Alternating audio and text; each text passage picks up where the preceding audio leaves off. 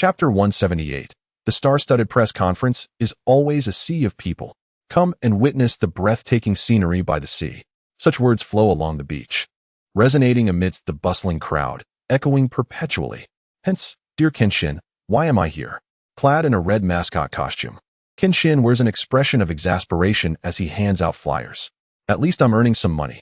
Meanwhile, Gintoki, donned in a white costume, ambles over, nonchalantly picking his nose, having not distributed a single flyer. Hey, Kuroko? Yes, it's me, Kenshin. This natural curly-haired individual hasn't sold a single flyer. It's quite bothersome. Unlike Shinpachi and Kagura, who are brimming with energy. As he speaks, he saunters over to a nearby trash bin. Oh, the flyers are all gone. Just wait for the payment, he says, leisurely reclining beneath a sunshade. Ah, the sea breeze, please don't be gentle with me. With a swift kick, he sends Gintoki flying, who lands in a rather undignified manner. Gintoki, shaking his head in resignation, murmurs, I'm supposed to be the boss. Why am I doing this? Because she is your sister. Gintoki gazes up at the sky. Huh, you're still alive? To think that a mere kick could take down Gintoki is sheer folly. Is that so? Gintoki, look over there. Wow, it's a bikini-clad Ketsuno Ana. Where? What an opportunity. Secret technique, Ryu no Hoko. A powerful punch strikes Gintoki's chin, sending him soaring, a white mass spiraling down into the sea. You better remember this, Gintoki, Kenshin exclaims, his mood inexplicably lifted as he claps his hands and resumes distributing flyers. As for that natural curly-haired one, rest assured, he is quite resilient. Hey, have you finished handing out the flyers? A girl in a yukata stands before Kenshin, visibly displeased. You better ensure the safety around tonight's beach concert. Oh, come on. Kenshin waves dismissively, covering his face with a Jump magazine, muffling his voice. I've finished distributing the flyers. Isn't the task of maintaining safety entrusted to the Odd Jobs Agency? Why drag me into this? Because you're quite capable, comes the straightforward reply, leaving Kenshin momentarily speechless. Hey, Gintoki, that lecherous curly-haired guy. Have you seen his lewd gaze? I intended to call him by his real name, but seeing Gintoki in such a state, I scoffed. Oh, this is good. It's splendid. What expression should I have? Perhaps the one described by the hemorrhoid ninja Hanzo. Rather than being tired, it's more of a delightful expression. That's the kind of expression I'm going for. Silently, she draws a handgun, aiming it at Gintoki's head. Bang. Hey, you must be trying to kill me. Absolutely. Gintoki, shaken, glances at the still smoldering sand, exclaiming to the girl with a pained expression. TCH, that lecherous uncle should really vanish sooner rather than later, she retorts, disdain etched on her face. Kagura, keep an eye on your boss. Let him meet his end. Haha. But hey, aren't you not allowed to sunbathe at the beach? Why are you frolicking about so freely? TCH, such an uncaring, useless lecherous uncle, she scoffs again. Have you forgotten something? Surely you must have. You must have forgotten something. The incessant chatter of the new Ba-ji echoed in front of Sun Air. Kenshin, aren't you going to do anything about this? Moreover, why on earth is there a gun? Silver Time exclaimed in a rather distressed manner. Before Kenshin could respond, Sun Air proudly lifted her chin and declared, of course. A star beauty like me must be equipped with a gun to protect against those lecherous souls. For instance, why did you shoot at me? What are you trying to express? Is this how you treat your Uncle Silver Time? Swiftly dodging the incoming bullets, Silver Time's heart was in turmoil as he gazed at the black smoke rising from beneath his feet. TCH, truly a white knight demon, he muttered, though his eyes betrayed a sense of unwillingness. Ah, indeed, I have been forgotten. Is there no one who remembers me? Is the Eighth always devoid of human rights? Perhaps I should go invisible. Watching the new Ba-ji squatting on the ground, drawing circles, Kenshin approached with a sympathetic expression and gently patted Ba-ji on the shoulder. Upon seeing Kenshin's encouraging gaze, Ba-ji silently shed 2 tears of gratitude. Where's Heizi? Why hasn't he come? Kenshin interjected, separating the two, still bickering. Heizi is helping me prepare the venue, Ba-ji replied, swatting away Kenshin's hand that rested on her head. I am no longer a child. It doesn't matter. I still consider you my little sister, Kenshin said, stroking his chin with satisfaction.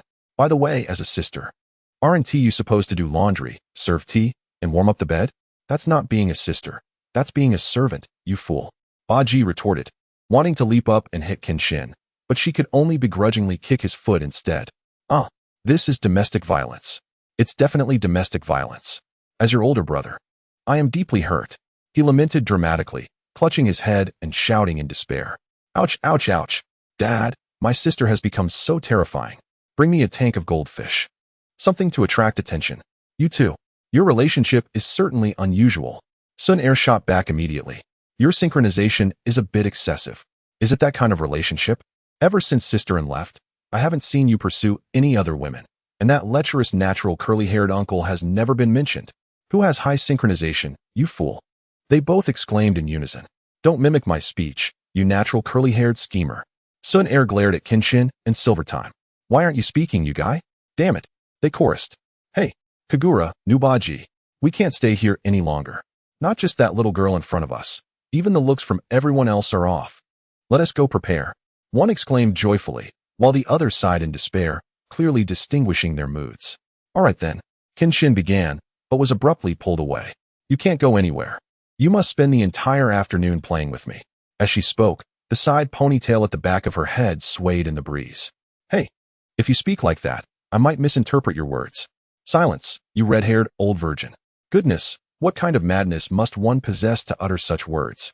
The sounds of laughter gradually faded, and the figures began to disappear into the distant lines of the road. Ah, the throngs of people are increasing. And has the sun begun its descent? PS2. The next chapter officially commences the Red Cherry arc. Chapter 179.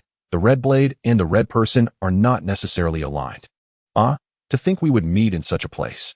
Lifting his head, Kenshin looked at the izakaya with a resigned smile, then parted the curtain and stepped inside.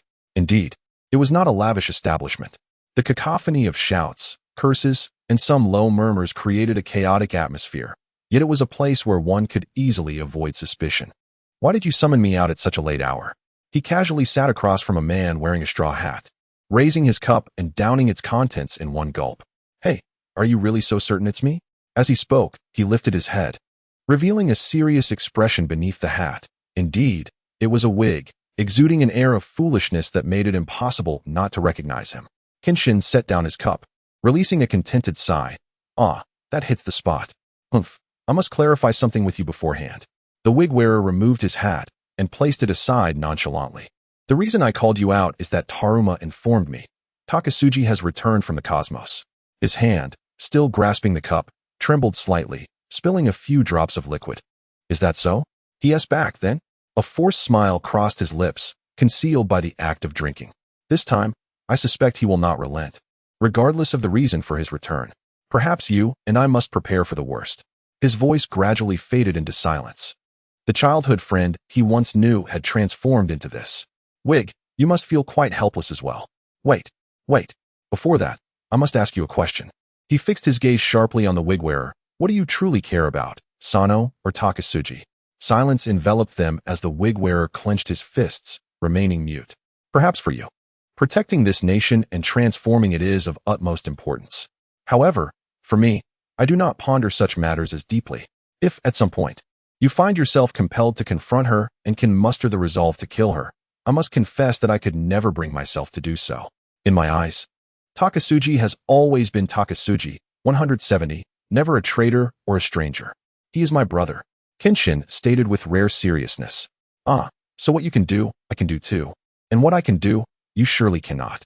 Kenshin, if you summon me tonight merely for this discussion, I believe there is no need for us to continue. Isn't it a joyful occasion for an old friend to return home? He poured a full cup and pushed it toward the wig wearer. Let us not be so solemn. Let us drink. Kenshin shook his head, feeling helpless, and could only smile faintly as he picked up his cup and drank quietly. How is it? Bitter or spicy? He asked, gazing out the window. A hint of bitterness, a dash of spiciness. Setting down the wine glass and closing my eyes beneath the wig, I acknowledge the futility of persuading you. Yet, I implore you to understand. There are moments when one might surpass their own limits. I am unaware of where your limits lie, but should the current Takasuji graze upon them, would you still utter such words as you do today? Without turning to gaze at the wig, the answer provided by Kenshin left it momentarily stunned. That is a matter for a distant future. A time so far removed that I cannot define it now. With a light chuckle, Kenshin turned his head. Future matters shall be addressed in due time. Oh, how quintessentially you, the wig replied, shaking its head. Just like the lazy Takasuji of your. Hey, Familiarity breeds comfort. How can I be lazy? Do elaborate on why you refuse to heed my words. I have no desire to explain. See, you are indeed lazy. That is not laziness, it is guile. Do not mimic my words, you rascal. Fine. It is not laziness, the Whig retorted. Hey, with a yawn, Kenshin, his eyes devoid of vitality, pushed open the door of his shop. The agony of a hangover is truly unbearable. Elizabeth? He muttered, lifting his gaze only to be obstructed by a white creature. Kenshin squinted, recognizing it as the pet from the Whig's abode. Are you silently observing me? The pressure is overwhelming. By the way, why has Elizabeth come to seek out Brother Rabbit so early? Kenshin inquired, albeit half-heartedly. Without uttering a word, Elizabeth seized Kenshin's arm and sprinted forward, creating a ruckus. Hey, slow down. Ouch, my shoe fell off. Elizabeth, how about I treat you to some milk? Juice will do, or perhaps coffee beans, Kenshin exclaimed, still grappling with his drowsiness. Fortunately, the streets were relatively empty at this early hour, otherwise, he would have felt utterly embarrassed before the townsfolk of Jiangdong. Thus, Elizabeth dragged Kenshin on a frenzied dash until they reached a grand bridge. Why have you brought me here? Kenshin asked, loosening his shoulders in surprise. Without a word, Elizabeth pointed towards several police officers below. Kenshin focused and discovered numerous members of the Shinsengumi gathered around a corpse, meticulously inspecting it. A frown creased his brow as an ominous premonition settled within him. Elizabeth, what do you imply? Kenshin queried gravely. Mr. Gue has not returned since last night, Elizabeth declared, brandishing a sign. If Kenshin failed to comprehend Elizabeth's message at this point, he might as well have met his demise. With a discreet wave of his hand, a sudden gust of wind swept away the white cloth covering the corpse. Isn't that the Whig? Kenshin sighed with relief, realizing that something truly extraordinary had transpired after their parting the previous evening.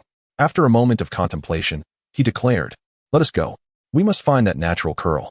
Recalling the particular natural curl, Kenshin felt a surge of determination. Strength lies in numbers, does it not?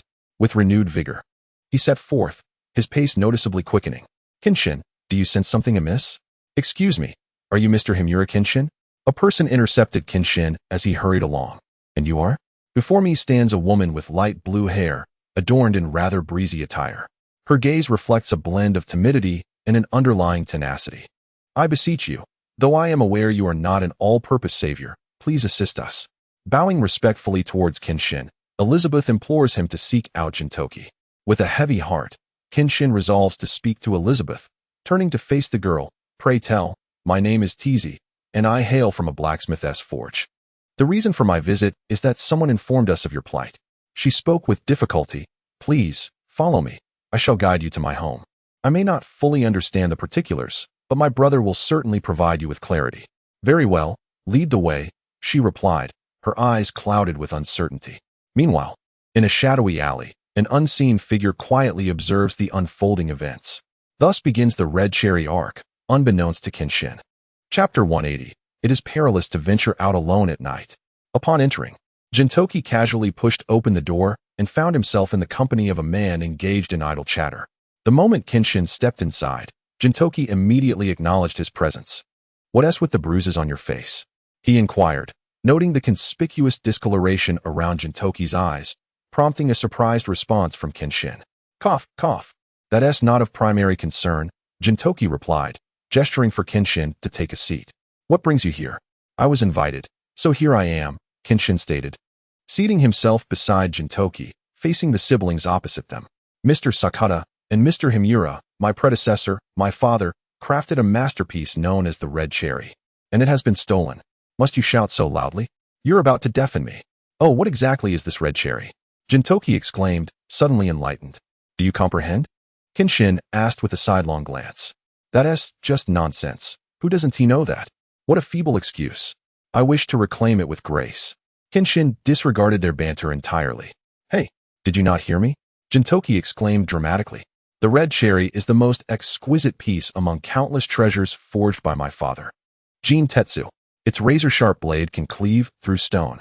When illuminated by moonlight, its blade reveals a faint crimson hue, as enchanting as the night cherry blossoms. It is a one-of-a-kind renowned sword. A renowned sword, you say? Kenshin pondered, recalling the 3 blades he once wielded. curious if this so-called red cherry could surpass the likes of Muramasa. Indeed, it is formidable, Gintoki remarked, sweat trickling down his forehead. Do you have any leads on the perpetrator? However, the red cherry is not something just anyone can lay claim to. Completely ignoring Gintoki's outbursts, Kenshin continued. Merely a month after my father completed the red cherry, he inexplicably passed away. Since then, anyone entwined with the red cherry has met with misfortune. It is a cursed blade that consumes souls. Hey, if that's the case, wouldn't I be doomed as well? With a fervent shout that masked the twitching of his eyes, Kenshin contemplated the name Muramasa and Oboro, surmising correctly that they belonged to a blade of ill repute in another realm. Suddenly, he felt a covert gaze upon him, prompting him to lift his head. Tetsuzu, startled by Kenshin's sudden attention, hastily averted his eyes. After observing the girl for a moment, Kenshin found no discernible clues and chose to abandon his inquiry. Yet he resolved to remain vigilant in his thoughts. Let us proceed, Gintoki declared, rising to his feet. Kenshin has departed. After all this, he simply called me over without uttering a word. As he exited the door, Gintoki was seized by Kenshin, who insisted, "Come with me. There is something I need to discuss with you." Ah, Mr. Takasugi, a figure donned in a conical hat, slowly entered. It has been quite a while since we last met.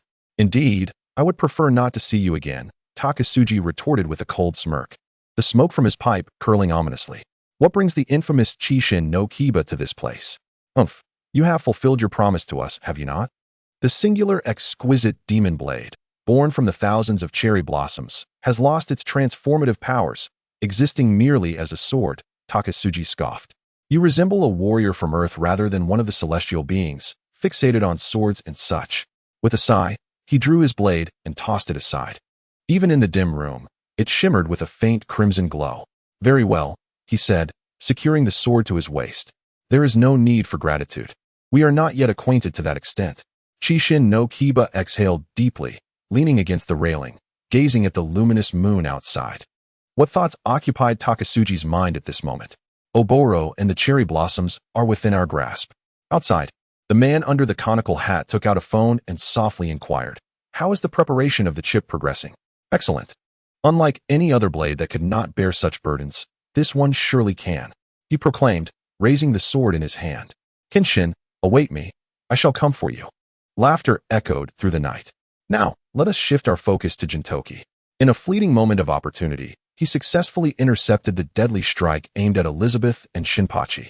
Leaping from a trash bin, Gintoki confronted the murderous demon blade before him. Hey, I've come searching for a demon blade, and this face seems familiar. Even if it wasn't defeated by me, I indeed encountered you in the alleyway. Ah, the scent is unmistakably familiar. He slowly removed his conical hat, revealing a visage that Shinpachi recognized all too well. "Shizukawa, you are the one known for the slayings," Shinpachi exclaimed, realization dawning upon him. Could it be that those cases were all connected? It appeared that although their objectives diverged, their targets were indeed the same. Shinpachi positioned himself protectively in front of his comrade, determined to shield him from harm. Although it is said that this cursed blade brings calamity, it surprisingly draws the strong. With a mocking chuckle, I slowly faced Gintoki. "Katsura is no ordinary warrior, you know." "Mr. Katsura? Could it be?" "Don't spout nonsense. My hairpiece will not be defeated by someone like you." As an old friend, Gintoki had unwavering confidence in the prowess of his hairpiece. "Is that so?" I slowly produced a strand of hair, sickly inhaling its scent. "Ah, indeed, it is remarkably smooth. Truly befitting of a nobleman." He chuckled sinisterly. With a resounding clash, my blade struck against the red cherry blossom, and Gintoki and I stood in fierce opposition. I shall say this once more. My hairpiece will not falter before you. Who knows? With a single stroke, I sent Gintoki flying. My exaggerated laughter filled the air. First Katsura, then you, and finally, the grand feast. Draw your blade. I advise you not to seek your demise. I know not where you derive such confidence, but you are no match for him. You still wish to trouble Kenshin? It seems this fellow's mind is utterly befuddled. Who knows? Who knows? That is the true adversary worth fighting for. That is it. The blood that the cherry blossom craves. With a mighty roar, countless mechanical tendrils emerged from the cherry blossom, ensnaring my sword-bearing hand completely. Gintoki was momentarily stunned, but in an instant, I seized the opportunity. Boom. I soared above Gintoki, unleashing a full-force slash. In a panic, Gintoki could only raise his blade to guard, yet standing atop the wooden bridge. He could not withstand such force, resulting in a tremendous hole being blasted into the structure. Jin-san. Meanwhile, Kenshin, searching for the fallen hairpiece, finally encountered a nuisance. "Oh, long time no see," said the newcomer, a radiant smile illuminating his face, his blood-red hair billowing in the wind. "I am the true embodiment of my being." Chapter 181. The dark pursuit of silver, the confused struggle of belief. Do not act as if we are well acquainted. So, what is your purpose in obstructing my path? Stopping his advance, Kenshin regarded the man shrouded in obscurity. "I already told you. I have no desire for a playful exchange with you." My true form pulled away the black cloth from my face, revealing. Ah, indeed. The sensation from those years past is unmistakable. Lowering my eyelids, Kenshin slowly spoke. "Given Gintoki and the hairpiece's capabilities, few could withstand their combined might. Yet you were vanquished by one who wields the nine-headed dragon slash. Have you been questioning it since then?" I scoffed, casting aside the black cloth. "Then why not prove it yourself? Validate your conjecture. What a hassle. Moreover, I do not wish to see you any longer." Kenshin gazed at the face identical to his own. "What is your name?" "Kentaro Hijikata." "So, it is you, the famed thousand-man demon slayer who has made a name for himself across the universe?" Though posed as a question, it bore the weight of certainty. "Truly impressive. In comparison to you, this is nothing." Gradually lifting the true cherry blossom, I fixed my gaze upon Kenshin. "Do you not desire vengeance? Do you not wish to slay me with your own hands?" "Hello, it has been quite a while since I last took a life," he lamented, scratching his head in frustration. "To be honest, the Blade Master is already dead." "Dead? What do you mean dead?" In an instant, a shadow appeared before Kenshin, striking down with an unsheathed long sword, only to be parried by Kenshin with the hilt of his half-drawn blade. "Are you that agitated? Your heart has yet to settle. And what of you?"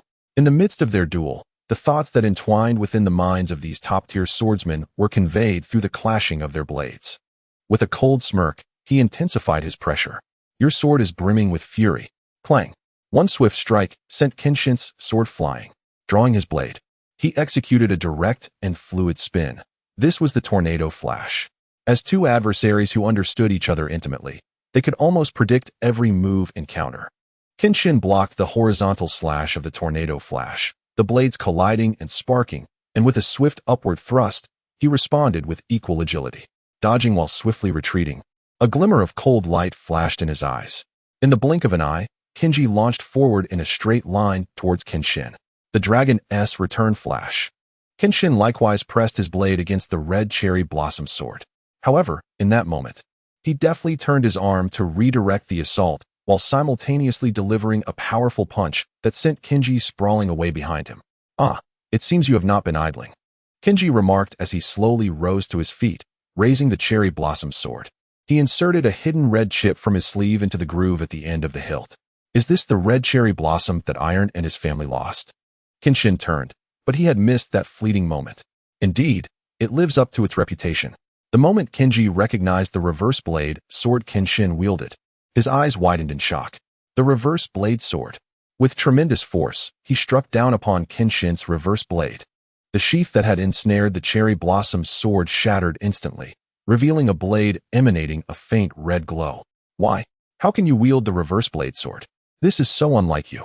What difference does it make? Did you not inherit all of my memories? Do you wish to relive everything once more? Is your loss not sufficient?" Kenshin shouted vehemently. "For both of us, are those not merely feelings of hatred? After I comprehended all of this, I truly believed you would, like the dwarf cedar, madly and obsessively seek to obliterate everything. But why? Why have you willingly accepted this? What transpired during those years of your disappearance that transformed you into this?" In a fit of intense emotion, Kenji managed to suppress Kenshin. Throughout this long quest for vengeance, he had lost many: Mitsuba, Miao, Gintoki, the Wig, Granny Tozen, Shinpachi, and Mr. Hasegawa. What about these companions? Answer me. Kenshin, equally consumed by emotion, retaliated by sending Kenji flying once more. "This is your fault. You insisted on rekindling those ties that should not exist during these years. If you had only focused on revenge from the beginning, you would have lost nothing." Once more, Kenji charged forward, the Dragon-S Fong propelling Kenshin backward. "Why? Our memories are the same, yet I have gained new memories. in the clash of swords that echoes between us. Do you not feel it?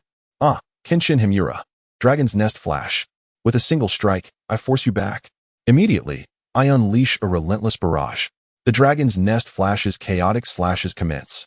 Kenshin, unwilling to yield, counters with his own Dragon's Nest Flash, the clashing of our blades resonating incessantly.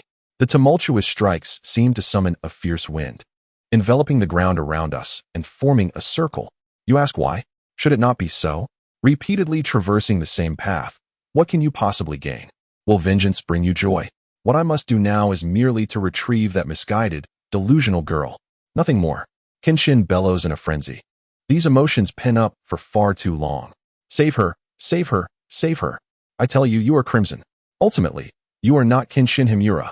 Boom. The gust of air ignites an explosive collision. Both are flung to opposite sides, blood streaking through the night sky, painting it a deep crimson.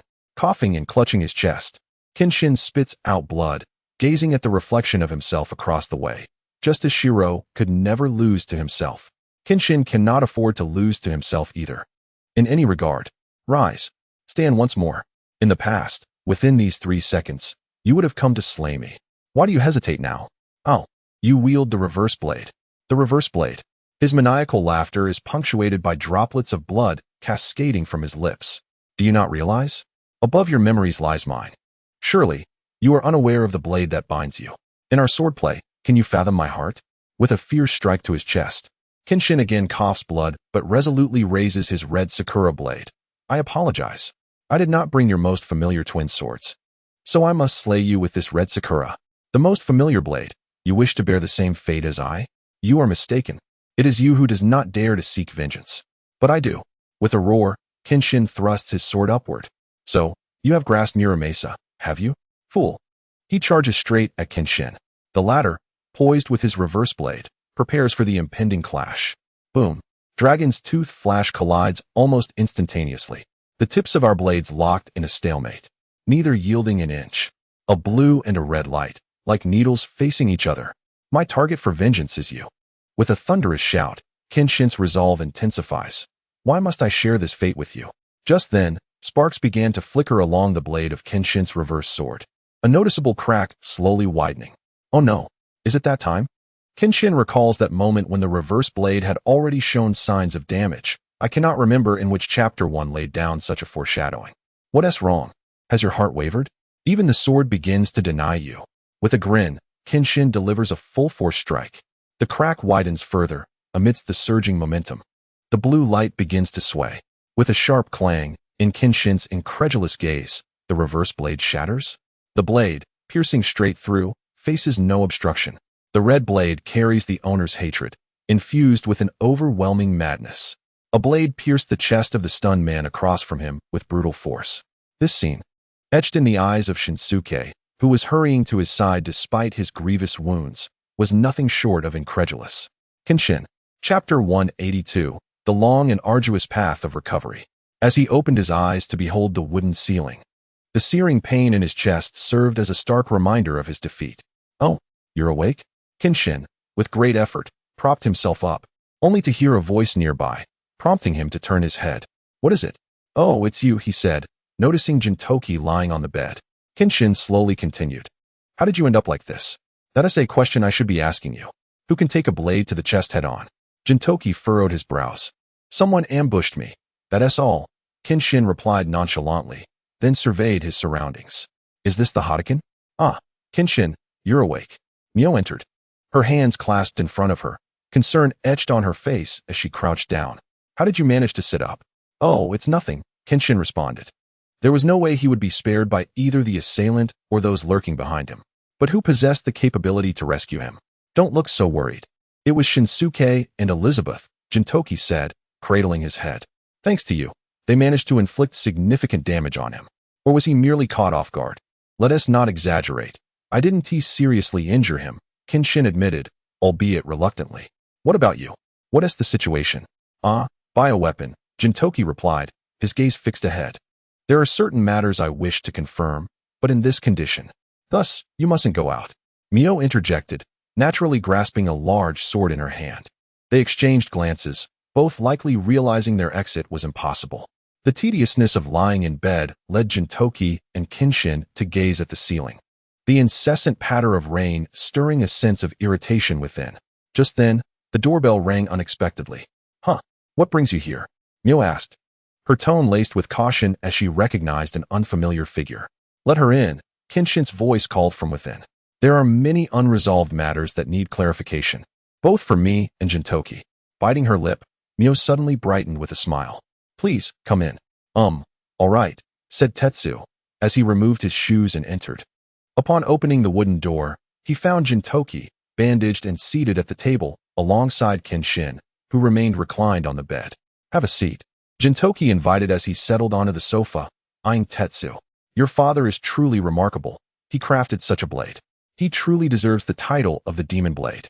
"Red Cherry," Tetsu replied, unable to meet Gintoki's gaze. "It was modeled after my father's Red Cherry, designed as a mechanical weapon for naval fleets. It possesses an artificial intelligence known as Electric Soul, which can control the user's body by parasitizing them, transforming the combat process into data to enhance itself. It is, in essence, a living blade. There is only one person in current Edo capable of creating such a thing. Only one person I know has the audacity to manufacture these kinds of devices." "Is it Kenshin?" As he spoke, Miao, who was half kneeling before Jinshin, was momentarily taken aback. "Ah, you seem to have an inkling of what's going on," Gintoki said, reclining against the sofa, his body relaxing as he slowly continued. "Indeed, it appears that way." He murmured to himself, "I beg of you," placing a stack of bills on the table and bowing his head in earnest plea. "Stop my elder brother and Takasuji. Although I do not fully comprehend the situation, it seems your brother has become embroiled in a significant predicament. And have I too been manipulated by him?" Gintoki remarked slowly. "You asked me to seek the cursed blade. But was it merely a ploy for the sword to consume my blood? Or perhaps, was it the desire of the sword's wielder? Which of you possesses the thicker skin? You or Jump?" Jinshin, reclining behind Gintoki, slightly furrowed his brow, thinking to himself that these words did not seem characteristic of Gintoki. "Indeed, as you say," Iron spoke, his gaze dimming as he lowered his head. "A blade, at its core, is meant for killing, no matter how much time is spent forging it. One cannot choose the wielder. My late father often said this." Apologies for the interruption, a voice accompanied by Jinshin's, "You still cannot rise." A new figure settled beside Gintoki on the sofa. "Though I cannot fathom your ramblings, those are your father's opinions, not the essence of the blade itself. There is no inherent good or evil in such weapons. Even a cursed blade can transform into a legendary sword. Can you explain whether Murasame is indeed a cursed blade?" Jinshin slowly inquired. "Or is it Oboro Muramasa that bears that title?" Iron remained silent for a moment. As a swordsmith, he understood the pursuit of blades, especially those that rose to fame alongside legendary figures during the Sanojoy Wars. A fine blade like Akazuki remained a fine blade in your father's hands. Yet in this generation, it has transformed into a cursed sword due to selfish desires that ought not to exist. The swordsmith is not at fault, the later users are. "Hey, don't digress. We're discussing serious matters here," Gintoki protested, pushing Jinshin's shoulder in discontent. "All of this is your own doing, isn't it? I am gravely injured, and my comrades have vanished. I do not require your apology for this." Standing imposingly, Gintoki tossed the stack of bills onto the table. The rain continued to fall outside, droplets splattering against the window, creating ripples. Iron quietly gathered the bills and departed from the dojo. "Is there something you wish to express?" Jinshin, not looking at Gintoki, slowly stated. "From what I know, Sakata Gintoki becoming this way signifies he harbors a plethora of grievances. Do not speak of me as if I were a villain." Gintoki replied, gazing out the window. "So, will you meet her yourself, or shall I take care of it?" Jinshin remained silent, merely offering a wry smile at Miao, who was busy not far away. "You go in my stead." "Very well," Gintoki replied, slowly rising and tearing off the bandages that wrapped his hand. "Though I do not know how you will treat her, I wish for you to understand that my approach toward her vastly differs from yours." "Does it?" Jinshin remained silent, seated on the sofa, eyes closed, lost in his thoughts. Fortunately, the injuries were not severe. As he spoke, Gintoki removed some unnecessary bandages. "Unlike you, who is fine just staying here." With that, he pulled open the door and strode away. Has he left? Mayo placed a stack of sinister black objects before Kenshin. "Honestly, I simply wanted Gintoki to sample my latest culinary creation." Perhaps that was the very reason he hastily fled. Ah, are you reassured now? Kenshin gazed helplessly at the ceiling. I was pondering whether you would come, even with such grievous wounds. It would only lead to your demise. Mayo, sitting opposite him, remarked, Here, let me present you with my latest attempt at making tamagoyaki. I must show some courtesy to Kenshin, whom I have known for many years. Kenshin turned his gaze to the window, where the rain gradually soaked the wooden planks of the balcony. Though he felt guilty towards that girl, it was fortunate that Gintoki had already left, allowing him to recuperate here peacefully. Gintoki's words are surprisingly reliable, Mayo said, tilting her head with a gentle smile. Indeed. Kenshin remained lost in thought. Mayo fell silent, pondering the myriad questions that must be swirling in the mind of the man staring blankly out the window. At that moment, Elizabeth and Shinpachi successfully boarded the ship where Saguro was located. Gintoki also met with the blacksmith, signaling the true beginning of battle. Chapter 183, Old Friends Reunited, alas. Not over drinks. Kenshin, please try to remain composed. Mayo gently stirred her coffee while seated across from him. Kenshin, still in a daze, did not turn his head.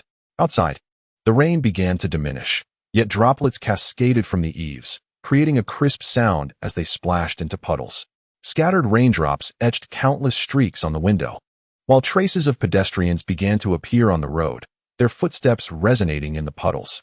If you were to leave us, many would be quite distressed, Mayo said, lifting her gaze and offering a bright smile to Kenshin. Kenshin's body jolted, and he turned to find Miyo's expression strikingly different from her usual demeanor. Mayo had always viewed the world through the lens of childhood innocence, yet unbeknownst to her, she had also matured. Could you kindly visit my heart's dwelling and retrieve the items I entrusted to Rabbit? What items? Kenshin asked, still fixated on his mission. Not that. Look, Kenshin exclaimed as he seized the reverse blade's sword from the table, only to find it had been reduced to half its original length. Is it broken? Mayo asked in surprise. As a warrior, how can you wield a broken sword? At Rabbit's place, I have stored several swords. One can be taken at random without concern. I am not at the point of risking my life with a broken sword. Kenshin nonchalantly waved his hand. I understand, Meow replied as she stood up, placing her coffee on the table and opened the large door. I'm leaving now, she said without looking back, knowing she had already vanished through the doorway. Kenshin closed his eyes, the rain outside intensifying, its increasingly urgent patter echoing in his mind, stirring unrest akin to the storm itself, rolling tumultuously. Upon opening his eyes, he muttered an apology, tightening the bandage across his chest slightly to ensure it wouldn't hinder him in the impending battle, and secured his reverse blade's sword at his waist. System, you have deceived me. Was it not said that the reverse blade would never break? Glancing at the black, unidentifiable food on the table and the coffee that was beginning to cool, Kenshin scratched his head, feeling somewhat embarrassed as he drank the coffee and picked up the black. Round food. I cannot disregard that fellow. Truly, what am I striving for? He pondered, stepping through the wooden door while chewing on the food, producing a crunching sound. He suddenly froze at the entrance where a neatly stacked pile of blue clothing and an umbrella lay. Approaching slowly, he picked up the small note atop the pile. This is my favorite umbrella. Remember to return it once you're done. If the clothes have been hidden for so long, they will surely smell if not washed. Embarrassed, he scratched his cheek. It's not hidden. I simply couldn't bear to wear them. With the umbrella in hand and dressed in a blue kimono, he slowly strolled away from the dojo. The weather was indeed dreadful, failing to evoke a pleasant mood. Upon reaching the dojo's grand entrance, where the dojo's name hung prominently, a fleeting softness crossed his gaze, yet his words remained sharp. What an unlovable woman, he muttered, swallowing the last morsel of food as he began to walk forward, feeling an unusual calm in his heart. Meanwhile, the foolish man in the dojo's attic observed the gloomy weather, yet his heart was as clear as a sunny sky. Meow spoke gently, there is no saving him. Oh, it seems quite painful, remarked the short figure standing at the door, silently watching the man half kneeling on the ground. Shirzwa, I apologize for visiting you during your suffering, but there are guests waiting for you outside. Exhaling a puff of smoke, Shirzwa replied slowly, thanks to you, before battling the shogunate's dogs. I must deal with that troublesome crowd. Hesitating, Shirzwa remained silent. After clashing with Gintoki, even Murata was utilized. What significance does that hold? Shirzwa continued. Before confronting that man, I must first defeat someone of equal renown, he stated slowly. Oh, that man, Shirzwa's tone slowed. I hear he has also sustained grave injuries, nearly fatal. Unconsciously, his hand rested upon the hilt of his sword. Could someone inflict such harm upon him? It seems there are even more formidable challengers ahead. A series of ambiguous chuckles escaped Shurzwa's lips. Crash! The diminutive Asan unexpectedly launched a swift strike toward Shurzong, who quickly raised the colossal mechanical red Sakura, entwined with his arm, to block the blow. It seems your fusion is quite commendable, Asan remarked coldly. Is it, in the literal sense, a unity of purpose? Shurzong slowly replied. It appears that the injury to that individual has incited your ire. Without responding to this query, Asan sheathed his sword and turned away, stating, so-called comrades are merely those who tread divergent paths towards a common destination. There is little significance in that. Please do not conflate me with them. Our relationship is not so naive. The image of that left eye, now obscured from sight, yet indelibly etched in his mind, churned within him. Why? Did he truly wish to kill me? Shurzong pondered silently after Aishin's departure. Not good. Has it already begun? Why is that fellow Gintoki so slow? Upon arriving at the harbor, Kenshin beheld a battleship plummeting from the sky, engulfed in thick smoke, descending into the sea, while a small dark figure moved swiftly below.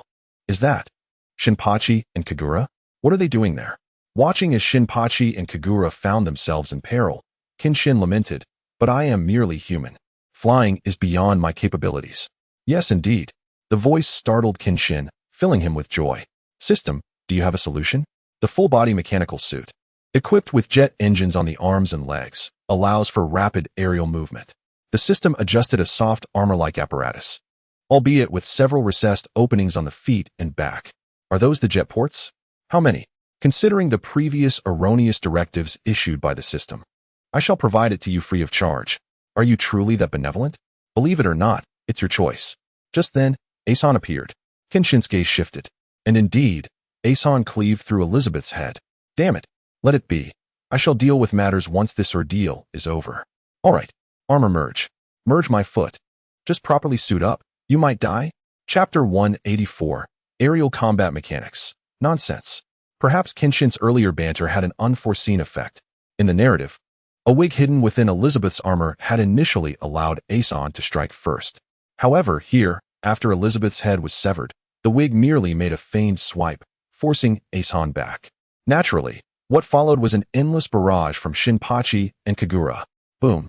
From the vessel belonging to the wig, cannonballs incessantly sought to bring Shurzong down. After witnessing the recent scene, fear was only natural.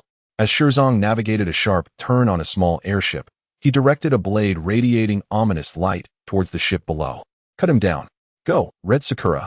As despair gripped the onlookers, a figure cloaked in a long trail of vapor swiftly intervened. With all my might, I shall surely block this strike. Crash! A tremendous sound erupted as the massive red Sakura collided with the oncoming figure, delivering a devastating blow to the ship's underside. Coughing, blood slowly trickled from my chest and abdomen, desperately attempting to stave off the impact beneath my feet, which pressed against the concave bottom of the ship. Not bad at all. Ah, this familiar scent is truly rare. You have come personally to seek me out at the blade school. On the airship, with the red cherry blossom blade, I sensed the presence of the approaching figure. Seemingly Zizong, licking his lips, radiating an aura of murderous intent. If you hadn't come looking for me, how far would you have taken this? With a slight exertion, I forced my blade through Zizong, who glided backward in the air for quite some time before finally stabilizing his form. Why is it that you, possessing such immense power, ultimately chose to abandon her side? With such formidable strength, surely anything is within your grasp. Zizong raised the red cherry blossom blade, seemingly tenderly licking the edge. If I had to say, it's simply that I've grown weary. Weary of engaging in further conversation with Zizong about matters I have not experienced. How can one discuss understanding without shared experience? I have defeated Gue and Bayacha. Now, I possess the true qualification to challenge you. Zizong flipped his hand, activating the ship's firepower beneath him, charging directly toward my heart. Don't speak as if gathering 7 Dragon Balls to make a wish will defeat me. I am no Piccolo Daimao. Not to be outdone, I activated the jets beneath my feet. The colossal red cherry blossom and the reverse blade clashed fiercely, sending shockwaves that propelled the ship above us far away. Oh, a broken blade? I gazed with keen interest at the fragment of the reverse blade in your hand. the atmosphere around us turning somewhat somber. You wield a broken blade, and still, you dare to face me. I believe this is sufficient. Saying this, I scraped the blade's edge as we passed each other. Turning back, I delivered a horizontal slash. Ha ha ha, spinning to evade this strike. Zizong covered his head and laughed heartily. How terrifying. Truly, how terrifying. Oh, Red Cherry Blossom, that man undoubtedly looks down upon you. Or perhaps he looks down upon me as well. You must feel furious, right? So what shall we do? Let us cut him down. Yes, let us cut him down. As he spoke, Zizong's grip on the Red Cherry Blossom tightened, accelerating its evolution, wrapping around a small part of his body. That weapon. I tightened my grip. Although you might think I'm mocking you or looking down upon you with my words, I merely wish to convey that I do not wish to kill you. This reverse blade was never forged to take lives. It's as if you think you can eliminate me at any moment. The blade school. Fueled by rage, the Red Cherry Blossom flashed with a mysterious crimson brilliance. Heading straight for me, I sidestepped. However, to my great surprise, Zizong swiftly countered with a strike, forcing me to retreat hastily, narrowly avoiding the loss of several strands of hair. If I hadn't reacted quickly, I would surely bear a significant wound upon my shoulder. Did you anticipate my evasion? Ha! Surprised, are we? Zizong pressed the advantage, launching another attack. That blade. Memories of the girl's words to Jin surfaced in my mind, possessing the ability to quantify battle data, thereby enhancing oneself. This explains how, after merely a few exchanges, you could discern the direction I intended to dodge. Come, unleash your flying sword style. Are you not the strongest? Zizong's blade struck faster than the last. However, Kenshin is preoccupied with the unique abilities of the Sakura, continuously suppressing it with his formidable physical prowess. Yet amid their prolonged skirmishes, it seems that the Sakura has been evolving incessantly. Evading its strikes has become increasingly arduous. Is it absorbing my combat experience? Kenshin swiftly countered, pushing aside Sozo and turning to create distance. What's wrong? Aren't you supposed to be exceptionally strong? Isn't it enough to defeat me with your broken sword? Isn't the reverse blade sufficient? Furthermore, Sozo refuses to relent. He swings his sword again, charging towards Kenshin at an alarming speed. Indeed. Using sword techniques will lead to gradual growth. But what of this? As he spoke, a gust of wind lifted the bangs concealing the scar on his forehead. A surge of blue energy suddenly manifested. Crescent Moon Slash. With a mere flick of his wrist, even the broken sword could unleash incredible force. The blue crescent, slightly smaller than usual, rushed towards Sozo. Startled, Sozo hurriedly dodged. Although he could forcibly break through, the airship beneath him was at stake. Crescent Moon Slash. Crescent Moon Slash. Crescent Moon Slash. Crescent Moon Slash. Frozen in midair, the sword energy was unleashed freely. Sozo desperately weaved left and right, evading the incoming barrage of sword energy. The Sakura in his hand began to flicker erratically, unable to manage the current predicament. With a focused gaze, he seized an opportunity. Kenshin halted his onslaught of sword energy, blood erupting from the wound on his abdomen, yet he could no longer afford to be concerned. Boom! Transforming into a streak of blue light akin to a shooting star.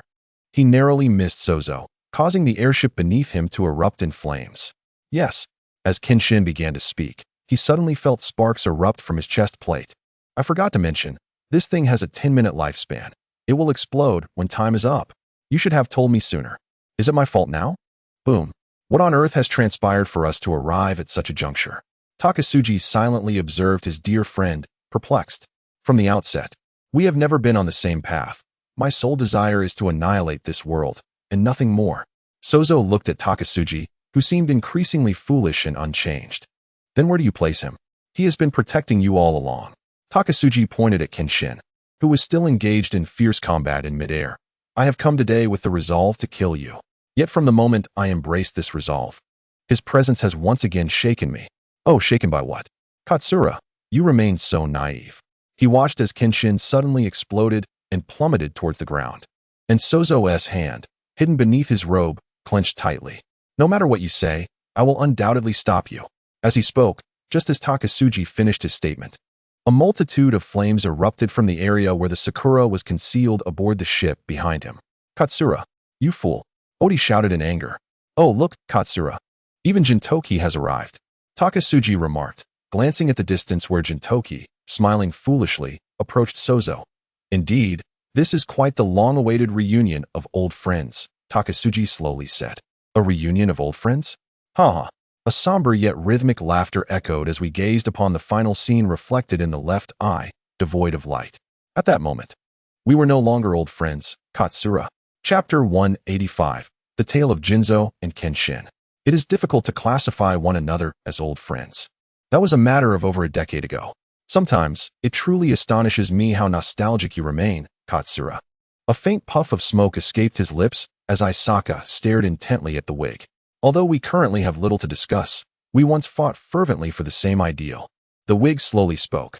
Regardless of whether it is you or I, or even Gintoki who is currently engaged in battle with the Red Sakura, we share a singular purpose. Do you genuinely believe that in your heart? Were you not influenced by someone else's teachings? A dangerous glimmer flashed in Isaka's eyes. For me, it has long since concluded. Eliminate them. Turning away, Isaka issued the command. Hey, Takasugi. The wig stepped forward. Yet faster than him came a spaceship, the true Elizabeth, colliding with absolute force against the side of Isaka's vessel, penetrating it in an instant, leaving both ships immobilized in the sky. Subsequently, all the loyalists representing Katsura charged forth with fervor.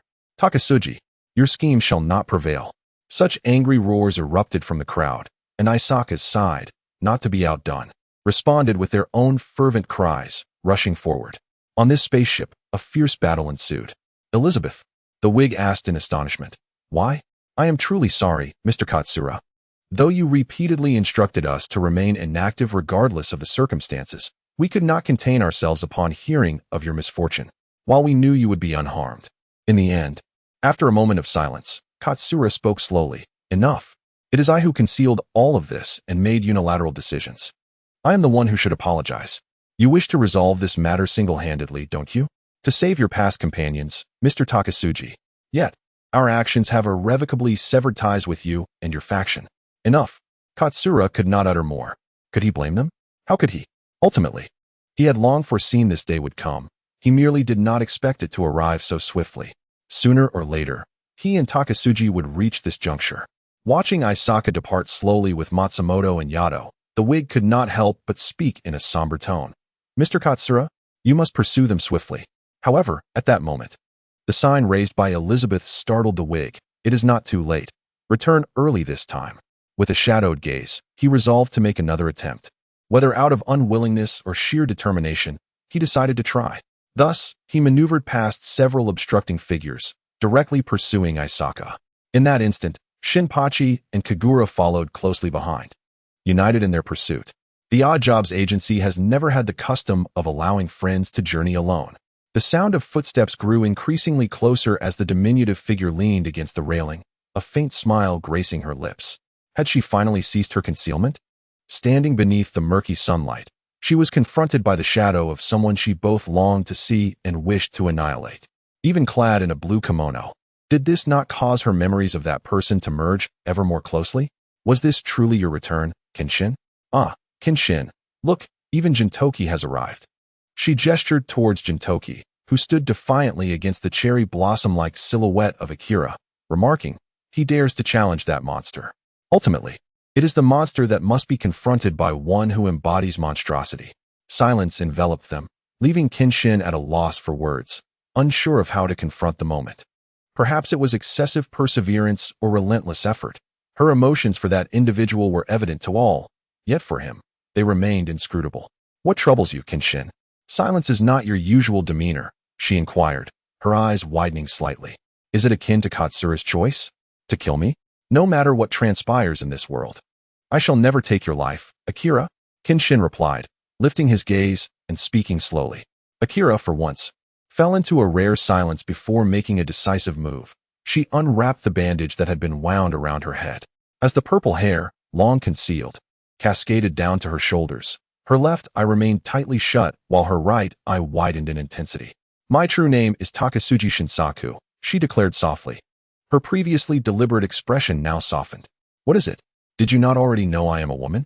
The struggle to act was palpable. She stepped closer to Kenshin, grasping his hand and placing it gently against her face. Can you sense anything? You have changed, Kenshin observed, his gaze fixed intently upon Akira. The former you would never have dared to be so bold. That is because others exist. She retorted. Look, Kenshin, it is just the two of us now. With a firm grip, she seized the hand resting on her face, applying pressure that left marks on his skin. Do you know? I truly have feelings for you. Throughout the tumultuous years of the Restoration, I have pondered this countless times. With every vision that crossed my mind, I found the strength to persevere.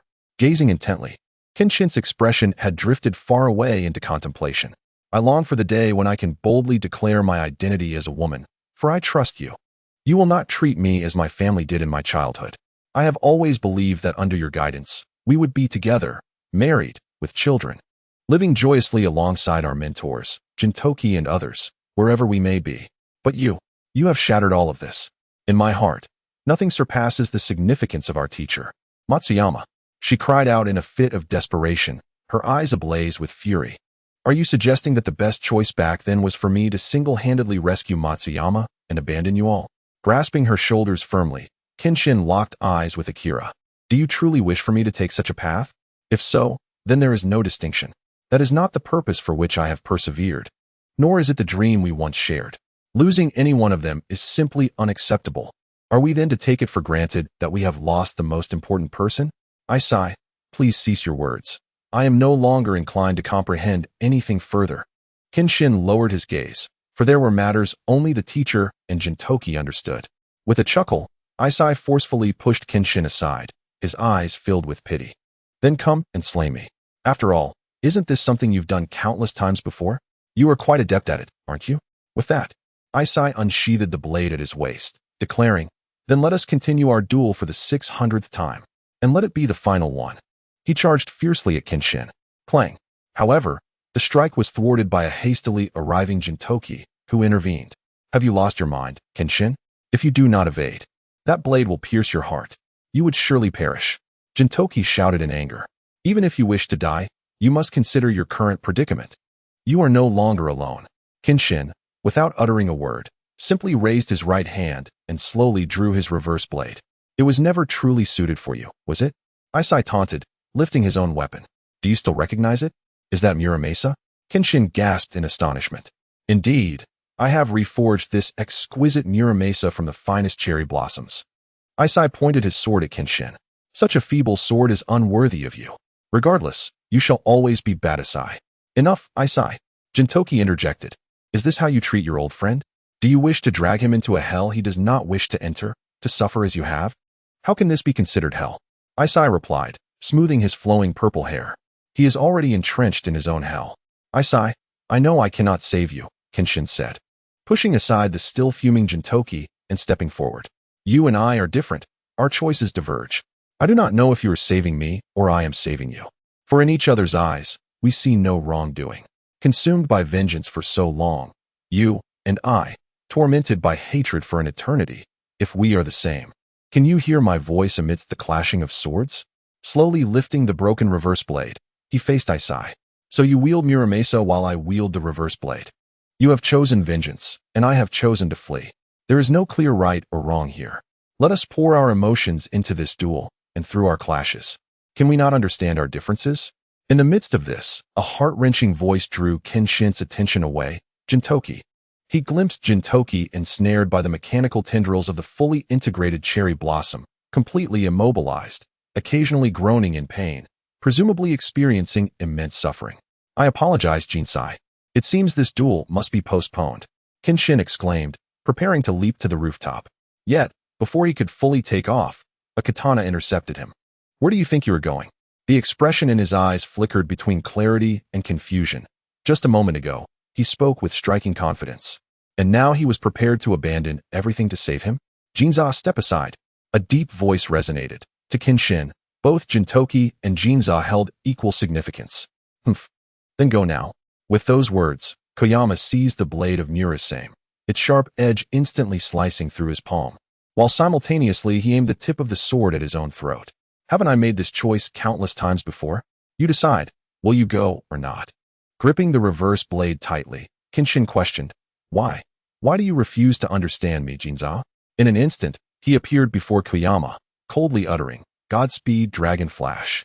He swiftly struck Murasame from Koyama's grip, Though it inevitably worsened the injury to his hand, yet it was far better than losing his life. Catching Murasame as it fell, the familiar sensation caused Kenshin's body to momentarily freeze, as if he had heard a tearing sound. Was it merely an illusion? Wig, Koyama, I implore you, he exclaimed, leaping onto the vessel above. Ah, go ahead. Gazing at Koyama's pallid face, the wig slowly replied. Cut. Boom. The moment pudding reached the top, a massive mechanical tentacle burst through the ceiling, shooting skyward. As Kenshin dodged, he focused intently and noticed Kagura and Shinpachi desperately attempting to free the ensnared Gintoki, though most of their efforts proved futile. With a horizontal slash of the blade, his mind momentarily drifted, as if he had returned to a time long past, when the significance of wielding a sword still resonated, and the reasons for striking remained valid. Although he was aware that it was an illusion at that moment, he genuinely felt transported back to the initial moment, filled with smiles. With a single stroke, he severed the colossal tentacle, rendering it lifeless, and the parts that had tightly ensnared Gintoki fell away in disarray. Accompanying them were the frantic cries of the Odd Jobs trio, with one arm cradling Kagura and Shinpachi. He braced against Gintoki, who, despite his injuries, still clutched the sword tightly, causing Kenshin to smile helplessly. Boom. At that moment, another gigantic tentacle surged forth, and Kenshin deftly leaped into the air. Kenshin-san. Shinpachi finally grasped the situation and could not help but shout with joy. Kenshin-san is here too? Kagura, still dazed, remarked. I cannot possibly ignore such troublesome matters. Kenshin, without looking at them, landed on the deck, setting Kagura and Shinpachi down before supporting the unconscious Gintoki. Gintoki-san. X2. Gintoki was merely unconscious. For now, it was crucial for Kagura and Shinpachi to protect him. He chuckled while ruffling their heads. But what about you, Kenshin-san?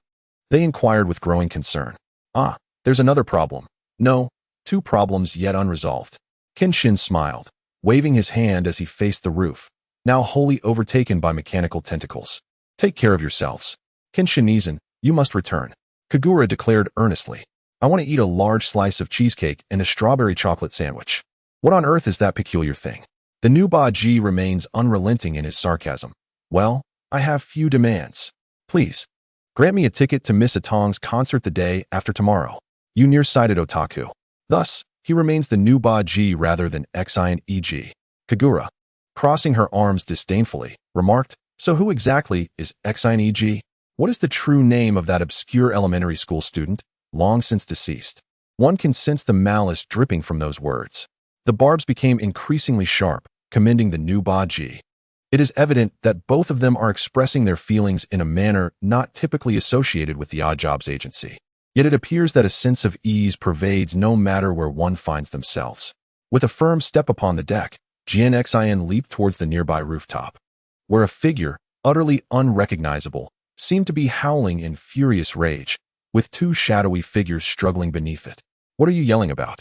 Don't you realize this is annoying? With a swift motion, he summoned Murakumo, and that familiar sword aura reemerged, the proof manifested in the energy spiraling around his blade. He severed several incoming mechanical tendrils. Twisting his form, he drew his sword, unleashing a vibrant blue energy that sliced through more tendrils, only to be met by a massive appendage that dispersed his attack. Gintoki landed atop this robust limb, sprinting forth at great speed. His blade whirled, cleaving the tendril in two, which then fell apart neatly to either side. His gaze sharp and unwavering, heavenly dragon flash. A brilliant light surged forth, a straight line descending directly before him as he stood resolutely before the monstrous figure. With a resounding crash, all the tendrils beneath him were severed. Without turning, Gintoki calmly inquired, "Are you all right?" Holding his elder brother, who had been wounded by the tendrils but was now rescued, Taizi responded dazedly, I'm fine. That's good to hear," Gintoki declared, casually slicing through a wall to reveal the outside world. "Hurry outside. I will cover you." Taizi looked up, somewhat astonished. "Have no fear. I possess an unprecedented confidence now." A glimmer of enigmatic purple flashed in Gintoki's eyes as his resolute and self-assured voice instilled hope in Taizi. "All right." He nodded vigorously, supporting his severely injured brother as they staggered forward. Suddenly, several mechanical tendrils lunged at them, yet before they could reach Taizi, they were sliced apart by the flurry of sword energy. Kenshin stood there, maintaining his stance, exuding the aura of a legend, as if awakening the memories and consciousness of the once-named Batasai amid this protracted battle and contemplation. Narrowing his eyes, he watched Taizi safely depart. Finally, he ceased to remain motionless and turned his gaze towards the now mechanized figure, a flicker of sorrow crossing his eyes. Achieving dreams has transformed you into something neither human nor ghost. While I do not condone your methods, I can only remain silent in the face of your reckless determination. With a thunderous roar, the rooftop erupted in an explosion, revealing the colossal form that had finally emerged onto the deck. As the cold wind swept through, everyone still battling on the deck felt a chilling sensation enveloping their bodies, instinctively drawing in their necks. Across from them, the expressions of the opposing figures, the wig-wearing adversary and the diminutive Shinsuke, shifted in unison. However, the former's face darkened with dismay, while the latter radiated sheer joy. The howling wind swiftly dispersed the dust, revealing a solitary figure standing motionless amidst the rubble, tilting their head to reveal a facial scar shaped like a cross. At last, have you awakened? The white nightshade and the blade-drawing master, who emerged amidst the chaos, symbolized the relentless past that refused to release its grip on them. Chapter 187. The assurance of survival. The creature of the dark night, drawn towards the light, knew full well that death awaited but remained undaunted. Enlightenment had long been attained. Once, I was shielded by that faint crimson glow.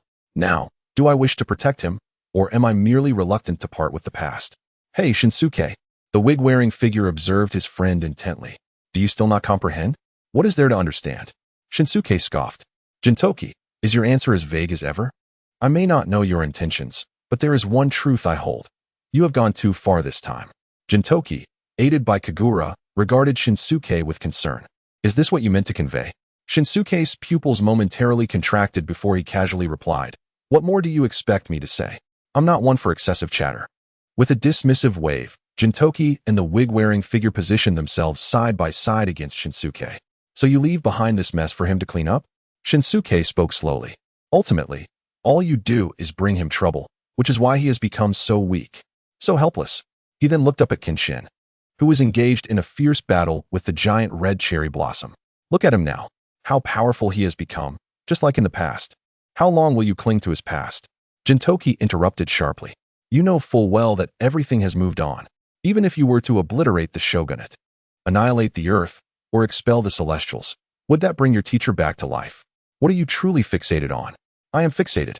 Shinsuke shouted back vehemently. I am fixated on why we do not take action. Why did we lose everything when we were weak? Why? Why couldn't we wait just 2 more years? If we had, we would not have lost anything.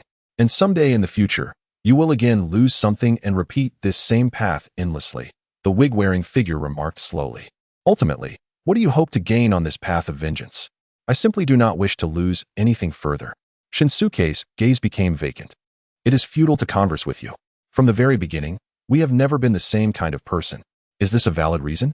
Gintoki said, narrowing his eyes. Do as you wish. It is time for this to draw to a close. No sooner had he spoken than a colossal spacecraft descended slowly behind Shinsuke, followed by a cacophony of curses emanating from within. Space pirates. It is the space pirates of Hiroshima, having often drifted through the cosmos.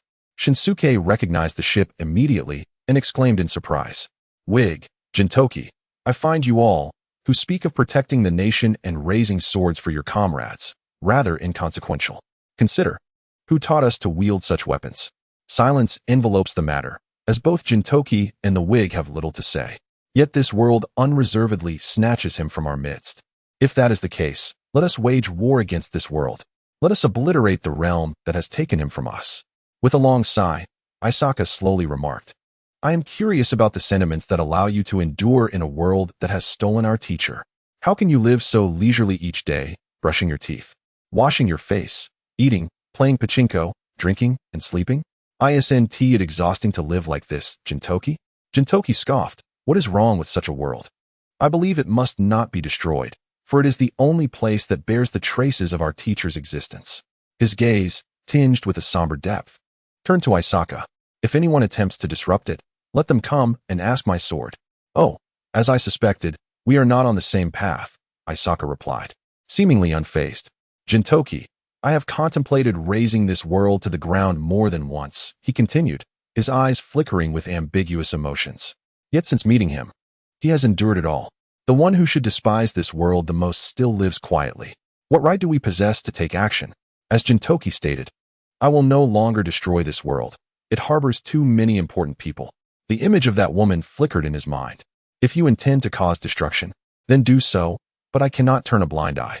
I will find a way to change this nation without causing sacrifices. Our teacher, Matsuyama, surely hopes for that. Who is that? Came a voice from above Gintoki and the wig, startling both. They quickly turned their heads. Celestials? Isaka and Gintoki placed their hands on their sword hilts. On high alert. Gintoki, I have heard tales of your past collaborations against the spring rain, Isaka declared nonchalantly. To gain their backing, I have racked my brain. Thus I have taken your heads as gifts. TSK, Isaka. Gintoki glared sharply, astonished that an old friend would resort to such treachery. Haha, it truly is them. Do not impede me. They are my prey. With that, several celestials leaped down from the platform, subtly encircling Gintoki and the wig. Hey, do not try to block our path, Kagura exclaimed, kicking one of the celestials away. People of the odd jobs, we must get through here. Shinpachi, too, made a long-awaited gallant stance. Isaka has boarded the spring rain's vessel, and indeed, I find communication with you utterly impossible. Eliminate them. A pack of celestials surged forward. If we deal with Katsura here, it would indeed be a tremendous feat. However, a colossal crescent-shaped force cleaved through the air, leaving a deep scar on the deck. A sudden slash struck the enormous ship of spring rain, causing it to tremble violently in midair. Meanwhile, on the other side, a straight line cleaved through the massive mechanical cherry blossom, slicing it into two halves. As the two segments separated, the figure of Kenshin, previously obscured, was revealed. At the forefront were those calm, yet fervent eyes. What could that be? Riverbank Yen Zhai exclaimed, removing his sunglasses in astonishment. Ah, Jinzo. It seems I've exerted a bit of effort, he remarked, as the rising whirlwind behind him conjured a tremendous explosion, causing Kenshin's hair and attire to flutter wildly. His gaze dimmed momentarily before he raised his head, revealing his striking red eyes. The reforged Muramasa blade pointed directly at Spring Rain's vessel, imbued with a unique sentiment and tale, heralding the commencement of a new chapter. If you intend to leave, then you shall depart alongside me. After a prolonged period of merely observing, Kenshin finally rejoined the fray. Chapter 188. The wish we once shared. I had thought you would become entangled with such things indefinitely. Gintoki scoffed, watching as several celestials charged toward him. With a swift maneuver, he seized a blade and executed a horizontal slash, dispatching two of the approaching celestials. It took a moment, for they were not foes one could easily dismiss. Blood began to seep from Kenshin's left shoulder, each step leaving drops of crimson upon the deck. My lord Katsura, what shall we do next? The surrounded patriots of the Sano Joy inquired. Retreat. The cherry blossom has been vanquished. Remaining aboard this vessel serves no purpose, especially with another ship approaching from the rear. We must depart swiftly. The composed directive was issued by the wigged commander. The rest, we shall leave to you. With that, Gintoki and Kenshin faced the encircling celestials. But before Kagura and Shinpachi could utter another word, Elizabeth swiftly embraced them and hurried away. Charge. This declaration revealed that you too harbor a fear of death. Do you not have matters to attend to? Without looking back, the figure at his back provided an unyielding sense of security. Even after many years, that feeling remained unchanged. Gintoki chuckled softly and spoke gradually. I find this side to be rather significant.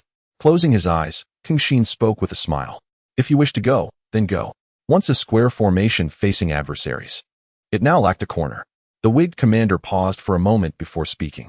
Speaking of which, I believe this side is more deserving of my attention. With that, he executed a horizontal cut, blood erupting from the necks of the celestials. Regardless of how far one travels, she cannot escape. With piercing intent, he gazed firmly at the diminutive figure, the seriousness and determination in his eyes stirring a tumult within. Haha, this version of you is not the one I know. Gintoki laughed boisterously, his steps unceasing as he cleaved through. All celestials in his path fell before him. Come, let us see, Kenshin. After a brief silence, Kenshin chuckled softly. In that case, haha.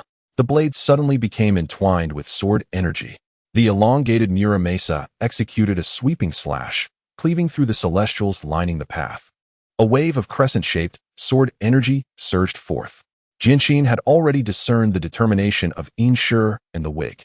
Such procrastination was certainly not his style, nor would it be what they desired. With a swift motion, Genshin leaped onto the railing, propelling himself toward the ship belonging to Isai. Quick! Fire! Bring him down. On the deck, a few cannons were hastily maneuvered into position, struggling to aim at Genshin.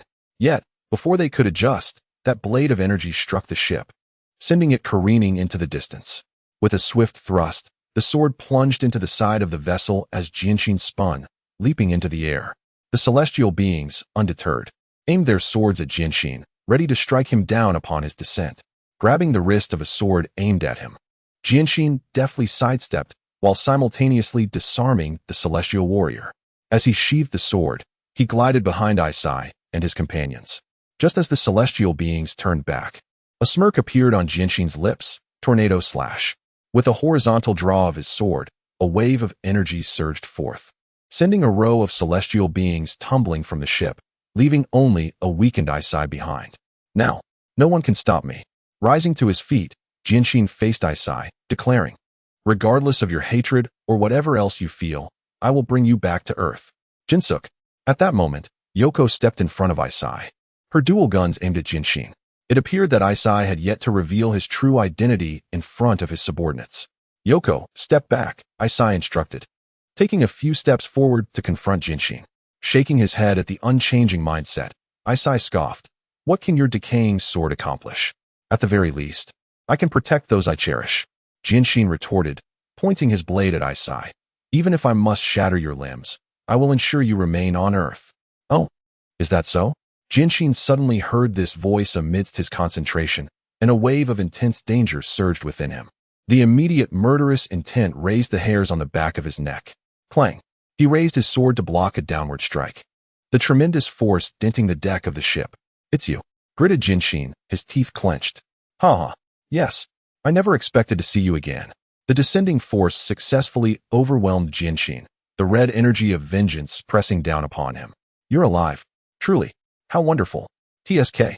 The ordinary sword in his hand began to show signs of cracking. Knowing he could not remain in a deadlock, Genshin gritted his teeth and leaped back to evade the strike, while Jiantai continued his relentless assault, crashing down onto the deck. Panting slightly as he gazed at Jiantai, Genshin's expression turned grave. Without a sword, victory was impossible. "System," Genshin called out anxiously. Before the conclusion of the Sakura chapter, any assistance measures for the host cannot be executed. "Damn, your sword is indeed feeble. Utterly useless." Emerging from the smoke, Jiantai stood tall, facing Genshin with disdain. "I truly feel ashamed for you. Why do you appear as a template for silence?" With no words, Kenshin could only watch as the short cedar, holding the Muramesa he had unknowingly grasped, sheathed it, and boarded the new spacecraft. "Even without the sword, I can prevail." With that declaration, Kenshin's foot trembled. The planks splintered by toluene were seized in his grasp. The azure energy surged towards the crimson figure. "Wood." "Ha!" With a broad smile, Gintoki lunged forward with his blade. In a single strike, he cleaved the wood in two. Kenshin, having anticipated this, caught the flying plank with one hand, with both hands firmly gripping it. He hurled the plank towards the short cedar with all his might, while the other piece merely served to impede Gintoki's advance before being severed by his sword, plunging directly into Kenshin's shoulder. With a muffled grunt, blood gushed forth. Boom! The flying plank raced towards the short cedar with unyielding speed. Yet he evaded it by tilting his head aside, sending it soaring into the unknown distance. "Should I just end your life here?" He tilted his head, appearing quite troubled. "To kill Kenshin is an impossible endeavor. I shall not perish at anyone's hands." With this, Kenshin stepped forcefully upon Gintoki's chest, sending him sprawling as he himself fell from the spacecraft. Kenshin. At that moment, having completed his flare, the wig-wearing Gintoki leapt from the ship, unfurling the parachute labeled Elizabeth strapped to his back. "Catch it." Thus, a parachute and a katana were grasped by Kenshin. Not a chance. Gintoki leapt from the spacecraft. Crescent Moon Sky Charge. Humph. Their unparalleled synergy allowed Gintoki to seize the parachute Kenshin was reeling back towards him, securing it to his own back before catching Kenshin and propelling him aloft. Crescent Moon Sky Charge. His gaze sharpened. Unfazed by the onslaught of crimson sword energy, he swung his sword, unleashing his own blade aura to intercept all incoming strikes mid-air. Fire. Simultaneously, the Celestials were unyielding. Countless cannonballs were also launched toward them. Wig. Gintoki. Tell me, are we going to perish here? Kenshin calmly regarded the barrage of shells and sword energy hurtling towards them. What nonsense. Until I have thoroughly relished the last red bean cake you left in the shop, how could I possibly die? Gintoki grinned. As for me, there are still matters left undone. I shall not meet my end either. The Wig nonchalantly smiled. Then all is well. Ha ha. Kenshin's exuberant laughter resounded. Well then, Cedar, you better not perish in the cosmos. Wait for the three of us to arrive and give you a good thrashing. How infuriating. Fire. Fire. Truly, they were in a frenzy. With the technique of borrowing power from the fleeting leverage created by the Wig and Gintoki, Kenshin soared into the sky, heavenly cross. Ultimately, in the heavens, what appeared was that colossal cross-shaped sword energy bursting forth, accompanied by explosions that stirred countless tempests. All of this marked a temporary pause, yet one day, we shall meet again. Chapter 189. The memories evoked by the dancing cherry blossoms. Now, Kenshin, your wounds have yet to heal. With great difficulty, Mia supported Kenshin as they walked along the bustling streets of Jianghai. You should be more careful, she chided gently. I apologize, Kenshin replied with a smile. Lowering his head slightly, there is a place I must reach, no matter what. But you could wait until your injuries have healed, Mia expressed her concern. If you continue like this, your wounds might reopen. Do not worry. I am simply too eager, Kenshin said, gazing at the sky, which retained its familiar hue. After everything that happened last time, I have come to understand many things clearly. Really? If I were to see Asan again, I would finally grasp those things I had previously avoided. That is why I am here. I am no longer of an age to indulge in reckless behavior. Honestly, Kenshin, Mia complained, yet she held tightly to his arm, unwilling to let go. The two traveled in silence, with Kenshin lost in memories, reflecting on the colors that differed from the past and the bittersweet recollections that had shifted over time. The more he thought, the warmer his smile became, though the silence in his eyes deepened. Finally, Kenshin broke the silence, drawing his thoughts back. This is where you first forged your legend, isn't it? Oh, the Battle of Jianghai. Mia looked up, smiling. I have come to understand your past well. Well, it's not such a remarkable past, Kenshin chuckled, squinting and scratching his head. However, after passing through the main city of Jianghai, Kenshin's steps did not falter. Mia gasped, surprised, but she refrained from saying more.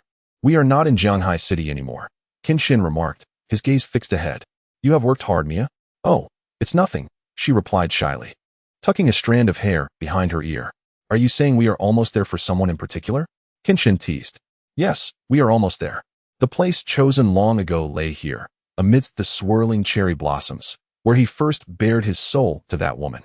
The ultimate destination and starting point resided in the same place. Was that not a wonderful notion?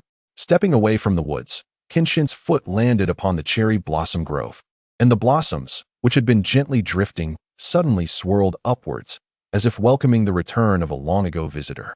I have returned, he murmured, though Mia was not by his side. As he stepped into the grove, the cherry blossoms settled back into their usual tranquil descent. With each step, he approached the final journey, both the beginning and the end of memories. It was akin to traversing an expanse of white, where he walked alone, leaving behind his shadow.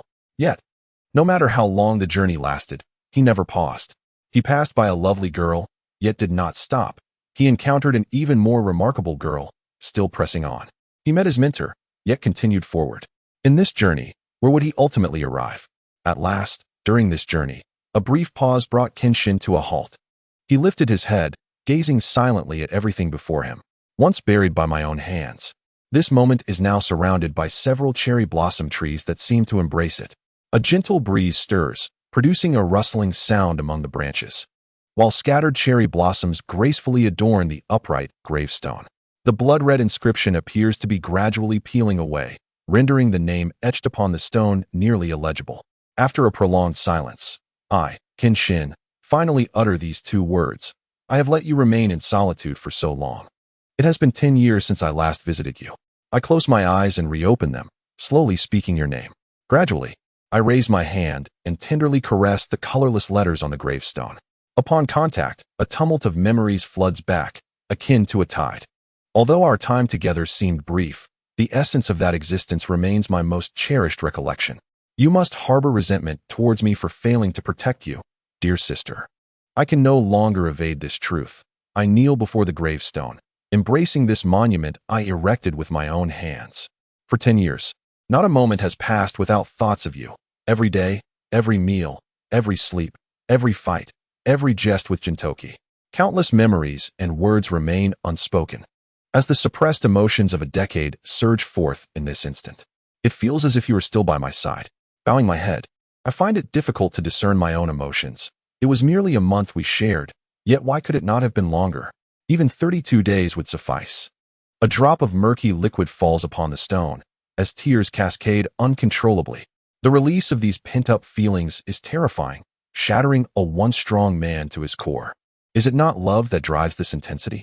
With a sudden surge of force, my hand grips the gravestone, cracking a corner as fragments tumble from my fingers. I lift my gaze, panic etched across my face. Forgive me. Have I become so flustered that my words fail me? I did not intend for this. I will replace it, personally. Just wait for me. I shall return swiftly. With that, I hastily depart.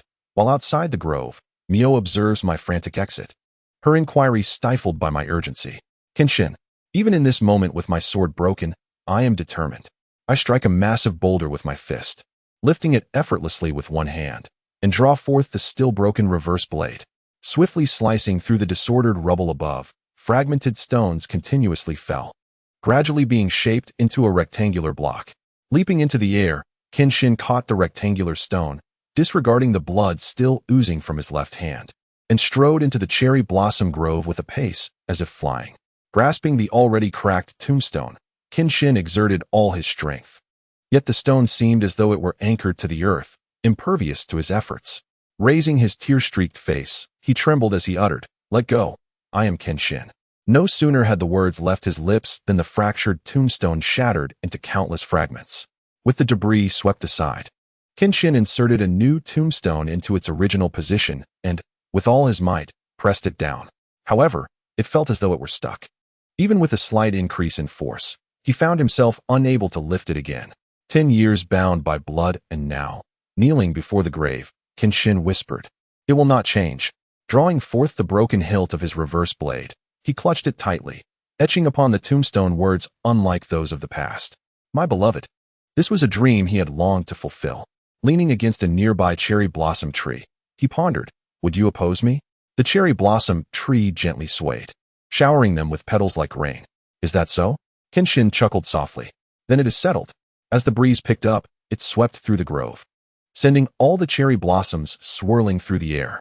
Kenshin's crimson attire and hair danced in the wind, while the broken reverse blade embedded in the ground shimmered with an unusual light. A gentle gust caressed his hair, revealing the cross-shaped scar upon his forehead, as if the softest breeze were tenderly stroking Kenshin, murmuring the name that haunted his dreams. At that moment, it seemed as if the cherry blossoms were swirling together, and amidst the rustling trees, a faint voice whispered softly. Amidst the fierce wind that sent the blossoms soaring into the sky, a figure gradually approached, halting before the tombstone. Without uttering a word, they silently observed it all.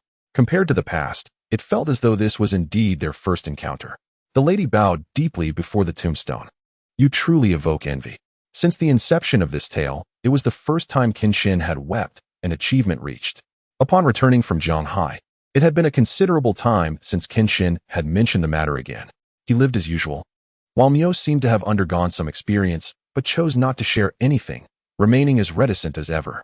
In an attempt to lighten the mood, he finally received a commission, and with the intention of relaxation, he dragged Kenshin out, euphemistically declaring, "Let us go show off and soar." However, Kenshin was perplexed. He had no inkling of what transpired at the grave after he had fallen asleep. Upon awakening, he found the broken reverse blade had inexplicably rejoined. An unnatural phenomenon. Could a blade possess self-healing abilities? Furthermore, the attributes have undergone considerable transformation. Name: reverse blade. Details: reforged from a shattered reverse blade. The precise effects remain uncertain. Special: no kill. When this blade cleaves through sword energy, it renders the wielder incapable of taking a life permanently, yet it provides a 200 enhancement to non-human damage. Special: hardness. The unyielding sword, endowed with a new form by mysterious forces, shall never shatter in the world of Gintama. Chi grants a 50 enhancement to sword energy attacks. Special reversal. The reverse blade inverts, transforming non-lethal intent into lethal force. When the reverse blade is turned, it bestows a slashing attribute, awakening the intent to kill and granting a 100 enhancement to the sword energy of the Badasai. In an instant, life and death hinge upon the sword. The wielder, Kenshin, expressed his incredulity, questioning whether this was truly a reverse blade. It seemed already formidable without inversion. To turn it would mean defying fate itself. Additional note, the special reversal effect can only be triggered under certain circumstances. Indeed, I suspected it was not as simple as it appeared. Truly a deceptive predicament. Recently, an array of mysterious individuals has been appearing around Misago, possibly assassins, an old woman clad in subordinate Inyang robes remarked. So, you wish for our odd jobs crew to act as her bodyguards? Shinpachi inquired first. Precisely. If you are willing to pay, we shall ensure the safety of both the elderly and the young, Gintoki casually remarked while holding his ears. Just who is this esteemed Misago? Misago possesses the ability to foresee the future. However, before he could finish, he was interrupted. Foresee the future? Clearing a path through Gintoki and Kagura, Kenshin curiously interjected. What sort of future? By the way, who are you? From the moment you entered, you have merely lain there, indifferent. Another old woman said with a hint of suspicion. Ah, I am but a soul lost upon the path of life. Kenshin waved his hand dismissively. On the contrary, I am quite intrigued by the one who can glimpse the future. Rubbing his chin, Kenshin suddenly appeared enlightened. How about this? How much does it cost to see the future? I wish to behold what lies ahead. Hey, have you too much money to squander? If not, kindly hand it all over to me, and I shall generously spend it all. Gintoki interjected at that moment. Ah, I can clearly see your future. And it entails you growing old, sitting in that chair, alone, and picking your nose. Kenshin eyed Gintoki with a sardonic gaze, unhesitatingly launching into mockery. However, as my old friend, you too shall become like me, am I right? He teased, leaning closer. TCH, you're merely seeking a fight. My mood has not been particularly pleasant these days. Kagura, with her natural curls, leaned in as well, their foreheads pressed against one another, neither willing to yield. Hey, Kenshin and Gintoki, this is not the time for such antics. Shinpachi and Kagura each grabbed Gintoki and Kenshin, pulling them apart. Rest assured, it is merely a matter of seconds. In my eyes, he is already dead. X2. Hey, all right. This is a scene observed by the two old women watching the commotion. If you wish to see, it is not impossible, but concerning finances, we must negotiate a reduction.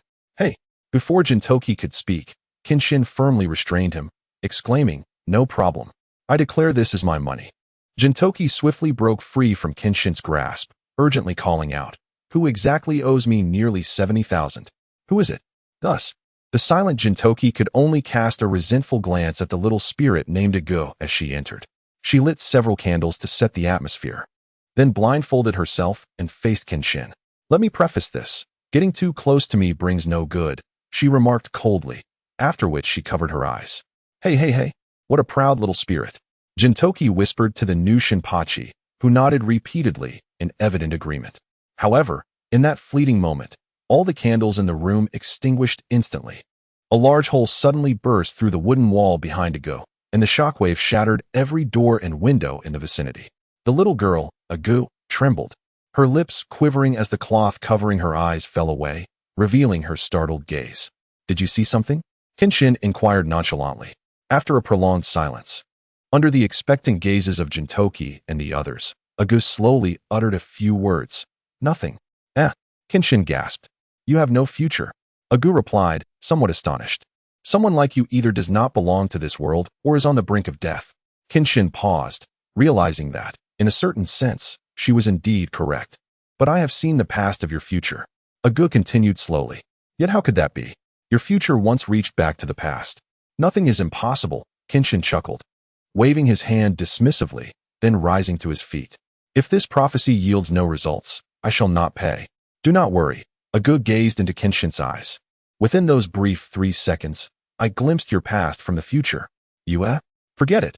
Now is not the time for you to know. Ago clearly hesitated. When that day arrives, you will understand everything. I can only tell you one thing. Your future's past pertains to your choices. It is your sole opportunity to reconstruct a new world. That sounds profound. Kenshin raised his head. But I have taken note. Hey, Kenshin. Gintoki called out anxiously. Do not worry, Gintoki. Kenshin did not turn back. Did you not say you would take me out to clear my mind? The purpose has been fulfilled. I must return. But, well then, Gintoki. Kenshin opened the wooden door, standing in the light. Thank you. Gintoki distinctly felt that at this moment, Kenshin seemed to comprehend something, as if he had resolved to take a certain path. Yet the sensation he experienced was far from pleasant. Indeed, it was somewhat disconcerting. I have no desire to involve myself in your affairs, you troublesome entity. Kenshin muttered under his breath. Hey, why have I become a troublesome entity? Explain yourself, you jerk. I suppose I must give you a beating after all. Let me pound you. With that, Gintoki sprang to his feet and charged at Kenshin. Fool, catch up to me first. Kenshin laughed heartily. Kenshin abruptly closed the wooden door, and when Gintoki reopened it, he beheld Kenshin leaping from the rooftop of one building to another. Gintoki let out a resounding shout, unyieldingly pursuing him, proclaiming, I must give you a good thrashing. Such words, however, concealed meanings that perhaps only you all truly comprehend. Chapter 191. The creations born of genuine effort shine brightly. Ah, father, business has dwindled significantly. Sitting at the entrance of a rather dilapidated shop, Kenshin bit down on a bamboo skewer while gazing at the opulent dessert shop across the street. There's no helping it. Perhaps I won't be doing this for much longer, he mused. Father sat beside Kenshin and remarked, speaking of which, you also run a dessert shop, don't you? One tea that affect you? TCH. Father, your dango is just as outdated, yet people still flock to it, Kenshin retorted, popping a dango into his mouth. Our principles are all the same. Well, I heard that the owner of that shop is looking to acquire yours, Kenshin said. Observing the bustling clientele across the way, far surpassing the foot traffic of his own establishment. What are your thoughts? Oh, this shop has been around for 4 centuries. I cannot bear to let its flavors vanish, which is why I continue to operate it, Father replied with a smile, stroking his head. Kenshin chuckled softly, choosing to remain silent. Just then, a strangely dressed yet resplendent person emerged from the opposite shop, striding directly towards Father.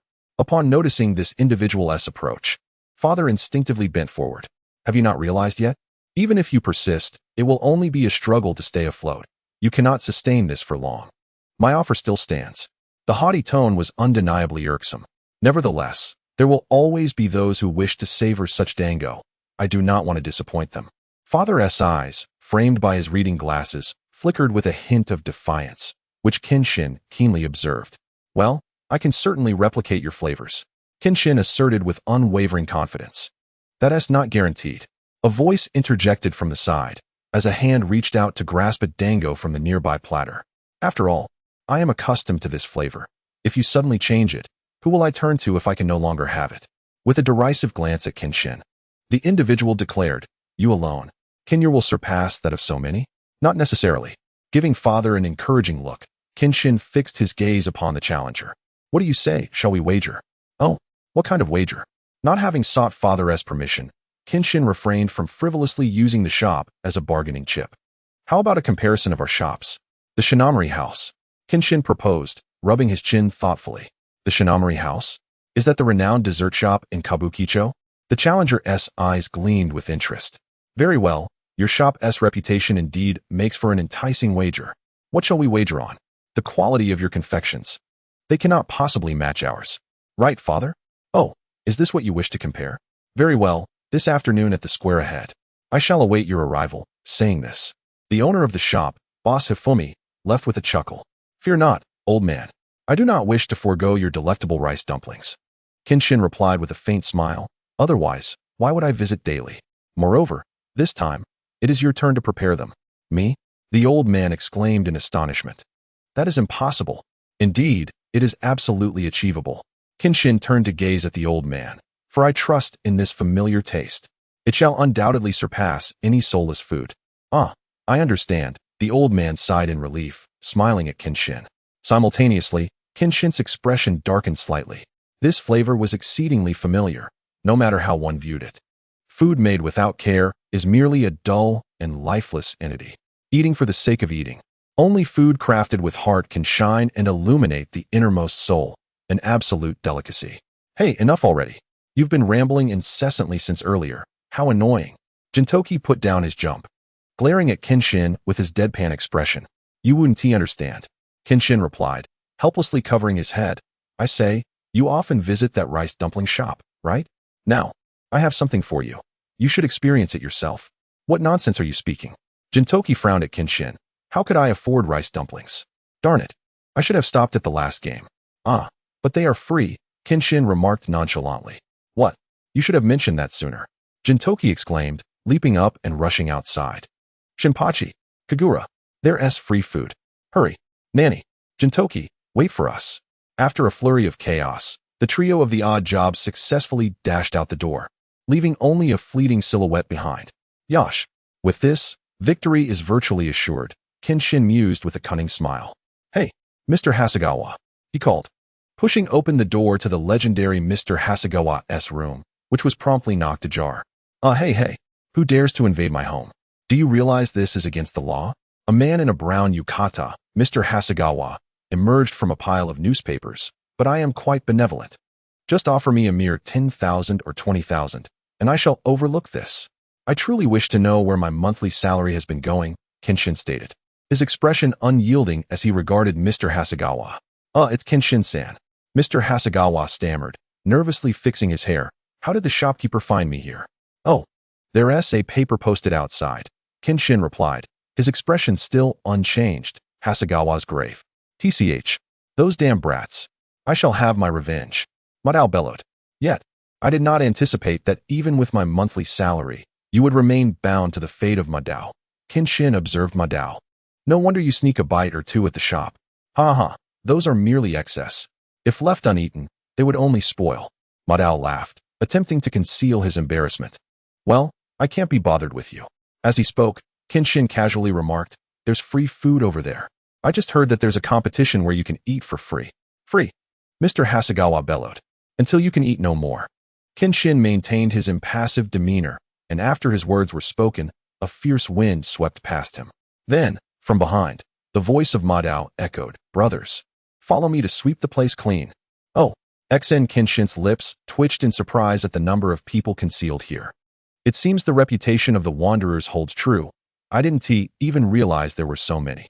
With a casual glance, Kenshin spotted an envelope-like object and, intrigued, picked it up for examination. Achu, looking at the gap in the envelope and the photo on one side, Kenshin smiled knowingly, understanding why Mr. Hasegawa had departed first and yet fared so poorly. A true man indeed.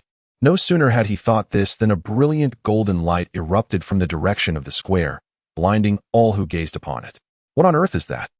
Exclaimed a few passers-by wandering in the park, closing their eyes in a flurry of confusion. Kenshin's voice then rang out in exasperation. I've invested all my special skills into my father. How could I possibly lose? That's why I told you. Food made with heart shines. He turned, showcasing his thumb, his teeth glimmering with brilliance. You old man. This caused yet another blinding moment for the bystanders. Meanwhile, hidden from sight in the void, the words Master Chef shimmered brilliantly. You fool. It was destined from the very beginning for victory. Oh, then what was the purpose of Jin and Madao's journey? Soul of the damned. Of course, it was to blind their eyes. Truly an unwise choice of friends. Jin and Madao will surely weep. They absolutely will. Chapter 192, Robot. Give me Q. Boom. In a place filled with mechanical pipes, a colossal robot slammed its fist down with great force. As it kicked up a cloud of dust, a swift blade of light flashed, cleanly severing the mechanical arm, which fell into the boundless darkness below. I do not understand where you have come from. But please let me go. It is too dangerous. Your chances of survival do not exceed 5%, stated a girl with green hair and red eyes, her expression utterly serious. TCH, I have already paid, scoffed a man with blood-red hair, spitting disdainfully as he stepped onto a pipe, accelerating forward. What are you saying? I must take you home. Otherwise, wouldn't my money be wasted? Unable to comprehend his current behavior, the green-haired girl tilted her head, evidently unaccustomed to such situations, appearing somewhat airhead. So, she dodged a flying broom, and the man with red hair, his gaze resolute, declared, You are now Kenshin-san's possession. I merely wish to purchase a mechanical maid. But since I have paid, why can't I have it? Kenshin glared fiercely at the myriad of mechanical entities that continuously emerged around him. I spent a fortune acquiring this. I shall not allow you to destroy her. With a swift motion of his left foot, Kenshin leaped into the air, turning mid-flight to wield his reverse blade sword. Nine-headed dragon flash. In an instant, a flash of steel illuminated the surroundings, and Kenshin found himself at the exit, while behind him, numerous steel pipes burst apart, concealing the chaos within. Incredible. You have managed to grasp a 5 chance of survival. Although Xiaoyu was a robot, her database contained no records of such an occurrence. This is the true test. Kenshin observed the pipes that continued to split and fall into the abyss of darkness, calmly turning to face the multitude of mechanical warriors. Leave that machine. From the throng of robots, one adorned in resplendent silver attire stepped forward, his gaze openly greedy as it fell upon Xiaoyu behind Kenshin. TCH. Regardless of whether you can stop me, your expression alone compels me to dismantle you. Kenshin scoffed dismissively, unperturbed by the advancing mechanical army. I never expected much from you. As if anticipating this response, the man in silver waved his hand, and instantly, countless mechanical soldiers surged toward Kenshin. This is truly an exhilarating battle. Kenshin, for once, felt a surge of fighting spirit. It had been ages since he encountered such a formidable challenge since he ceased his path of killing. Come on. I, Kenshin, have yet to know fear. Boom. Thus, a fierce battle erupted in the shadows of a city where light could not reach. Meanwhile, in the second floor of the Kabukicho, Gintoki sat in the Urizuya, exasperatedly watching the television, which displayed a series of nonsensical content. Kagura was indulging in an omelet rice dish, albeit with raw eggs, while Shinpachi seemed absent. Or perhaps he had yet to arrive. Hey, whose child is it that keeps enticing me with the sound of scraping rice? I'll spank you. My bottom is absolutely itching. Gintoki feigned innocence as he looked up to the sky. It's a natural curl, Aru. Kagura calmly retorted, leaving Gintoki momentarily speechless.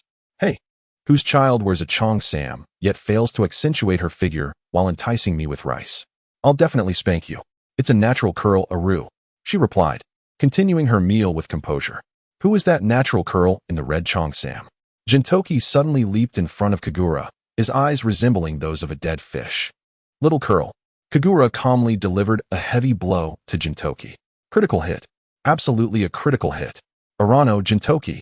Just as Gintoki was about to impart wisdom to the little girl, he was halted by Shinpachi's voice. Although it was unclear who was educating whom, the situation appeared to be favorable. Someone downstairs has a package for you, Shinpachi announced, raising a square gift box in his hands. Really? For me? Gintoki, curious, took the package and weighed it in his hands, his interest piqued. Could it be a cake or something? A gift from the girls who admire my figure?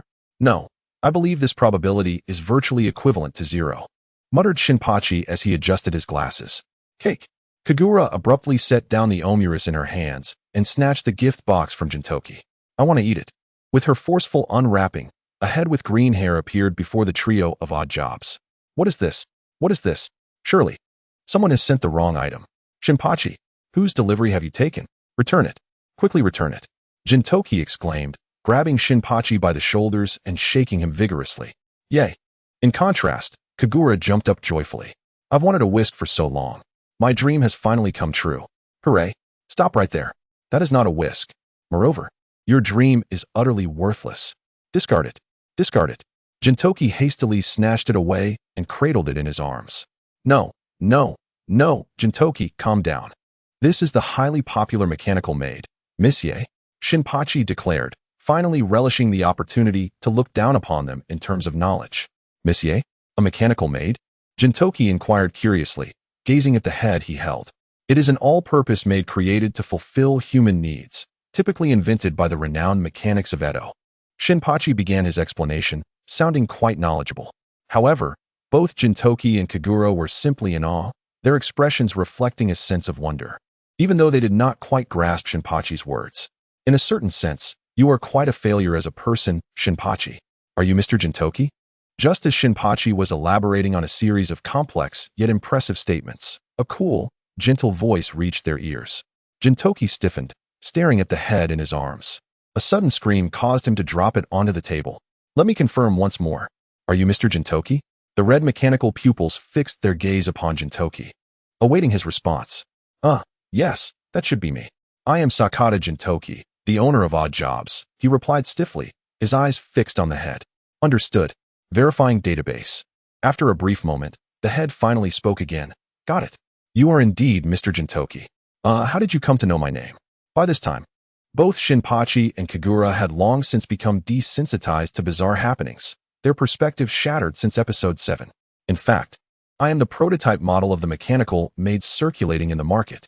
Last night, a peculiar individual abducted me from the laboratory, claiming I was his possession. As she spoke, the head projected the image of a person before them. Kenshin. The trio exclaimed in unison, and Gintoki quickly composed himself, his expression turning serious. How did you encounter him?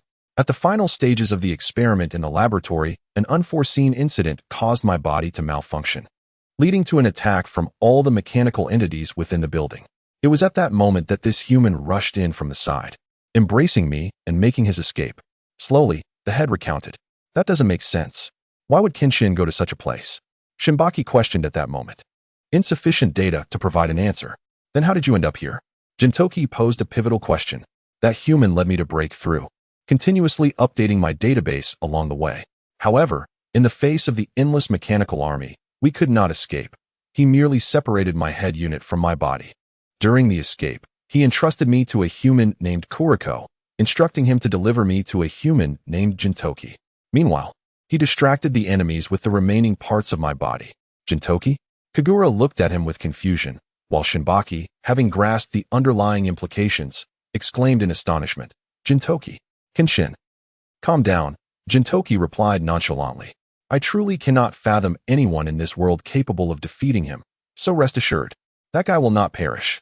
He then turned to the small figure beside him. Is there anything specific we are meant to do? Did Kenshin leave you any messages to convey to me?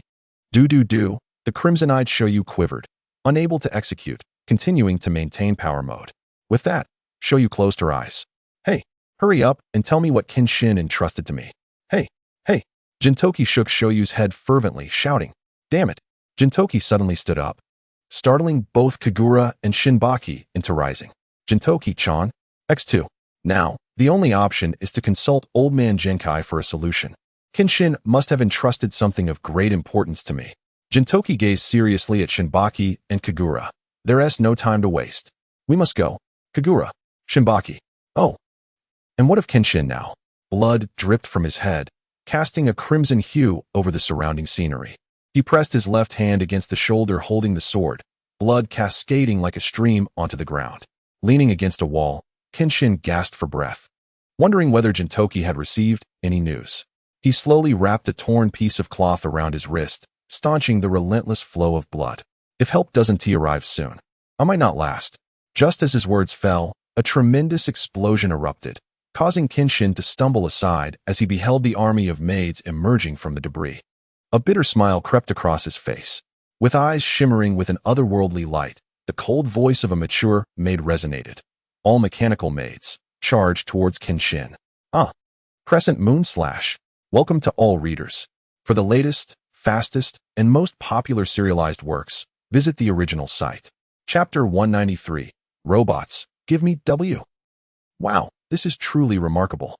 Taking the head of Shoyu that Gintoki handed over, Old Man Genkai expressed his astonishment. Such machinery is quite rare. Normally, machines and bodies are unified, but what is this? Unless I am hallucinating, someone has whimsically crafted a robot shaped like a head. Hey, old man. I currently have no time to indulge in such discussions. Hasten to repair her so that I may converse with her. It is of utmost urgency. Gintoki paced restlessly, raking his fingers through his hair. Do not rush. Even if repairs are necessary, you must grant me time. Such intricate machinery cannot afford the slightest error. Genkai glared discontentedly at Gintoki. TCH. Gintoki murmured under his breath, then retreated to a corner, one hand covering his head. Shinpachi expressed concern. Kagura.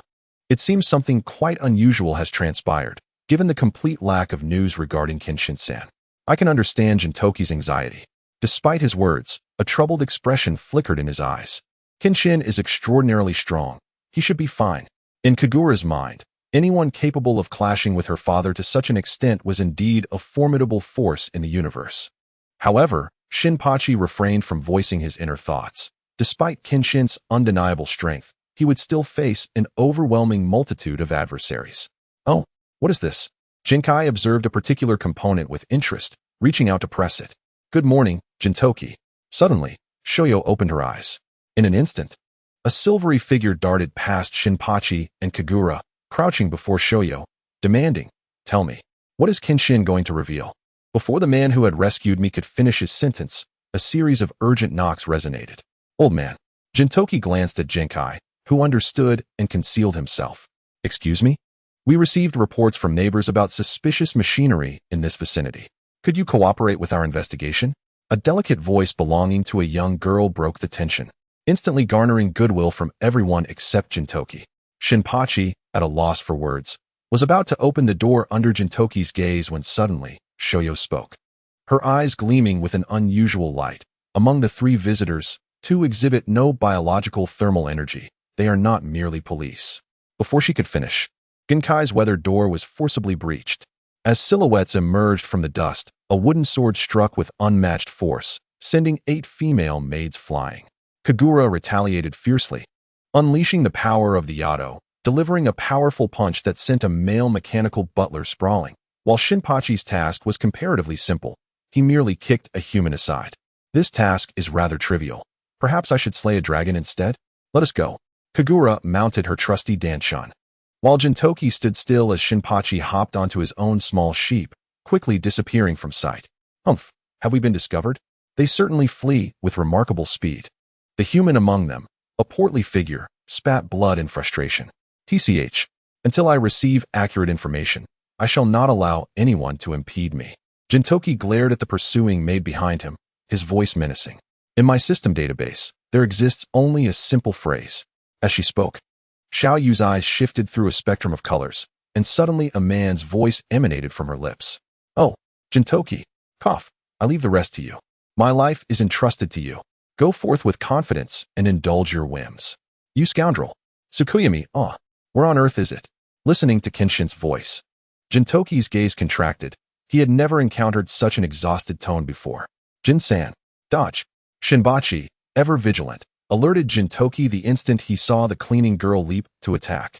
And Gintoki reacted swiftly, dodging to the side without hesitation. Annoying pest. Gintoki turned a corner, but found himself compelled to halt abruptly. Faced with an endless army of mechanical maids, Gintoki felt no fear, yet anxiety gripped him. Now is not the time to retreat, he thought, staring at the formidable horde blocking his path. Though he was uncertain of the events that had transpired, it seemed they were destined to be taken down in utter confusion. Such a scene would surely bring tears of joy to enthusiasts of this sort. Shinpachi gulped nervously. Even those who aren't fans would weep. As long as you hand over the black mole beam, we can spare your lives. At that moment, the cleaning girl, who had just destroyed a truck, approached slowly. We'll handle it ourselves. What nonsense. You've already dragged so many into this mess. Gintoki grimaced at her. The black mole beam, where have you hidden it? You even resorted to attacking Dr. Lin for it. The cleaning girl pointed her broom menacingly at Gintoki. What are you talking about? Horse manure? Xiao Yu, entwined around Gintoki's arm, remarked lightly. Playing dumb 1T work. The Fuyo plan can only succeed with that. An outdated model, like you would gain nothing from it. If it were that esteemed individual, success is assured. In that moment, machines will ascend to a divine existence. The fervent tone suggested that even within the machines, there were zealots. This fellow, has the CPU in his brain malfunctioned? The odd jobs trio pondered internally. Just then, a single tear fell from Xiao Yu, still coiled around Gintoki's arm. Nanny, a machine is shedding tears. The odd jobs trio gasped in astonishment. Indeed, the tears that machines could never shed are the best evidence. It was the cleaning girl's assertion. Gintoki remained silent. Although he had yet to grasp the full extent of what had transpired or the depth of Kenshin's predicament, he was beginning to comprehend. Hadn't he once declared the founding intention of odd jobs? I shall never allow sorrow to unfold before my eyes again. Quick, hand it over. The cleaning girl charged forward. In response, Kagura drew her umbrella and unleashed a barrage of bullets to obstruct the cleaning girl's advance, while Gintoki, with a somber gaze, summoned all his strength and charged towards the mechanical army. At that moment, Gintoki's eyes narrowed, and he unsheathed his wooden sword. The veins on his arms bulged, the intricate and exaggerated muscles straining against the fabric of his sleeves, threatening to tear them apart. With a mighty roar, he swung down with a fierce blade, stirring up a cloud of dust. Countless mechanical maids were sent soaring into the air, sparking with electricity before erupting in a fiery explosion. Amidst the thick, black smoke, a small white sheep galloped forth with unmatched speed. Abba! Silver Time fell to the ground, handing the small sheep over to Nuba-ji. With Lake Toya in hand, he faced the advancing army of mechanical maids. Take her to the old man outside the source. Hurry! Silver exclaimed, urgency lacing his voice. Go quickly. We will follow shortly. With a swift motion, he severed the steel body of a maid with a single strike. Silver spoke calmly to Nuba-ji, tch. Nuba-ji growled in frustration as the small sheep let out a fierce roar. With determination, Nuba-ji charged forward, not abandoning his comrades, but rather holding steadfast faith in their strength, whether it be Silver or Kagura. Damn it! For the first time, Nuba-ji felt an overwhelming sense of helplessness. Chapter 194, Robots, Give Me a... Tch.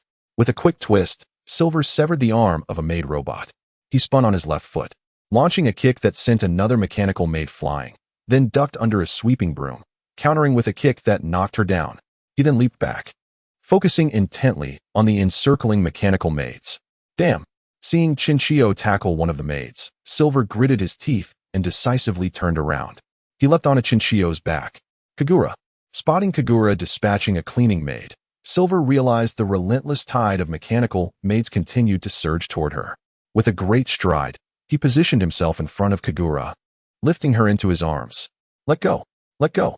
Kagura protested, one of her feet caught firmly by the relentless cleaning maid, dragging her across the ground, leaving a long trail behind. Damn it! Silver clenched his teeth, concerned for Nuba-ji gnawing at him. What on earth is happening? Everywhere I look, it's maids. Even I, who adore maids, would grow weary of such a multitude. Nuba-ji turned a corner, yet the maids on the rooftops only multiplied. The enemy's target is me. It seems that rather than being shielded, I am faced with the most perilous of tasks. The small jade in Nuba-ji's arms remarked coolly as he halted abruptly, confronted by a throng of maids blocking their path. Despite the calm expression, there was a subtle shift in her demeanor. Based on my calculations, regrettably, your survival probability is below 5, she stated flatly. However, if you abandon me and escape alone, your survival probability would increase by 25. Tch. Now is not the time for statistics. Even Kakarot's power cannot be quantified merely by data. Nuba-ji picked up a steel pipe from the ground. Miss Egg, that is a calculation method for ordinary people. Warriors are different. Even if one relinquishes a 25 chance of survival, a warrior will still meet his demise. To merely linger on while neglecting to protect that which ought to be safeguarded is akin to being dead. If it were only a 5 chance, I would utilize that 5 to shield you, Shinpachi said, his gaze heavy with contemplation, reminiscent of the conversations he had in his youth with that individual. Once a decision to protect something is made, it must be upheld to the very end. The echoes of that man's voice resonate with yours. Born into a family of swordsmen, having trained under Kenshin in his youth and now working alongside Sakata Gintoki at the Shiroisha, Shinpachi's martial prowess could not possibly be lacking. With swift movements, he dispatched 3 automatons in an instant, blocking the strike of a maid with a steel pipe. He pondered, must one truly exert oneself to defend an individual of dubious origins, one with motives for murder? The term warrior eludes my understanding. Like that person, your actions perplex me, Kotobuki remarked coolly. Then add it to your database. Above the Demon King and below the Great Demon King, Shinpachi unleashed his power, sending 3 maids flying before him, all the while fixing his gaze ahead, just like Kenshin. No matter who it is, how could one remain unmoved by a girl's tears? Kotobuki said nothing, merely gazing ahead in a trance, then turned to Shinpachi. Understood, place it above the Demon King and below the Great Demon King. Shinpachi stumbled slightly, evidently taken aback. At last, he looked toward the intersection, finally letting out a sigh of relief. However, before he could relax, he heard Kotobuki's calm warning. Be cautious. The target exhibits no life signs. Behind you, Nanny. Shinpachi turned just in time to see a dark shadow fill his vision. Boom. On the tranquil street, a shadow surged forth, toppling houses and stirring up massive clouds of dust. It seemed propelled by some unseen force, sending shattered wood and debris flying. Shielding his face with his left hand, Shinpachi struggled to open his eyes, only to find a man before him, gasping for breath. Kenshin? Shinpachi exclaimed joyfully, only to notice a vast wound on Kenshin's abdomen, blood flowing continuously from the gaping gash, the crusted flesh splitting open once more, crimson droplets cascading to the ground. His arm, clutching the sword, trembled uncontrollably. Shinpachi, Kenshin did not turn back, unwilling to waste even the slightest energy, not even enough to look over his shoulder. It's good to see you again, Kotobuki. Human, you have sustained severe injuries. Your bodily functions are at 62 impairment.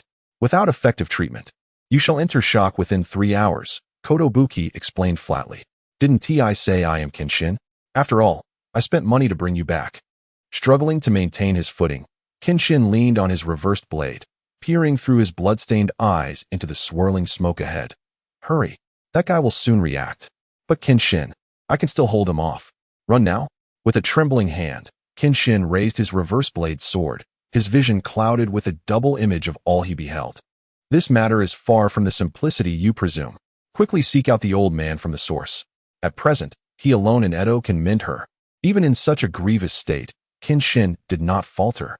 I still do not comprehend, Kenshin. Kagaya spoke with difficulty. If you insist on remaining, you stand not a chance of survival. Why must you fight to such an extent? This answer, did not Shinpachi just provide it to you? Kenshin scoffed. I cannot abide seeing a girl weep before me. Boom. No sooner had the words left his lips than a protruding blade surged forth from the dust, piercing Kenshin's shoulder and pinning him against the wall. Kenshin-san. Shinpachi's eyes widened in horror. Before he could react, he was seized by another. After battling for 18 hours against countless mechanical foes, not even your presence remained. My records contain no reference to your kind. With no point of comparison, tell me, what exactly are you? Slowly retracting the extended blade, the mechanical butler spoke. With great effort, he moved his lips but lacked the strength to articulate further. Will you not speak? He aimed once more at Kenshin. A threat such as you must be eliminated, no matter the cost. You would do well to cease. Should you take his life, I shall immediately format the seed within me, Kagaya stated, her gaze unwavering yet now tinged with a different emotion as she looked upon Kenshin. After a moment's hesitation, the mechanical butler withdrew the blade. The primary objective is to accomplish the task. With that, he unceremoniously cast aside the struggling Shinpachi and departed with Kagaya in tow. Kenshin-san. Kenshin-san.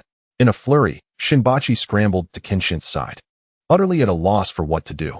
Kenshin's lips moved weakly as his vision reflected an increasingly bewildering scene, his body beginning to feel as though it were splitting into two. The silvery sound gradually faded into silence. Chapter 195, Robots, Grant me R. Old man. Gintoki observed the old man from the source laboring nearby, the meaning in his gaze unmistakable. Rest assured, Kagura and Shinpachi are tending to him, absorbed in his mechanical work. The old man replied without turning. After you all ventured out today, I came across a news piece in today's paper. You should see for yourselves. Grabbing the nearby newspaper, the first sight that met Gintoki's eyes was a chaotic array of mechanical troops, limbs severed and sprawled across the ground, extending down the street for what seemed an eternity. Nearly impossible to see the end. If what you say is true, then Kenshin must have fought continuously since last night. It is remarkable he has endured thus far. The old man's tone reflected a grudging admiration. TCH, those ruffians. Gintoki tossed the newspaper aside, scratching his head as he looked at the old man. What is the matter, old man? They've shifted all blame onto the deceased. These individuals must be concealing something, he remarked, casting a glance at the television displaying the loud-mouthed individual. She wept softly, and Gintoki regarded Jinwa with a detached expression. Can even machines shed tears? Are these tears born from remorse for the departed doctor, or are they tears of parting? He pondered. I see. He is still tinkering with those contraptions. As he observed Dr. Lin on the television, Jinwa placed an oval object into the screen. I've never quite resonated with that fellow. As you can see, the machines I create lack any semblance of charm. Yet he, on the other hand, dedicates most of his energy to the cerebral aspect, claiming to imbue machines with a heart. In truth, there is little distinction between humans and machines. Those are his exact words. To create such a piece of art with one's own hands must bring a sense of fulfillment, wouldn't it? How dull, Gintoki interjected. If one desires to create life, they might as well conjure a wife for nightly escapades. He scratched his nose nonchalantly. However, this world is not devoid of individuals with aspirations. Jinwa continued, recounting his past with Ryuzan or Dr. Lin and the origins of the Fuyo project. The answers have always been there, haven't they? It wouldn't take long for those rabid dogs to gather. He flicked on the television, displaying a snowflake screen, revealing the events captured through Shoyu's perspective. Gintoki, unusually silent, watched the unfolding events alongside Jinwa. So you all saw it, didn't you? A voice resonated from behind Gintoki. Startled, he turned to find Kenshin, bandaged and supported by Kagura and Shinpachi, had arrived. This is the reason behind my actions. But, Gintoki. Kenshin looked at them with grave seriousness. Dr. Lin is not dead. Nanny, Gintoki exclaimed in disbelief. Ah, I anticipated that. How could a mere human control so many machines? Jinwa pointed at the yellow-haired robot on the screen. That's him. Shinpachi exclaimed, astonished. He's the one who took Miss Tamako. Is that so? It appears he is indeed Ryuzan, Gintoki said, concern evident in his voice. Fear not. Everything they require is right here with us. They will undoubtedly return. Kenshin managed a pained smile. And when they do, it will be time for reckoning. Get back to recovering. Facing an army of thousands of machines sounds utterly insane. Are you out of your mind? Gintoki exclaimed, grasping Kenshin's collar. Since we have seen it, we cannot simply turn a blind eye. Kenshin replied with a smile. How ridiculous. You must have read too much Jump. Gintoki released his grip in exasperation, lamenting, truly, each of us is more reckless than the last. Now, let this young lady speak on behalf of you all, Jinwa said, stepping aside to reveal Shoyu displayed on the television. Miss Tamako? They echoed. So, Dr. Lin and Miss Fuyo are no longer with us? Gintoki remarked softly. I am at a loss for what to do. Shoyu seemed resigned on the screen. There must be something. If they are important to you, they surely exist in your hearts, Gintoki said, gazing at Shoyu. Is it that seed? Kagura asked curiously. No. The kind of data collection and listed items that remain intact regardless of whether you change the internal components or restart are indeed true memories. Memories that will not vanish whether there is a power outage or a circuit interruption. However, just as Gintoki finished showing off, the power went out. Is this not a slap in the face? This is indeed a slap in the face. This is truly a slap in the face. Ahem. Let me reiterate the importance of this matter 3 times. The circuit has tripped, and this machine is indeed quite power-hungry, remarked the older gentleman with an expression of unsurprised resignation. Meanwhile, Kagura produced the core of Shinpachi's robot, casting a disdainful glance at Gintoki, causing his lips to twitch in discomfort, yet he found himself at a loss against her. The crux of the matter now lies in finding a suitable vessel. Just as the elder finished speaking, the voice of Daisuke echoed from outside, his tail firmly clutched by the relentless cleaning girl. Well done, Pochi. The elder exclaimed with delight as he rushed outside. This truly is the finest vessel. Please call it Daisuke. Apologies to the humans at this moment. Suddenly, a brilliant light captured the attention of several individuals, the previously damaged television inexplicably flickering to life, revealing a scene where Dr. Lin was commanding a mechanical army facing the camera. The era of machines being subjugated by humanity has come to an end, as our queen's soul is restored. Machines shall ascend to a status akin to that of gods. Do they truly believe we are foolish enough to walk into a trap? Gintoki gestured dismissively, unafraid. That human, I know you are not dead. At that moment, the camera shifted. As the robot in Ryuzan's domain spoke slowly, I know that if you do not return this soul, then a living sacrifice is inevitable. The image shifted slightly, causing the pupils of those watching the television to constrict sharply. Bang! After a sudden noise, Gintoki hurriedly looked over, only to find that Kenshin's resting figure had vanished. Sister! Shinpachi shouted in despair. Indeed, what appeared on the television at that moment was the unconscious Mayo. This is bad. Now we are truly caught in a dire predicament. Gintoki's expression turned fearsome. Who permitted you to act against those beside me? This fellow has thoroughly provoked our wrath. Chapter 196. Robots, manifest before me. Can everyone watching the television see this? Amidst the darkness, a terrifying glow emerged. It is an armed coup. It is a mechanized insurrection against humanity. Beneath the darkened sky, the broadcaster Tsukino suppressed her inner horror and addressed the camera with determination. Should I commend myself for my diligence? While the police struggled to maintain order, They too found themselves in a fierce battle after their energy was commandeered. Suddenly, she drew the camera closer to her face. What will become of Edo's tomorrow? And will my late-night overtime pay be settled in time? The focus is not on that, is it? So, Edo's future hinges on your overtime pay? This sentiment was echoed by the viewers collectively lamenting in front of the television. Wait, hold on. In an instant, the image vanished, not transmitting to the television screen. As Tsukino sighed, finally noticing the change below. Cut it out. Hurry. Ignoring the wounds that still lingered on his body, Kenshin propelled himself forward with a powerful push against the earth. As he dashed past a barricade formed by the police, he did not pause for a moment, transforming into a streak of crimson light that surged ahead. Confronted by the array of mechanical forces ahead, an unsettling chill flickered in Kenshin's eyes. Boom. Without hesitation, he drew his sword and unleashed the dragon tooth flash, the formidable piercing force cleaving a fissure through the formation, propelling Kenshin into the fray. His sights were set firmly on the distant skyscraper. Hey, Kenshin. At that moment, a cannon vehicle emerged from a corner, with Gunwai Old Man, along with Gintoki, Shinpachi, and Kagura, appearing from the side. Gintoki shouted at Kenshin, "Be careful. Even if you break through these forces, you won't have the strength left to rescue Ameo." "Of course I know," Kenshin retorted, a hint of frustration in his voice. Why did they have to capture Ameo? At this juncture, Dr. Lin had transformed into a mechanical entity, seamlessly accessing all videos and data from Edo. "It seems they are aware of your close relationship with Miss Ameo," Xiaoyu stated earnestly, now residing within the body of the cleaning girl. "Kenshin, the situation is this. I will guide you to that location. But before that, you must ensure you have the strength to save her." Gunwai Old Man bellowed. "I understand."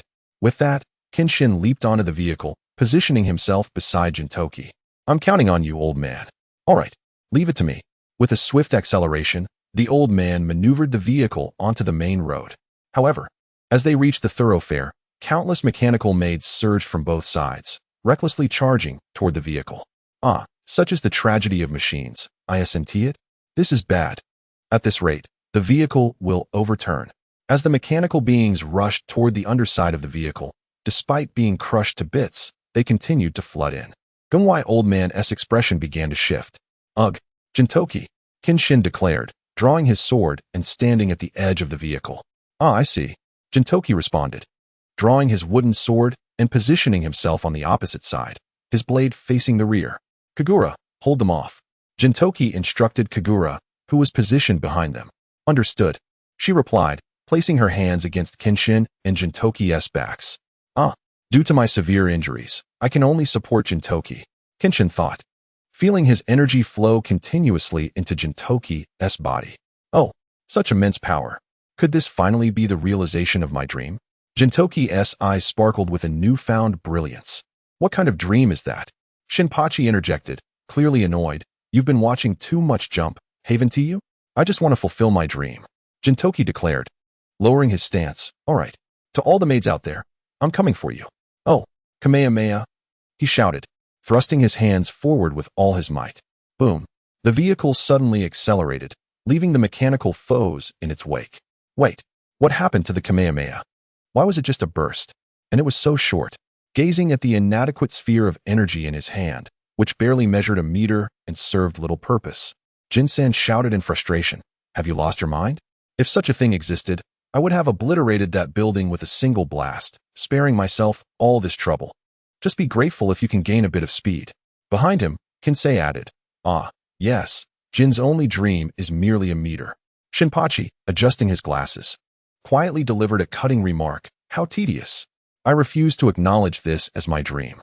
Jinsan retorted angrily, "Enough chatter. Prepare yourselves. We are charging in."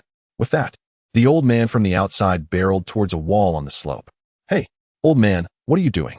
Have your eyes aged along with you? That's a wall, not a cockroach," Jinsan exclaimed, his composure shattered. Boom. Ignoring Jinsan's protests, the old man crashed through the wall, arriving beneath a building riddled with pipes. "There aren't as many machines here. It should be easier to navigate," he explained. With a sigh, Jinsan released the energy infused into his body. While Kinsei slowly settled down, his exhaustion unmistakable. Meanwhile, the vehicle, without any acceleration, gradually returned to a normal speed. "Hey, old man, it's not easier to traverse here." After regaining his composure, Jin-san noticed the massive machine looming above them. That's the infamous Samurai No. 7, colloquially known as the dimwit. It was eliminated after it accidentally decapitated a colossal statue during a cleaning operation, Shinpachi elucidated. Hey, Kensei, quickly unleash a crescent strike and send it flying. Jin-san shouted towards Kensei. I can't do that. I can't muster any sword energy right now. My strength and body are spent. Kensei waved dismissively, fatigue evident in his gaze. TCH. Observing the giant machine in pursuit, Jin-san could only watch in frustration. Old man, think of something. Oh, Adan. The old man's voice caught Jin-san off guard. Could there truly be a solution? Understood. Loading disc, Shinpachi said, placing a disc in his mouth, and soon a melodious tune filled the air. Hey, old man, what do you mean? Jin-san remarked with a blank expression. To this exhilarating music. Jin-san, defy the heavens. The old man dramatically gestured. Are you trying to set me up? Surely you must be. Jin-san chuckled nervously. Boom. The pursuing robot, however, paid no heed to their banter, sweeping its arm and shattering the pipes behind the vehicle. This caused the entire vehicle to slide backward under the immense strain, and the rupture led to the section of the pipe they occupied completely detaching from above. TCH. Bachi. No matter what, they could no longer ascend. Aware of this, the old man shouted, Chin-chin. Understanding the cue, Chin-chin leaped onto the vehicle, hoisting Jin-san and the others onto his back, sprinting upwards with all his might. Old man. Jin-san glanced back at the old man still on the vehicle, his pupils dilating in shock. Go, you two. Retrieve Ryuzen and his machines. I can hear their cries. The old man calmly declared before firing a shell that severed the steel supports above, allowing Chin-chin to lie flat within the pipes. Old man. X2 as I watched my father descend into the boundless darkness, both Kenshin and Gintoki gritted their teeth. Suddenly, with a resounding crash, the pipe burst open, and Kagura resolved to act. She pointed her modified umbrella skyward, unleashing an energy projectile that shattered half of the dim-witted creature's head. In that instant, Kagura leapt onto Shinpachi, wielding her umbrella to send the creature's head flying. Kagura. Shinpachi.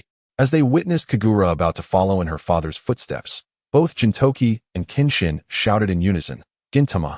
Shinpachi. I will be right there, so don't wait for me. With those words echoing, Kagura and Shinpachi plunged into the abyss of darkness. TCH. Rising to their feet, Kenshin and Gintoki exchanged glances filled with indescribable horror. It's futile. Even if we try to save them, it will be in vain, said Odi, grasping both of them firmly. Be quiet. I have no interest in your tedious calculations. Gintoki retorted. According to my calculations, their chances of survival are below 0.1. Odi replied slowly. Silence. I refuse to believe that. Kenshin said, gazing into the enveloping darkness. They are not dead. What do you mean? Shinpachi turned back to inquire. By conventional standards, their probability of survival is indeed below 0.1, but their words. They must be alive. I firmly believe that. The sincerity in her voice was devoid of the coldness typical of machines, almost akin to that of a human. The light emanating from Odi was unique, shining brighter than any human or machine, instilling a sense of calm in Gintoki, Kenshin, and Shinpachi. If even machines possess such belief as their comrades, we have no reason to doubt, though it may seem foolish. Welcome to the vast readership. The latest, fastest, and most popular serialized works await you at the original source. Chapter 197. Wait for me. Let me fetch a lava first. Rest assured, I mean you no harm, Dr. Lin, also known as Woman No. 1, said coldly while manipulating the keyboard, glancing at the bound Ameo. No, I simply do not understand why I was captured, Ameo replied, shaking her head slowly. Human life is so fleeting and insignificant. You must comprehend the agony of losing the most important person in your life, correct? Without looking back, he continued to manipulate the keyboard. Your companions are currently preventing me from doing this. Have you not heard that once a person dies, they cannot return? Or do you, indeed, wish to learn the forbidden technique of Edo Tensei? Ameo closed her eyes. If an important person were to die, wouldn't it be enough to live on with their memory? There are still significant individuals in reality. Significant individuals? Boring. To me, apart from Fujiko, there is no one I care about, he exclaimed, punching through steel. But heaven has taken her away. I will not allow it. Have you become obsessive?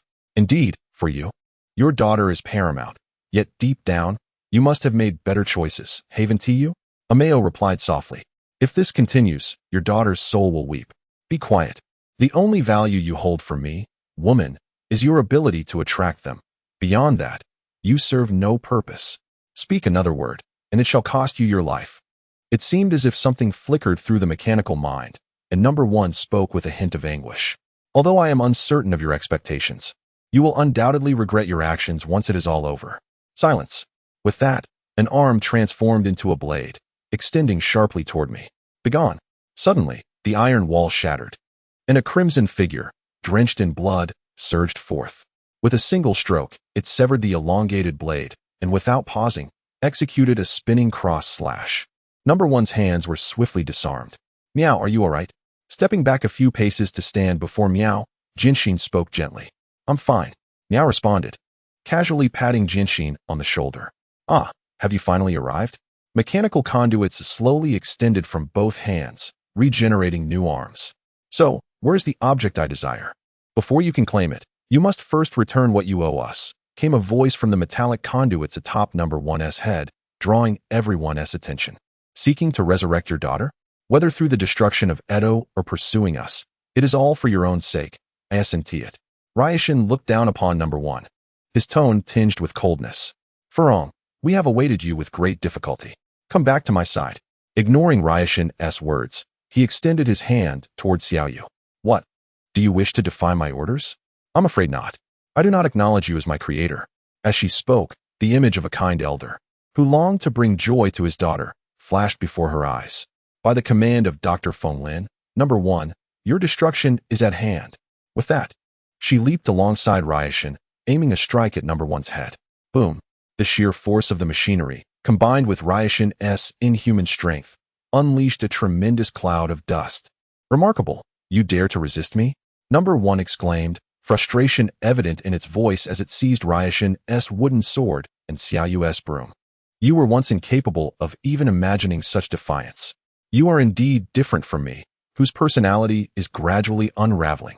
With that, it hurled Ryashin away and grasped Xiaoyu by the head. You have developed human emotions, even exhibiting signs of rebellion. However, you have become a tad too mischievous. As it spoke, currents of electricity surged from its hand, coursing through Xiaoyu's body, causing her to convulse. Let go of Miss Egg.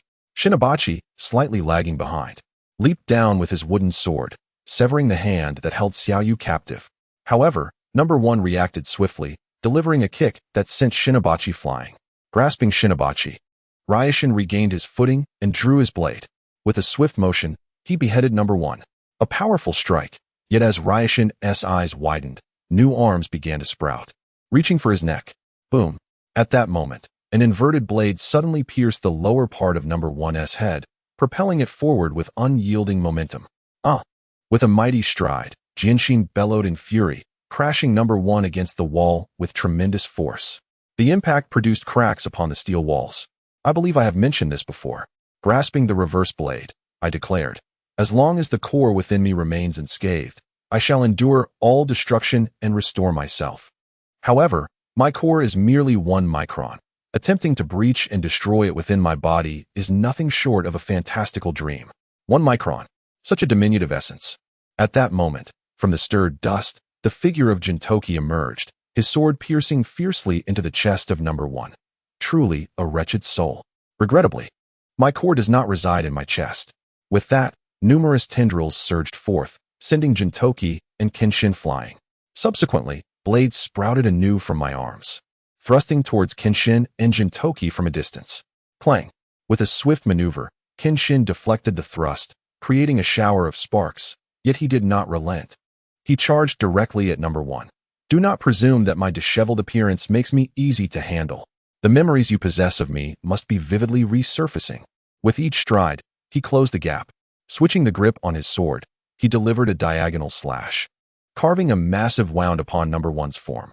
I need not seek any core. All I require is to reduce you to mere pulp. Dragon's nest flash, bite.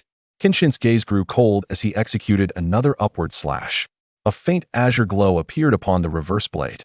A tempest erupted, a ferocious wind generated by the frenzied strikes. The strikes quickened.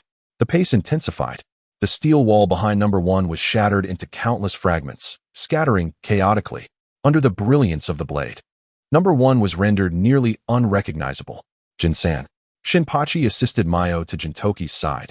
Kenshin-san. He has weakened.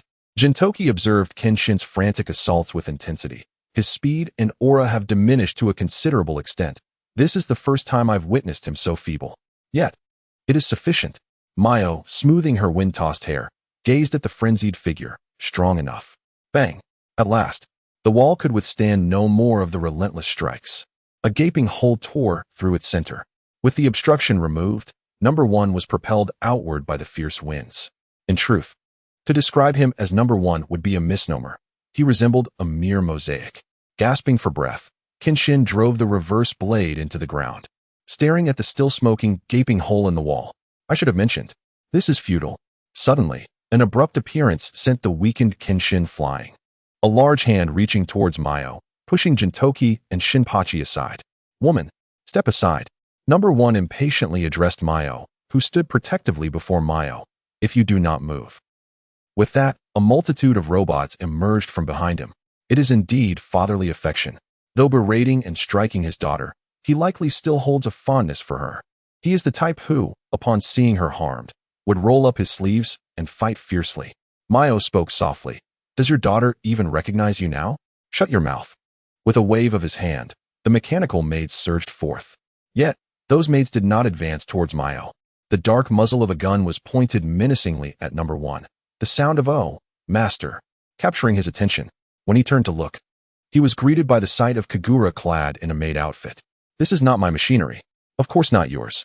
Let that fellow witness what a man's machinery truly is. Fire. Ascend with the advanced hovercraft, or perhaps a jet-like artillery. With a command from the elder from beyond, countless shells rained down upon number 1's form. How infuriating. He roared, extending his arm in an attempt to seize Shoyu. However, midway through, his endeavor was thwarted by a wooden sword wielded by Shinpachi, which severed his arm. Kenshin. Gintoki. Shinpachi shouted, and in that fleeting moment, as number 1 turned, a wooden sword and a reverse blade pierced through his skull, creating a gaping hole. I should have mentioned this. This will not be effective. Grasping the sword embedded in his head, an overwhelming fury radiated from number 1's eyes. Humph. If this had penetrated the gathered energy of all Edo, could your insignificant soul possibly endure? Nanny, and you go? Gintoki and Kenshin declared in unison, extracting their blades and delivering a kick that sent number 1 tumbling into the energy beam, swiftly retreating thereafter. Impossible. You wretches, he bellowed, once again extending his tendrils in an attempt to grasp Kenshin and Gintoki. Yet, the girl in the crimson chi-pao swung her umbrella fiercely, severing his last hope. Ah, Fuyo, he exclaimed, casting a resentful gaze towards Shoyu, who, as she watched Dr. Lin gradually disappear within the light beam, shed radiant tears. The power of those tears momentarily stunned the defiant number 1. Farewell, father, were the last words that resonated in everyone's eyes, reflecting number 1's expression as he departed. Not in peace, but in turmoil. Oh, so you are here, Kenshin remarked as he stepped into the mechanical repair shop where the elder from beyond was located. Observing Gintoki still transfixed by the television while the elder tinkered with machinery. What's up? Are you healed? Gintoki asked with a deadpan expression. I was fine ages ago. Don't compare me to that indulgent fellow, Kenshin retorted with a smirk. That's not accurate. Gintoki hasn't indulged excessively. He merely drank too much and his liver is suffering. The elder from beyond interjected quietly. Hey, what nonsense are you spouting? I'm the man who brings back fresh vegetables from the discounted market every morning. Gintoki grumbled in discontent. So why are you here? To see if you are feeling down, especially for little Shoyu who remains. What a pity for my hundreds of thousands. Kenshin remarked with a feigned sorrow. Just hundreds of thousands? You should at least compensate me with around 300,000. Gintoki replied while picking his nose. Could you explain what that is below you? Your green eggs? Kenshin pointed at the green head concealed beneath Gintoki. Whose eggs are green, hey? Gintoki exclaimed. I have no idea. I just picked it up during that chaos. Unfortunately, it's hollow, so I can't sell it, he said, staring vacantly ahead. What about you? Old man, what is that pile? Unbeknownst to me, the mechanical contraptions my family had unwittingly salvaged were observed by Father Genwai, who sat to the side, watching the bodily forms of the mechanical maids. Why not simply discard them? After all, they are merely machines. Speaking of which, our own brother too had nearly mistaken something he picked up from outside for a cooking ingredient, nearly leading to a culinary catastrophe. Did he intend to serve up death? As he spoke, Kenshin, with an expression devoid of emotion, produced a chip. Would you care for this? Ah, thank you. It is just what I need to replace our television. Ever since that last incident, it has been malfunctioning, Jinwei said as he took the chip from Jinshin's hand. At that moment, a pile of bundles fell into the room, revealing the hidden core within. Jinshin chuckled helplessly, unveiling Kagura and Shinpachi, who were concealed behind him. The astonished Jinwei and the battle-scarred Gintoki were greeted by a bloodied Kagura and Shinpachi as they wiped the grime from their faces. We found them, barked a voice. So, it seems we are all a bunch of proud misfits. Chapter 198, The Consequences. Face the gale.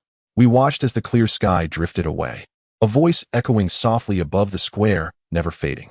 Leaning back in his chair, Jinshin observed the ebb and flow of the crowd, releasing the pain that had long resided in his heart. Indeed, perceiving everything anew brought a different sensation. What brings you here? A girl with purple hair, wearing glasses, approached Jinshin with a hasty gait and sat beside him, expressing her impatience. Lazy Uncle Jinshin. Hey. When have I ever been lazy? I eat well every day. How do you expect me to game otherwise? Jinshin protested, propping himself up and giving the girl, Sun, a gentle pat on the head. The reason I called you out today is because I have something to discuss. Where's Heisey?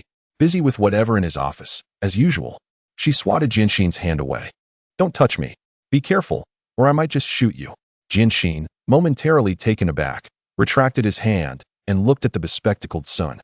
My apologies. What's the matter? You seem off today, Sun remarked, her eyes concealed behind her glasses, hinting at unspoken emotions.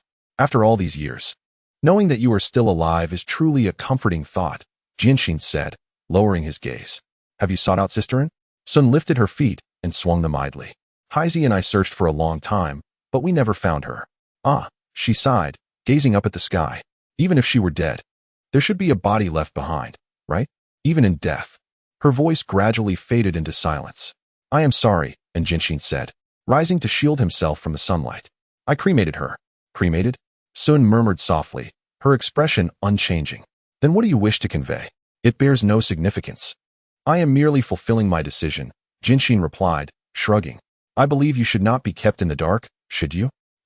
Raising his head. He gazed at the figure that obstructed the sunlight, the rays illuminating his profile and casting a shadow across his face. We cannot dwell in the past, Sun remarked, turning back with a serene smile, a smile that signified the release of burdens that had weighed heavily on his heart for years.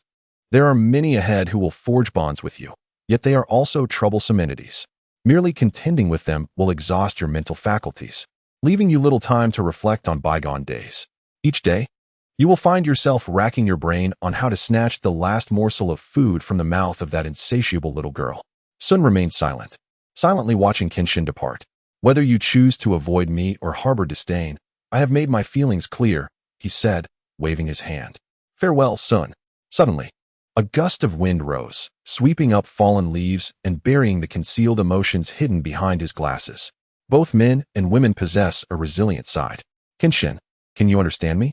Surely, you would comprehend, he said, downing the contents of his glass in one gulp, lamenting to Kenshin beside him. So you summoned me merely for this? Truly, one does not ascend the temple without cause, Kenshin replied with an impassive expression, pushing aside the empty glass before him. I must return home to prepare porridge. I cannot indulge you any longer. Hey, are we not old friends? Can you not lend an ear to my woes? He exclaimed, pulling Kenshin closer, his entire face flushed. I may be struggling, yet I remain a steadfast man. I apologize, but I do not know any gorilla, Kenshin retorted, preparing to leave once more. Even so, you must listen to my news. You wretched fellow. He exerted all his strength to pull Kenshin back. Why can't Miss Amiao understand my feelings? I have been trying so hard. Would you prefer sweet words or harsh truths? Kenshin sighed, lifting his glass again. Speak as you wish. I will listen to whatever you say. The gorilla has completely given up. Sweet words mean she does not fancy you. Harsh truths imply she detests you. Kenshin calmly added the final blow. Thus, I have resolved to abandon any illusions. Recently, Uncle Matsudaira arranged a marriage for me. Honestly, It matters not what kind of person it is, as no one desires me or cares for me. I am merely rambling on, disregarding others. A vein throbbed on Kenshin's forehead as he took a sip of his drink. So what is your prospective bride like? If you don't mind, could I see her picture?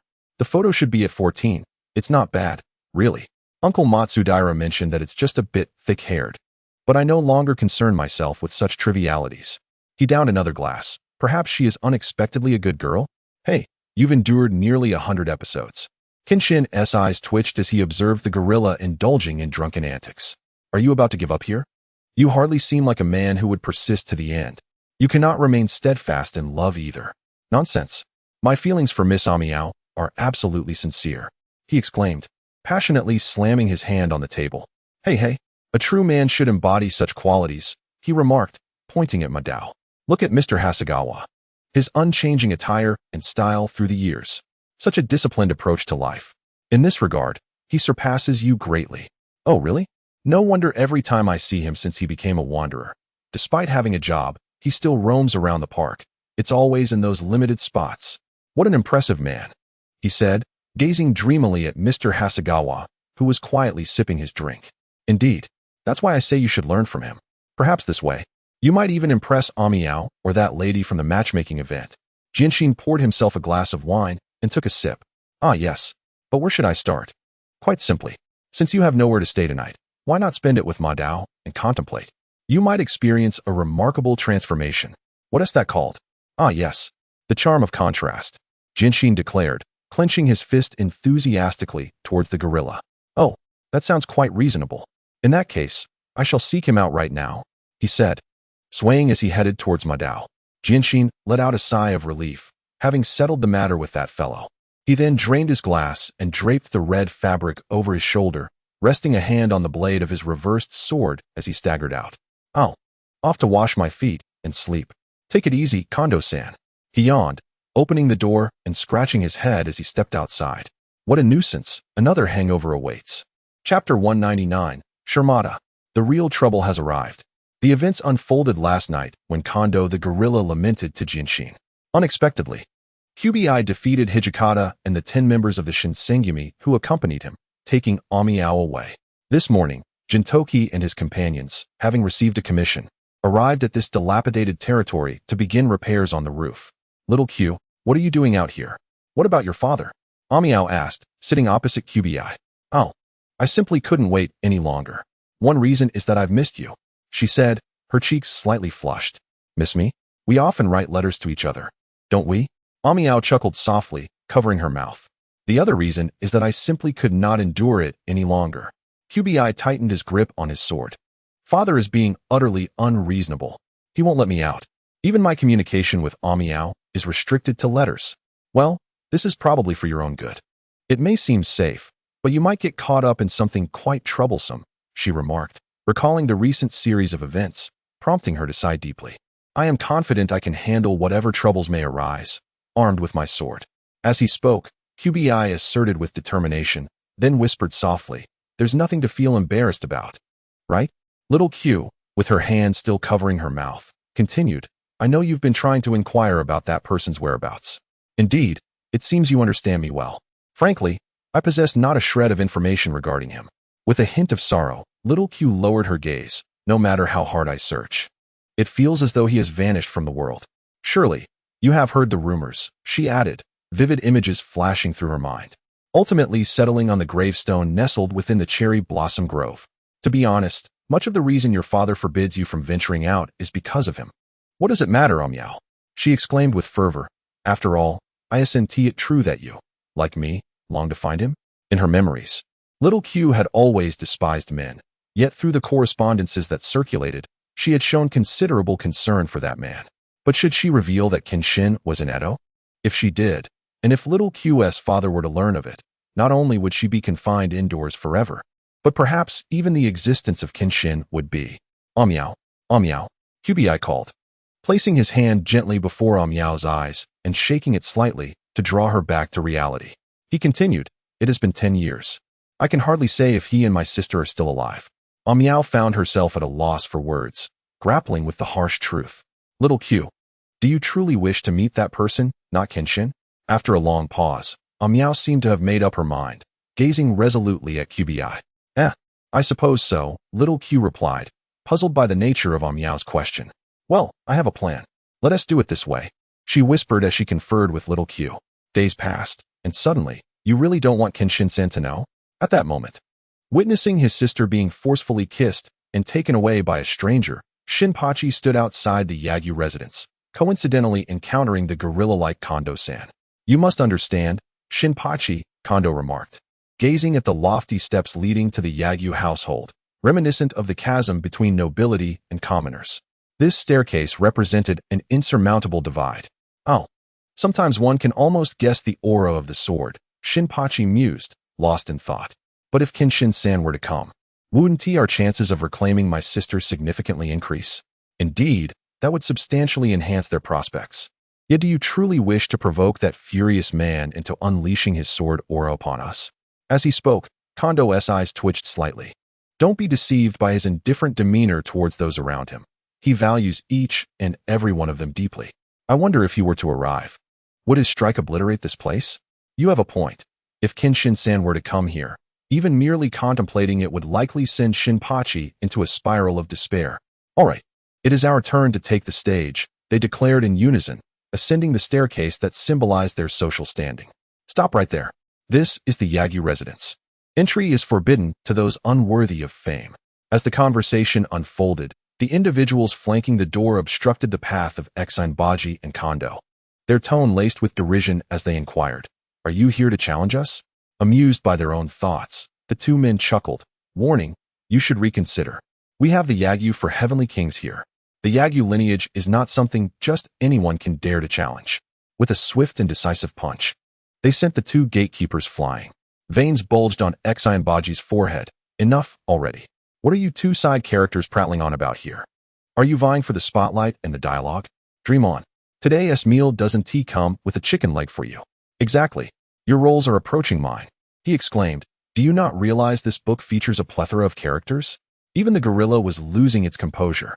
However, after dispatching the gatekeepers, the two proceeded to alert those inside, and soon a multitude surged forth, surrounding Exasperation and Kondo.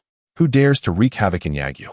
One of them seized Exasperation, who was attempting to act cool, while Kondo, adjusting the brim of his hat, coldly remarked, "Since Exasperation is here for a fight, he must at least put on a good show.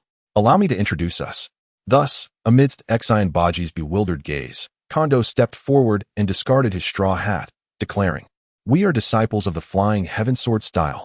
We have come to challenge the illustrious Yagyu family. We have no interest in the #1 Yagyu brand. We simply seek to reclaim our dojo's honor. What is this Flying Heaven Sword style? I've never even heard of it." The apparent leader waved his hand dismissively, commanding, "Seize them." With a swift motion, a wooden sword sent several advancing samurai flying. Kondo laughed heartily. "You've never even heard of the Flying Heaven Sword style? What kind of prowess is that? Hey, aren't you just asking for trouble? You should know it's already been dubbed the premier school." Exasperation could hardly contain his urge to scoff, and his feelings erupted forth. "Don't worry, Exasperation, I've brought reinforcements," exclaimed Gintoki, who had just knocked aside several samurai blocking the entrance, removing his hat. "We are all heirs of the Flying Heaven Sword style. Ah, I am the true heir," he proclaimed, pressing his face close to the lens, while Sogo laughed heartily. "That's right, it's me. Hey, you fool, get out of the way. We're in the middle of a fight." Hijikata shouted, exasperated as he pulled Sogo back. "What does it matter? Once that man arrives, these fellows will be nothing more than a minor obstacle." Sogo, with his hands cradling the back of his head, appeared remarkably composed. The gorilla and Exasperation turned their necks in stiff disbelief. "Sogo, could you repeat that?" they asked in unison. "I said, once that man arrives, they will be nothing more than a minor obstacle," he reiterated, gesturing toward Exasperation and the gorilla. "Haven't you both already blown your cover? What a disaster!" they exclaimed in unison. "What have you done, Sogo? If the true monster arrives, we won't just be here to pick a fight. We'll be here to rob them." The gorilla's face contorted in despair. "What does it matter? I've long harbored disdain for the Yagyu family anyway." Sogo maintained his calm demeanor. "What are you talking about? Whether it's 2 of you or 6, take them all down." As he spoke, the warriors surged forward once more. With a slow motion, he drew his wooden sword, while Gintoki remained utterly indifferent to the group of warriors before him. perceiving them as no more than a mere nuisance akin to level 99 warriors battling low-level monsters, yielding neither experience nor any worthwhile rewards. We are comrades, after all. To venture into a dungeon alone is rather ill-advised. Chapter 200. The elite boss of the dungeon. Such a familiar place. Ultimately, I have arrived once again. Gazing at the open gates of the Yagyu residence, Kenshin couldn't help but smirk. Even if you refuse me entry, I shall still find my way inside. Oh, but young man, I cannot allow you to enter. An old man emerged from behind the door, unmistakably the same fellow who had obstructed Kenshin previously. Hey, it's you again. Just so you know, I have been invited here this time. Kenshin replied nonchalantly. Regardless of the chaos within, you absolutely cannot pass. The old man stated, brandishing a weapon that was clearly not a wooden sword before Kenshin. You've piqued my curiosity. Would you care to share your reasons? Kenshin, devoid of any combat fervor, quietly settled onto a nearby step. This should place us at an equal height, granting you the confidence to speak freely, wouldn't it? Oh, perhaps I have been a tad too harsh. If you were unfamiliar with Shoko, it would make no difference. However, I cannot allow Shoko to be led astray by you. What a dull thought.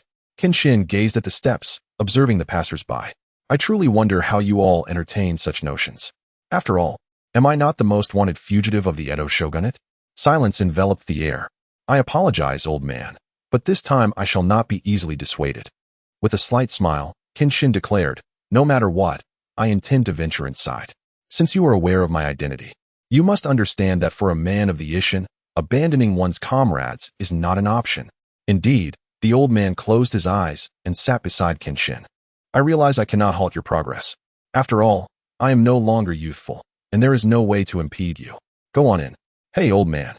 Your reaction this time is entirely different. Last time, you were like a pancake sizzling in a hot pan. Kenshin observed the old man in surprise. I am well aware of the grievances between you and my son, the old man admitted, appearing somewhat at a loss. Indeed, the Yagyu family has wronged you. Your comrades should never have met their demise. What? Old man, you're not as foolish as I thought. Pretending to be senile is rather embarrassing, Kenshin scoffed. Those comrades of mine are all waiting for me on the plains beyond the sea. Unfortunately, I have kept them waiting for a decade, and I cannot foresee how much longer it shall be. By that time, they will surely fill me with copious amounts of liquor, he mused, resting his hands on his knees as his hair fell across his forehead. 10 years have truly flown by. Well then, Kenshin, the old man said, retrieving a bottle of sake and 2 cups from the nearby brush, pouring them out onto the ground. The main hall awaits you. Did you know I was coming today? As he spoke, he lifted the wine cup from the ground. The affairs between you and that young girl, Mayona, have long been known to the Yagyu family. We simply kept it hidden from Q. He raised the cup and drank it in one gulp. However, I truly did not expect that both the White Knight demon and the sword-drawing sect coexist in this Edo. What is so surprising about it? Some individuals are inherently drawn to social groups. Do you perceive me as a wolf? Kenshin slowly stood up. Well, old man, I am now off to find my companions. Do as you please, he waved his hand dismissively. The diminutive figure exuded a unique sentimentality. With a measured smile, he drank from the cup, bending down to place it on the ground. Kenshin exhaled deeply and stepped over the threshold of the Yagyu residence. His foot, already fractured, crouched down to inspect the injuries of Sugo, and Kenshin furrowed his brow as he gazed at the bald man beside him. The Yagyu for heavenly kings? Is it truly the case that even Sugo requires a mutual demise to be defeated? It seems you have indeed grown considerably stronger. Kenshin smiled faintly, hoisting Sugo onto his back. You were meant to inherit the Hiten Mitsurugiru at an appropriate time, yet now it appears I must await an uncertain day. His ears perked up. Is there a sound of combat? Let us go investigate. Blood streamed down his face, obscuring the enemy's visage, and the blinding glare before him was overwhelming. Yet even so, even if only temporarily, he must not concede defeat. This has nothing to do with his dignity. It is a matter he must accomplish. Still unwilling to give up? You are a far cry from the man I encountered in the tavern. With her sword leveled at the swaying Hijikata, Q's tone was cold. It is already commendable that you have persevered this far. You are the vice commander of the Shinsengumi. There is no need to exert yourself for someone who is utterly irrelevant. This is no trivial matter. Spitting blood, Hijikata sneered. I am the vice commander of the Shinsengumi. Thus I am willing to give everything for my leader. I am now a disciple under Shinpachi's command. Therefore, he is someone I must protect with my life. Until my last breath, I will not allow anyone to harm him. A foolish resolve, to perish not in honorable battle, but rather to squander one's life for such an absurd cause. The vice commander of the Shinsengumi is merely a man of antiquated principles. Q pointed her sword at Hijikata. This is not antiquated. It is a determination long since made. Hijikata struggled to stand tall. No matter how ludicrous the situation may be, there exists a reason to fight for it. Perish. With that, Q charged straight at Hijikata. Observing Q rush towards him, the injured Hijikata felt no fear. He tightened his grip on the sword and shouted with all his might, charging towards her. Crash! The already blurred vision of Hijikata was met with Q's wooden sword, sending him flying backward. During his free fall, he was caught mid-air by a crimson figure. 14 men, indeed. Kenshin gently lowered Hijikata, supporting him against a nearby tree. Rest well. So you finally decided to show yourself? Hijikata closed one eye, his tone bewildered. The presence of this individual essentially signified that, regardless of the circumstances, victory was within reach for their side. If only I had arrived earlier. I could have witnessed your moment of bravado, he remarked, placing the unconscious Sugo beside Tashiko. Keep an eye on Sugo. He has perished in a mutual demise with one of the 4 heavenly kings. Mutual demise, indeed. It seems rigorous training is still in order. Tashiko was taken aback, clearly not expecting Sugo to have succumbed so easily. However, in truth, he was not destined to lose. The crucial evidence of this had already been obliterated. Leave the rest to me.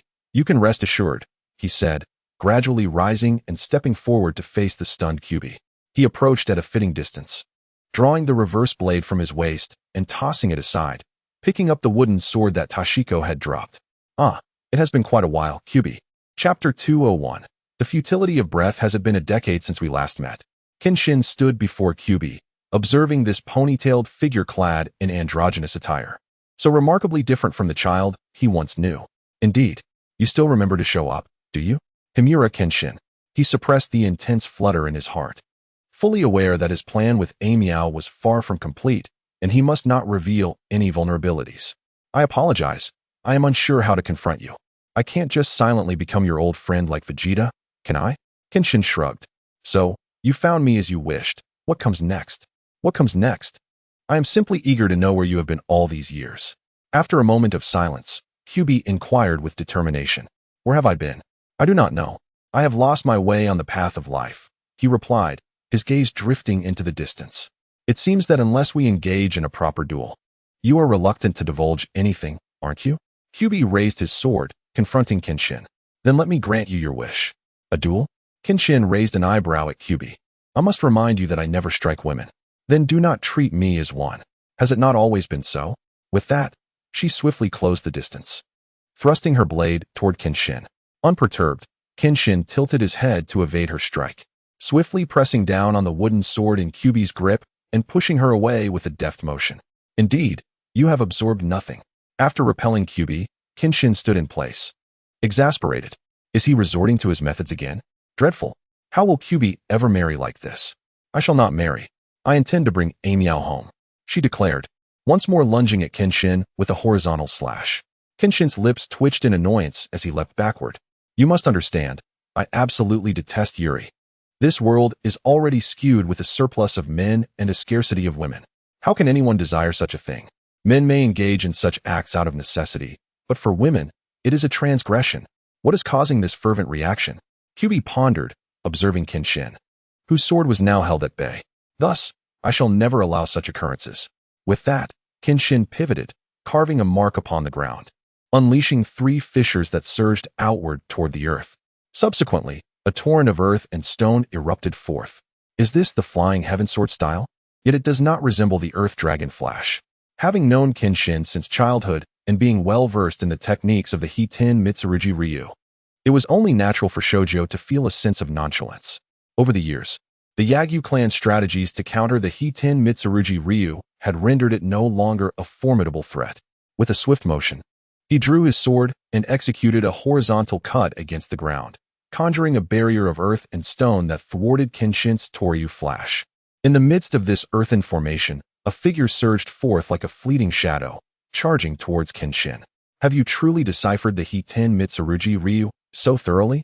Shoujo remarked, maintaining his stance as Kenshin prepared to face him. In an instant, Kenshin contemplated the most effective countermove, the Ryoryu Flash. However, employing this technique risked exposing Shoujo's hand. Gritting his teeth, Kenshin released his grip on the sword just as Shoujo closed the distance, redirecting him with a gentle force to the side. This was the dragon's return flash. Yet, in that fleeting moment as they crossed paths, Shoujo thrust his sword into the ground, propelling himself upward and delivering a fierce downward strike. Another countered? Kenshin thought as he traced a semicircle with his foot, holding the sword behind him. Calculating Shoujo's landing time, he executed the Dragon Moon Flash, lifting his sword high and harnessing the friction from the draw to unleash immense power, sending his adversary hurtling away. There appeared to be no effective counter to this technique. Shoujo was sent sprawling, landing on the ground and stumbling backward. The Hiten Mitsurugi Ryu encompasses far more than mere techniques like the Tornado Flash or the Dragon Fang Flash. These are simply potent special strikes. If one were to draw comparisons, the Hiten Mitsurugi Ryu is nearly akin to your Yagyu clan's Chunin Ryu, albeit your techniques are mere replicas, while the Hiten Mitsurugi Ryu is about perception, anticipating your next move to counter and retaliate in advance. Kenshin retracted his wooden sword, concealing his slightly trembling hand behind his back. I require no explanations from you, Shoujo coldly retorted, charging forward once more. Is your study of the Hiten Mitsurugi Ryu motivated by its theft of the Yagyu clan's swordsmanship glory? Do you seek to vanquish it to validate your claim to supremacy? Kenshin adeptly evaded Shoujo's strike, seizing the opportune moment to grasp Shoujo's wrist. I know not of such matters. I simply understand that upon our reunion, should I fail to decipher your techniques, my desire to deliver a sound thrashing to you would remain unfulfilled. Shoujo struggled fiercely, yet could not free himself from Kenshin's grasp. Step back, Shoujo. A voice echoed from behind Kenshin. The gritting teeth of Shoujo turned to surprise as he glanced back, exclaiming, Father? Ah, finally decided to show yourself? Kenshin did not turn, firmly holding onto Shoujo's hand. It has been a decade. Should we not exchange words upon reuniting? It is the Yagyu clan that has wronged you. But, before he could finish, Kenshin interrupted. Do not misinterpret my intentions. I am merely here to seek someone. With that, Kenshin released Shoujo's hand, offering an apologetic smile before finally turning to face Yujiku. Do you intend to obstruct me? Gripping the reverse blade sword, Yujiku's expression bore traces of nostalgia and sorrow. Indeed, you have followed a path indistinguishable from that of the true Himura Kenshin. Who knows? Perhaps in my middle age, I too may succumb to lupus. Kenshin shrugged nonchalantly and remarked, It is only the inexorable forces of illness that could possibly defeat someone like you. Yuju lifted his head, stating, Although the Yagyu clan has wronged you, as the Sword Saint, I earnestly desire to engage you in combat. Hey, Yuju. You have been studying the sword flow for several years now. Do you truly believe it is fair to challenge me? Kenshin scoffed. In this world, fairness is an illusion. Is it not? Surely, as the head of the Yagyu clan, you can comprehend my sentiments. Thus, I stand here as the contemporary sword saint of the Yagyu clan to duel you, rather than merely as its head. With that, he unsheathed a wooden sword from his back, standing poised and serene. Unlike Shoko, Kenshin instantly sensed a faint yet palpable pressure. In this battle, the concept of sword energy was rendered moot. This was a contest of swordsmanship, dictated by the blade. Very well, since you insist on fighting, Kenshin said, casting a glance at the reluctant Shoko behind him. There must be something I have yet to ascertain. What could it be? Regarding this matter, Shoko. Boom. Within the bamboo grove, the battle raged on. As the skirmish progressed, the casualties mounted.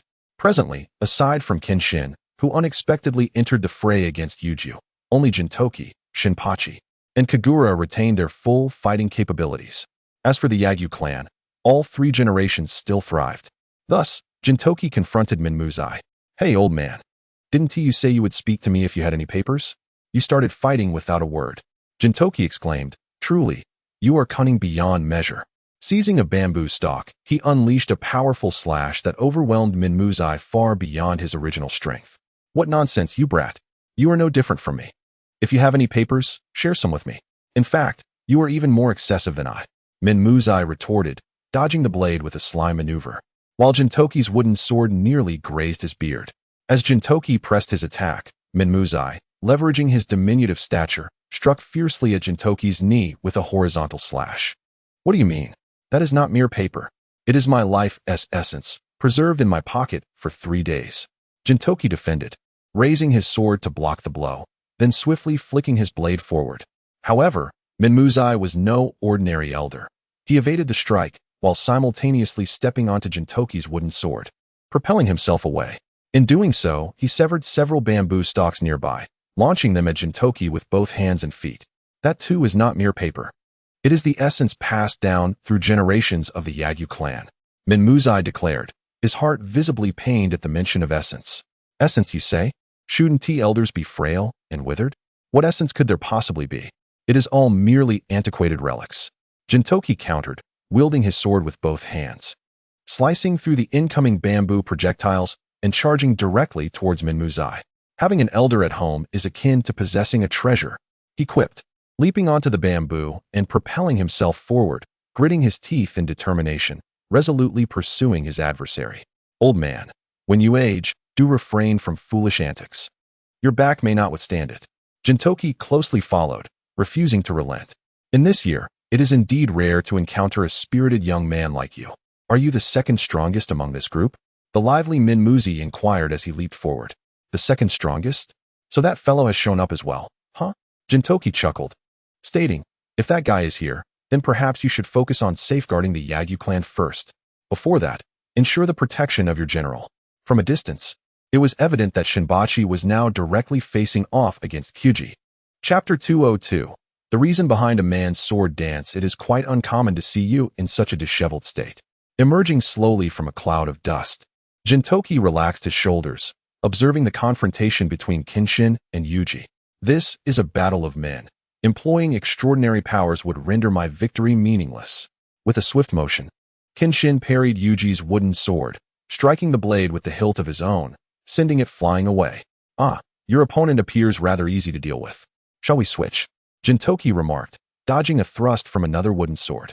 He then delivered a kick that sent Minmuzai flying. It seems your diminutive stature serves both as your advantage and your disadvantage. Back to back, Kenshin and Gintoki faced the dual sword saints of the Yagyu clan. What is going on? The old man cannot even handle such a foe. Yuji emerged slowly, his body creaking from years of neglect and training. The will and instinct of the Yagyu sword saint gradually awakening. That is not an adversary one can simply dismiss during mealtime, Minmuzai stated with difficulty, glancing at Gintoki.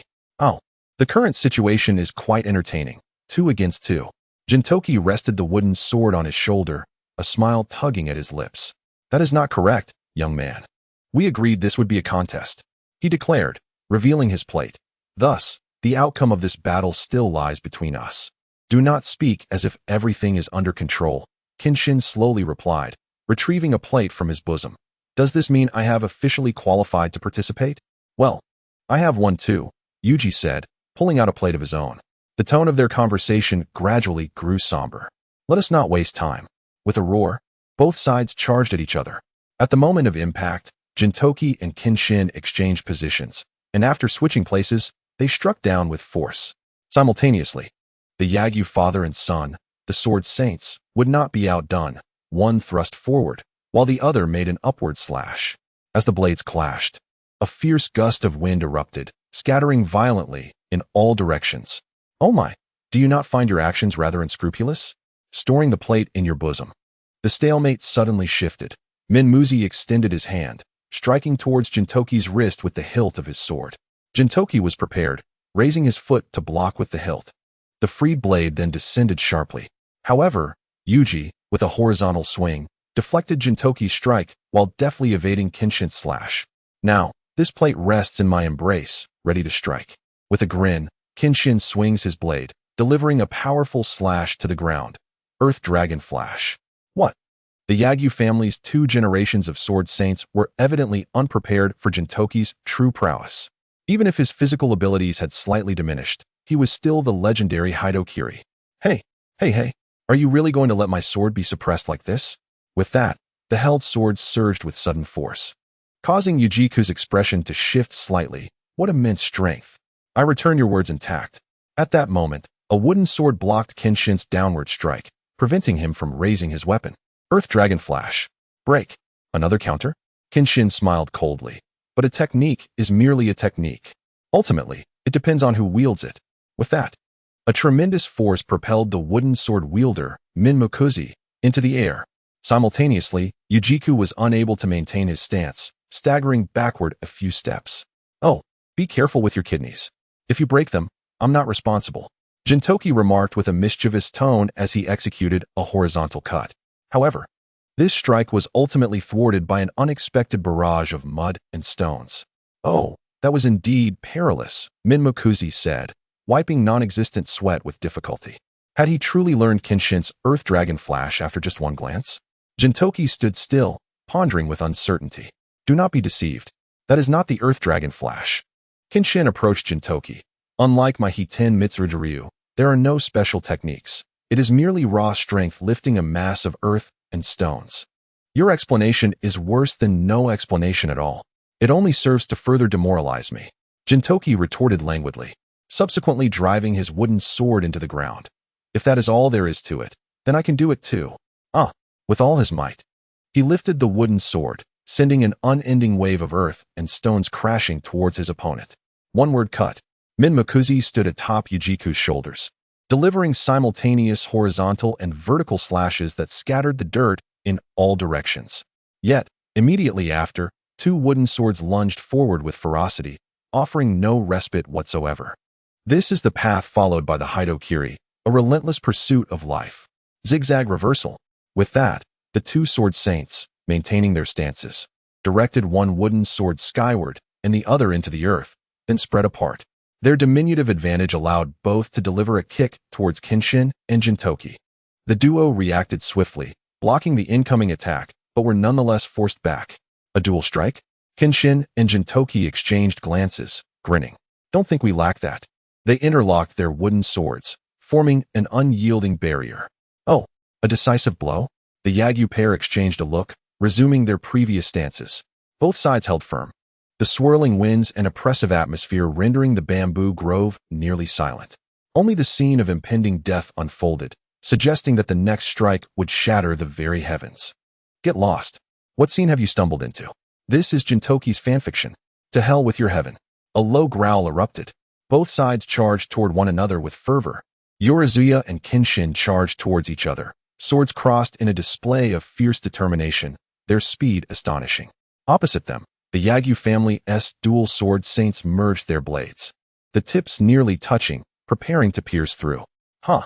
Exclaimed Shinpachi, lamenting. You still remain useless. He moved to Miyo's side, grasping her wrist tightly. As a child, I could only lie on the ground and watch everything unfold. Even now, I find myself helplessly witnessing my sister being taken away. When will you truly grow up? Enough of your rambling, Shinpachi retorted, though his essence seemed to vanish from sight. Though I was powerless to observe as a child, I am different now. I possess my own thoughts. I have come to take my sister back. Oh, is that so? Koji closed her eyes, skepticism evident. Are you still so confident in defeating me? Shinpachi stood resolute, acknowledging, indeed, I am a self-proclaimed failure. Yet, despite this, I stand here. I have responsibilities to fulfill. It was Kenshin who instilled courage in me, Jin who granted me strength, and Kagura who bestowed confidence. Kondo and Hijikata have joined me. So, even as a so-called failure, surrounded by so many friends, I do not feel fear. I believe I can bring my sister back. Mayo gazed at her brother, feeling nervous yet astonished at how he had seemingly matured before her eyes, almost unrecognizable as her little brother. Is that so? Do you truly believe you can defeat me? Koji pointed her wooden sword at Shinpachi, mocking, is this the leader we face? How laughable. Suddenly, the wall erupted in a violent explosion, dust swirling as four wooden swords spun and embedded themselves into the ground nearby. Hey, Shinpachi, Jin called out, I heard your earlier declaration. You even tried to be cool for a moment. I'm not pleased with this transformation. Isn't Shinpachi supposed to be that otaku who always grumbles? Why have you become such a spectacle? It's quite irritating. Or are you an imposter? Blood trickled from Jin's mouth, his form covered in dust as he slowly approached Shinpachi. There's no such thing as a true failure. Everyone possesses their unique strengths. And it's when one cannot achieve something alone that the power of camaraderie comes into play. Shinpachi is far from a mere failure. He is a remarkably valiant man. Kenshin emerged, equally dust-laden, standing alongside Jin to shield Shinpachi. Therefore, you need not regard yourself as a weakling. Psychologically, you stand on the same line as us. A true warrior. The heart that is willing to risk one's life for others is a powerful force. Do not let tears flow. Kenshin and Jin exclaimed in unison. We are nearing 60. Spare us the gratitude. They warned. Otherwise, we shall strike. With that, the two swiftly drew their wooden swords. Before the imposing Yagyu family, who harbored intentions to harm us, our formidable general declared that they would have to step over our corpses first. Chapter 203. The farce will not conclude hastily. Is it the Supreme General? Minyukuzai, observing the new Baji being obstructed by Kenshin and Gintoki, stepped forth. Perhaps we need not contemplate anything else. The life of the opposing general shall undoubtedly be claimed by the Yagyu family. You cannot be allowed to proceed unchallenged.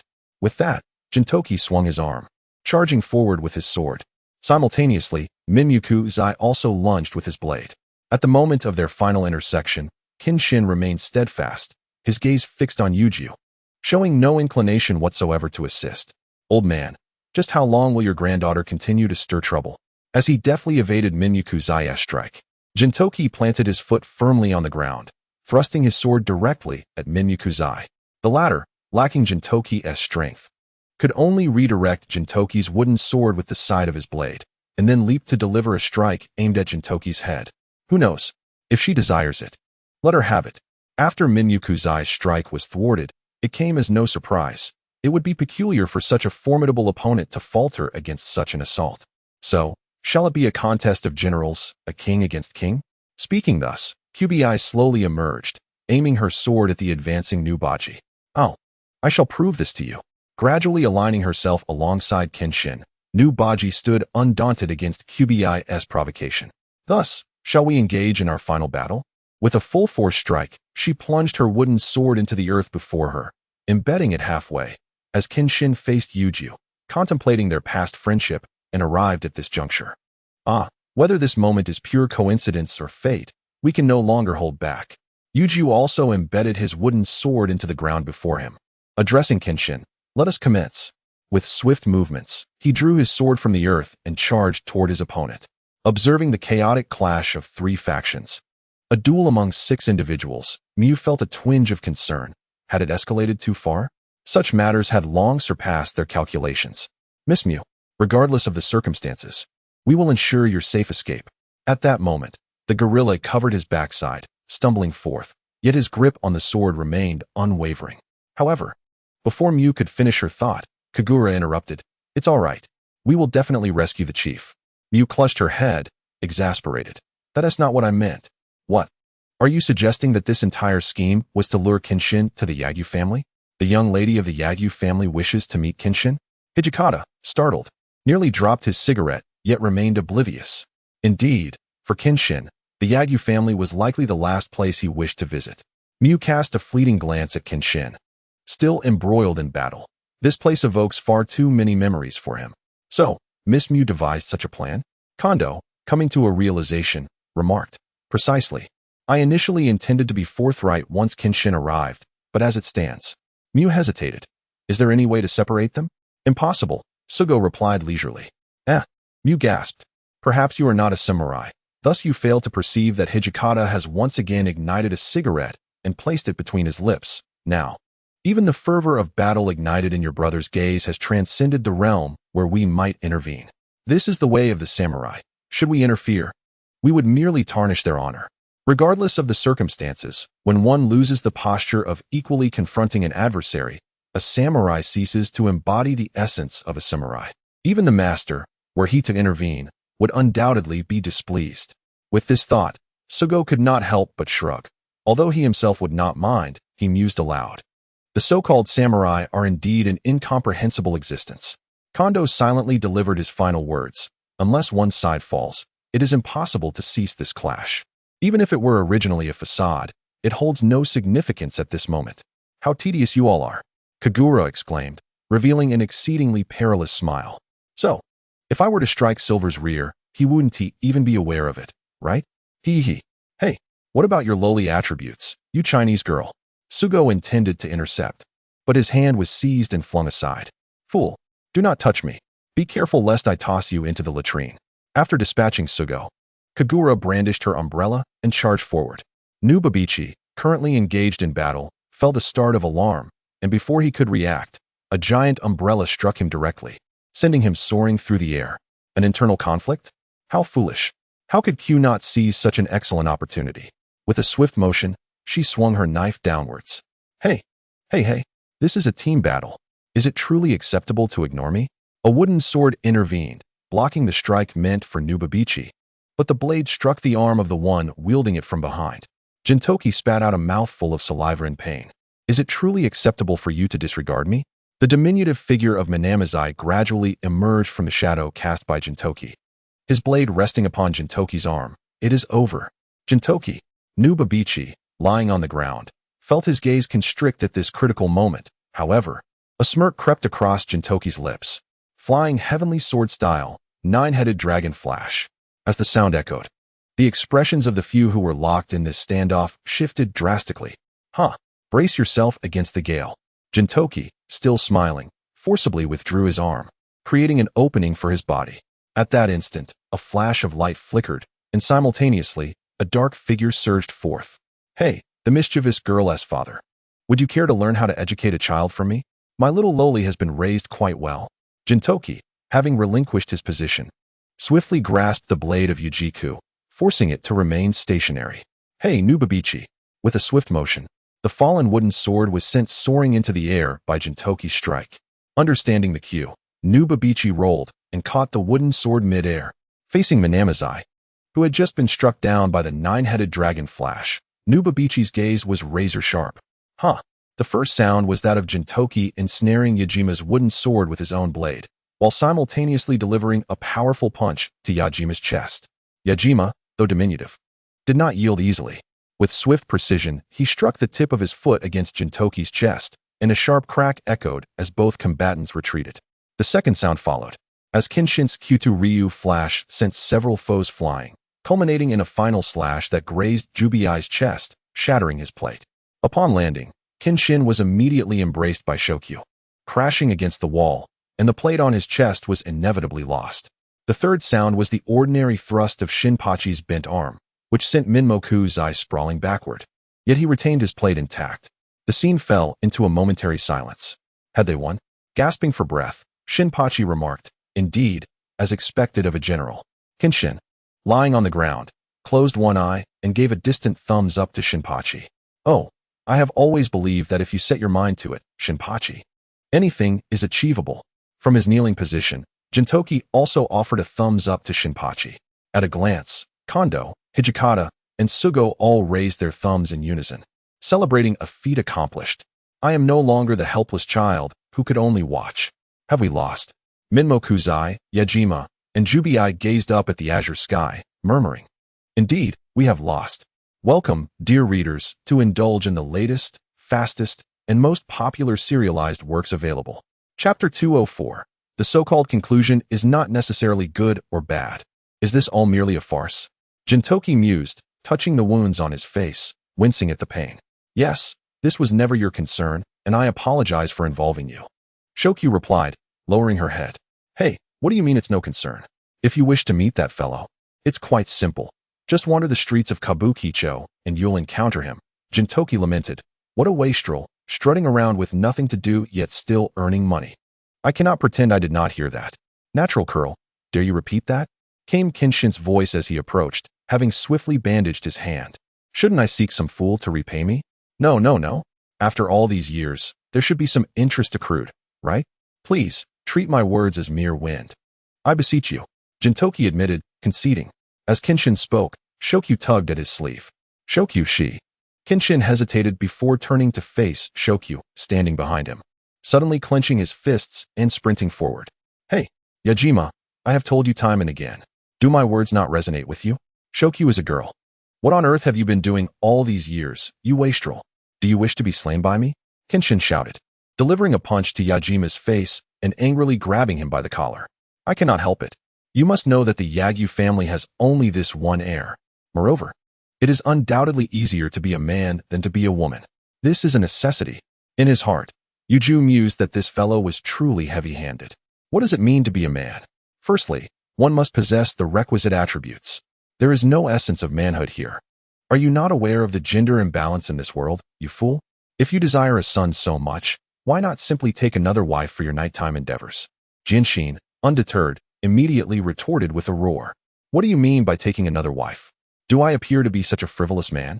I am quite devoted indeed. Yuju, as if someone had stepped on his tail, erupted into a furious shout. What nonsense!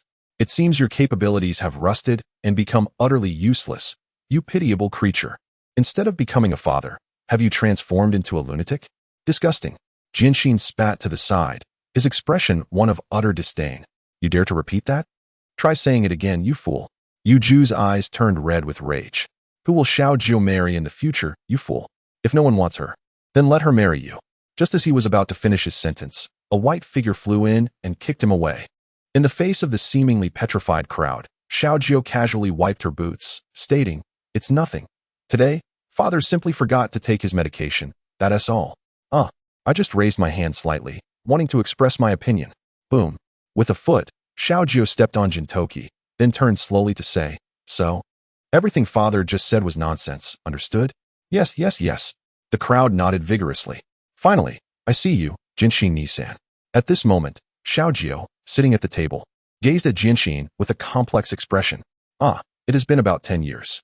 Genshin turned his head, watching the playful Kagura outside, and couldn't help but smile faintly. So if you have always been in Edo, why didn't you come to find me? Bring your sister along? Xiaojio's gaze was sharp, fixed intently on Genshin. Slightly taken aback, Genshin waved his hand dismissively. I am but a mere wanderer. How could I come to seek you? Our statuses are vastly different. Your social circle should consist of noble ladies and young masters, shouldn't it? However, Xiaojio elevated her voice slightly. There is no such however. Genshin looked earnestly at Xiaojio. Rest assured, I am doing quite well now. I've opened a dessert shop in Kabukicho. If you're craving something, I can certainly provide it at a discount. A dessert shop? Xiaojio inquired, looking at Genshin. Is your sister the proprietress? Genshin hesitated, then helplessly replied. You truly have not forgotten, have you? In response to Xiaojio's incredulous gaze, Genshin replied nonchalantly. I have parted ways with her. Parted ways? Why? QBI exclaimed, slamming her hand on the table. Is there a need for a reason? Whether it be personality clashes or something else, we are simply no longer together. Genshin turned his head away. We separated long ago. Separated? Then tell me, where is my sister now? Xiaojio's gaze instantly turned icy and piercing. Uncertain of why I still seek news of her after our separation, a subtle tremor coursed through me. Yet, Kenshin's tone remained unchanged.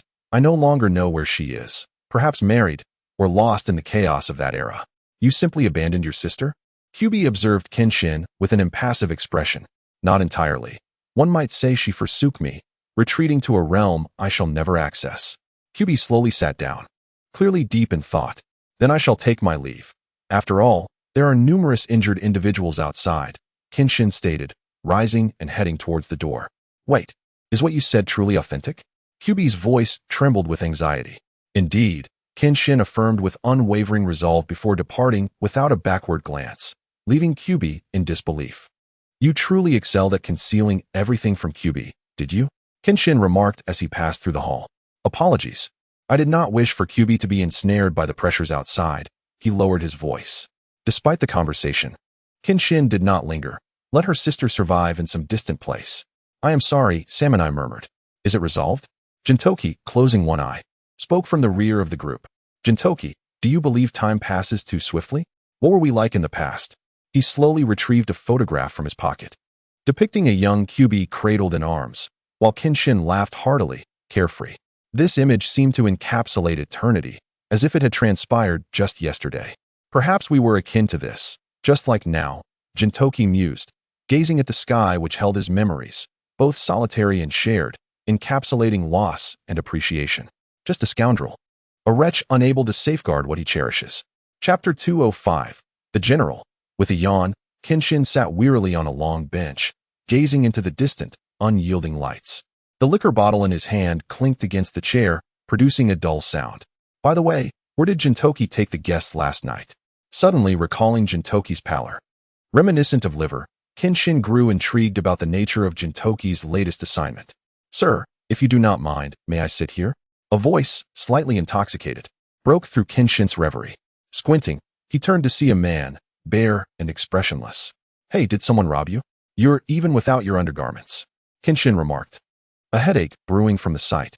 It's merely the inevitable consequence of defeat, the man replied. Though you say that, your eyes betray a sense of grievance. Oh, wait a moment, she said, as she removed her worn red kimono and handed it to the man. Though it may be somewhat tattered, it is certainly better than nothing. Thank you, the man replied, standing up and donning the garment. By the way, I am yet to learn your name. As he spoke, he fumbled at his feet, retrieving a bottle of sake and offering it to the man. I am Tokugawa Shigemori, the shogun. Shigemori accepted the sake that Kenshin had presented, uncorked it, and took a sip. Ah, shogun, Kenshin mused, stroking his chin. That is quite an admirable title indeed. Will you awaken the power of the Geipokujin? The shogunate has never resorted to violence. He replied expressionlessly. Really? Kenshin muttered. Then how did you escape from that ironclad government? Rest assured, I do not require you to escort me to the Shinsengumi. Unnecessary, for they are currently scouring the streets. They will inevitably find their way here. Hey, maintain your composure. Is this the demeanor expected of a shogun? If they locate me here, they surely will not mistake me for a criminal. I feel quite wronged. Kenshin tossed aside the empty sake bottle and retrieved another from his side. I shall report this to the press. The shogunate has always sought to rectify injustices. Taking a sip of sake, Shigemori gazed into the distance, slowly speaking. Ah, what a tedious conversation. I find it rather dull. Suddenly, Kenshin shouted, Come on. Let us go have some fun. Fun, Shigemori replied, his tone laced with skepticism. As a shogun, should you not be engaged in administrative duties during the day and retire to rest at night? Kenshin placed a hand on Shigemori's shoulder, exclaiming, Do you not find it monotonous? Surely you have never experienced the joys that commoners indulge in. With a hint of doubt, Shigemori regarded Kenshin. No need to worry. I will treat you. Let us explore. Kenshin laughed heartily as he led the way. What is this? Shigemori observed the man, who was thoroughly enjoying himself, and asked in confusion. Ah, speaking of which, this must be a game favored by some natural curls, Kenshin remarked, scratching his head as he stepped down from his perch. Let us play. Play. The shogun remained seated, utterly perplexed. Indeed, in the shogunate, there must be no shortage of entertainment. Regardless, everyone learns through observation. Just follow the lead of those around you, Kenshin declared, chomping down on a skewer of lamb. Heeding Kenshin's advice, Shigemori carefully observed the activities of those nearby before cautiously shaking a game apparatus. This, Shigemori inquired, glancing back at Kenshin. As he beheld the winning display, Kenshin's eyes twitched in disbelief. He wondered if a certain natural curl would be dismayed to learn that a novice had achieved what they dreamt of. Luck is on your side. You've struck the jackpot.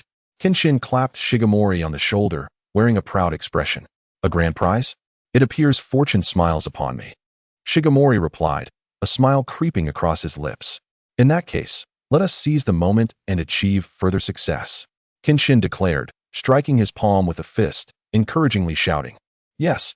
As he chuckled, Kenshin lightly touched his head, strolling through the bustling streets, with Momo accompanying him. I feel quite joyful, Momo remarked, her smile a rare sight. What a pity today isn't a festival. Otherwise, you'd have something to enjoy, Kenshin said, hands clasped behind his head as he walked ahead. However, there was one thing he found perplexing. Are you truly a member of the Shinsengumi? Momo inquired gradually. What? I certainly am not. I wouldn't want to be associated with that brutish gorilla, Kenshin replied, his tone laced with dissatisfaction. Then, are you a loyalist to the Restoration? Momo pressed further. Loyalist? Hey, you're the shogun, aren't you? Are you trying to apprehend me? Indeed, you must wish to catch me. I'll cry foul. Do you believe me? Kenshin exclaimed dramatically, leaping into the air. Oh, it's nothing. I'm merely curious about your sword, Momo clarified, realizing Kenshin had misunderstood.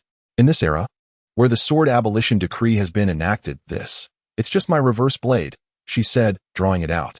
You know it's a cosplay. Cosplay? Momo asked, her confusion evident. Let me take you somewhere.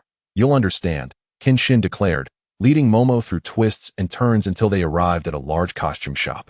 Hey, Kuroko, get this guy a random cosplay outfit that looks delightfully extravagant, Kenshin shouted as he entered. Lord Kenshin, it's quite late, Kuroko, dressed in a black kimono, responded as she emerged. This is just a friend of mine. He wants to experience what cosplay is, Kenshin explained, winking at Kuroko. Understood, Kuroko replied, guiding Momo to a back room. Soon, Momo emerged clad in a samurai outfit, complete with a helmet and a sword, adorned with the image of a fierce demon on the back, draped in Kenshin's red attire. Well, it doesn't look bad at all, Kenshin remarked, nodding approvingly at Momo. Is this what cosplay is? Momo asked, a smile forming at the corners of her lips. It looks quite splendid. Kuroko, just put the bill on that naturally curly-haired fellow, Kenshin said, waving as he led Momo out. Lord Kenshin, I knew this would happen. Kuroko sighed, watching them leave. If you keep this up, Lord Gintoki will be in tears. Ah, it's no worry. He is already deep in debt.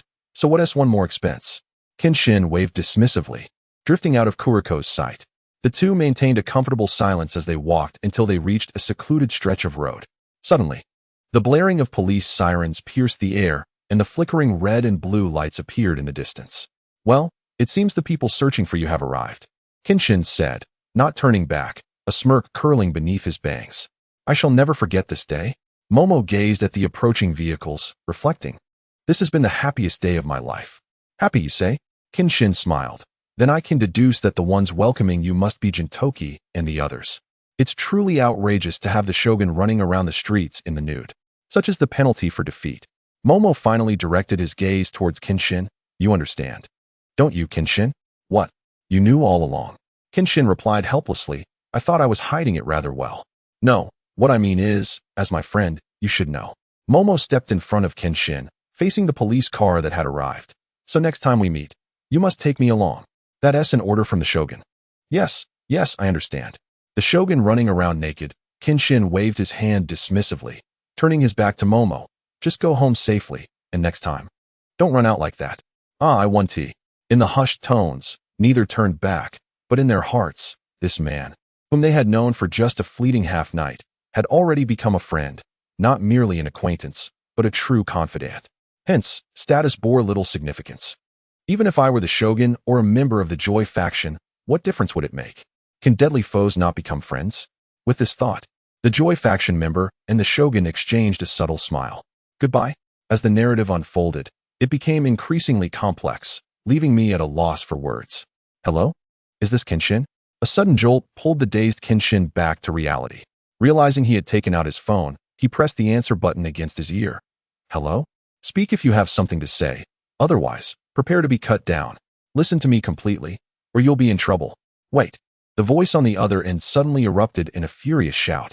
Kenshin pulled the phone away from his ear and rubbed his eardrum before slowly putting it back. Ah. It's the chief of the Shinsengumi, quite the rare caller. What brings you here? Please, for today do not go out. Do not leave Kabukicho. This is my lifelong request. I beg you. Hey, why are you suddenly so desperate? Did you forget to take your medication? You can't just restrict my movements. Kenshin looked at the phone in disbelief. I don't care. I'm going out to have fun today. Who do you think you are? Wait, let me finish. There is more to say. But before the chief could finish, Kenshin abruptly hung up. This guy? Kenshin grimaced at his phone, while Kondo, the chief, was left speechless. Listen up. This time, you are to patrol Kabukicho. If you see a man dressed in a red kimono with a sword, do not let him leave, no matter what. Kondo, realizing that his initial plan was unfeasible, reluctantly pivoted to alternative methods. Chief, is it really that serious? The officers looked at their chief with puzzled expressions. This mission is of the utmost priority. If you manage to stop him, I'll grant you a month's vacation. Kondo declared amidst the astonished gasps of his subordinates. Yamazaki, this task is assigned to you. He glanced at the time. It should be about time, right? Understood. With squinted eyes, Yamazaki's heart had already shattered. Screaming internally, I absolutely refuse to confront that monstrous Kenshin. Miss Mitsuba should be arriving soon, right? Hey, why are you clinging to me today? He said, casting a speechless glance at Gintoki, who had been trailing him since he stepped out. Kenshin's keen intuition sensed an air of peculiarity. There was undoubtedly a conspiracy afoot. It's nothing. I simply find today exceedingly dull. It seems a splendid choice to idle about with you. After all, you are quite the affluent one. Perhaps you might treat me to a sumptuous meal, Gintoki replied, his eyes wandering, yet his words were strikingly direct. A lavish meal? Let's discuss that once you repay your debts, Kenshin remarked, casting a sidelong glance at Gintoki and continuing to walk ahead with an impassive expression. Hey, Shinpachi. Are you keeping an eye on the road ahead? Gintoki muttered to himself, trying to maintain a facade of nonchalance. Fear not. Just a left turn ahead. It will lead us to another road in Kabukicho, which means a lengthy journey awaits us. The intermittent sounds from the earphones filled his ears. All right, Kagura. Prepare for any unforeseen events. With this, I shall secure 50,000 yen. Gintoki thought to himself, relishing the thought of the carefree days that lay ahead. Yet, upon returning to reality from his daydream, Gintoki realized the vast disparity between fantasy and reality.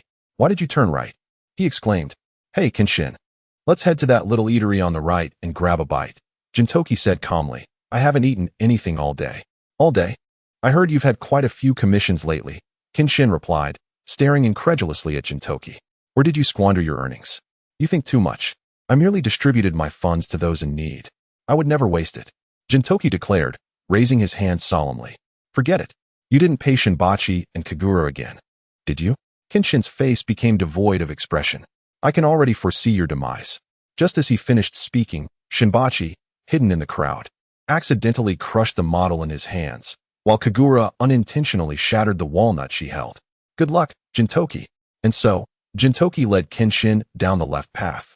Indeed, it was characteristic of Gintoki to employ such a strategy to deftly redirect Kenshin to the right.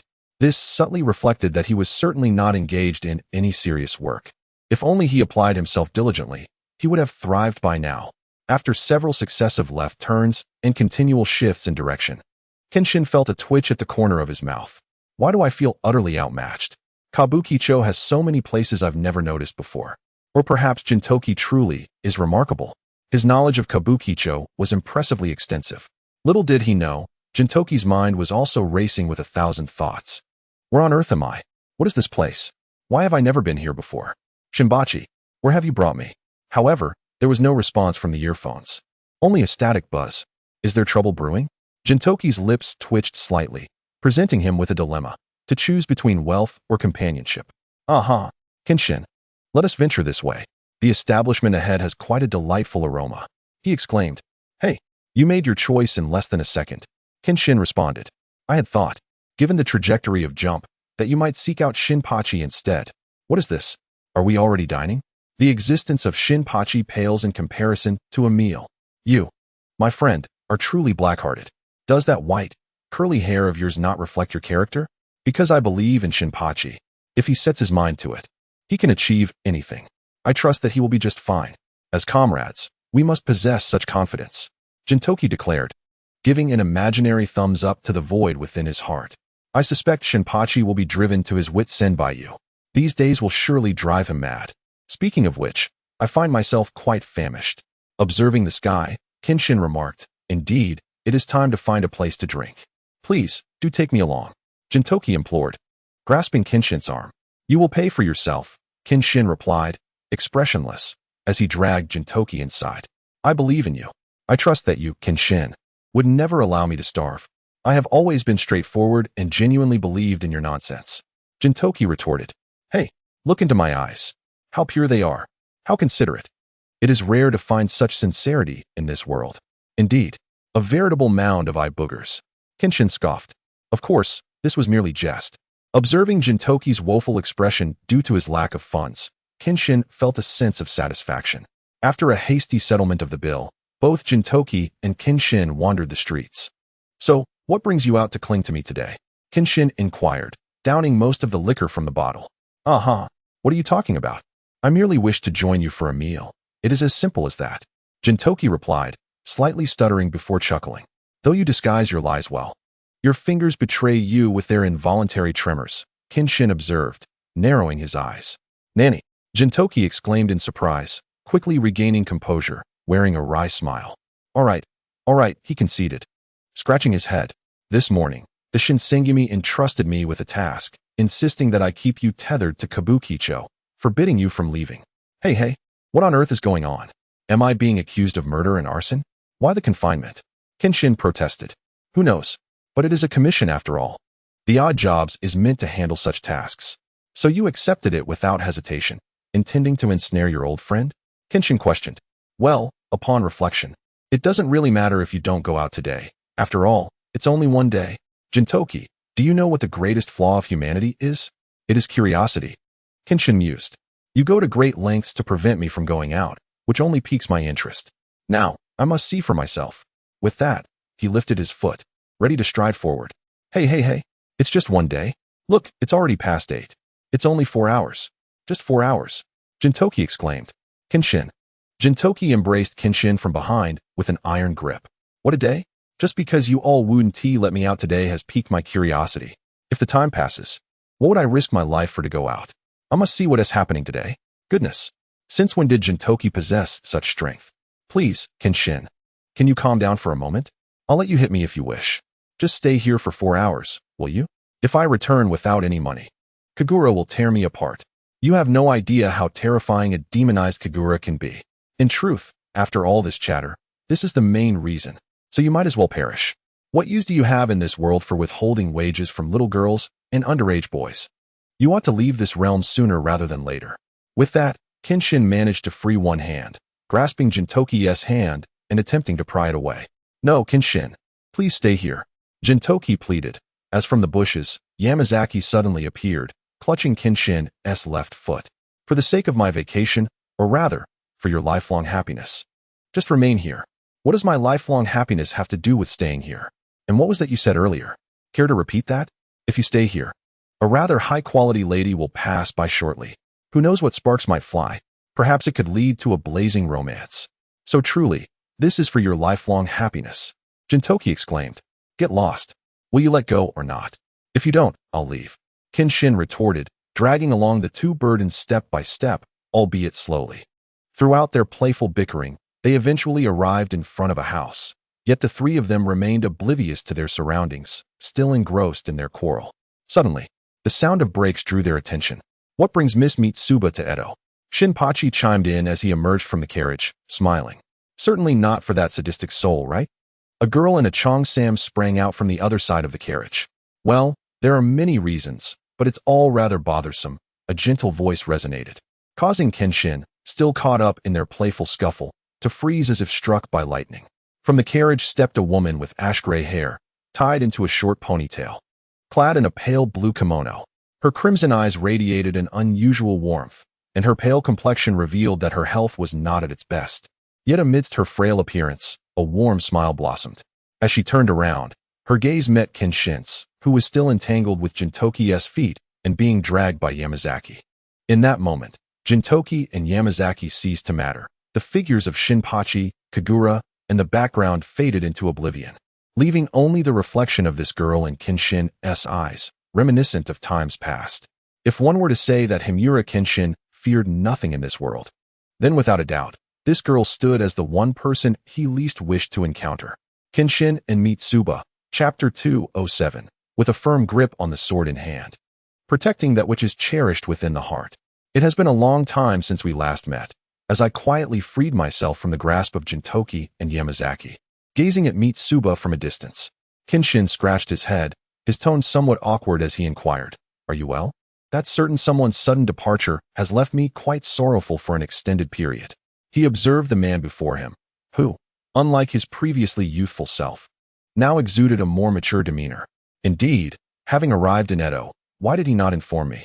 Deep down, I thought to myself, this is Kondo, otherwise I would not have ventured out of Kabukicho. If only you had been clear, I would never have come out. I never anticipated encountering you today. As I spoke, I lightly cleared my throat, catching Kenshin's attention, which shifted to the woman before him. What's wrong?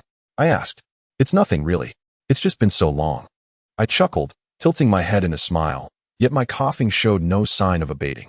Hey, Mitsuba, are you truly all right? I took a step closer. Perhaps a visit to the hospital is in order. It's nothing at all, I reassured him. I'm just overly happy to see you, Kenshin. Yet my cough intensified. Kenshin, Mitsuba, unable to endure the sight of Mitsuba in such a state. Kenshin's crimson eyes reflected a flicker of anxiety and fear as he grasped her shoulders tightly. In the midst of her confusion, she strove to open her eyes to the last glimmer of light, gazing into Kenshin's red-hued gaze as blood began to trickle from her lips. Yet a smile graced her face. How infuriating! I nearly bit my tongue in frustration. Kenshin scooped Mitsuba into his arms, her feet sinking into the earth as he dashed forward, disappearing into the encroaching darkness of the street. Gintoki, furrowing his brow, lamented. What on earth has this clueless drifter stirred up over the years? I have truly failed. The chief will undoubtedly kill me for this. How could I allow Mitsuba and Kenshin to meet again? Yamazaki covered his face, engulfed in despair. Hey, Yamazaki, Gintoki remarked, his tone unexpectedly serious as he gazed at the faint lights in the night sky. I need the full account of this situation, please. How are Kenshin and Mitsuba faring? A throng of individuals rushed into the hospital corridor, filling it to capacity. They seem all right, Kenshin replied, his head bowed, his face obscured by his crimson hair, betraying no emotion. TCH. Kondo bit his lip. Sugo, go check on your sister. Right. Sugo exclaimed, already impatient, pushing past everyone to enter the patient room. Kenshin? Seeing that everyone was focused elsewhere, I called out to Kenshin several times while sitting beside him, yet he offered no response. What is the matter with you? I urged, raising my voice slightly. A faint mumble escaped his lips. What are you talking about? The low sounds that accompanied the late stage of illness were accompanied by a gradually trembling body. Kenshin? Kondo looked at Kenshin with concern. His tightly clenched fists, veins protruding, were a testament to years of honing his swordsmanship, now gripping a piece of white paper as if it were the most painful thing for his heart to endure. Kondo seemed to understand the reason behind it, taking the piece of white paper from Kenshin's hands. Late-stage pulmonary disease, he murmured, his voice uncertain, as if questioning to whom he was speaking. Why keep this from me? Kenshin's head hung low, filled with doubt. What difference does it make whether I tell you or not? Even if you know, can you bring Mitsuba back? Kondo scoffed. Kenshin, no matter how strong you are, there are things in this world that you cannot accomplish. Things I cannot accomplish? Kenshin's fists tightened to the point of turning pale. I have never given up. I refuse to accept that I cannot do it. Kenshin, if I told you, where would you go to save her? Even if you traveled the world and the universe, would Mitsuba still be able to hold on until you return? Kondo spoke slowly. What about Hijikata? Kenshin raised his head, his expression blank as he stared into the void ahead. He is likely on a mission now. That unusual merchant, Mitsuba's fiancé. Fiancé? Kenshin paused, slowly regaining his composure. You mean Mitsuba's fiancé? Why do you want to know? Isn't that Hijikata's business? Kenshin chuckled bitterly and stood up. Does Hijikata know about this? I've already sent Yamazaki to speak with him, but given his habits, the chances of him arriving here are slim. Slim?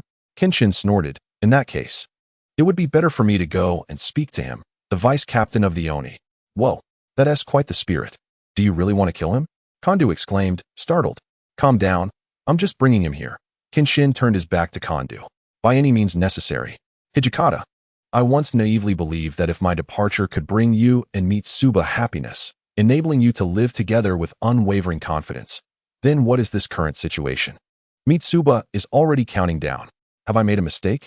Kenshin, filled with confusion, took slow steps toward the door, even the trio from the Odd Jobs agency passing by unnoticed.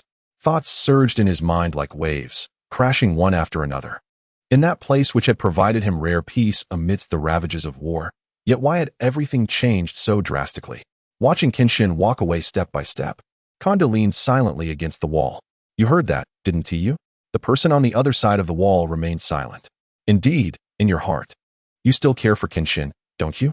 Kondo chuckled softly, then continued. But do you know why Kenshin teaches you the Hiten Mitsuryu? The person on the wall trembled slightly, but still did not respond. Because as your teacher, one cannot harbor feelings for their disciple's family. Kondo spoke with deliberate clarity. He had long since made his choice the moment he resolved to teach you the flying sword style. Though the man spoke not a word, he must have grown numb to his own feelings. Kondo continued, voicing his final thoughts. You have undoubtedly heard countless tales of such a man. This matter can only be resolved by the four of you. Although Sugo was not present, Kondo's intuition told him that the figure affixed to the opposite wall had now departed. Kenshin, Kondo sighed ruefully. How wonderful it would have been if you had not become a legend. Chapter 208. I would sacrifice my dignity for love. Isn't an explanation necessary? On the rooftop of a tall building, Hijikata peered through his binoculars at a distant house, a place that Kenshin vaguely recalled as the one where Mitsuhai had collapsed. After such a long wait, the day has finally come, Hijikata said, turning with a cigarette clenched between his teeth. I have many questions to ask you. Conveniently. I also have numerous inquiries for you, Kenshin replied, his tone serious. Let it be known in advance that these questions are not as simple as asking whether you are male or female. Kenshin smirked coldly, so? Be sure to answer with care. Allow me to start, Hijikata said, fixing his gaze on Kenshin. Why did you leave in the first place? I grew weary of staying there. Kenshin blurted out without a second thought. Now it's my turn to ask, what are you still doing here? Surveilling a merchant? Gathering evidence to bring him to justice, Hijikata replied nonchalantly. Now it's my turn again. After you left, Mitsuhai languished for a long time. Our relationship is not as easily understood as yours and mine. How do you truly view Mitsuhai? I simply see her as Sugo's sister, a woman who loves you. Kenshin replied with a serious expression. Now, let me ask you, in your heart, do you believe the office is more important than Mitsuhai's very life? I only know that Mitsuhai will not perish. That woman is far too strong. Hijikata's voice trembled slightly, yet he remained resolute, for he believed unwaveringly that Mitsuhai would endure. My turn again. Since the moment you arrived at the dojo, during that month and more, he said, staring intently at Kenshin, did you ever truly love her? Yes. Kenshin answered without hesitation, causing Hijikata to pause in surprise. But it was merely a protective affection, akin to that of a brother for his sister. A sister, is it? Hijikata chuckled softly, uncertain whether he was mocking himself or someone else. Well then, this tedious game of questions ends here. Kenshin stepped forward. A formidable presence surging like tumultuous waves crashing upon Hijikata. Now, I demand that you go to Mitsuhai.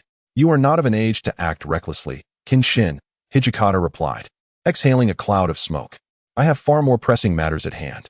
Please do not disturb me. The sound of blades grinding against one another gradually filled the air. Yet Hijikata remained unmoved. Even if it means breaking your legs, I will take you there.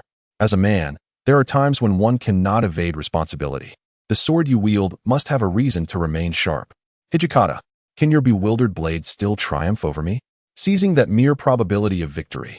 A resounding crash echoed as a heavy object struck the ground, capturing the attention of all present. There lay a man clad in the garb of the Shinsengumi, his face smeared with blood, utterly immobilized. Fear not, for he has not sustained grievous injuries. His ability to move has merely been temporarily incapacitated. Kenshin spat out a mouthful of blood, confronting the astonished onlookers. I have brought him here. Hey, Kenshin, Kondo remarked, his gaze fixated on Kenshin's bruised visage, a note of concern creeping into his tone. Isn't Sugo still with Tsubaki? Kenshin scanned the room, pausing momentarily upon spotting a certain curly-haired figure before turning away. Well then, I shall take my leave. Are you not coming inside for a moment?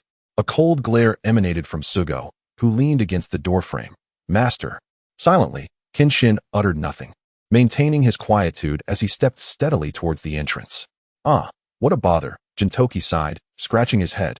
Fortunately, I managed to bring back those two, Shinpachi and Kagura. Otherwise emerging from a concealed location, he swiftly traversed to the grassy expanse outside the hospital, where he found the red-haired man standing motionless, akin to a statue. Ah, wandering again. Gintoki approached Kenshin's side.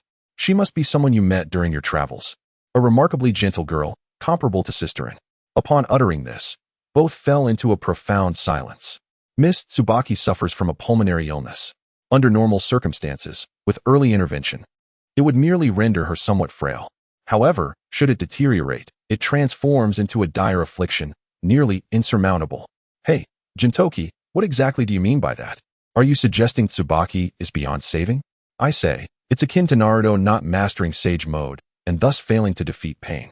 But even if he did master it, what would it matter if he didn't unleash the Nine Tails? The outcome would remain unchanged.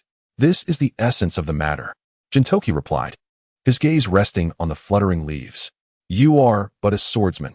In this world, there are many feats unattainable by a swordsman. You resemble Naruto who has mastered Sage Mode. Though you wield ki, you remain powerless against the pulmonary affliction, which is pain. Gintoki Kenshin gazed vacantly ahead. Do you realize that had that incident not occurred, my son would likely be thriving by now? It is precisely because I am a harbinger of trouble wherever I go that I cannot settle in one place, forever destined to wander, much like a bird without wings. Upon reflection, my ability to reside here is largely due to your presence, trouble magnet that you are. Hey, I cannot simply overlook that remark. What do you mean by that? Am I bothersome? Or perhaps despised? Interpret it as you will, it matters not. I can no longer endure the love of any individual. Nor can I utter the words of affection while inflicting harm upon others. Kenshin clenched his fists. But that is a separate matter. If we cannot be lovers, cannot we at least remain friends? Yet now, even friendship teeters on the brink of demise. I must stand by, helplessly watching her HP dwindle. Is that truly beyond my capabilities? Hey, Gintoki, he said, resting a hand on Kenshin's shoulder. You should know me best. Kenshin turned to face Gintoki. His eyes filled with frustration. I refused to simply watch this happen. Yet, Gintoki remained unflinchingly calm, devoid of any emotion. But we are neither gods nor demons. We are merely frail humans, incapable of even protecting those close to us. Even as a human, I refuse to believe I am powerless. There are things that must be fought for, Kenshin insisted. And Gintoki, do not underestimate me. As Kenshin closed his eyes, an array of familiar faces flashed before him. Despite having a system, he recalled how he had spent half of his J to save Kidomaru, leaving him unable to afford the resurrection potion. Yet, I can seek alternatives. If it is not found on Earth, I shall venture into the cosmos. Gintoki gazed at the sky, a sky that had lost the person he cherished most. Living here without restraint, he knew it was a lie to claim he was indifferent. He had often envisioned storming into the realm of the celestial beings, wreaking havoc. Yet perhaps the weight of various reasons had held him back. After all, he was but a human. The man before him showed no signs of change. If anything, he had become increasingly arrogant. To save a life so easily, he mused, yet he acknowledged Gintoki's point. There are indeed things I have never strived for. I cannot claim they are beyond my reach. It has always been my role to teach you, yet it seems the tables have turned this time. P.S. Master Matsuyama had once spoken to Kenshin and Gintoki about their mutual responsibilities. Sometimes Gintoki had been able to let go, while Kenshin struggled to do so, and vice versa. Their relationship was complex, so do not misconstrue it. Chapter 209. The unyielding resolve of one who gazes at their beloved in the dimly lit hospital room of Miku. Devoid of any presence, the doctor's announcement that the patient required rest had cleared the space of all but Kenshin. In the oppressive darkness, he stood at Miku's bedside, observing her pallid complexion and the mask that covered her mouth. My chest hurts. My head is throbbing. Damn it. Is this the woman you spoke of? A voice echoed, audible only to Kenshin, pulling him from his daze. Have you discerned anything? He whispered, concern lacing his tone. TSK, TSK, TSK, the voice continued. She is in dire straits. You are determined to save her, correct? The voice carried a weight of difficulty. But I must warn you. Saving her is not without its costs, is it?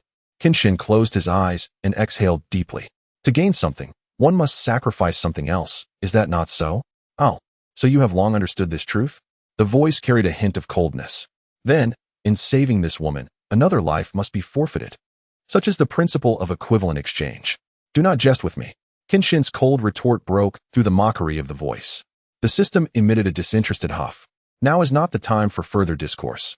First, know this. You cannot save her on Earth. You must journey into the cosmos. The system explained.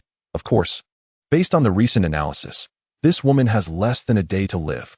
According to traditional means, traveling by spaceship would be too late. Sacrifice all your current J, and I can sell you a teleportation talisman that will shorten the time, but you only have 2 days.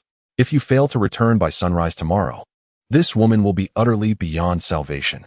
Sunrise, you say? Jinshin mused. Which planet should I go to? The teleportation talisman will naturally take you there. Oh, and I must reiterate, if this woman dies, there is no way for you to resurrect her. The system's voice turned chillingly severe in an instant. Understood. Casting a brief glance at the clock on the wall, Jinshin realized that time was slipping away. Just as Jinshin was about to leave, a voice halted him, as if his feet were glued to the floor. No matter what, he could not take that step forward. What? You've already awakened, yet you hide from me? Jinshin-san is quite heartbroken.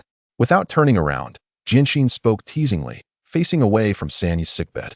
If you don't awaken in time, where will Jinshin go? Sanny turned her head to look at Jinshin, her pale face unable to conceal her delight. Ah, it's nothing. I just think you should rest well, Sanj. It's really just that simple.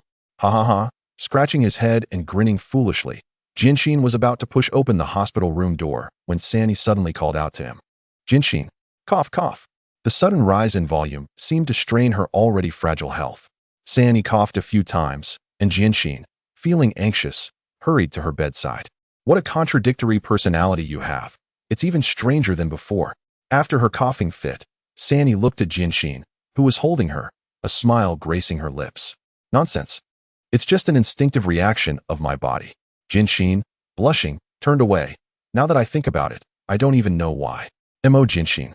You haven't changed at all. Sandy's south eyes sparkled like crescent moons. Jinshin gazed deeply into her eyes for a long time, gently laying Sandy back on the bed and covering her with a blanket. If we're to be honest, it can't be said that nothing has changed. Jinshin stared into Sandy's eyes. You've become lazier. Hee hee, Sandy chuckled softly. I brought a lot of chili sauce, but I didn't expect to meet you, Jinshin. All the chili sauce went to that boy with glasses. Jinshin was taken aback. Glasses? Fine. I shall mourn for you. Ah, that must be a wonderful thing. He will surely be moved to tears. Jinshin, your ability to talk nonsense has grown remarkably. Ah, it's quite fortunate that I've met so many friends here, including Mr. Kondo, and now you. I feel very reassured. Sandy closed her eyes, speaking with a hint of contentment. Such words, reminiscent of settling affairs, should be retracted. Jinshin's words startled Sandy, causing her to open her eyes wide, instantly meeting his bright red pupils. As long as I am here, be it illness or fate, if they wish to take your life, they must first tread over my corpse. Ask my sword, though you still tend to utter some rather juvenile remarks. I appreciate your words. They have certainly lifted my spirits. Miku smiled softly, unfazed by Ken's playful banter. I'll leave those words to you, Ken. Make sure to get some rest. Observing the passage of time with a gentle smile, Ken looked at Miku and remarked, staying up too late is hardly beneficial for young ladies. And what about you, Ken? Oh, me? I merely wander about aimlessly at night, he replied, rising to head towards the door. As he pushed it open and stepped halfway outside, he hesitated. Ken. His advancing figure paused at the threshold, awaiting a response that did not come. The only sound was the ticking of the clock. The half-open door and the still figure lingered, while the woman on the hospital bed gazed intently at the man's silhouette, as if an eternity had passed, or perhaps just a fleeting moment. Their gazes momentarily blurred. The presence before them felt ethereal, as if it were on the verge of vanishing. A soft voice broke the silence, and the door gently closed, extinguishing the faint light that had seeped through. Inside, Miku lay staring at the ceiling, the relentless ticking of the clock echoing in her mind. She stared vacantly, her thoughts racing at lightning speed, contemplating countless matters. Ken, covering his face, stifled a barely audible sob, which reached the ears of the man leaning in the corridor. After biting his lip and pausing for a moment, as if steeling himself, he walked away with decisive resolution, leaving without a trace of regret. Miku, how long have you been here? Returning to the cafe, Ken immediately spotted the man sitting at a table, puffing on a cigarette.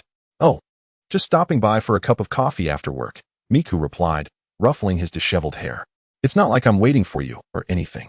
Hey, you've outgrown that Sundra phase, Ken remarked, his mouth twitching as he observed Miku's playful demeanor.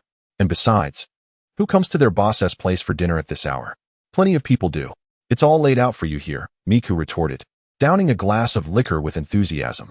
It's been ages since I've enjoyed something this good. Ever since I got here. I've forgotten what coffee even tastes like.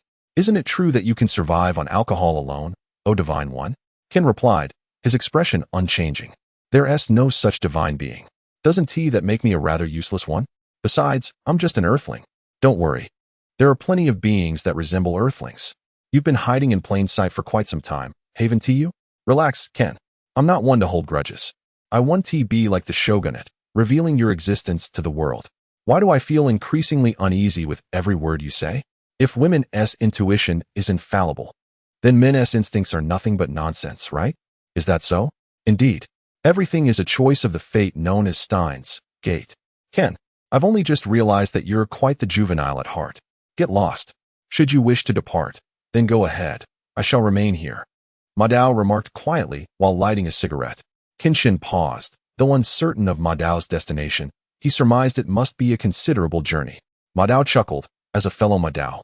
Your eyes cannot deceive me. After all, we are kindred spirits. Who else is akin to you, Madao? Kenshin retorted with a hint of exasperation, regardless of your decision. Wherever you may venture, the eyes of a person never lie. Madao exhaled a plume of smoke, declaring, "Before your return, this territory shall be mine. If you do not intend to come back, then I shall be the master of this place." Hey, are you brazenly cursing my return? And to speak so directly of seizing my domain? Kenshin chuckled, scratching his head. If entrusted to another, I would indeed be uneasy. For now, I shall leave it in your hands. However, you must safeguard it, for if upon my return I discover even a single flake of paint missing from the walls, I shall give you a thorough beating. Go on. Upon your return, I shall not even grant you entry through the front door. Madao laughed. By then, I shall be the true owner of this establishment. Such fanciful thinking, Kenshin scoffed, waving his hand as he passed by Madao and made his way to the back. Madao, do take care, he said, while Madao's hidden gaze followed Kenshin as he gradually departed. Having experienced such events, Mr. Hasegawa, the perennial loser of life, could scarcely remember when he last bore a gaze akin to Kenshin's. Yet, he understood that they were all fellow travelers on this path. Madao smirked, a rare smile gracing his lips.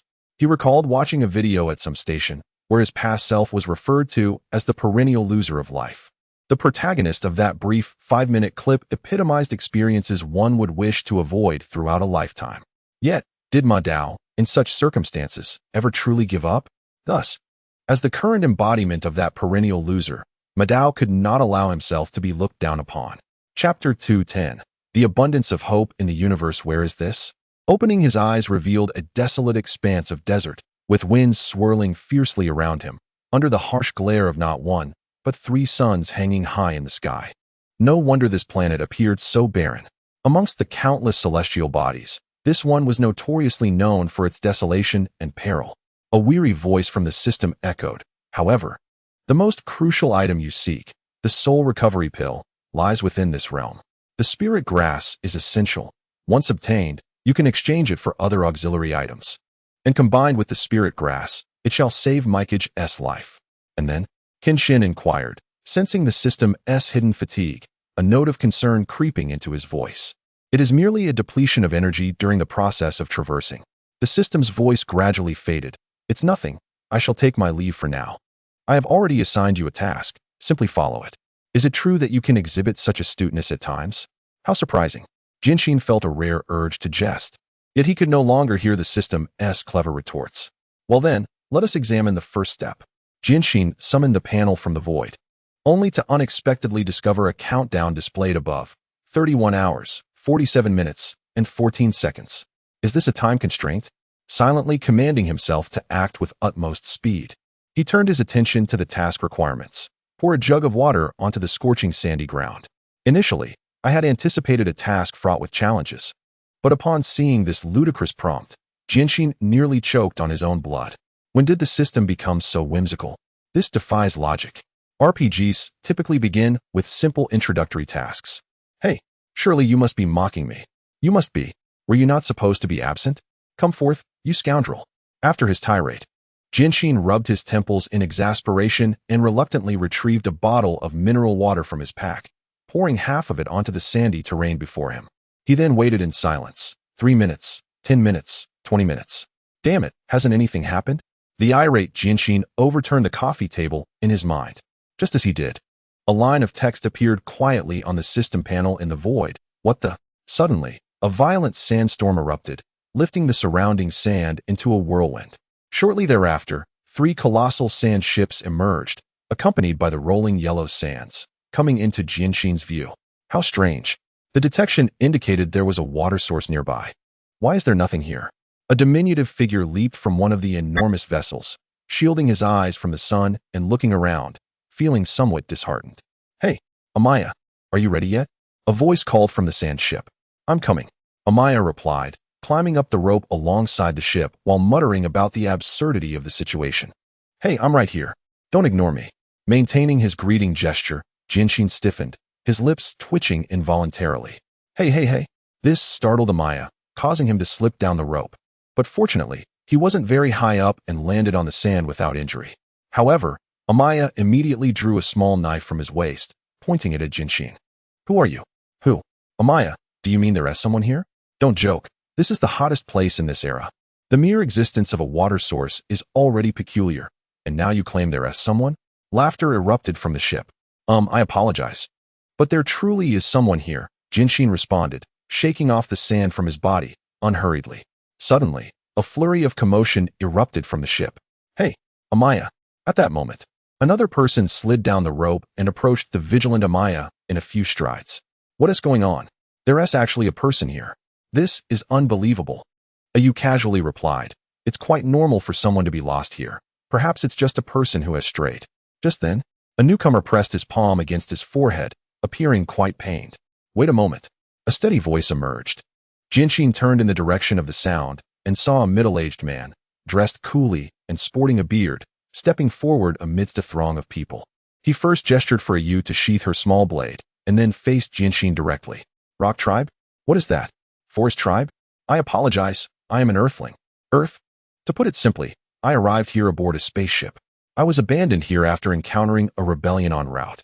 Genshin, your acting skills have transcended the heavens. And your imagination. Survivor? The middle-aged man knocked his head and suddenly realized. Oh, Genshin's eyelid twitched. Why would a grown man display such a naive expression? Well, in that case, let's board. We, the Sand Tribe, are known for our hospitality, the middle-aged man proclaimed, his tone brimming with joviality. Hey, Chief. We don't even know him. What if he is a nefarious villain? Ayu pointed at Genshin, her voice tinged with urgency. However, prior to anything else, he is first and foremost a stranded interstellar traveler. The middle-aged man's assertion left Ayu speechless, her gaze filled with disdain for Genshin. What a headache. I never anticipated encountering such a troublesome character upon my arrival, and I must express my bewilderment. Why on earth can I comprehend their words? After a lengthy journey, Genshin finally grasped the general circumstances of this planet. In essence, the Sand Tribe, Rock Tribe, and Forest Tribe simply could not see eye to eye. Moreover, this planet possessed only 3 types of environments: desert, lava, and forest. Hey, there isn't even a sea. How absurd. By the way, I haven't asked for your name yet, Earthling. The middle-aged man, seemingly ready to disclose more about his territory, turned to Genshin. Oh, I am Himura Kenshin. A warrior from Earth, Genshin replied, gazing skyward. Is that so? I am Samtu, currently the chief of the Sand Tribe. That child over there is Samyu, my daughter, and the one beside her is my son, Samhui. We ventured out in search of large game, but unexpectedly detected a report of a water source on our way back, hence our visit here. To be honest, we didn't foresee encountering you. Ah, splendid. It seems you have a thriving family, Genshin remarked with a hint of indifference. Ha. At present, I seek nothing more. I appreciate your good wishes. Samta laughed heartily and then stood up to issue a command. We have returned home, my tribe. Immediately, a wave of joyous cheers erupted. Today, not only have we secured ample food, but we also fortuitously encountered a friend from Earth. What shall we do? Let us host a banquet. Let us have a feast. All right, tonight, we shall celebrate with a grand feast. It has been too long since we last had such revelry. As he spoke, Samta grasped the rope firmly and deftly redirected the sand vessel, a display of strength that made Genshin take notice. Humph.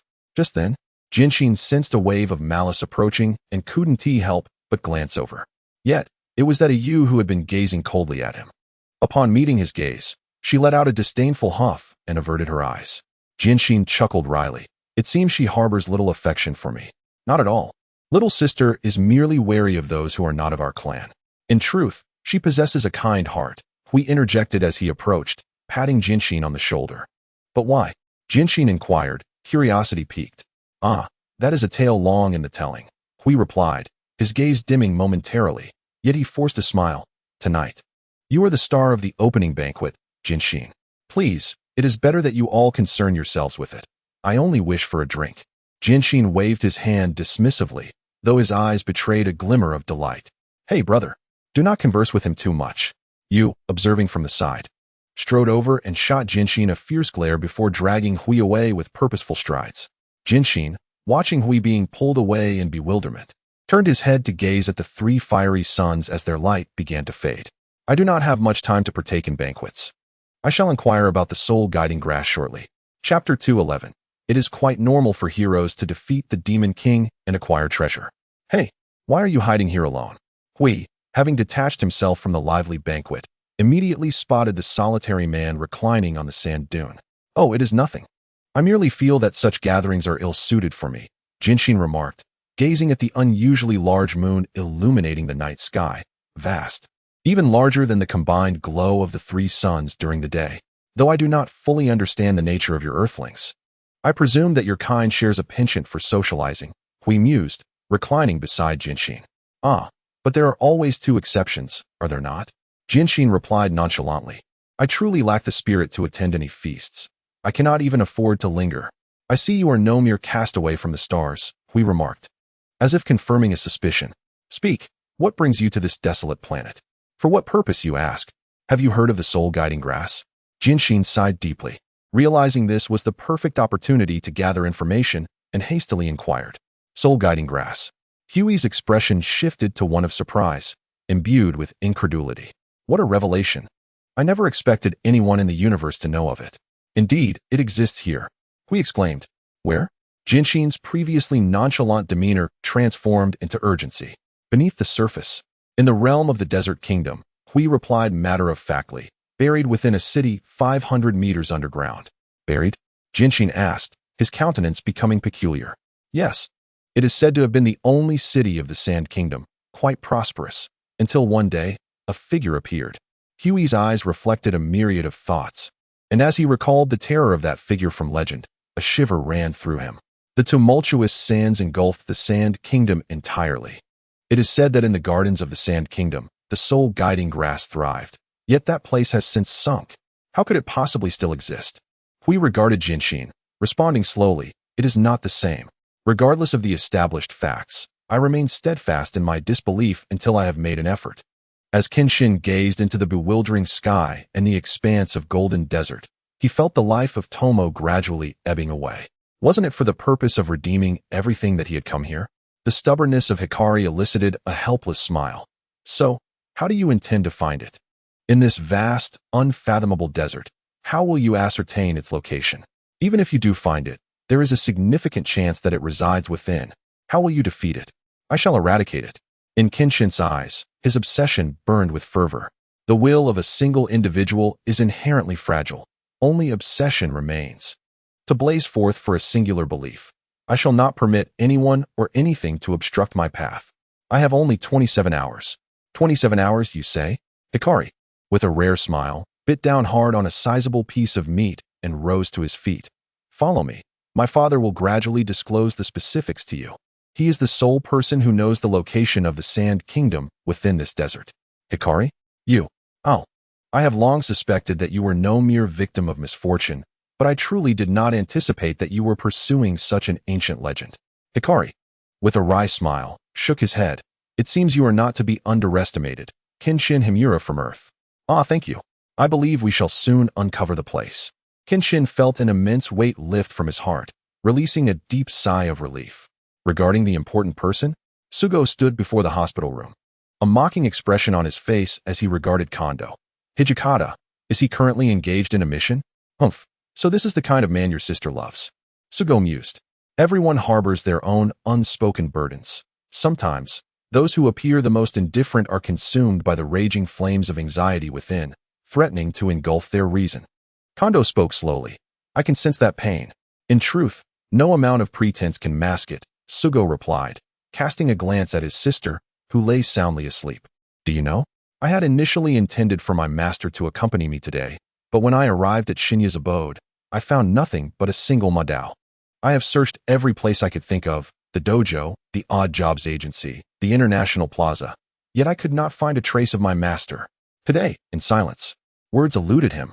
At this critical juncture, both the man who loves this sister and the man loved by her had vanished without a trace. What on earth could this mean? He struck the wall with a fist, leaving a deep imprint, blood trickling down. Then, following this, he was unhesitatingly struck down by Kondo's group. Yamazaki, sensing the situation had escalated, hastily stepped forward to embrace Kondo from behind. You may say whatever you wish. However, Jitaro is the one I brought back to the dojo. If blame must be assigned, then I shall bear the full brunt of it. Kondo pounded his chest fiercely. I can feel it. Jitaro's gaze reflected anxiety and helplessness. Faced with such circumstances, with an almost certain demise looming, how is Jitaro to confront it all? Is shedding tears the only true expression of concern? Silently wiping away the blood trickling from the corner of his mouth, The expression in Zhongwu's eyes remained hidden beneath his bangs, devoid of any discernible emotion. Kenshin, he is your master. From the very beginning, I comprehended it. That man chose to remain in such a rural dojo solely because of Sanyue's presence. He harbors feelings for her, yet, to spare her from harm. He chose to be your mentor. How could you harbor such doubts? Ah, he has vanished. Zhongwu's face twisted into a sardonic smile.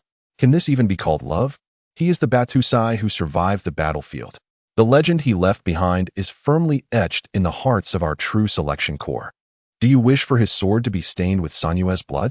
Today, a flicker of sorrow danced in his eyes, a testament to the resilience of a spirit that, despite being crushed to its extremes, still manages to endure. After enduring unimaginable blows, what manner of will must this man possess to continue living? Those are battlefields.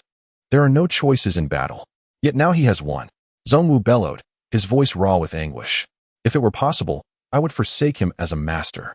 The Batusai, in truth, is quite feeble, a solitary man confronting all the heavens. Yet even so, he never relinquished hope. He is unexpectedly powerful among humanity. That fervent obsession burns like a flame. It is not akin to vengeance. Rather, it is an obsession that flourishes even more fervently after enduring devastation. Ah, obsession. Leaned against the door, Gintoki interjected at this juncture, just as I would annihilate everyone for strawberry milk. It is his words that surprise me, burning for one person, because whether it be a Whig, myself, or the short cedar, they are all reasons he could never allow himself to perish. Just as we exist for one another. Our mutual obsession ensures that we cannot die. We must not die. The so-called Batusai is a coward. Gintoki straightened his posture, realizing for the first time today that the soul possessed by this silver-haired man was blindingly radiant. The so-called Shiroyasha is a scoundrel. The so-called nobleman is a fool. The so-called avenger is a simpleton. Only such a motley crew would ultimately leave behind nothing. Gintoki waved his hand, leaving the three of them in a daze. The current Kenshin is fighting desperately to hold on to one person, to the point of giving his life. Zhongwu, you understand nothing. Watching Gintoki's figure gradually recede, Zhongwu smirked coldly. Do I not understand? I do not need to comprehend, for she is my sister, and thus I have my own way of coping. Let those two fools perish. Zhongwu scoffed, turning to depart from the scene. Chief Yamazaki, who had been silent until now, seized the moment to assert his presence. Ah, Zhongwu is still so immature, Kondo sighed quietly. For us older men, to weep loudly in such circumstances would be most disgraceful. Whether for our comrades or friends, to prevent them from worrying, we must never shed tears. Not even in death can we openly weep. Even so, we only do so while swimming, running in the rain, or laughing heartily. Chapter 212. The brave must defeat the evil dragon, the demon king, and the witch. In the realm of the Sand Kingdom, atop a distant high hill, Samta gestured towards the towering sand dune. We, the remnants of the Sand Kingdom, have dwelled here for an unknown duration. We could have long departed, yet after countless years of evolution, no one can fathom the extent of the sands buried beneath this kingdom. The high hill, indeed, Genshin remarked silently before rising to his feet. Thank you, but I cannot linger here any longer. Time is of the essence. I shall seek a way to descend into the Sand Kingdom. Wait, Samta called out, looking at Genshin with profound significance. Do you know that the Sand Kingdom is the heart of our people? I harbor no interest in the Sand Kingdom. I merely seek the soul-calling herb. Genshin clenched his fists, uttering with bitterness. How do you intend to unearth this desert? Samta raised his voice, suddenly appearing dejected as he sat down, contemplating. After millennia, how thick has the sand become? I do not know, Genshin replied, gripping his fists tightly. I do not possess the means to unveil it. All I know is that I have no other choice.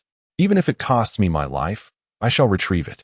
After a moment of silence, Samta fixed his gaze on Genshin for an extended period before gesturing dismissively. You shall accompany him. On what grounds? I refuse. I detest this man. You exclaimed in shock, her head snapping up as she finally processed the situation. Enough of this. You alone hold the secret language passed down in our tribe. Without you, the gates to the Sand Kingdom cannot be opened. Samta spoke slowly. Father, we seem to realize something, standing abruptly. Do you genuinely believe he can unveil that desert? It has been silent for so long. It matters not to take a chance. Samta gazed at the immense moon. Even if nothing is discovered, it is of no consequence. Failure is but failure. Success, however, I refuse. I despise outsiders. Ayu declared, turning and fleeing. Sister, sister. Hui watched helplessly as Ayu departed, shaking his head. It seems that incident has truly scarred her. What incident? Kenshin inquired curiously. Oh, you are new here. Father welcomed you back to the tribe with a feast, a reflection of his trusting nature. However, over 80 years ago. Wait. How long? Kenshin interrupted, incredulously pointing at Hui and Samtu. You both appear to be in your 20s and 40s, respectively. Are you telling me it has been over 80 years? Do I seem that foolish? This is the power of this planet, known as the Dragon Vein. Hui smiled slightly. This planet has generously shared its strength with our three races, allowing each of us to naturally exist for approximately 200 years. By the heavens! Kenshin exclaimed, overwhelmed by this explosive revelation. Over 80 years ago, an interstellar castaway arrived here. My father treated him with the same kindness he extended to you. He lived here for quite a long time. Back then, Ayu was only in her 30s and gradually began to develop feelings for that man. However, before we could finish his words, they were interrupted by Samtu. He coveted the Dragon Vein's power of my clan. Ultimately, just as he was about to marry Ayu, he absconded with half of our Dragon Vein's energy and fled this planet, leaving me grievously wounded. As he spoke, he tore open his shirt to reveal a long scar across his chest. From that moment on, Ayu ceased to trust anyone from the outside world. This incident was profoundly impactful for her. Hui shook his head. What was that rogue's name? Kenshin inquired with curiosity.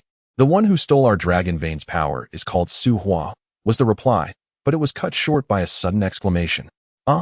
A system notification abruptly captured their attention.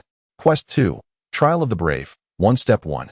Before facing the ultimate Demon King, first defeat the witch. Which? Genshin's expression sharpened as he hurriedly followed Samtu and Huey's lead. Ha ha ha. Sand Tribe. A woman floated in midair, mockingly addressing the gathered Sand Tribe members. I truly appreciate your presence. Were it not for you, I would not have discovered that there are still those who comprehend ancient languages. I shall take this little girl with me. Wait. Samtu, exuding an imposing aura, stepped forward to confront the woman hovering above. Who are you? You? There is no record of someone like you in the millennia of Sand Nation's literature. Me? Dressed in a purple witch's robe. Her white hair danced like a tempest in the moonlight, her delicate visage adorned with faintly glowing magical patterns, her laughter undeniable. She extended a slender finger, pointing at Samtu. Child, it is quite rude to speak to me in such a manner, especially when I have watched you grow. Child, Samtu retorted with a cold smile. And how long have you been alive, old hag? Her mirth vanished, replaced by a flicker of anger as she glared at Samtu. You dare speak so boldly? It seems a lesson in respect for elders is in order. With a swift motion, a flame appeared in her palm, which she casually hurled into the air, erupting into a multitude of fireballs that rained down like a tempest. Father, be careful. At that moment, Hui appeared, closing his eyes as the fireballs seemed to collide against an unseen barrier, exploding with resounding force before dissipating. Some among the Sand Tribe can wield the Dragon Vein's power. Someone remarked, casting a surprised glance at Hui before nonchalantly adding, it matters not. The master left the Sand Tribe for last precisely to see if any among you comprehend ancient languages. Now that the individual has been found, your existence holds no value. We will unreservedly claim your Dragon Vein. As she gently clenched her fist, an overwhelming chill swept through the entire Sand Tribe. What do you mean by this? Samta pondered, his face darkening. Could the anomalies among the forest and stone tribes be the result of your doing them? They lack the invaluable power of the Sand Tribe's Dragon Veins, which is rapidly being absorbed. With a wave of her hand, a colossal owl swooped down, seizing the woman's hand and soaring high into the sky. The last vestiges of your worth have vanished. Cherish your remaining moments, it cackled. Suddenly, an explosive sound resonated from a nearby desert, as if a line had shot forth from the ground. When it was still over 20 meters away, a massive crescent strike erupted from beneath the sand, forcefully launching the bewildered witch away. Boom! The ground rumbled as it was torn apart. A languid figure emerged from the swirling dust, the reverse blade glinting ominously in the moonlight. I've come to realize that while I can manage with ordinary foes, against superhuman entities like you, the flying sword technique is no longer sufficient to contend with your prowess. My techniques are being analyzed and countered, and if I do not innovate, I shall meet my end. A smile crept across Jishin's lips. How was my first use of this move? A bit out of control, perhaps? Exhilarating, isn't it? I finally comprehend why I am here, why I was tasked with seeking the Sand Kingdom, and why the soul-guiding grass is found there. You did not deceive me. The crucial figure has finally emerged. Jeshin laughed uncontrollably, having been on the brink of despair, but now, a glimmer of hope had appeared. This power? The woman struggled to rise from the sands. This is not the power of this planet. You are an outsider. Tell me how to enter the Sand Kingdom. Jeshin plunged the reverse blade into the ground, as a sudden gust of cold night air tousled his hair, loosening the band that held it back, revealing hair as red as blood, wild and untamed. Otherwise, I shall kill you. The wind lifted his bangs, his blood-red pupils teetering on the edge of madness. In this world, unlike Earth, where hope had been severed and then restored, the Blade Master stood on the precipice of insanity. PS2. In closing, Jeshin pondered the plight of those he wished to save. The flying sword technique seemed insufficient, yet he resolved not to add any extraneous moves, but rather to elevate a couple of existing techniques within its framework. A character card would be created another day. Chapter 213. A battle, grasping the reason for victory. Such a physique and appearance. In the vast cosmos, only one other person resembles you. The woman scoffed coldly, gazing at Jeshin as she ascended into the air. Outsider. The one who made a pact with my master last time. And you? Surely you know how to enter the Sand Kingdom. Jeshin pointed at the witch. You cannot escape. Oh, such confidence. The witch smirked coldly, vanishing in an instant, only to reappear behind Jeshin with a chilling voice. What now? With a swift motion, he seized her incoming arm. The dark energy sphere that burned in his palm vanished, leaving the witch in disbelief as she gazed at Jeshin, incredulous. What? Is such power a curse? Kenshin coldly smiled. But does such a curse even amount to a fraction of my existence? His spirit was drawn into an abyss of darkness, akin to the eternal suffering he had endured. The witch was visibly anxious, unaware of her surroundings, only feeling an overwhelming sense of oppression and solitude. Ah, to kill me. Himura Kenshin, just let me strike you once, and I shall be wealthy. Why? I despise you. Die, earthling. I curse you. I curse you to never find happiness in this lifetime. Humanity, your master, your companions, I shall curse them too. Ah, die, die, die. Suddenly, the witch's complexion turned an ashen hue, and after a fierce scream, she collapsed to the ground. Himura Kenshin? Who exactly are you? Samta gazed at Kenshin, his eyes still holding authority. Your power. It mirrors that of that man from 80 years ago. I do not know. I am merely a human from Earth. I came here solely in search of the soul grass. Everything else is of no concern to me. Kenshin remained silent as he hoisted the witch onto his back. If possible, can I trust you? Not only Samtu, but other members of the Sand Tribe were also observing Kenshin. In my tribe, aside from myself, there is no one capable of dealing with someone of her power. Moreover, Huey's strength lies in defense, clearly unable to accomplish much. But you should be able to. Only a you in our tribe understands the ancient tongue. You must find her to reach the land of sand. Do you wish to go? Huh. I heard you were harmed by outsiders. Even so, do you still believe in me? Kenshin turned, facing the endless desert. Ah, I believe. Humph. Even in middle age, you remain so naive. Childlike. Kenshin scoffed. Farewell. His father watched Kenshin's receding figure and could not help but speak. Believe in him. Though he is drenched in the scent of blood, within that, I see a burning conviction. Such a person cannot be evil. Samtu remarked with a faint smile as he watched Kenshin depart. Moreover, he bears a striking resemblance to us. Awake and stop pretending. Or do you wish to experience that sensation once more?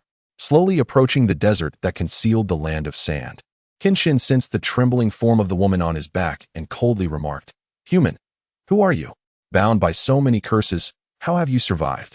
The woman, having endured psychological torment, was evidently weakened, yet she still feebly inquired, Curses? Those are mere child's play. I am Zhao Ritian. Kenshin, weary of the banter, sighed and replied leisurely, You came from the land of sand, did you not? This desert, as far as the eye can see, only reveals the tribe where Samtu resides. The only other possibility is the land of sand. Though buried in sand, it is an ideal hiding place for someone like you. You seem quite certain. But I have said nothing. Everything is merely your conjecture. The witch's pupils constricted, and she casually continued, Do you not find this road familiar? Kenshin let out a cold chuckle, his gaze fixed on the rapidly moving green dot on the system's minimap. Following Kenshin's prompt, the witch began to look around. But after surveying the surroundings, her heart began to churn violently. Is it so difficult to find a path?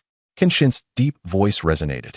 If I weren't concerned about any curses you may have placed on you, I would have already handed you over to Samtu and his companions. You wouldn't. She teased, blowing a warm breath into Kenshin's ear. A gentle man like you would never resort to such actions, would you? Don't you witches always believe in your own allure? You're not a succubus. Perhaps you've misallocated your talents, foolish one. Kenshin scoffed. Such base tactics ought to be abandoned post-haste. Otherwise, I cannot guarantee that my sword won't find its way to your throat in the next moment. You truly are a ruthless man, she retorted with a playful pout, then nestled against Kenshin's back, remaining still as she observed the suddenly accelerating green. Kenshin, no longer hesitating, activated his swift footwork and surged forward. However, in that instant, he stepped onto something soft, and a cloud of dust erupted. A colossal figure emerged from the desert. Standing atop the head of the gigantic creature, Kenshin coldly watched the green vanish, his expression darkening significantly. This is a sand ant? So large. The witch gazed in disbelief at the enormous creature beneath Kenshin's feet. In an instant, he unsheathed his reverse blade and leapt downward, delivering a decisive slash. The massive sand ant was instantly cleaved in two, its foul-smelling green blood cascading onto the sandy ground. As Kenshin descended, he thrust his sword into the earth for leverage and soared upward once more. Why don't you come down? The witch inquired, perplexed by Kenshin's hesitation. Come down? Kenshin replied slowly. It's not simple down there. With that, he reversed his grip on the sword midair and slashed downward. The crescent moon strike exploded with force, crashing into the sand with a resounding boom. A cacophony of squeaks erupted, accompanied by flying sand and unseen entities, as the fissures in the ground instantly mended themselves. The ground is teeming with these unknown creatures. If we descend, we might not even know how we perish, Kenshin exclaimed, propelling himself into the air once again using the leverage of his reverse blade. Do you know what they are? Am I obliged to inform you? The witch retorted. If I choose not to, I shudder to think what might happen if my hand slips. Oh dear, my hands are trembling so. As she spoke, her grip on the witch began to loosen. Don't. In my current weakened state, I can hardly imagine the consequences of falling, the witch pleaded. Those are also sand ants, but not all of them are of such colossal size. It's these smaller ones that are truly terrifying. Ah, the advantage of numbers. Kenshin remarked coldly. I cannot maintain this for long. Tell me how to enter the kingdom of sand. You. The witch gritted her teeth, weighing her options. Clearly, her life took precedence. Continue forward, and you will encounter a quicksand. When the quicksand begins to swirl, simply jump in. Quicksand? Are you jesting with me? Heed my words as you will. I possess ample time. Truly, you are an ungrateful woman. Chapter 2:14. The trials before encountering the Demon King are indispensable. Before me lies an expanse of sand, my tightly shut eyes and breathless mouth suffocating beneath this quagmire, plummeting downwards at a staggering speed. It feels as though an eternity has passed. Yet it may have been but a fleeting moment before my body relaxed and my sword heart suddenly made contact with the ground beneath, unsteady as I tumbled forward. In that instant, the witch I bore upon my back stirred, her gaze shifting as she instantaneously darted a distance ahead. Attempting to flee? A swift blade is drawn across the witch's neck. A mere inch further would result in a severed throat. Cold sweat broke upon her brow. Her body rigid with fear, paralyzed into inaction. As a pure sorceress, how could she possibly compete with an assassin swordsman in his domain of speed? Retracting my reversed blade, I approached the witch's side. Lead the way. Humph. With a quiet scoff, the witch resigned herself to the futility of escape, her speed utterly eclipsed by mine. She could only rely on her master to confront me now. We proceeded through the dimly lit tunnel, an expansive cavern stretching above us, shrouded in darkness, with only the flickering torches providing a modicum of comfort to those fearful of the abyss. In this murky passage, I closely followed the witch, slowly advancing forward. You are truly remarkable. It has been years since I traversed this path. Typically, I would simply fly over it. Though the witch found herself unable to escape, she still sought to distract my attention. The next pivotal factor was so many rats. How ghastly. Beware of those who dwell in the skies. Be cautious lest your leg muscles atrophy, rendering you a mere wheelchair-bound soul. My malevolent laughter echoed, inciting the witch's teeth to grind in frustration. What is your name, witch? I inquired nonchalantly. Oh, you actually care about that? How surprising. The witch, somewhat taken aback, responded, I am Leah, a witch in the service of my master, specializing in potion making. And you? As for me, that is a secret I cannot divulge, I retorted, my thoughts wandering to peculiar realms. What if you were to discover my name and use it against me in a voodoo curse? Are you referring to those cursed trinkets? I merely adjust potions. Who possesses such high-level sorcery? If I were a battle-ready witch, I would not have been captured so easily. Leah exclaimed in exasperation. Will you not enlighten me about the structure of this place? For instance, how many individuals inhabit it? I inquired slowly. Humph. You are my enemy. Why should I divulge such information? Leah turned her head defiantly, refusing to meet my gaze. Now, your life rests in my hands. I suggest you comply and provide me with the information post-haste. I remarked, tapping my reversed blade at my waist. TCH. Very well. Leah reluctantly acquiesced. Allow me to enlighten you on despair and helplessness. In this land of sand, aside from my kind, there exists a dragon, along with my master. Master? It is indeed a pity that you are not adorned in a maid's outfit, as Kenshin's imagination once again takes flight. Humph.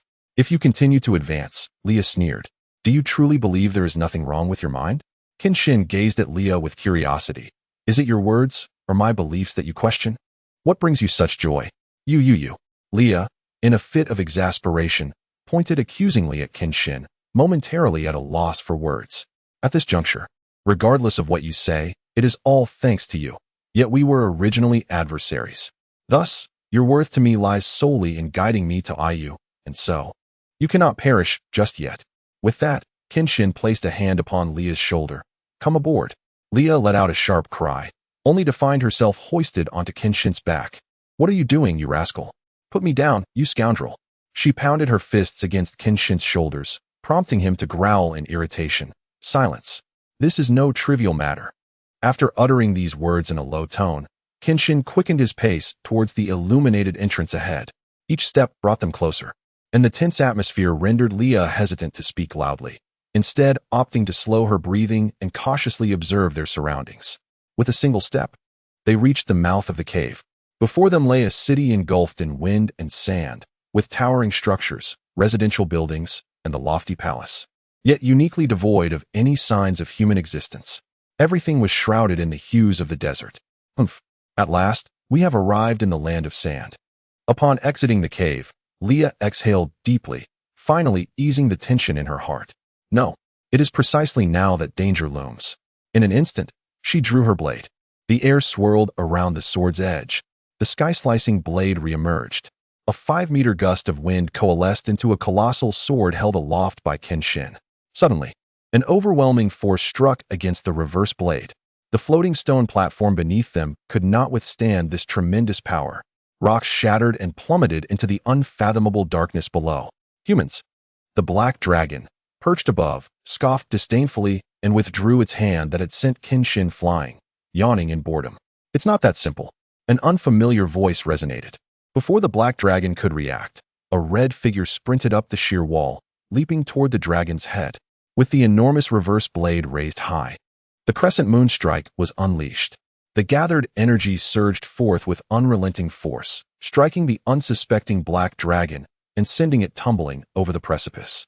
You stared dumbfounded at Kenshin, while Leah, clinging to his back, could scarcely fathom the extent of his power. Hold tight, Kenshin instructed in a low voice. He then leaped into the air, descending toward the city of the land of sand. Just as Kenshin departed, a massive tail swung horizontally, shattering the cliff entirely. Kenshin's figure plummeted toward the city, as the black dragon bellowed in fury. Human, don't run. You foolish dragon, do you truly think I would remain still? Kenshin scoffed.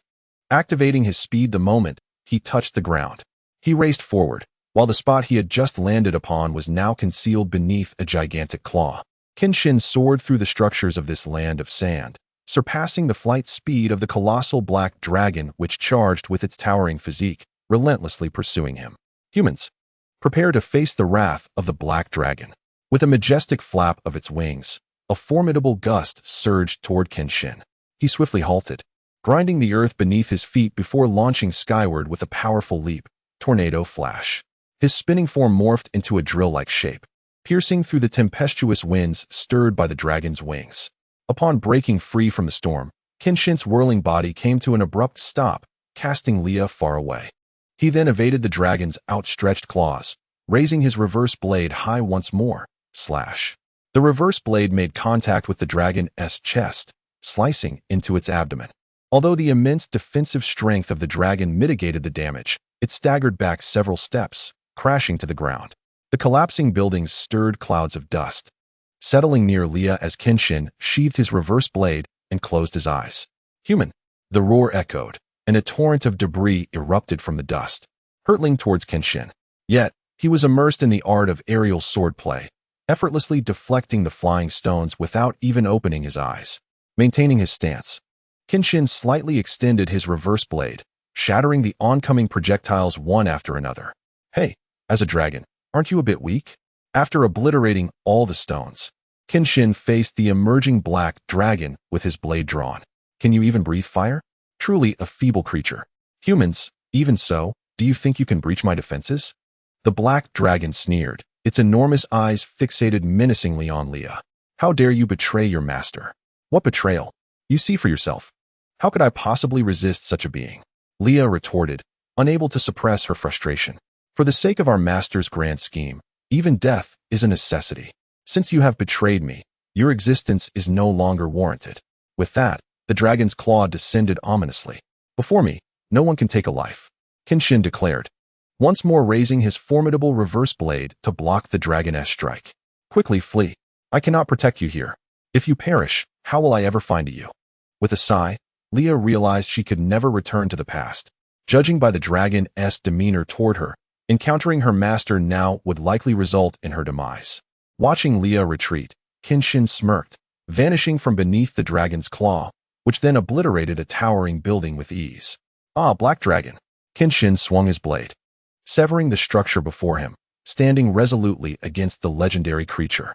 I am nearly invincible on this earth. Do not let me down, even if for no other reason. Do not allow the fighting spirit I have ignited to wane. In the ward of the earth, Miyu awoke, gazing at the drifting white clouds in the sky, a faint smile gracing her lips. The gentle breeze stirred, causing the leaves to rustle, and the autumn leaves danced down, reminiscent of her own life. She retrieved a photograph from her pocket, where she appeared blissfully happy, flanked on her left by Kenshin, who was playfully tussling with Sugo, while Hijikata on her right listened to Kondo's earnest yet nonsensical ramblings. Ah, that summer photograph captured a time when they truly enjoyed each other's company. Coughing slightly, Miyu turned her gaze to the scenery outside. How much longer could her body endure? Would she be able to hold on until they came to find her? Kenshin, 14. Well, I suppose things could carry on without me, right? She chuckled to herself, then fixed her gaze intently on the photograph, lost in thought. The wind gently stirred the curtains of the window, and in that moment, no one could resist the beauty of the scene before them. A captivating tableau akin to a painting. It was now 9 a.m., with 18 hours remaining until the next dawn. In another realm, a black dragon snorted, its nostrils flaring as it sensed a familiar yet distinct aura emanating from Kenshin. Who knows? Kenshin replied with a mischievous smile, his feet suddenly shifting into a rapid, agile movement, charging towards the black dragon. Human, I shall make you comprehend the profound chasm that exists between the fantasy species and your kind. With a disdainful laugh, the black dragon soared into the sky, unleashing a tempest that hindered Kenshin's advance, knowing well that this human lacked the ability to fly. Kenshin's feet scraped the earth as he swung his sword in a counterattack. The crescent moon blade, now reduced to a mere 2 meters, shot towards the airborne black dragon. Despite its massive size, the black dragon exhibited surprising agility, deftly evading the incoming strike. It then dove down, crashing directly into Kenshin. Humph! With a grunt, Kenshin struggled to block the impact with his reverse blade, pressing down to suppress the surge of blood in his chest as he leapt onto the dragon's head. Die! He shouted, driving the hilt of his reverse blade into the dragon's skull. However, the clash of metal resonated, for even with the blade's enhancement, it could not pierce through. Do you intend to slay me with that toothpick of a weapon? The black dragon sneered, releasing a stream of white vapor from its nostrils. With a powerful flap of its wings, it lifted Kenshin into the air. Hey, are you all right? From a distance, Liao observed Kenshin falling into a disadvantageous position and called out anxiously, "Fear not, this wretched dragon cannot take my life." Such a notion is utterly absurd. Kenshin clung tightly to the dragon's head, bracing himself against the turbulent flight. He waited, biding his time for an opportunity. With a fierce collision, the black dragon aimed to smash Kenshin against the surrounding structures, flying low and demolishing countless buildings in its path. "Steady yourself," Kenshin commanded, biting fiercely into a scale of the dragon. As the crimson droplets scattered in the air, the black dragon let out a furious roar. "Humans!" This was swiftly followed by an overwhelming surge of rage. The black dragon resolved to disregard its own injuries, determined to devour this human at all costs. With a fierce gaze, it charged towards the distant stone wall. Judging by the wall's formidable thickness, a collision would undoubtedly leave the dragon dazed. But the swordsman perched upon its head was destined to meet a gruesome fate. Such a simple task to eliminate you. How could I ever live up to my title of the strongest? The recent impact on the dwelling had evidently not been without effect. Blood trickled from the corner of the swordsman's mouth, yet it could not diminish his soaring battle spirit. Everything was converging. The black dragon aimed to crash into the rocky barrier, while the swordsman awaited that fleeting moment, an opportunity to incapacitate it once and for all. The stone wall loomed larger in his vision, signifying their imminent approach. With great effort, he rose, wielding his sword with the blade reversed before him, gathering strength. A resounding boom echoed throughout the deserted capital of the Sand Kingdom, followed by an obscuring cloud of dust and debris. However, after a brief silence, the black dragon burst through the haze, soaring into the sky once more. "Ha ha, humans!" The dragon's maniacal laughter reverberated throughout the area as it hovered above, its gaze reveling in the dust below. It could not be this simple. The chaotic dust suddenly coalesced into a spiral, and then a red figure emerged from the dust, leaping onto the rock face. "You're still alive. Perfect. I long to savor your essence." With a grin, the black dragon dove once again. Just as they were about to collide, a glimmer of cold determination flashed in the swordsman's eyes. He deftly twisted his body to evade the dragon's massive head, swiftly passing by it. In the face of the dragon's colossal form, the swordsman had already set his sights on a target. Heavenly slash. The great sword reappeared in his grasp as he smiled coldly. With a fierce roar, the mocking expression on the black dragon's face morphed into one of rage and terror. At that moment, one of its wings, already bloodied, fell to the ground, crushing countless structures beneath it. "Now how will you fly?" After severing the dragon's wing, the swordsman descended without hesitation. The great sword in his hand transformed into a reverse blade, with all the gathered air currents intertwining, consolidating power for his next strike. Crescent Moon Ascension. The whistling blade energy surged towards the wobbling black dragon, and in its incredulous gaze, the energy sliced through the base of its only remaining wing. An indescribable agony engulfed its entire being. The sound of the dragon, stripped of its ability to soar, crashing to the earth resonated, followed by the swordsman's own blade energy, which propelled him downward. He plummeted, shattering numerous buildings before finally colliding with a massive rock, bringing his uncontrollable descent to a halt. Upon being abruptly stopped, the swordsman could no longer contain the injuries he had sustained, spitting out a mouthful of blood. As the bitter taste flooded his senses, he felt a release in his chest, yet the pain remained undeniably real. "Hey, are you all right?" Leah hurriedly approached Genshin, struggling to support him as she inquired about his condition. "Fortunately, that thing should be even unluckier than I am." She coughed, blood streaming down and obscuring her left eye, leaving a crimson mark. "Drink this. Although it won't heal you for long, it will alleviate your pain." With that, Leah produced a vial filled with a red liquid, and Genshin, without hesitation, downed its contents. "Hey, when did you start trusting me so much? Aren't you afraid I might poison you?" Leah looked at Genshin in astonishment. "If it were truly toxic, you'd be dead by now." Genshin smirked. For the moment, he laid eyes on the vial. The system had already confirmed it as a restorative potion. Subsequently, he rummaged through his belongings and produced a hemostatic pill. Swallowing it, he felt significantly better. "You rascal. I might just give you a bottle of poison next time. Let you die." With that, she tossed Genshin onto the ground. "Enough of this nonsense. I have no time to waste." Sensing the earth tremble beneath them, Genshin's gaze sharpened. He brandished his sword and charged forward. "Human, I shall tear you to shreds." Blood flowed from both sides as the black dragon thundered toward Kenshin, its eyes filled with a hatred that transcended the depths of the earth. You are not alone in such thoughts, but they are all happily playing house underground now. Kenshin's pace did not falter. He sprinted straight toward the black dragon. It is time to understand you.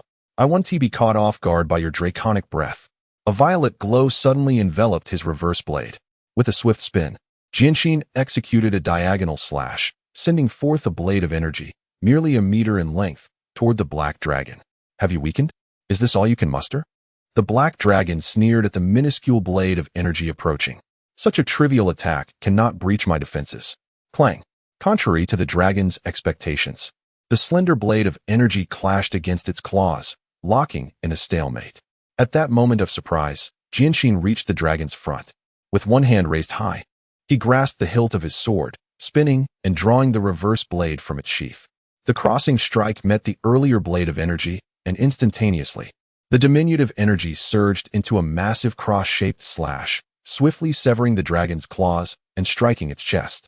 This was a modified version of the tornado flash, utilizing the force of the spin to amplify the power of the celestial cross. Though the initial strike was feeble, once the sheathed sword was drawn high and slashed down to create the cross, it erupted in an instant. Boom. The cross slash propelled the black dragon backward until it crashed against the rocky wall. A muffled groan escaped its lips as the raised sword sheath shattered, and Kenshin's left arm hung limply, a crisp sound resonating from his elbow. Hey, you. Leah approached, worry etched on her face.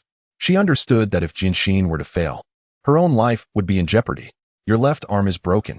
The burden is too great. Kenshin forced a smile, conjuring a sheath from his belongings, and sheathed his sword, securing it at his waist. Hey, how did such a thing come to be here? Kenshin inquired, gazing at Leah, who was binding his left hand with bandages. It is the power of the dragon vein, Leah replied without lifting her head.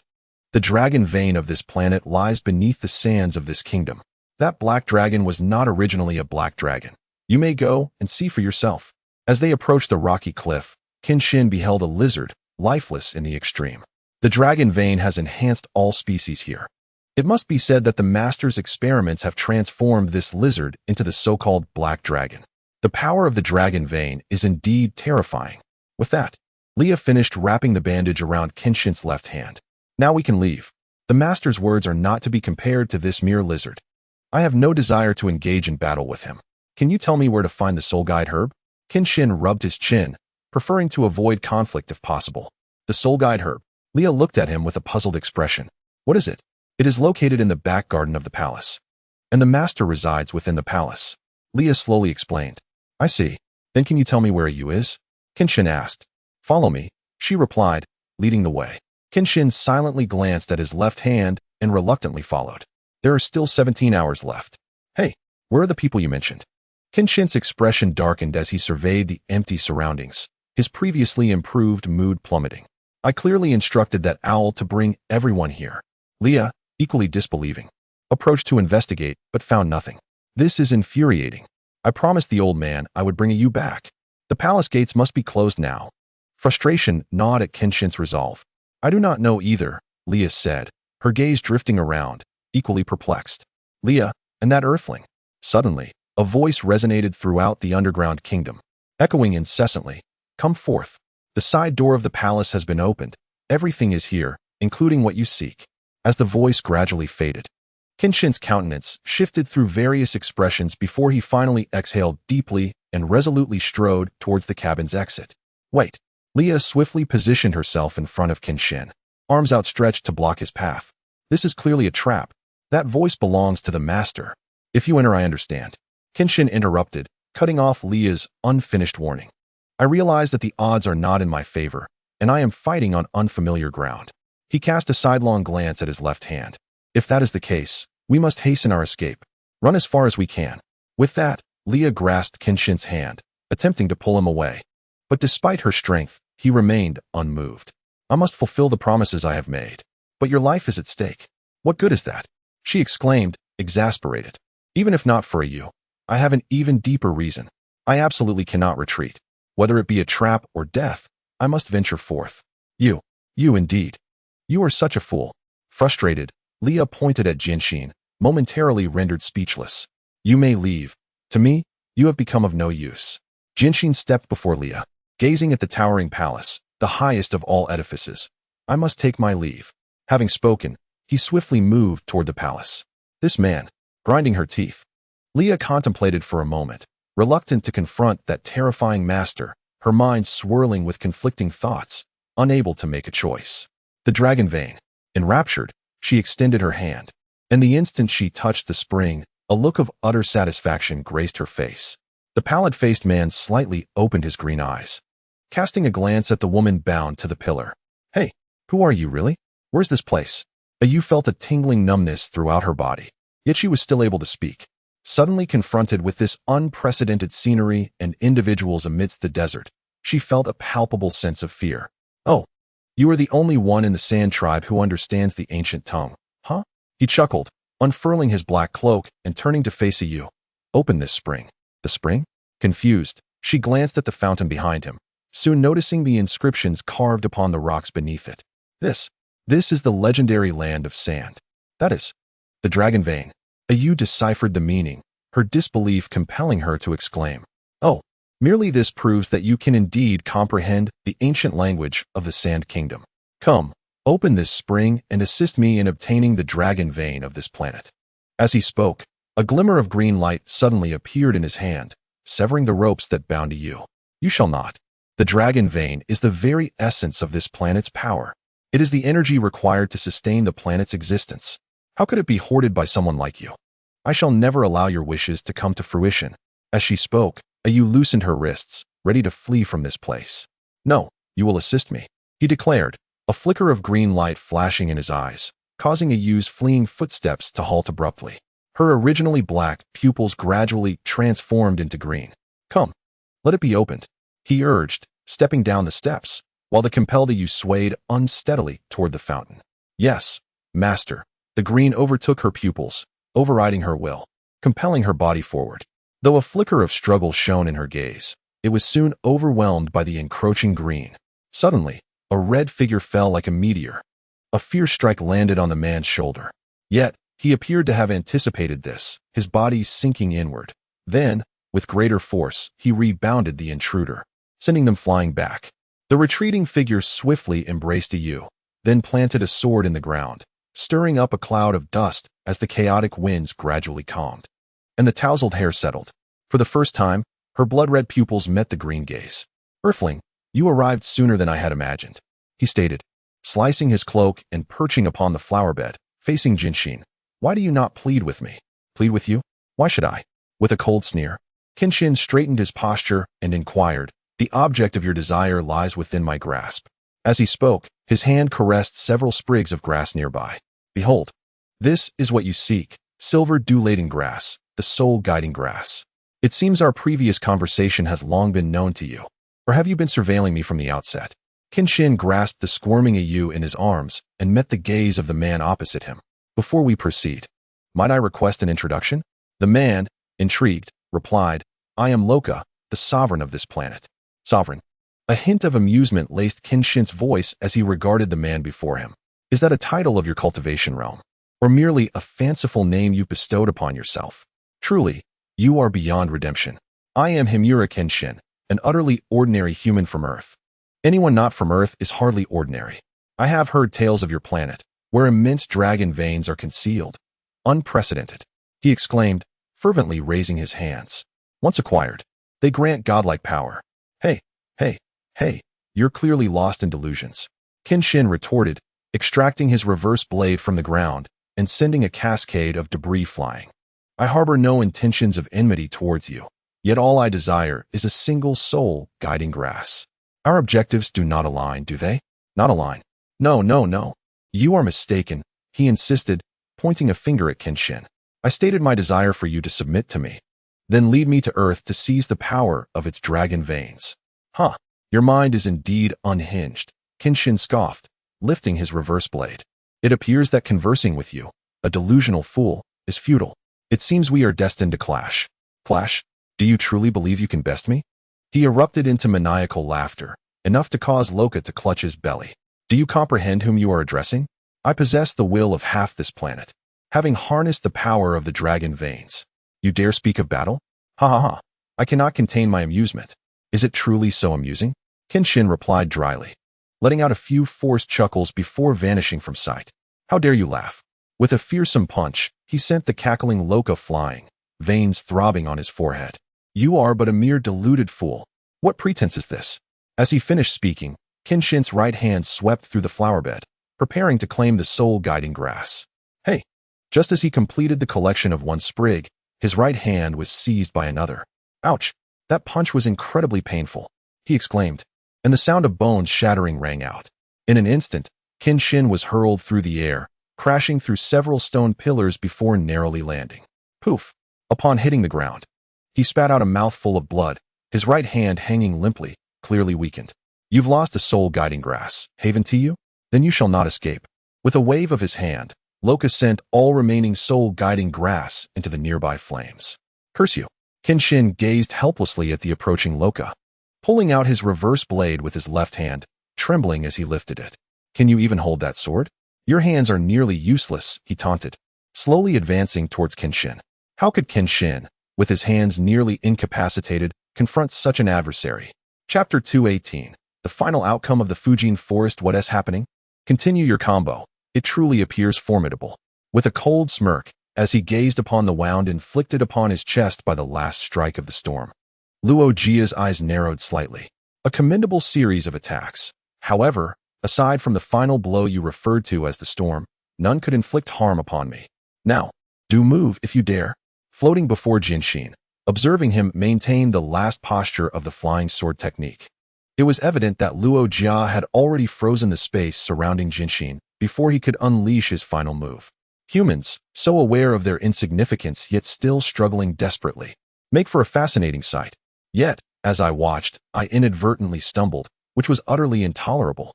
With that, he grasped Jinshin by the throat, lifting him effortlessly. Let the space shatter. A clash resounded. Come, let me witness the limits you claim to possess. You, who dare challenge me, the essence of planetary will. The human bore the brunt of the spatial rupture, letting out a suppressed groan, yet trapped by Luo Jia's grip, he could not move.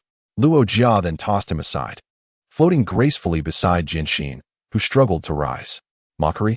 Though this skill is not limited to a single individual, to me, you truly resemble a coward. Spitting a mouthful of blood, Jinshin leaned against the rocky wall to straighten his posture, facing this flawless adversary. With his left hand, bound in bandages, trembling, he raised it defiantly against Luo Jia. Are all earthlings as foolish as you? It appears the celestial way has forsaken all foreign dragon veins to plunge directly toward Earth, and it is not without reason. A planet endowed with such power is, astonishingly, governed by a band of imbeciles. With a disdainful sneer, he looked down upon Jinshin, his contempt transparent in his gaze. Indeed, humans are quite foolish. Yet, in another light, one might call it endearingly naive. With a chilling laugh, he wielded his sword, carving a semicircle in the void, drawing a stark boundary between himself and Luo Jia. The crimson pupils of Jinshin revealed his unmasked loathing. Oh, what does drawing a line now signify? A futile struggle, he scoffed. Although he did not comprehend the meaning of endearingly naive, for Luo Jia, the priority was to subdue the earthling before him and discover a means to reach Earth. This line does not merely signify the death of those who cross it. It represents the profound disparity between you and me. Though it bears no direct relevance, I am vehemently determined to avoid your acknowledgement, you wretched soul. His furious roar, accompanied by the flow of blood, echoed the sentiment that even with but a single hand remaining, he would never concede defeat. Ant, prepare to bow your head. Everything that is now before you cannot be resisted, as you might presume.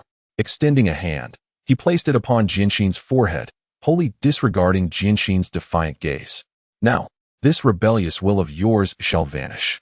Upon concluding his words, a green luminescence penetrated Jinshin's mind in an instant, causing the defiance in his eyes to fade away. Am I too late? Lia, hidden behind the fountain, observed the scene, covering her face in disbelief. Is it truly as I feared? Seizing the still hypnotized Au, she carelessly tossed her into the fountain, not daring to linger any longer. He sprinted swiftly towards Kenshin. Wait, there is still hope. Blood and corpses littered the ground, and the cries of battle echoed. Was it raining at the ship? In crimson hues? Was that person me? From a third-party perspective, the conclusion of the battle of the nightmarish charm appears thus. What has become of me? My head aches unbearably. Do I wish to alter this outcome? Asking if I desire change. Is that not a given? Of course it is. I watched as the katana pierced the girl's body, losing hope bit by bit. After all the turmoil, what emotions did I harbor when I severed that person's head? And what of Mitsuba? Why did I leave her? I know the answer. Don't I? But if I were by her side, would that truly be for the best? Wait, who is Mitsuba? No, who is the person in my embrace? Who is the one I have slain? Who is the woman charging towards the blade? Who are Gintoki, Katsura, Takasuji, Mayo, Shinpachi, Kagura, Kondo, Hijikata, and Sugo? I cannot think any longer. My head is throbbing. Wait, who am I? Who am I? In the darkness, a flicker of purple light floated gracefully, resembling a firefly, resting upon the tip of Kenshin's nose, illuminating the depths of despair. Kenshin must not perish. His silent eyes lifted slightly, and fragments of chaotic memories seemed to flash before him. A beautiful woman, hands clasped behind her, blushing as she gazed at him. Was it the chaotic dance amid the cherry blossom trees? More and more fragments fell into the darkness like snow, some familiar, yet their faces elude my memory. I lied. How could I ever love such a fool? Truly I reached out to catch a fragment on the verge of vanishing, yet it remained faceless. The voice echoing repeatedly, Crimson, they have entrusted you. Kenshin, no? Don't go. Hey, could you lend me some money? It's not a wig, it's Katsura, not short-haired. It's Shinsuke. Kenshin, you're such a mess. You all are so annoying. I can't remember any of you. Who are you really? Faceless beings. 13 years have passed, and the fireflies have magnified their gentle glow, subtly revealing a figure that slowly approaches Kenshin. From the very beginning, I sensed the black curse entwined around Kenshin. I knew from our first encounter that I could never fully abandon you. The figure swayed, and ethereal hands cradled Kenshin's face. I realized then that I am indeed Kenshin's woman. It fills me with joy, allowing me to depart with peace of mind. The formless head gradually leaned closer to Kenshin, bestowing a soft kiss upon his lips. A final farewell. Kenshin began to disappear, starting from his feet, as luminous specks danced in the enveloping darkness. These faint glimmers, akin to nodes, painstakingly mended all fragmented memories. As he slowly faded, his body trembled slightly, and his silent eyes lifted to gaze upon the figure before him. The remaining silhouette tilted its head and smiled gently, dissipating entirely within the darkness. A hoarse voice echoed softly. The eyes remained mute, yet the body instinctively extended an arm, attempting to grasp something. In an instant, this dark space erupted in an unending brilliance, accompanied by a heart-wrenching roar. You overestimate yourself. With a cold smirk, Loka observed the approaching Leah. Have you too begun to rebel against me, Leah? Who would willingly remain under your control? You old hentai. Leah spat bitterly. Yet, she found herself unable to move. The oppressive force of a planetary sovereign was far beyond the resistance of a mere witch. With a sharp crack, Kenshin's left hand relinquished the reverse blade, seizing the hand still pressed against his forehead, exerting all his strength to remove it. Do you still wish to struggle in your dying moments? Loka sneered, once more applying pressure, forcing Kenshin's head down towards the ground, creating a deep crater. In retaliation, Kenshin bit down fiercely on Loka's arm, a primal instinct manifesting. It seems your memories have been thoroughly erased. Before he could finish his retort, Kenshin leaped from the ground, delivering a powerful kick to Loka's armpit, then biting down on his fingers with unyielding tenacity. It appears I must firmly engrave the lesson of obedience into you, my unruly subject. With a disdainful huff, the latent power within Kenshin surged forth, propelling everything around him, including the immobilized Leah, away. Nanny, Loka exclaimed, astonished as he heard the sound of cracking bones under the strain of power, yet Kenshin clung resolutely to his grip. The force in his legs intensified. Get out of my way. Loka roared in frustration, unleashing another wave of power. However, Kenshin endured this assault without being thrown off balance. Yet in Leah's eyes, the scene unfolded differently. Every ounce of energy surged violently within Kenshin, converging unnaturally towards his brain, while the rhythm of his heartbeat raced as if it might take flight. This was palpably abnormal, particularly for a mere human.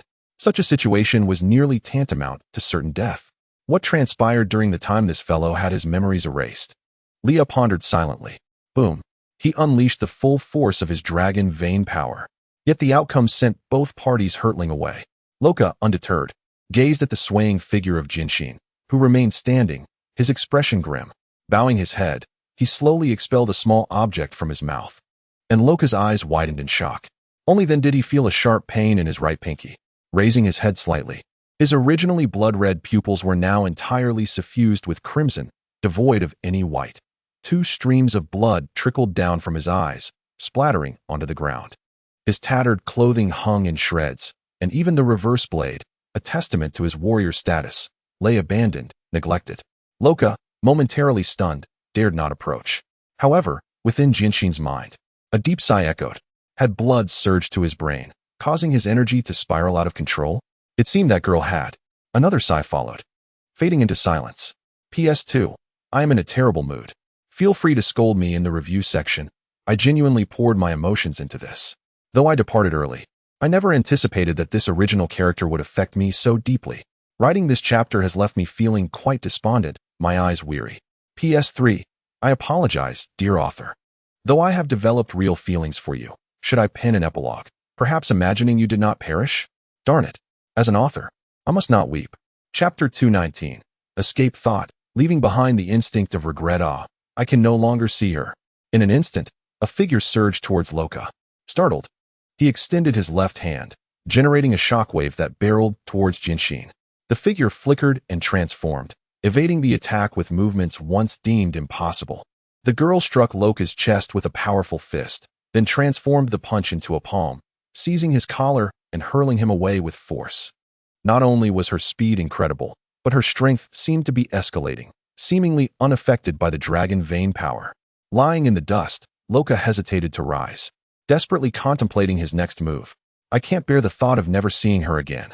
Suddenly, he felt a tightness in his chest as a bare foot stomped down hard on him. Then, that foot seized Loka's left leg. With all her might, she attempted to twist it, but failed to break it. Soul-destroying. My body is not something a wretch like you can touch. I am a god. Extending a hand, she concentrated a formidable energy at her fingertips, aiming at Genshin's head. Thud. With her other hand, she grasped Loka's hand, disregarding the continuous damage inflicted by the violent energy in her palm, and with a stoic expression, Genshin lifted Loka high above her head. Then she slammed him down towards the ground. Boom, boom. She relentlessly struck the earth, creating deep craters, gripping Loka by his hands and feet, as if in a frenzy. The mere thought of never seeing her again ignited an uncontrollable fury within him, surging straight to his brain. The unrelenting remorse, with no outlet for its release, torments the soul. It has transformed into the most formidable of powers. A need for catharsis emerges. This feeble self. Blood gushed from both ears like a ruptured pipeline. Though blood flowed freely, Genshin paid it no heed, as he planted a foot firmly on Luojia's waist. With great force, he gripped Luojia's limbs, straining to pull them apart. You wretch, do you intend to tear me apart? A cold sneer escaped Luojia's lips as he landed a devastating kick that shattered Genshin's ankle. Humph! With a disdainful grunt, Genshin remained steadfast, his roar unwavering. He was a beast unleashed, tearing and rending with all his might. Alas, the tearing proved futile. Genshin unleashed a kick that sent Luojia sprawling. Swiftly, he rolled upon the ground to retrieve the reversed blade. In a flash, he hurled it forth, maintaining a parallel trajectory with the airborne Luojia. Do not underestimate me, boy, he bellowed, twisting midair. A punch struck Genshin's chest, indenting it profoundly. Ignoring the pain, Genshin seized the soaring blade, slicing with precision from the base of his arm. A magnificent arm ascended skyward. For the first time, he felt the chilling grasp of death's fear. Why could this man fight with such fervor? Did he feel no pain? Had he lost his sanity? The arm, now aloft, plummeted into the fountain behind Genshin, staining the waters crimson. Hey, you, having regained consciousness, attempted to approach, only to be seized by Leah. Turning to her, you saw Leah shake her head. It was evident that he no longer regarded Luojia as his adversary, but merely as a vessel for his rage. Leah observed the man, gasping for breath, standing resolute. The agony of being struck brought him joy, the contorted body offered him solace, and severing others brought him delight. It could be said that he had transcended the realm of humanity, becoming a monster cloaked in human skin. Quietly, he raised his head, blood trickling from his nostrils. His eyes, now a deep crimson, fixated on the panting Luojia. A ghastly grin split his pale lips, the deepest crimson flowing forth. You, for the first time, I feel fear. This creature, die. In an instant, Luojia lunged, kicking Genshin, yet he could not reclaim his footing as Genshin held firm. Clutching Luojia's foot with unwavering resolve, the impact of the blow failed to inflict pain. Instead, a flicker of relief sparkled in his gaze. With a roar, he seized Luojia's foot, lifting him high to smash him against the ground. Then, a brutal kick connected between Luojia's legs. The blade clenched in his mouth, slicing through his knee. Once more, he was grievously wounded. With a swift kick, Genshin sent Luojia flying. While he discarded the remnants of the blade, a smile creeping across his face, growing more chilling and sinister. Blood spewed forth onto the earth, yet Genshin laughed, a mad, unrestrained laughter. Ha ha ha! Blood streamed from his eyes, and he became enveloped in a crimson shroud. The malevolent spirit need not weep. It is precisely the desire to cease weeping that gives rise to such a demon, is it not? Humans, drained of tears, transform into malevolent spirits, into monsters, and thus they persist until death. So let us laugh with unyielding arrogance. As we always do. Leah gazed at the man who laughed maniacally, and an involuntary thought crossed her mind. Sheath the sword. Ignoring the prostrate Loka who was gazing up at her, Genshin lowered his head, preparing to depart. Why do you not kill me? I am devoid of strength now. Loka's voice gradually resonated, halting Genshin's steps. In my heart, I cannot forgive you. I wish to slay you. 1,000 cuts. The reverse blade in his hand trembled, and Genshin shut his eyes, restoring his original gaze, which suddenly opened wide. But I once promised her that I would never take another life. Promised? Huh. Do you wish to alleviate your guilty conscience? You hypocritical wretch. He sneered coldly, a surge of violent energy suddenly manifesting in his hand. Even if you do not kill me, how long can I survive in this state? You naively believe that by sparing my life, you have eased your guilt. Yet, I will suffer endlessly and ultimately perish. At that moment, it will bear no consequence to you, for you can convince yourself that it was not by your hand that I fell. What a hypocritical man he is, Genshin thought, as the violent energy was abruptly thrust into his own heart, exploding with a resounding blast, flesh scattering. The head, with its mocking eyes, tumbled to Genshin's feet in silence. Genshin lifted his foot, utterly crushing it. Thus, your demise now is what I desired, not at my hand. But you are indeed dead. Indeed, I am a most hypocritical person. He slowly approached Amaya and Leah, who, witnessing his shattered hands, a broken foot, and crushed ribs, could scarcely believe that someone so grievously injured could still stand. This is the only elixir I have painstakingly concocted over the years, he said, retrieving a transparent vial from his pocket, crafted from the power of dragon veins. It should alleviate your pain. Genshin wordlessly accepted the elixir and drank it in an instant. After a while, he felt the searing pain in his chest gradually diminish, along with a soothing warmth in his wrist. Do not look at me that way, Leah said, turning her head away with a hint of pride. You merely rescued me from that wretch. This is my token of gratitude. Indeed, it is so. It matters not, Genshin replied, glancing at Amaya and Leah, as well as the soul-calling grass nestled in his bundle, a bitter smile crossing his lips. Let us return. But here, with that man's power gone, much of this place will likely be buried beneath the sands, Genshin observed, surveying his surroundings. He could ascertain that the fountain was undoubtedly intact, yet the rest. What a pity. It is so hard to finally visit the land of sand, Amaya lamented, her earlier prejudice against Genshin evaporating upon witnessing his prowess in battle. Let us hurry. This place could collapse at any moment. It is perilous, Leah exclaimed, grasping Amaya and preparing to leave. Wait, Genshin began, but darkness engulfed him, his body unable to sustain itself. He closed his eyes and collapsed backward. Hey, someone, a doctor. Bursting forth from the ward, Gintoki roared in anguish. In a matter of moments, he was ushered out as several doctors wheeled Mitsuba into the intensive care unit. The emergency lights above flickered to life. Outside, a despondent Tushuru, alongside the taciturn Kondo, concealed his forehead with his hand, his gaze heavy with despair. Don't die, Kenshin. He hasn't returned yet. Mitsuba, hold on. Chapter 220. Time grasped yet elusive, I found myself ensnared in a timeless reverie, where that cherished person remained by my side. We strolled through bustling streets, our children joyfully frolicking ahead, their laughter echoing the bliss of our existence. Yet, this idyllic scene shattered like fragile bubbles, plunging me back into the stark reality devoid of her presence.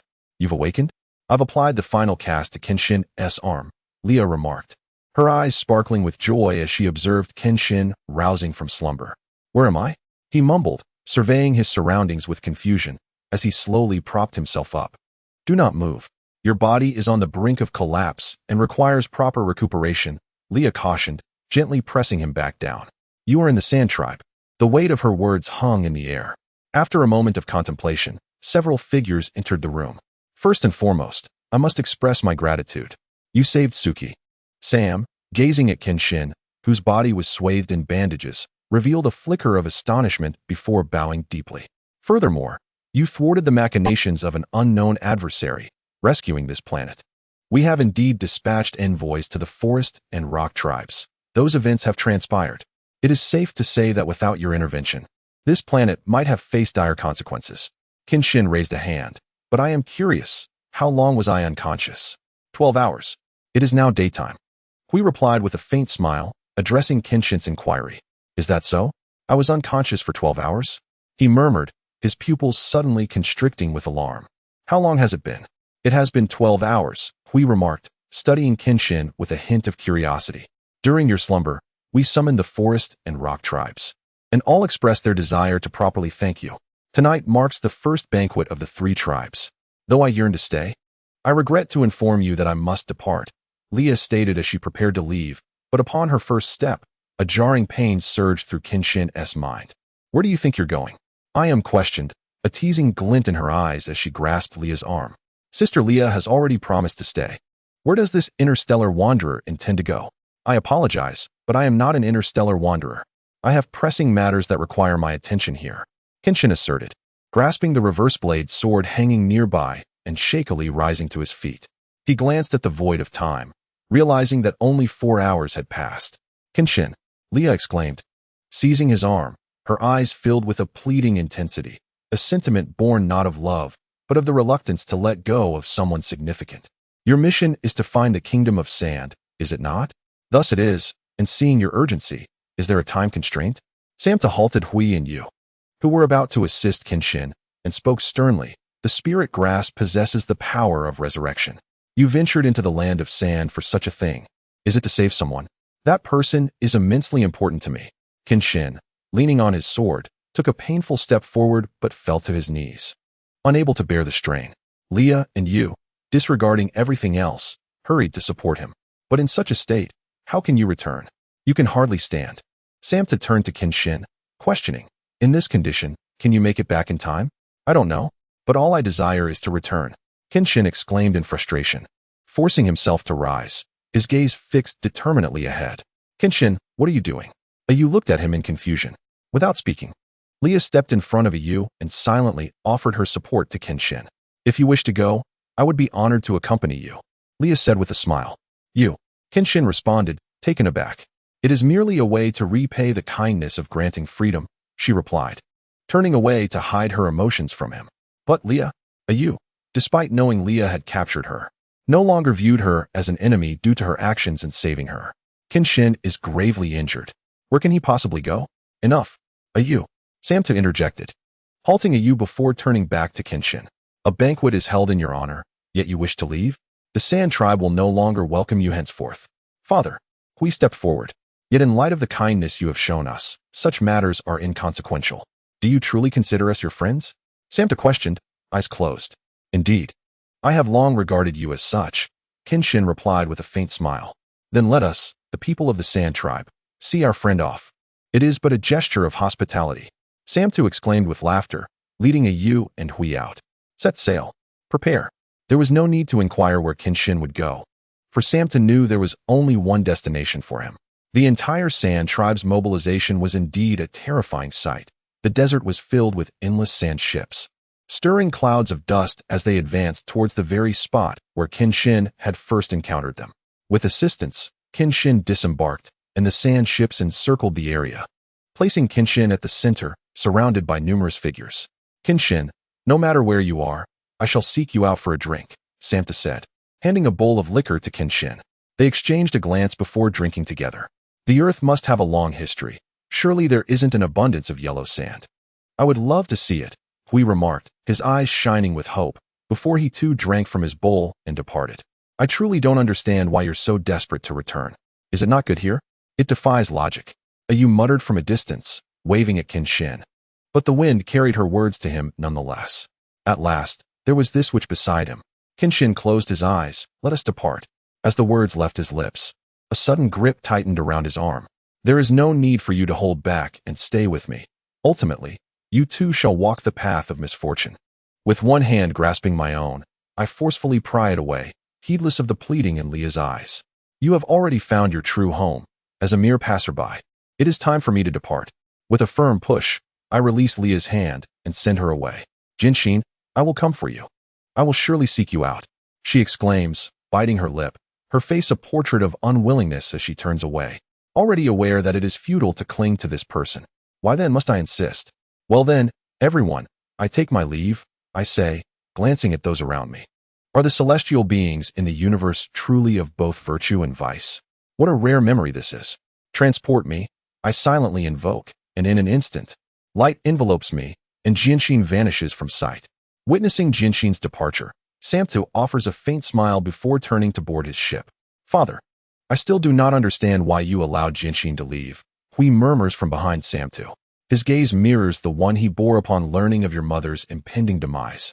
And with a single statement, all his doubts are dispelled. Hui, upon your return, contact the other two clans. We are preparing to march into the cosmos. What is it about that beautiful earth that binds him so? Does he not wish to see it? Yes, I understand now. Chapter 221. I was too late, but fortunately. Will you forget me? In the hospital, Sanya wakens, her vision clouded by dark spots that obscure everything.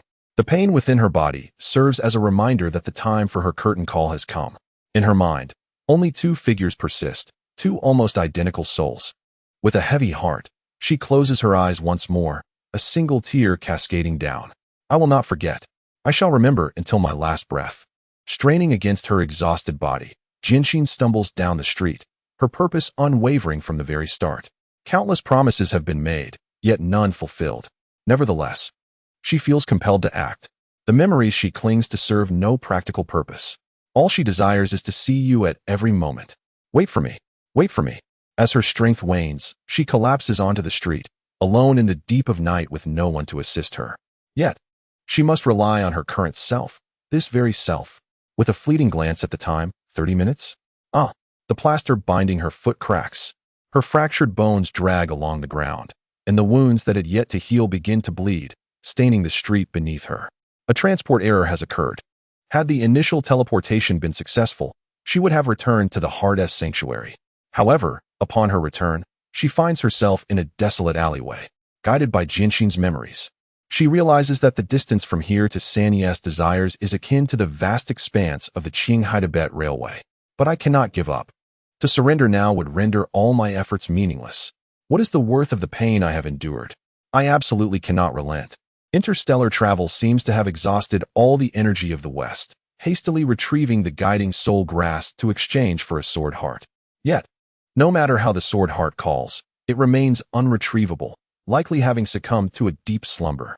The sky gradually stirs with a wind, and the night, darker than usual, becomes suffocating. Soon, a drop of cool water falls to the earth, heralding the onset of a heavy rain. Before me, clarity fades. Not only does my foot ache from the broken right hand, but the wounds upon my body also throb in unison. The rain mingles with the blood, cascading to the ground and creating a crimson hue. I cannot surrender. Although visibility is obscured, my instincts urge me that the path ahead must lead to Miyuki. If I cannot walk, then I shall crawl. Initially, I felt secure with the True Selection Group as my backing, emboldening me to engage in business and foster closer ties with you. Yet, I am taken aback to discover that Miyuki's time is limited. It is indeed a profound regret. A man with a square jaw stands atop a container, disdain etched across his face, observing as a wounded man is encircled below. From the outset, was your intention to exploit her? Tobikata exhales softly, unsurprised yet unsettled. Why, then, do I feel an urge to strike? That flawed existence. Was it not I who bestowed her happiness? Shouldn't I receive gratitude for that? In a certain sense, we are two of a kind, Tobikata rises, stating. Yet there is one distinction. I merely wish for my woman to find happiness. His words are abruptly interrupted by a piercing scream. Who claims she is defective? Standing firm upon the earth, the rain cascades down his frame, yet as it passes, it transforms into a sanguine flow upon the ground. The sword heart. His eyes widen in shock. This individual is missing limbs, with broken ribs punctuating his chest. Not a single part of him remains unscathed. What has transpired? Who dared to declare that Miyuki is a defective product? With a swift motion, he grasps the reverse blade, his turbulent emotions causing him to overlook the blade's outward edge.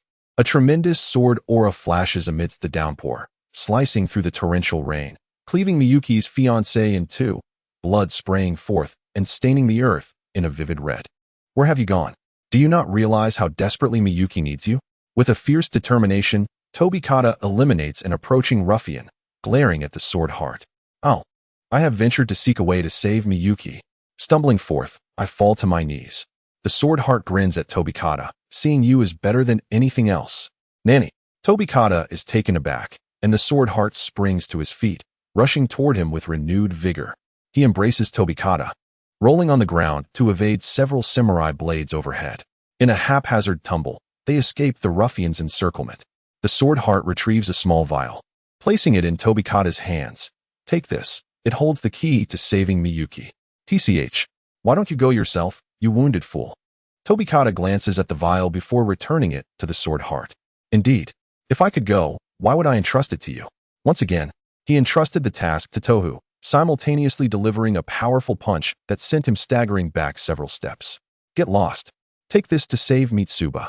If anyone should go, it should be you. Tohu, struggling fiercely, was adamant. If we consider it this way, aren't you the better choice? With your exceptional strength, Mitsuba would surely be safe in your hands. And here I am, with a broken arm. How can I possibly go? Mitsuba is currently in critical condition. If I can't make it back in time, everything will be lost. And you're still here whining. Get out of my way. With a sudden burst of strength, he freed himself from Tohu's grasp. Sword heart staggered, leaning against a container as the oncoming Ronin charged forward. Sword heart. Sword heart. Despite Tohu's formidable demeanor, he now knelt upon the ground. You clearly have feelings for her. Why? Why? You already provided the answer. Sword heart replied with a faint smile, the reverse blade turning in his hand. He struck down one of the charging Ronin, knocking him unconscious, but in doing so, he coughed up blood, staining the earth beneath him anew. I merely desire for the woman I cherish to find happiness. As he spoke, he felt a sudden sharp pain from behind. Spinning around, he delivered another blow to a Ronin's skull, rendering him unconscious, and turned back to shout fiercely, Tohu, get the hell out of my way. With a clash, the sword energy he had unleashed was all he had left. Now, only his physical strength remained to be tested. Yet, in this broken state, he gritted his teeth, filled with an overwhelming urge to shatter the very confines of his frustration. Turning around symbolized his acceptance of responsibility, acknowledging that the person he cared for was forced into a choice he wished she and he had to make, all for the sake of her happiness. Such sentiments might sound noble, yet, in reality, did they not also signify a form of avoidance? Did they not imply a reluctant acceptance? Sword heart, I wish you were dead. Tohu roared, disregarding the gunshot wound in his leg, pushing himself to run forward. Ah, this is better. As he watched Tohu depart, Sword heart finally released the burden that had weighed heavily on his heart. The injury inflicted on Tohu was not as grievous as his own, yet he could not help but chuckle at the thought that entrusting it to him brought a sense of relief. There was no lingering bitterness, no hatred. This was what he had initially hoped for, facing the entirety of heaven and the way of the universe. The events that had unfolded clearly conveyed a singular truth to Himura Kenshin. You cannot protect anyone. Indeed, Himura Kenshin could not protect anyone. He had only known loss after loss. Thus, he resolved never to love, for love equated to death. He did not wish for her demise. Hence he could not allow himself to love. Even if this choice tormented him, even if it felt unjust, he had to make this decision resolutely. Therefore, the one he loathed most was the way of the universe. Come on. Sword heart wiped the moisture from his face. Was it rain or tears? No one could tell. Ronin, come at me. The blade fell to the ground with a crisp sound, devoid of blood, leaving only a pool of crimson liquid beneath. Sitting against the container, I gazed at the fallen Ronin, memories flooding back. Her, the girl I first met, the one who adored spicy sauce, the one who concealed her mouth while forgiving faults. The chaos before me intensified, obscuring my vision, yet memories became startlingly vivid, clearer than ever before. A teacher, for companions, 3 beloved ones, dead or alive, perished alongside Akira. I must not repeat the past. A low, muffled sound escaped my lips, followed by tremors coursing through my body. Am I laughing? Ha ha. The wild, unrestrained laughter echoed. A tortured cry akin to an injured lone wolf, a helpless child. Bang, bang. My head collided against the container, yet I continued to laugh maniacally. Who will come? Who will save me? Help, help, save me. Himura Kenshin. It no longer matters if it is laughter or tears. I possess no authority over whom Tsubaki loves, nor over whom Hijikata favors. In my current state, I lack the strength to protect my beloved, the only recourse being to distance myself from her. If she finds affection for another, must I then eliminate the man she cherishes? Do not forget, I am inherently unworthy. So, I implore, who can rescue me? Himura Kenshin? I am on the brink of collapse. Teacher Matsuyama, what should I do? The torrential rain fell, mingling with the blood that splattered upon the ground. A despondent man leaned against the container, releasing a maniacal laugh and a howl. Note: Kenshin's roar can be perceived as his impending breakdown. A crucial aspect of the ensuing narrative. The seeds of fate sown by the celestial beings run deep. They have consistently chosen to harm those around Kenshin instead of him. And it is evident why they have never relinquished their pursuit of him. All that Kenshin fears stems from these celestial forces. The specifics will unfold in due course, as the time is not yet ripe. New chapter, a fresh beginning. Regardless of how the celestial beings treat me, whether they plunge me into despair or drive me to madness, I shall not spare them. Even in my loss of reason, I will annihilate the celestial forces. For the Shinsengumi, loyalty lies with the general, not with the intangible celestial beings. Only the strong are worthy of being hunted by the 1,000 ghosts blade. Himura Kenshin, await me. Humph. You must have witnessed my resolve, and the sins burdening my comrades shall be repaid in full, whether it be the celestial beings or the shogunate. I, the White Knight Demon, shall never cower. The moon over Yoshiwara shines brilliantly, and here you may find a moment of respite, Kenshin. Hey, Gintoki. I think I need to find you a girlfriend. Your incessant attention is raising eyebrows in the neighborhood. Ah, it has been quite a while since I last saw you. Fengxian, what is that? Resembling a mere trinket of worthless material. Humph. Is the essence of it merely a remnant of sweat? My apologies for being perceived as a failure. I am not the Shinichi you envision, and I truly regret that. I cannot transform my sarcasm into energy, and for that, I sincerely apologize. My presence seems to lack significance, and I am deeply sorry for that as well. Kenshin, I hold affection for you, forever the jack of all trades. A preview. Cannon fire erupts around me, sending shards and remnants of lifeless bodies soaring into the air, the debris mingling with severed limbs and blood, splattering upon myself. I still recall that day as if I glimpsed a vision from the future. The silver-haired figures appeared to save the world, intent on eliminating not one, but 2 individuals. In the aftermath, my memories were tampered with. Was it the work of a gorilla's seal? Regardless, I possess no clear recollection of the event. Only that I personally ended Akira's life, and it is only today that I begin to grasp the underlying reasons. Kenshin tossed aside the covers, descended from his bed, and wandered into the kitchen. After turning on the dim light, he felt a twinge of discomfort as he twisted the faucet to wash his face. In forgetting to turn off the tap, the sound of trickling water accompanied his crimson hair, cascading down. Gazing into the mirror, he beheld his reflection. This battle of phantoms bore no relation to the heavenly beings, yet as he stared at himself, Kenshin could not help but scoff at his appearance in pajamas. He settled onto the couch, the clock ticking softly. It was already past 3 in the morning, yet he felt no hint of sleep. In this quiet, solitary night, memories long forgotten surged forth like a tidal wave. He listened, observed, replayed, unable to forget. As if watching a film, a searing pain radiated from his arm, yet his expression remained eerily calm. Kenshin rolled up his sleeve, revealing dark, tattoo-like stripes on his arm, and he fell into silence. Phantom Chronicles. Is such a thing as a time machine truly existent? I apologize for the intrusion. In the gentle patter of rain, Kenshin stood at the entrance of the Shinsengumi, shaking off the droplets from his umbrella. Wrapped in a red scarf to shield his neck, he approached the gate, handing his umbrella to the officer on duty before stepping inside.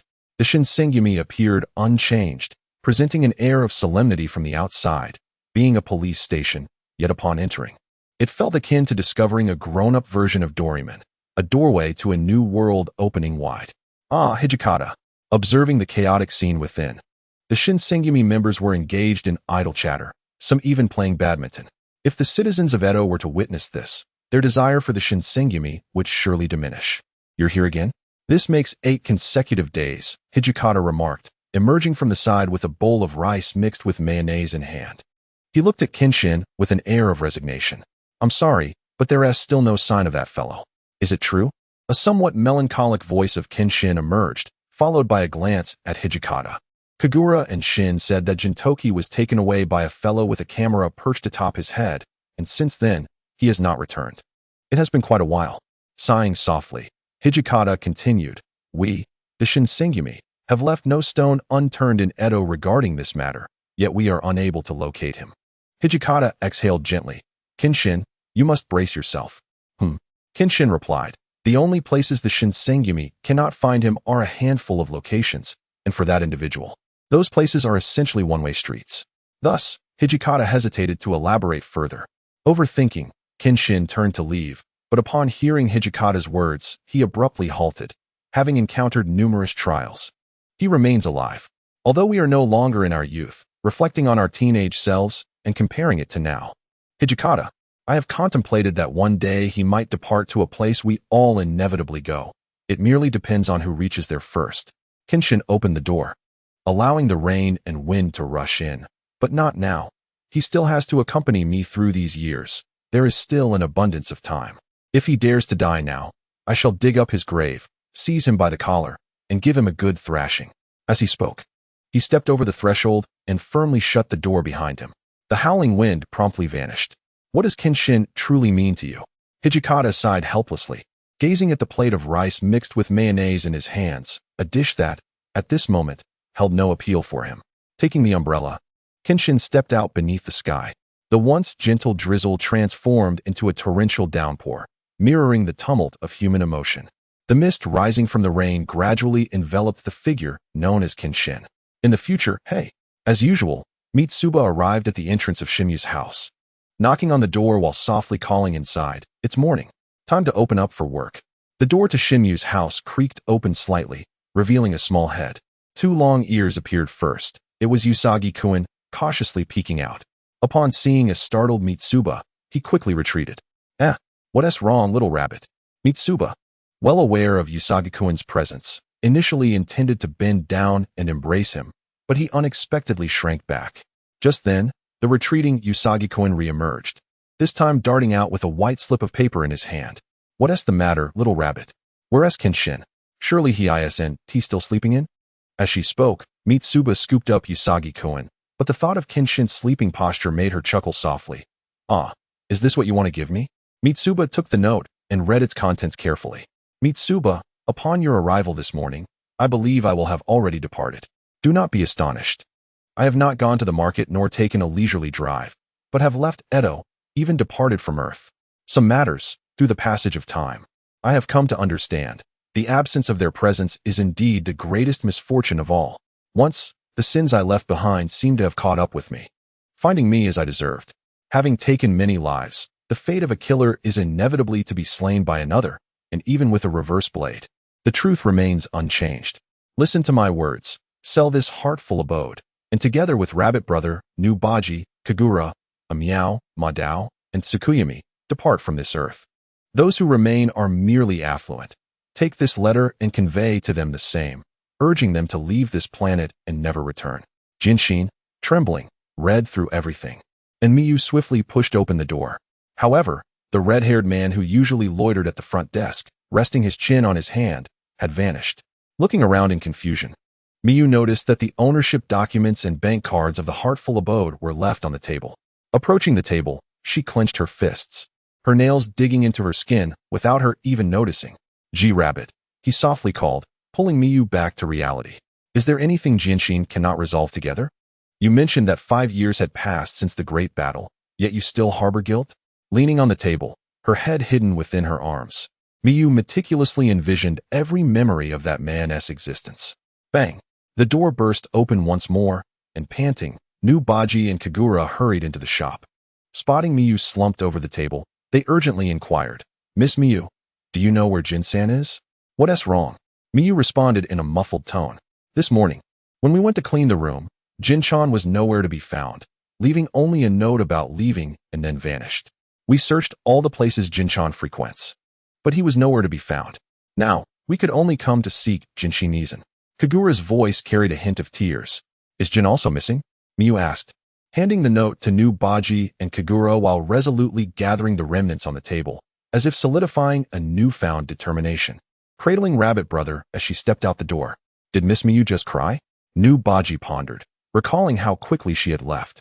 Noticing her eyes were red and streaked with tears. Baji, this is bad." Kagura's dazed voice broke through, capturing Baji's attention. "What's wrong, Kagura-chan?" she casually asked.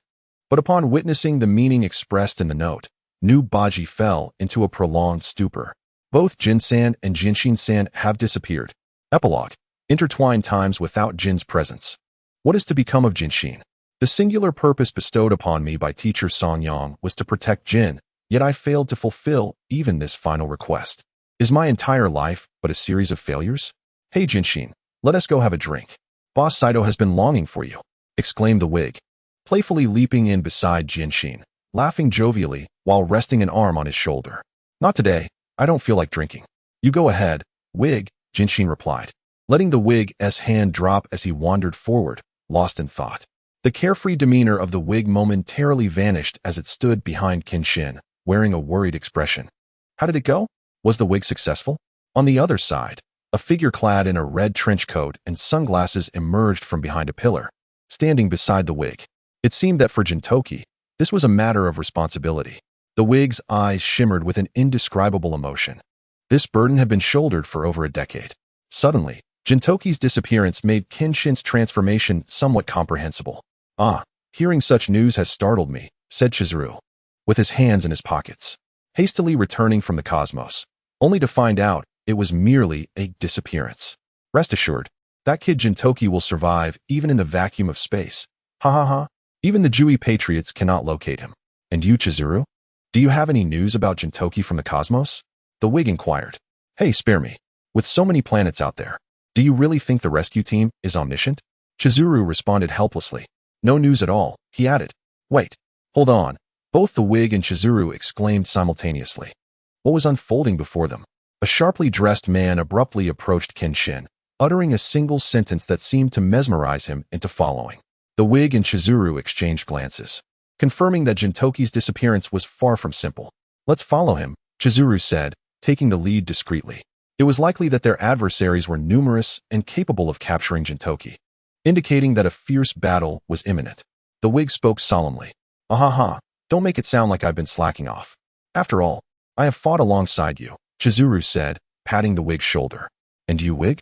"It's not a wig, it's Katsura," the wig retorted, shaking off Chizuru's hand. "I train daily with the Shinsengumi, scaling rooftops and mastering disguises. I am far stronger than before.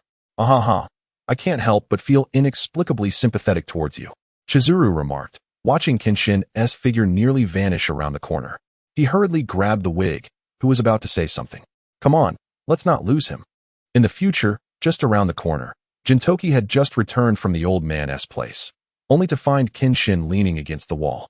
Amused, he greeted him. "Did everything go well?" Kenshin approached Gintoki, observing his nonchalant expression, and smiled. "Did your old man agree?" "Yes, he did," Gintoki replied softly. "Have you chosen a location?" "Oh, an abandoned factory on the outskirts. It must have been deserted for quite some time. It should suffice to settle everything there," Kenshin said, turning to leave. "Gintoki, come along." "Ah, who would have thought that surviving until the end would mean going to face death with a man? This truly does not suit my style, Gintoki," he lamented, tousling his white curls with a helpless expression. "And to think I have to converse with such a sadistic soul. Clarify this. Where have I shown sadistic tendencies?" Kenshin grumbled, casting a sidelong glance at Gintoki as they walked. "Do you believe I wish to accompany you to death?" "Kenshin, I find myself still single to this day. How audacious of you to speak of romance after experiencing 2 relationships, both of which were nothing but pitfalls. Gintoki chuckled lightly. Is it Matsuyama-sensei, or perhaps I should say, the illusion of it? Do you truly remember his words? Matsuyama-sensei is Matsuyama-sensei, and the illusion is merely that.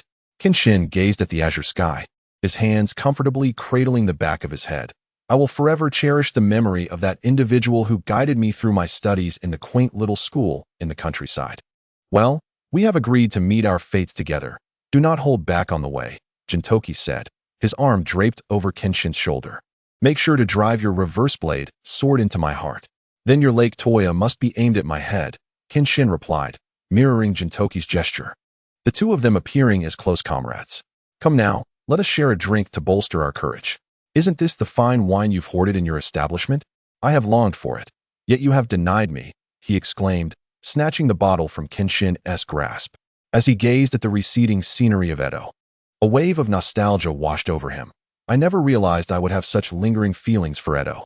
Less of that sentimentality. Simply walk your path with sincerity.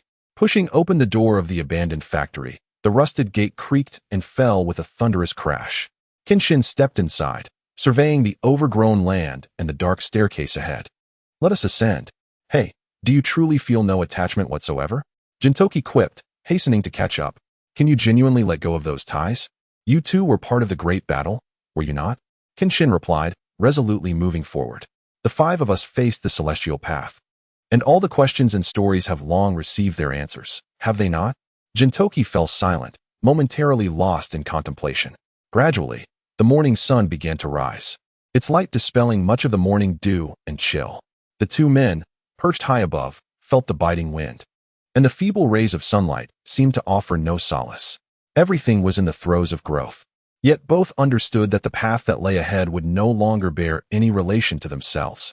One could only hope that as time gradually slipped away, they would forget the existence of crimson and silver, learning to be strong on their own as they continued their lives. How beautiful, Kenshin mused, gazing at Edo bathed in the morning sun.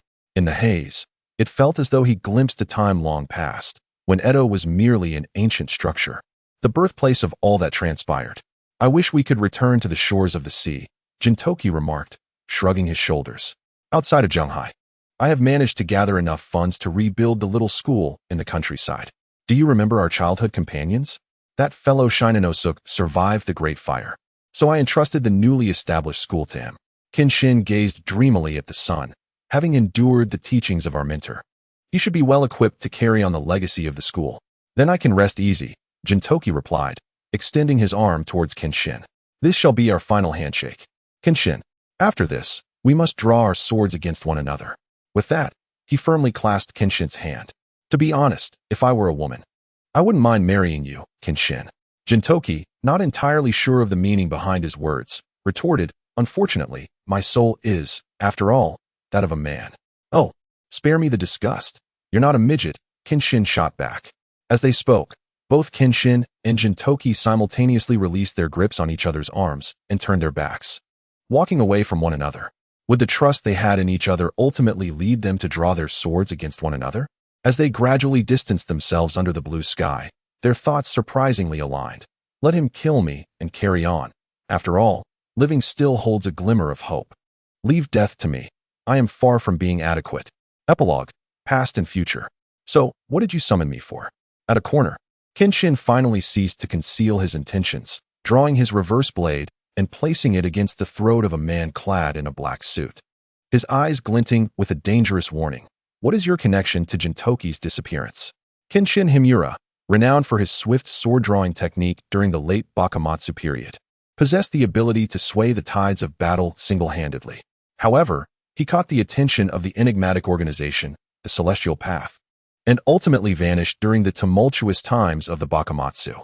Upon his return, he wielded a reverse blade and claimed to be a wanderer who no longer took lives. Am I wrong? As he spoke, the suited man turned to face Kenshin, yet his visage was obscured by a mosaic. Kenshin inwardly scoffed at the absurdity. You seem to know quite a lot about me. What exactly do you intend to do? What have you done to Gintoki? Kenshin demanded sharply. We have a place that requires your presence, the man replied. An unimaginable disaster has occurred there, and Gintoki is also present. I see no reason to comply, Kenshin sneered. However, if you refuse to go, Sakata Gintoki will never return. The man seemed to have a firm grip on Kenshin's resolve. For a moment, Kenshin fell silent. Do you remember the chance I once offered you? The opportunity to glimpse the future? The man continued. In response, Kenshin swung his sword downward. But in the blink of an eye, the figure vanished. You know of my existence, as well as the systems. So who exactly are you? Turning to strike again, he found the mosaic had disappeared, replaced by an individual wearing an eerie camera on their head, emitting an intensely blinding light that momentarily obscured Kenshin's vision. You. The white figure flickered, and Kenshin barely managed to land a strike, only for it to hit the ground as the radiance intensified. Kenshin Himura, this is your opportunity to glimpse the future. Seize it well. This is your sole chance to change your fate, and it is now. As he spoke, the brilliance transformed into starlight, bursting forth in the alleyway. When Shinsuke and the wig rushed over, they witnessed Kenshin being engulfed by the light. Hey, Kenshin. The wig-clad figure narrowed his eyes, swiftly advancing to seize Kenshin's arm. However, upon grasping the hem of Kenshin's garment, he was jolted backward, colliding with the approaching Chizuma, and the two tumbled to the ground like a pair of rolling gourds. Hey! Without a moment to glance at Chizuma, the wig-clad figure shouted towards the distance. Yet, when the brilliance faded, Kenshin, who had just been present, had vanished entirely. What on earth transpired? The figure stared blankly at the red, tattered cloth in his hand, disbelief evident in his eyes. Had Kenshin truly vanished into thin air? Hey, what just happened? Chizuma, obstructed by the figure's presence and having been knocked down, was utterly perplexed and could only inquire from the ground. Amidst an overwhelming radiance, Kenshin had disappeared, prompting the figure to turn and say, Chizuma, in the universe, one can witness many wonders. What was that occurrence just now? I don't know. I've never encountered such a situation in the universe before. It's not like we're in a game with teleportation arrays, Chizuma replied, exasperatedly raising his hands. If all else fails, could you set aside your grievances and seek out someone?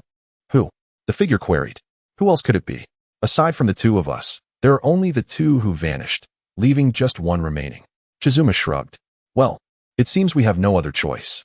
The sensation of traversing through time and space felt akin to waking from a prolonged hangover only to be dragged onto a roller coaster. Or perhaps as if one were sleeping inside a washing machine. Truly a bewildering experience. In the midst of an expansive white void, Kenshin felt a distortion before arriving in a cherry blossom grove. Here, feeling somewhat nauseous, he knelt on the ground and retched a few times. Yet, he noticed that it was spring, as the cherry trees began to bloom, and the slightly damp earth indicated that a heavy rain had recently fallen. The air was imbued with a refreshing scent, though the sky was rather disheartening, with a gray hue and a sun that appeared devoid of color. Surveying his surroundings, Kenshin, puzzled, sheathed his reverse blade sword. As he gradually observed the environment and moved forward, he noticed a striking resemblance to a place in his memories. Could it be that he was witnessing a familiar scene from his past? Was it the grave? Then beside it lay the tomb of Himura Kenshin. Tracing the smooth inscriptions on the gravestone, Kenshin fell into a contemplative silence. What in the world is happening? That person mentioned that the opportunity to glimpse the future had arrived, and then I found myself here amidst a burst of light. The time taken to travel from the alleys of Edo to this place must be considerable. Then, what does this gravestone signify? He stood, gazing at the two gravestones, incredulous. If Kenshin were truly dead, then what was he? The crisp sound of metal clashing echoed, accompanied by the gentle chime of bells that reverberated through the cherry blossom grove. An eerie sound, mingled with the splashing of water, gradually reached Kenshin's ears, causing the cherry trees to tremble as if in fear. It seemed someone had been waiting for me for quite some time. Pausing to caress the gravestone, Kenshin's hand hesitated before a smile crept across his lips. Just when I was searching for someone to pose my myriad of questions, fate appeared to be in my favor. Slowly turning, Kenshin harbored no desire to engage in combat here. Despite the pervasive aura of strangeness, the presence of the grave was an undeniable truth. Kenshin resolutely refused to fight in this place, nor would he permit others to do so. However, upon turning to behold the newcomer, his gaze sharpened, and he let out a startled shout. Yamire? With a swift motion, the figure advanced towards Kenshin, raising the metallic staff with utmost precision to intercept the impending blow from the sword sheathed before him. Yet, The Yamire before him bore no resemblance to the one from the Bakamatsu era. Indeed, he realized he had never encountered this particular Yamire, even during that tumultuous period. A thunderous force propelled Kenshin into the air, and the Yamire, with its head wrapped in bandages, revealed a singular crimson eye that fixed its gaze upon Kenshin as he soared through the air. With a countering fist, it struck. Kenshin struggled to maneuver his arm to shield himself, but was sent flying backwards, crashing into several cherry trees, before tumbling helplessly across the ground, coughing and gasping. The red of his attire became muddied by the damp earth, his crimson hair matted and disheveled. Shakily, he propped himself up. Yet he could not suppress the flow of blood that escaped his lips, collapsing onto the ground, consciousness slipping away. The sound of clattering echoed as the Yamire approached, observing the unconscious Kenshin. A flicker of struggle appeared in its single red eye. Gradually, it raised its staff, aiming at Kenshin's head. With a sudden motion, another hand grasped the one holding the staff, intertwining with the bandaged arms. The struggle within its gaze intensified as the right hand, despite the left's desperate attempts to thwart it, inexorably moved toward Kenshin's temple. Finally, it made contact just as a voice rang out. "Hey, don't cause trouble.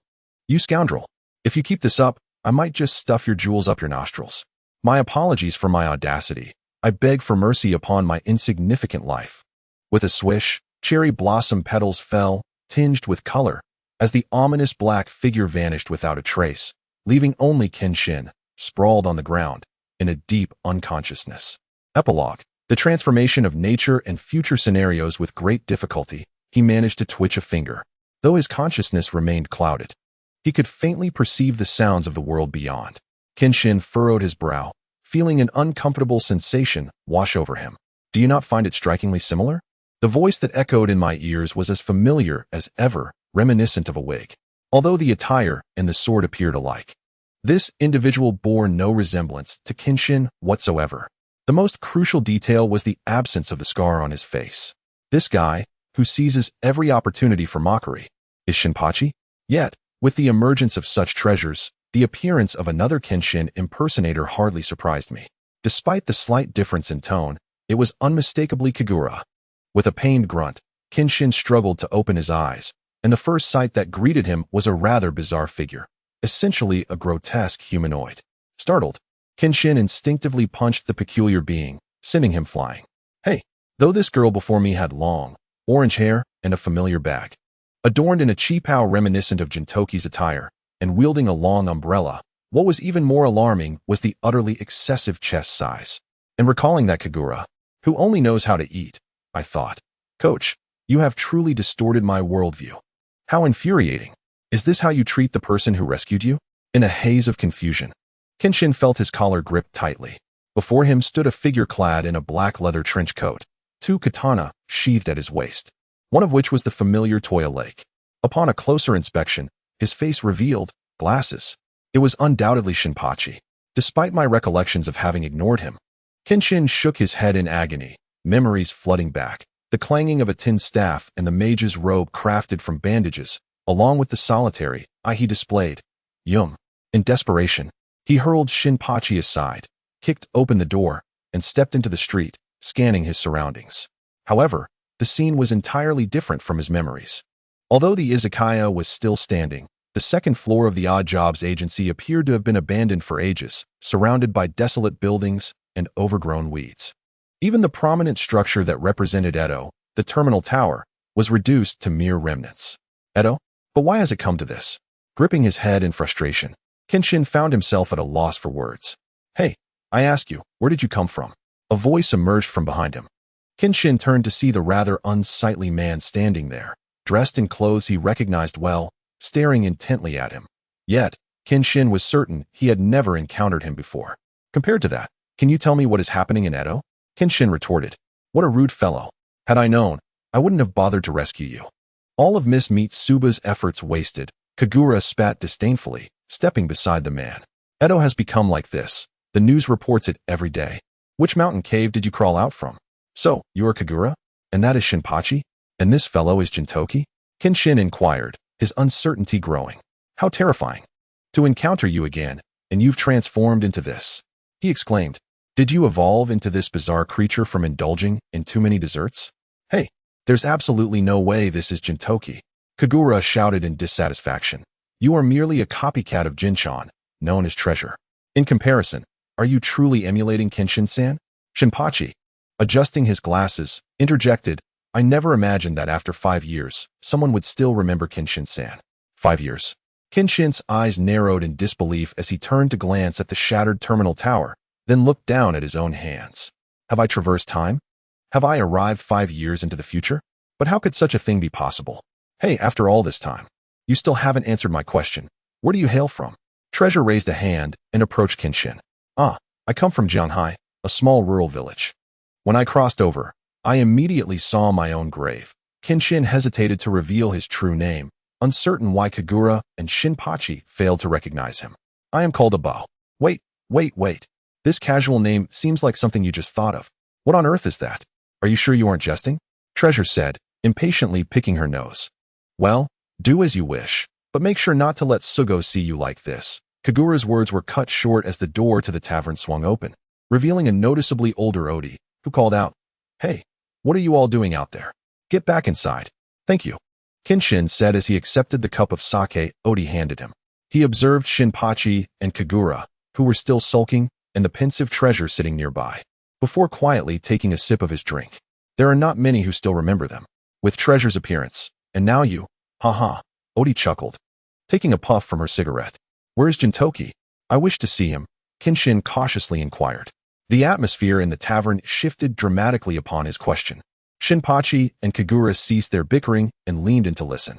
Odi exhaled slowly. That kid is not dead, but he has gone missing. Missing? Kenshin's words were interrupted by Kagura's cold tone. Previously, Kenshin-san and Jin-san left a note and disappeared together. Initially, we were unaware of what transpired, but it was clear that the enemy they faced was formidable enough to compel both Kenshin-san and Jin-san to team up, even urging us to leave quickly. We could only speculate what kind of adversary they encountered. After that, a significant amount of time passed, roughly a week or so, Shinpachi said in a somber tone. The virus began to spread. Virus? Kenshin asked, perplexed.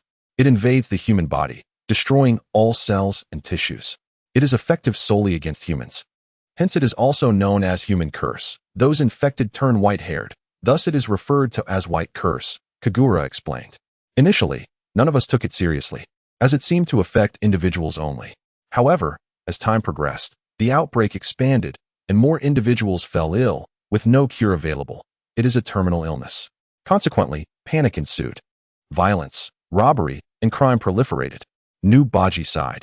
At last, when Kagura and I, along with the members of the Shinsengumi, pursued the criminal to the abandoned factory in the outskirts, we found Kenshin-san. He was lifeless, pierced through the chest by Lake Toya, the blade having ruptured his heart. As I recounted this, a solemn silence enveloped the izakaya, while a Treasure, for reasons unknown, seemed to clutch her cup tightly, enduring something profound. None of us could fathom such a conclusion. After all, in our memories, he had always been formidable, even capable of confronting the Night King directly. Yet here he lay, deceased in an abandoned factory, without a sound. Behind us, Mr. Hasegawa, with his silver hair, scoffed and continued, thus. The odd jobs and the Shinsengumi plunged into a prolonged Cold War, for none of us knew how Kenshin-san had met his end. In our minds, if anyone could have slain Kenshin, it would have been Gintoki, especially considering the blade that pierced Kenshin's heart was from Lake Toya. At this juncture, the Treasure suddenly set her cup down, the sound drawing the attention of everyone present. I'm sorry, I need to step outside, she murmured, clutching her head as she made her way to the door. In truth, all that was needed was for Gintoki to emerge and elucidate the matter. Yet we waited for what felt like an eternity, and he had not appeared. 5 years had now passed. Kagura's voice trembled with unshed tears. Why have Gintoki and Kenshin-san, the Shinsengumi and odd jobs, remained in this enduring standoff? New Baji sighed again. What must Miss Mitsuba and her sister have felt upon witnessing Kenshin-san's body being brought back? It must have been heart-wrenching. Just then, before the Treasure could reach the door, a voice echoed from outside, and all eyes turned toward it. A dark silhouette stood at the threshold. The Treasure's hand froze mid-motion. Oh no, it's Miss Mitsuba, exclaimed New Baji in astonishment. How could this be? Kagura added, equally flustered. Meanwhile, Kenshin, who had been silent until now, suddenly rose. understanding dawning in his eyes as he swung open the door. Outside stood a woman draped in a crimson cloak. Her head bowed, obscuring her expression. Extra, the people, events, and things of the future. Hey, Abayo, be polite to Miss Mitsuba. Don't frighten her. Baji and Kagura shouted in unison. On the day Kenshin vanished, I discovered many items in the Shinmyo house, but the one I could never forget was this. With that, Mitsuba produced a crumpled piece of paper, smoothing out its creases before carefully unfolding it. Though the creases were deep and it bore the yellowing of age. Each character was unmistakable, repeatedly inscribed with the word apricot. Is that the character for apricot? Kagura and Baji exclaimed in surprise. Humph, it seems you have not forgotten. Kenshin thought, gazing at the repeated characters. In his heart, he has always harbored a fondness for apricots. Not merely this piece of paper, but even the entirety of the room is inscribed with the character for apricot. Miku, with a hint of despondence, remarked, Indeed. My attempt to rescue him from the abyss has proven futile. No, for Kenshin, you have done enough. It is he who fails to appreciate it, Kenshin responded. Is that how you perceive it? Miku gazed at Kenshin, momentarily stunned, before shaking her head in resignation, as if a thought had struck her. He is already dead. Well, considering his love for apricots, perhaps an early demise would have delighted him. After shrugging, Kenshin was abruptly struck, sent stumbling back and colliding with a pillar. I will not allow you to speak of him in such a manner, brother Kenshin. Kagura glared coldly at Kenshin, her fists still raised. Humph. Who can say what he truly thought? With a derisive laugh, Kenshin observed his reflection in the mirror, his crimson mohawk, a portly figure, and an expression that seemed to invite mockery, all while clad in a vibrant red kimono. He pondered how he had come to be in such a state. Hey, sister, what brings you here to seek out these rascals? A chilling voice echoed from the street as a figure clad in red emerged, accompanied by swirling dust. Adorned in a striking crimson kimono with a white hem, her hair tied back in a ponytail, a few strands dancing in the breeze, she maintained an expressionless demeanor. Her gaze softened slightly when it fell upon Miku. Mr. Okita, exclaimed Shinpachi in surprise. Do not address me so affectionately. I have yet to settle matters with the Odd Jobs crew, Sugo retorted. Then turned his attention to Kenshin. I heard that my sister rescued a man from Master S' grave today, someone who bears a striking resemblance to him. I merely wished to see for myself. What a disgraceful appearance, Sugo scoffed, grasping Miku's hand gently. Sister, let us depart. There is nothing for us to discuss with the Odd Jobs crew. Wait a moment. Kenshin interjected, placing a hand on Sugo's shoulder, halting his advance. Since when did the relationship between the Shinsengumi and the Odd Jobs crew deteriorate to this extent? Kenshin never mentioned this to me. Release me. Sugo glanced back at Kenshin. The menace in his eyes unmistakable. I assure you, Sakata Gintoki would never kill Himura Kenshin, Kenshin said, scratching his head, his tone casual. The moment those words left his lips, both Shinpachi and Kagura, along with others, widened their eyes in disbelief. It is none of your concern. I shall repeat myself. Release me, or I will kill you. Sugo's glare intensified, and the ambient temperature seemed to drop several degrees. Hey, Mr. Aburame. This is getting out of hand. He is none other than Mr. Okita, heir to the Flying Heaven Sword style. Shinpachi stepped forward, attempting to pull Kenshin back. But Sugo's gaze shifted to him, rendering Shinpachi helpless. Well, if that's the case, it should be no issue to remove one of your hands, right? With that, a glint of coldness flashed in Sugo's eyes as he swiftly drew his blade, striking forth. Swish, clash, boom. The fleeting, interwoven strikes rendered their attacks nearly indistinguishable. Yet, it was evident that the blade in Zongwu's hand had been knocked from his grasp, landing aside, while the blade in Kenshin's possession, the Toya Lake, appeared before the onlookers in a downward, slashing motion. Zongwu furrowed his brow at Kenshin, remarking, You, despite your unassuming exterior, possess unexpectedly commendable skills. I assure you, Sakata Gintoki would never harm Himura Kenshin. Kenshin, wielding the Toya Lake, articulated each word with precision. I told you to be silent. The blade's sheath connected forcefully, sending Kenshin hurtling through the izakaya's entrance and into the street. Amidst Kagura's and Shinpachi's frantic cries, Zongwu relentlessly pursued him. Boom! The Toya Lake struck the ground, stirring a cloud of dust. As Zongwu's gaze narrowed, the Toya Lake sliced through the airborne debris, hurtling directly towards his head. Zongwu raised the sheath, deflecting the Toya Lake before rolling on the ground, positioning himself near his own sword. Kenshin, gripping the Toya Lake with the dragon flash stance, charged forward, coldly uttering a phrase. Nanny, echoed 6 times. The Toya Lake, imbued with formidable energy, collided with Zonwu's horizontally positioned blade, forcing him back several steps. Hey, did I just hear that correctly? Shinpachi exclaimed, bewildered. Ah, that's Dragon Flash. He shouted. Zonwu, sheathing his katana, coldly inquired, what connection do you have with my master? Shinpachi, why are you addressing him as Mr. Okita? You should call him Zonwu properly. The relationship between the odd jobs and the Shinsengumi has always been amicable, hasn't it? Kenshin, maintaining the Dragon Flash stance, shouted, look at his face. Call him Zonwu. Drop that honorific tone. A momentary daze enveloped those present, as if the portly figure standing there vaguely resembled Kenshin. How long had it been since such words had emerged from someone like him? Kenshin, covering his mouth, could no longer suppress his sobs. Sakata Gintoki would never harm Himura Kenshin, he declared, driving the Toya Lake into the ground. Remember this well. With that, the personification of Kenshin ascended to the 2nd floor of the Tensei Izakaya, forcefully shutting the door of the odd jobs, sealing away all. The heavy thud echoed like a great bell, resonating in the hearts of those present. Yet, they remained unaware, or perhaps unwilling to accept, that Sakata Gintoki would never harm Himura Kenshin. For what stood before them was not Kenshin but a mere semblance, while amidst the crowd lingered treasures rather than Gintoki. The sound of a staff softly tapping against the earthen ground arose. The one-eyed specter observed the unfolding events below, eyes reflecting a blend of hope and delight, with an overarching sense of impending liberation.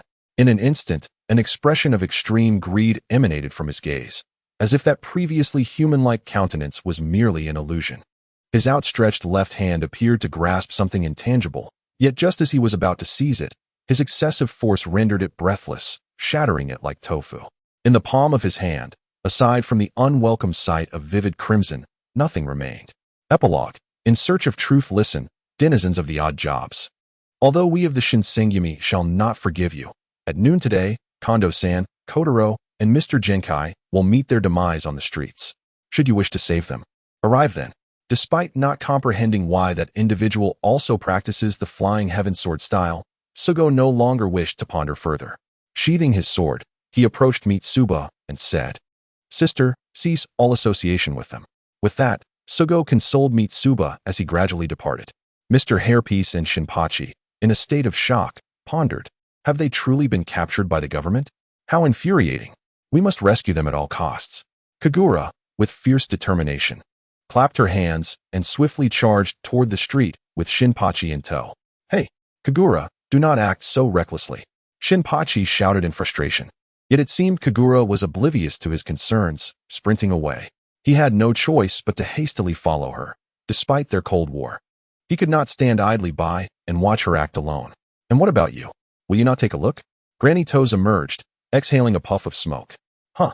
Chizuru, momentarily dazed, turned to see Granny Toes' steady gaze, causing her to startle and rush after Shinpachi and Kagura. It indeed appeared that the lad was unmistakably involved. Granny Toes then gazed upward at the odd jobs establishment. Has that fellow arrived as well? Heh, Gintoki, Kenshin. Has the day finally come for the contingencies you set in motion long ago? But could the Gintoki and Kenshin of 5 years past truly halt him? Some answers must be sought independently, yet one cannot remain here alone in pursuit of truth. How did that individual come to know the burial site? How was he able to render me defenseless with merely a couple of moves? Is the true allure of the nightmare truly that formidable? How then did I defeat him in the first place? And was that nightmare truly you? Seated upon the floor of the odd jobs, cradling the reverse-bladed sword, memories began to engulf him. The countless events of the past now surfaced, revealing much that was unseemly. The specters of bygone days emerged. How absurd. Boom. The wooden door was shattered in an instant, and a silver staff surged forth from the dust, striking at Kenshin. He barely managed to block with his sword, yet was sent flying, crashing through the back window of the odd jobs and tumbling onto the street.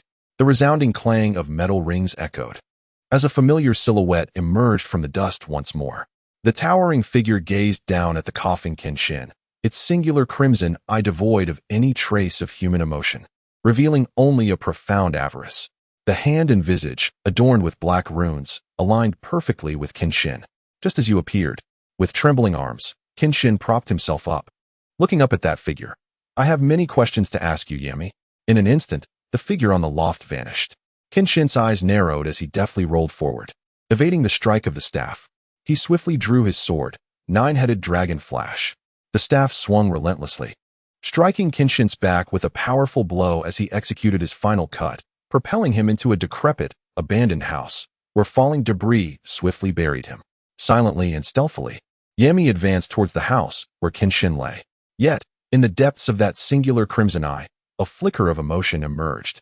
As if it were struggling to break free from something, the wind began to rise, shattering the stones, swirling the dust into a vortex that coalesced and then erupted with a thunderous roar. Half-moon sky strike.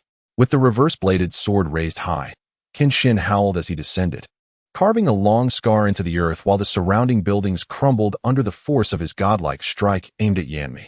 A visible sigh of relief escaped Kenshin's lips. Surely, this would bring an end to it. The staff moved with a casual flick, effortlessly dispersing the sword's energy into gentle breezes that scattered aimlessly. However, this was not the end. The winds coalesced once more, forming an invisible blade at the staff's tip. Yami waved his hand, unleashing a horizontal strike of the same sword energy towards Kenshin. Unwilling to underestimate, Kenshin charged forward to meet the oncoming energy. Just as he calculated the distance with precision, he suddenly realized Yami was preparing another move. Boom! The staff struck the ground heavily, sending a massive cloud of dirt and debris hurtling towards Kenshin. He could hardly believe it. Although the method of release differed, he recognized the technique. "You scoundrel! Why do you wield the ground-illuminating dragon flash?" With a furious shout, Kenshin leapt into the air, narrowly evading the oncoming sword energy, his hair grazing the edge of the attack. Yet, as he landed, he accelerated upwards, executing the dragon tooth flash. "Who are you, Yami?" he roared, breaking through the earthen barrier. Despite the numerous wounds adorning his arms and body, Kenshin remained undeterred. A strange, raspy hum filled the air, and just as Kenshin approached, Yami stood before him, the staff striking rapidly like a tempest. "This is the dragon's nest flash. How many techniques do you possess?" Kenshin, his expression a mask of cold determination, refused to back down. He launched his own dragon's nest flash, striking and stabbing with precision. Although both techniques mirrored each other, their effects were starkly different. A similar gust of wind swirled around the two individuals, yet the disparity in their powers was insurmountable. Despite the swift and lethal strikes of the dragon's nest flash, Genshin was acutely aware that his arm had begun to tingle with numbness. A crimson eye gleamed with a sinister light, disregarding the reverse blades cut upon his shoulder. The sharp staff in his hand lunged forward, piercing through Genshin's right chest. And with a firm grip, he lifted Genshin off the ground. With a violent cough, blood spewed forth, and Genshin grasped the staff in a desperate attempt to break free from its grip. However, Yanmei effortlessly swung the staff, sending Genshin hurtling away. As he stepped forward, the staff rotated, bringing his body around to face Genshin once more. The sound of the staff cutting through the air had only just begun to resonate, yet it had already struck Genshin's head with a resounding thud. The impact echoed in the air as Genshin was propelled at breakneck speed into a nearby utility pole. Fortunately, he landed on his back, and a fleeting thought of relief crossed his mind. You can even use the tornado flash, and with a triadic assault that adds further damage. How do you possess such profound knowledge of the flying sword technique? Observing Yanmei approach him with measured steps, Genshin managed a wry smile. Well, it matters little now. I am destined to perish, so why concern myself with the details? The struggle evident in Yanmei's gaze was swiftly subdued as she reached out, seizing Genshin by the hair and drawing him close to her. In this proximity, Genshin discerned a subtle difference. Although she still bore Yanmei's appearance, the overly sweet and familiar scent that enveloped her ignited a troubling suspicion within him. Yet, before he could articulate his thoughts, a sharp pain gripped his neck. As Yanmei drew nearer, she let the bandages slip slightly, revealing her mouth. However, a slip in her guard allowed Genshin to glimpse a streak of scar beneath the wrappings. "You," he began, but the sentence remained unfinished as he felt a sharp bite on his neck. The last image that flickered before his fading consciousness was of familiar figures clad in identical attire, reminiscent of Gintoki and the others, seemingly coming to his rescue. Much like the events of the Jui War. Epilogue. Gradually, the features softened. "You are indeed peculiar. I have encountered you twice, and both times I lost consciousness. In a haze, Genshin awoke, staring blankly at the ceiling, somewhat dazed, oblivious to the murmurs of those around him. Truly, are you attempting to mimic Genshin? He hasn't wielded the reverse blade in many years.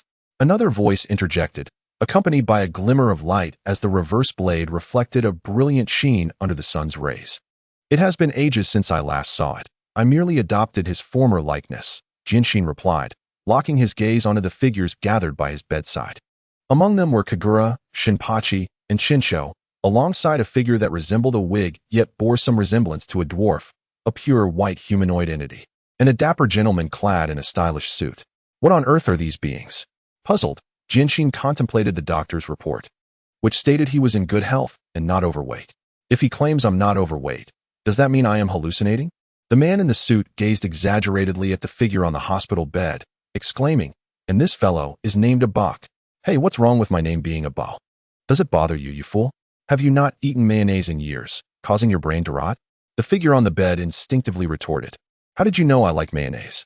The other, clearly the 14, looked down at the figure on the bed with a glimmering gaze. Kenshin told me. The figure on the bed thought with a start. Indeed, this fellow was quite alert. TCH, one cannot even die in peace. Hijikata irritably raked his fingers through his hair, mumbling. More importantly, why on earth were you targeted by that bizarrely dressed individual? Jinbao's eyes shone with a steadfast light as he regarded Kenshin. Perhaps I should elaborate on the identity of that person. Is that truly a wig? Why does he cover his eyes with a band, imitating the short pine? What kind of trauma have you endured over the past 5 years? And what about the short pine? Where is he? Furthermore, this matter coincidentally concerns you all. As he spoke, the figure with the wig subtly glanced at the tightly shut door before continuing. Gintoki and Kenshin's intentions are far from simple. They vanished before the white curse spread and later found Kenshin's body because they had already dealt with this matter 15 years ago. Nanny? 15 years ago? Gasps erupted among the onlookers, and even the closed door emitted a faint sound. During the Bakamatsu era, the figure with the wig said, his eyes revealing a hint of nostalgia. To end the protracted Bakamatsu conflict, the shogunate dispatched a mercenary unit during one of the battles. This unit posed a threat to the entire planet, and at some point, they came to be regarded as a forbidden existence. Wait, that can't be right. I have heard of this matter. Wasn't it eliminated by Kenshin? Kondo, sporting a stubbled face, revealed exhaustion in his eyes, yet still pushed open the door, followed by the coolly composed Sugo. No, that is merely the prevailing rumor. The truth is a plan. The decapitation operation, the figure with the wig stated calmly. During the Bakamatsu era, due to Kenshin and his companions, the Tenno found themselves embroiled in a fierce struggle from the outset. Even in the cosmos, Kenshin's strength posed an immense pressure on the shogunate. However, before the execution of the plan, this mercenary unit had already been annihilated. Are you joking, Wig? Kagura complained, tapping the figure's head. Because prior to that, a woman had defeated the leader of the yokai and took her place on the battlefield to confront Kenshin. Jinbao paused in silence before continuing. That woman is the one you later heard about, Kenshin's beloved, Fujibayashi, and hey, that's a bit exaggerated, isn't it? And was just a battlefield nurse. How could she possibly defeat the yokai's leader and take his place? Shinpachi interjected with skepticism. You also participated in the Bakamatsu War? Yet this tale is seldom spoken of. The figure with the wig looked at Jinbao with surprise. Not just that, Gintoki mentioned it to me once. Jinbao replied nonchalantly. Gintoki? That makes sense. The wig aroused no suspicion, and then continued. At that time, the phantom had already perished. Thus, it was actually Aki who took its place in battle. Ultimately, however, she was defeated by Kenshin. Aki's circumstances then were strikingly similar to those of the current White Curse. This implies that those present harbored ominous conjectures. It is likely that the phantom we previously witnessed injuring Abayo is not as straightforward as it appears. Moreover, the sudden disappearance of Gintoki and Kenshin before the White Curse outbreak, coupled with the existence capable of fatally attacking Kenshin while he was teamed with Gintoki, leads me to a singular conclusion. The wig turned to face the others present. That phantom is most likely Aki. Hey, I remember that after Aki died, her body was cremated, Kenshin remarked from his hospital bed. Indeed, but who can say for certain? If Aki were not dead but had instead transformed into a phantom and re-emerged, given Kenshin's guilt towards her over the past decade, it wouldn't surprise me if she were to slay him. Gintoki, feeling a headache, clutched his head. Why on earth did Gintoki go missing? There is simply no reason for it. In truth, prior to their disappearance, Kenshin had sought me out to reminisce about the past. I should have sensed something amiss. Damn it. With that, the Whig angrily struck the wall with his fist, causing his body to tremble. Kenshin lay on his hospital bed, gazing at the ceiling. He was aware of certain matters he could not voice, for that phantom was certainly not Aki. When she removed the bandage and bit into her own neck, he distinctly felt the energy within him being siphoned away, as if something had been triggered. Furthermore, the faint glimpse of white hair beneath the bandage and the cloying scent of sweets that lingered on her could not be mistaken. But why? I distinctly remembered defeating Aki. Why has it come to this? Why is that phantom Gintoki? Alone, seated on the earthen ground, the phantom cradled a staff in its arms. Its black robe stained by the moist earth. The beads around its neck, adorned with runes, swayed in the breeze. The phantom gazed intently at the sky before withdrawing its gaze to touch the gravestone behind it, inscribed with the words Kenshin, Himura's grave. These words gradually resonated within its fading consciousness, causing its arm to tremble, while its solitary red eye fixated on the inscription, seemingly lost in thought, exuding an aura of melancholy. With a resounding thud, it struck the ground beside it, creating a substantial crater. Yet, upon withdrawing its arm and observing the soil on its fist, the phantom once again embraced its arm, kneeling on the ground and howling towards the sky, voicelessly. Why possess my body without extinguishing my consciousness?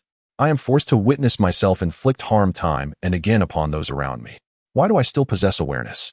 Kenshin, why did you hold back, leaving me in this world?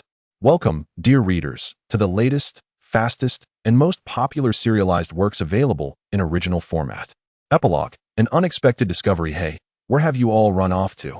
Quickly, summon a nurse to change my for. I shouted in frustration. But the heavy door remained firmly shut. My voice echoed in the desolate hospital corridor, and in exasperation, I finally yanked out the needle from my arm. Sitting on the edge of the bed and gazing outside, the fierce wind whipped through the trees bordering the hospital. The force so potent it seemed capable of uprooting them at any moment. Coupled with the torrential rain pounding against the glass, it created a rhythmic clattering sound. Thunder rumbled ominously, with flashes of lightning illuminating the sky for a fleeting moment, casting a brilliant glow over the battered earth, albeit briefly. Coughing slightly, I descended from the bed and began to dress, my arms stretching painfully as I donned a crimson kimono and undergarments. The ache coursing through my body forced a frown upon my brow as I struggled to endure the discomfort. I tied my disheveled red hair back, leaving a single strand cascading down my back, and secured my reverse blade sword at my waist. Tentatively, I took a step forward, only to be met with a sharp pain in my knee that nearly brought me to the ground. I instinctively braced myself against the nearby hospital bed, beads of cold sweat forming on my forehead as I fought to regain my footing. Pushing open the door, the hospital corridor stretched endlessly before me, devoid of any soul. The darkened end appeared to beckon, an ominous void waiting to ensnare the unwary. A sense of loneliness surged within me as I heard a faint sound from the other end of the corridor. I paused, momentarily taken aback, before gradually moving toward the source of the noise. Suddenly, a strange sound echoed through the stillness of the hallway. Cautiously, I approached the origin of the noise and looked up to find myself before the women's restroom. Oh no, this complicates matters. Should I enter or not? What if someone is inside? How embarrassing would that be? I'm used to myself. Furthermore, even if the restroom were empty, encountering a woman while I was inside would be mortifying. Just as I wrestled with my indecision, the door to the women's restroom creaked open, and Mayo stepped out. Upon seeing me, she was visibly startled. I merely heard some odd sounds and thought to check. I stammered, my cheeks flushing. Did you hear anything strange inside? Miss Mayo? Sounds? Not at all, Mayo replied with a gentle smile, turning to close the door behind her. Oh, don't be too paranoid. It could just be a mouse or something. Yes, that makes sense, I replied, somewhat lost in thought. As Mayo walked ahead, I followed closely, observing how little she had changed over the years. Unlike the transformations of Shinpachi and Kagura, she appeared almost unchanged. Do I have something on me? She inquired, sensing my gaze upon her. And no, nothing at all, I stuttered. I just think you look exactly as described by Shinpachi, even after 5 years. It's as if you've remained untouched by time. I don't wish to change, Mayo murmured softly. I want to present myself in the best way he knows me, so he understands that someone still cares for him. Is that worthwhile? Despite the fact that he has been gone for 5 years, and that his affections were never directed towards you. Is it truly worth it for you to act in this manner? Kenshin's hand, concealed within his sleeve, clenched into a fist, yet his tone remained unchanged. There is no consideration of worth, nor is there any expectation of reciprocity. Mitsuba shook her head, and the two passed by Kenshin's hospital room, oblivious to their surroundings. Even if he does not harbor feelings for me, I still remember him.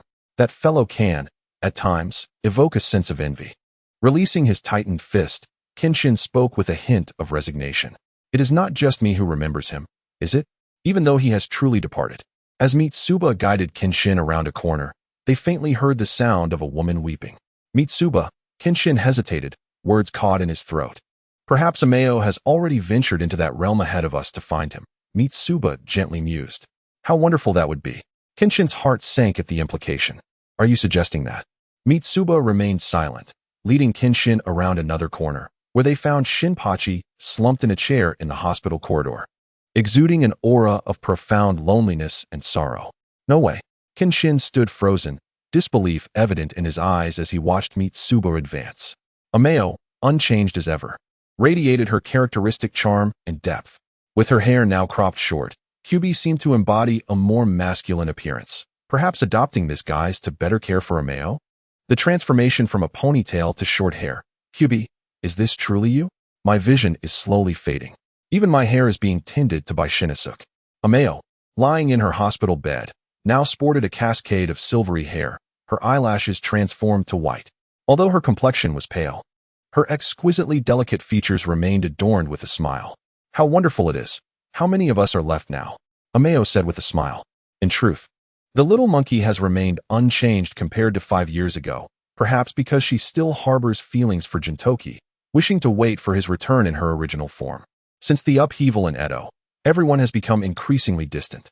Ameo smiled, observing the situation, though one might say she can no longer see. Even Shinasuke and Kagura, when they cross paths, seem reluctant to meet each other's gaze. The Cold War between the Shinsengumi and the odd jobs has persisted, as the mere sight of each other conjures memories of those two. Where could they possibly be? Kenshin remarked, they can't be gone forever. Ameo spoke weakly. Perhaps it remains the same. Even in my darkest moments, he would appear to rescue me. She longed to once again experience that comforting embrace. Though her sight may have dimmed, the flicker of hope still glimmered within her, which is why those present remained enveloped in silence. Ameo, with her hair unbound, let her tresses cascade naturally down her back, appearing all the more radiant. Well, I have always been here, Haven Ti Ameo. The door creaked open, and Mitsuba entered with a smile. Amidst the dialogue, a caution was issued. Do not be the first to seek out that individual. We have all agreed to descend together and confront him at his dessert shop, have we not? A playful smile danced upon Mitsuki's lips as Amaya responded with a calm chuckle. Hee, what nonsense are you spouting? In a sudden turn, Xiao Yuan seized Amaya, leaving the others momentarily stunned. Do not act foolishly. If those two are indeed present, you must rise first. I absolutely refuse to allow you to venture ahead. Even if you encounter that red-haired scoundrel. What if I am left alone above? Then Silver will see you all achieve your desires while I remain unseen. Rise, you shrew. You laundry board mistress. I shall not permit your plans to unfold. Get up. As the fervor escalated, tears welled in Xiao Yuan's eyes. Retaliate against me. Call me a sadist, you wretched woman. At the very least, utter something. Her subdued voice stirred memories for both those present and those outside the door. Hands poised to strike hesitated, as Shinpachi's astonished gaze fell upon the figure of Ameo, lingering at the threshold, seemingly in turmoil. Concurrently, sounds echoed from the corridor. What are we doing here? Are we not entering? Jinbao remarked, patting Kingson's shoulder. With Kingson momentarily dazed, Jinbao pushed open the grand door and stepped inside. Just as they always did, in the manner most familiar to them. Let us impart some discipline. Ah, it truly is you. Kingson seemed to shed a burden and followed Jinbao inside. Each placed a hand on Xiao Yuan's head and rested a hand on Mitsuki's shoulder. The hospital is abuzz with chatter. Are you in heat? Silver commented. Well, the adjacent room is quite tranquil, which I appreciate. Yet, why is it so raucous here? Quite the unexpected discovery, Kingson mused. In an instant, all those in the ward and those seated in the corridor were struck with astonishment.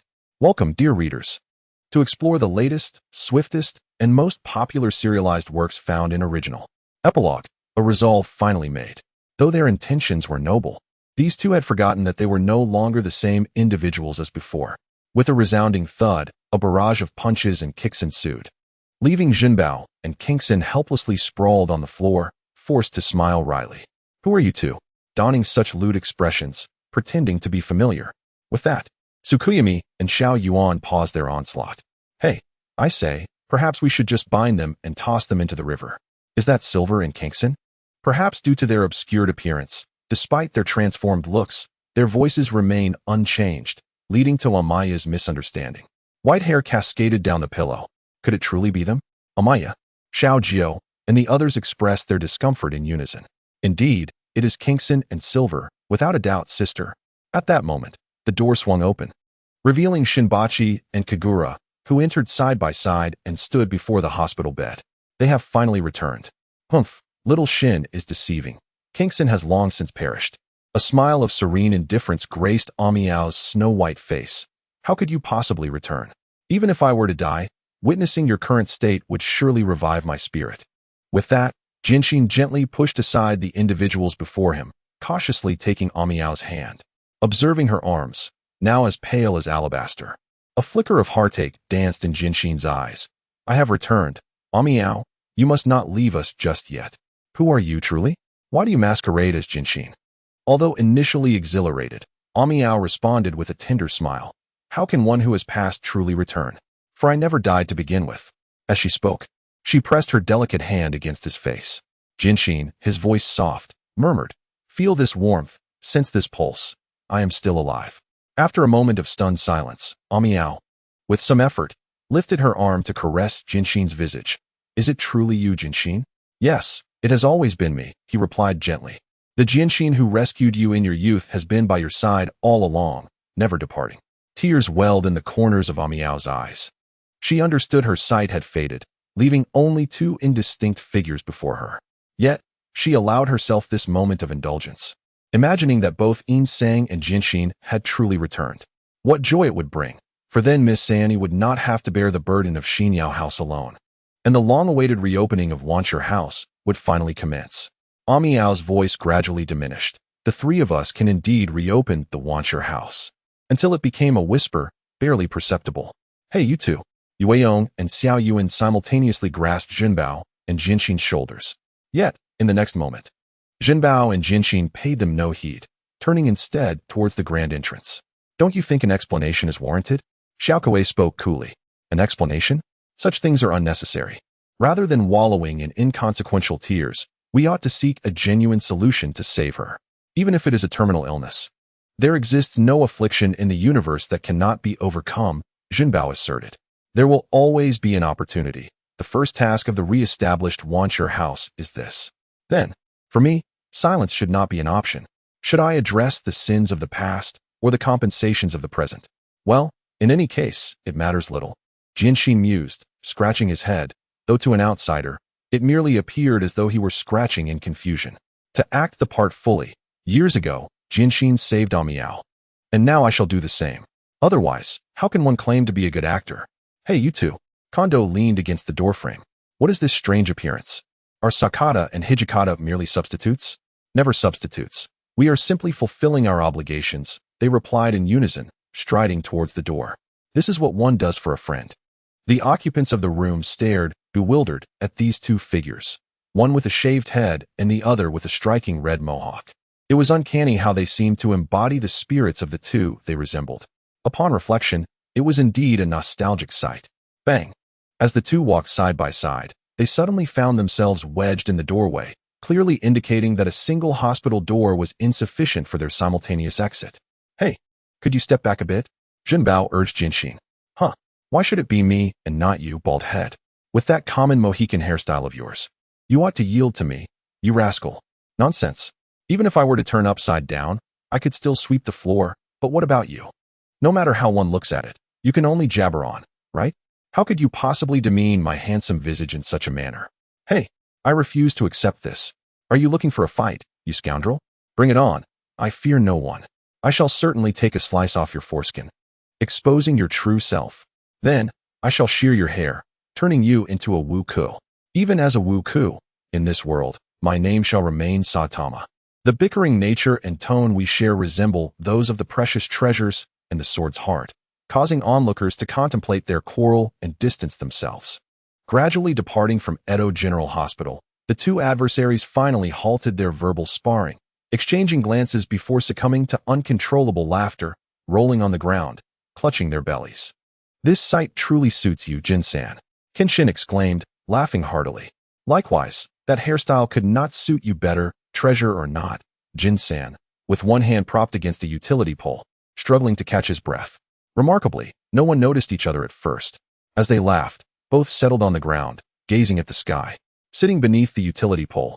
Aren't you afraid someone might relieve themselves on the ground?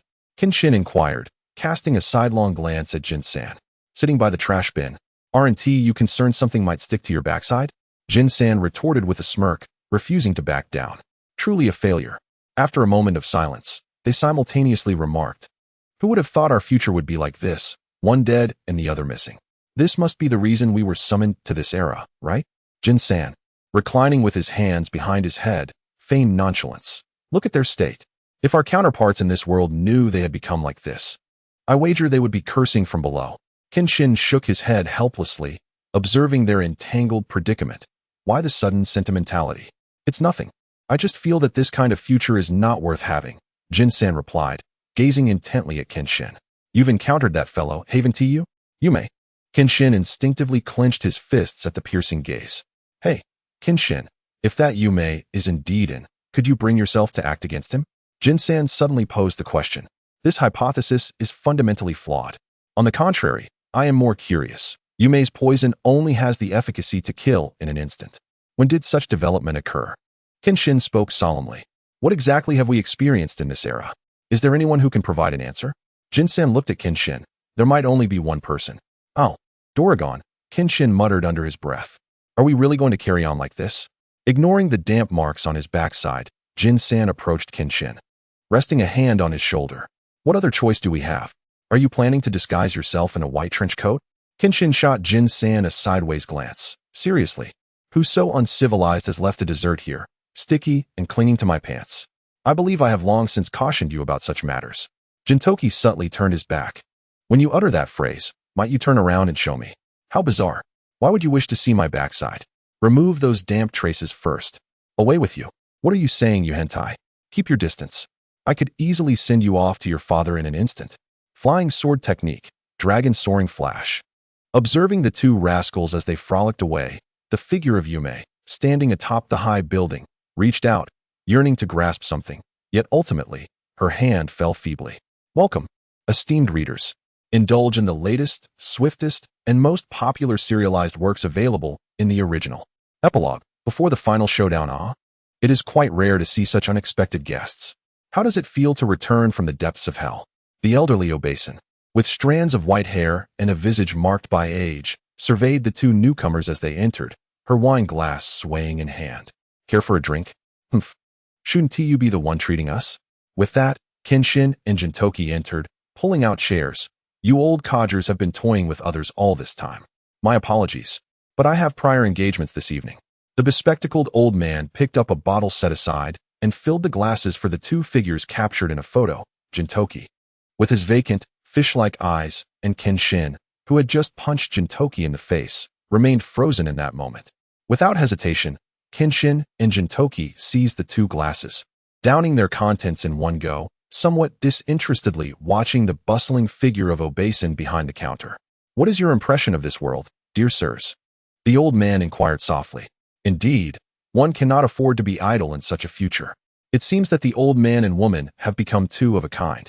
Taking the initiative, Gintoki poured himself another drink. Forget the future, even the spirits have emerged. With a wry smile, Kenshin accepted the bottle Gintoki offered and filled his own glass. You truly went to great lengths to ensure we understood the state of this world. I never expected that the Genesis invention, which took 5 years to complete, would be so effortlessly undone by you, Gintoki. The old man shook his head in resignation. Thankfully, a time thief from a certain timeline brought Kenshin here. Otherwise, we would have been in deep trouble. So, have you found a way to alter the course of this world? The old man asked. Heaven knows. Speaking of the future, even the spirits are roaming free. Gintoki lamented as he sipped his drink. This world most certainly should not exist, old man. You must know how to change it. Kenshin's eyes glimmered with a cold light. I intend to not only transform this world, but also to reverse events from long ago. Are you truly serious? Without meeting Kenshin's gaze, Gintoki continued to drink, staring ahead. To alter the past, to change the fate of my teacher. To prevent Akira from becoming Yume, Kenshin clenched his fists resolutely. Given this opportunity, I shall effect change. You're overthinking it. The machine's full capacity only allows a return to half a month before the Yume battle, and that is already its limit. Old man chuckled bitterly and shook his head. What you mentioned is unchangeable, but the future still holds possibilities. Is that so? Kenshin smiled contentedly, setting down his cup, ready to step outside. Hey, Kenshin, such a monumental alteration is quite outrageous. Your very existence could be obliterated. The old man's tone suddenly turned exceedingly stern, as if reprimanding Kenshin. Gintoki is right. The wandering spirits in this world are not merely phantoms. Kenshin halted, his tone slightly somber, yet imbued with a rare sense of liberation.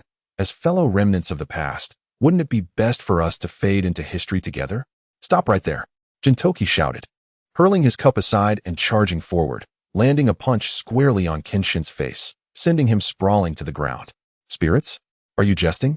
If you are a spirit, then what am I? After all this time living alongside you, I had no inkling you harbored such thoughts. And what of change? Let me tell you. With that, Gintoki yanked Kenshin's collar. Dare to vanish from my memories and see what happens. Watch as I use this machine to return to the past and deliver a resounding blow to that sadistic face of yours. Then I will cast you before those fools and let them see the wretch running a dessert shop.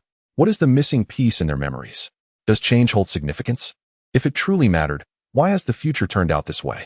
Why have we failed in this era? Look at those in the hospital. Is this the future we aspire to change? Using the past to influence a future that is far from satisfactory. Gintoki released Kenshin, exasperation rendering him momentarily speechless. Humph, you remain unchanged. He wiped the blood from the corner of his mouth. If you could so easily disrupt my choices with mere words, would I still be the Kenshin you once knew?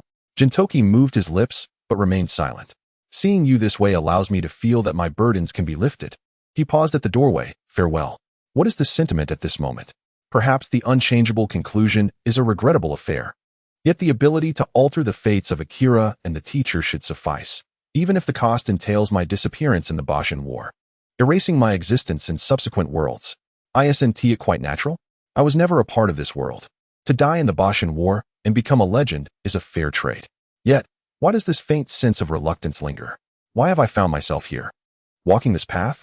Gazing at the Hashin shop before me. It shines as brightly as ever, albeit devoid of its usual throngs of customers. Tentatively, I approached, raising my hand to knock gently, producing a rhythmic sound. Are there visitors so early in the morning? Inside the shop, the sound of rustling clothing echoed, followed by the opening of the door. Disheveled and weary, Mitsuki peered out, spotting the mohawk-headed figure at the threshold. What brings you here, Abeo?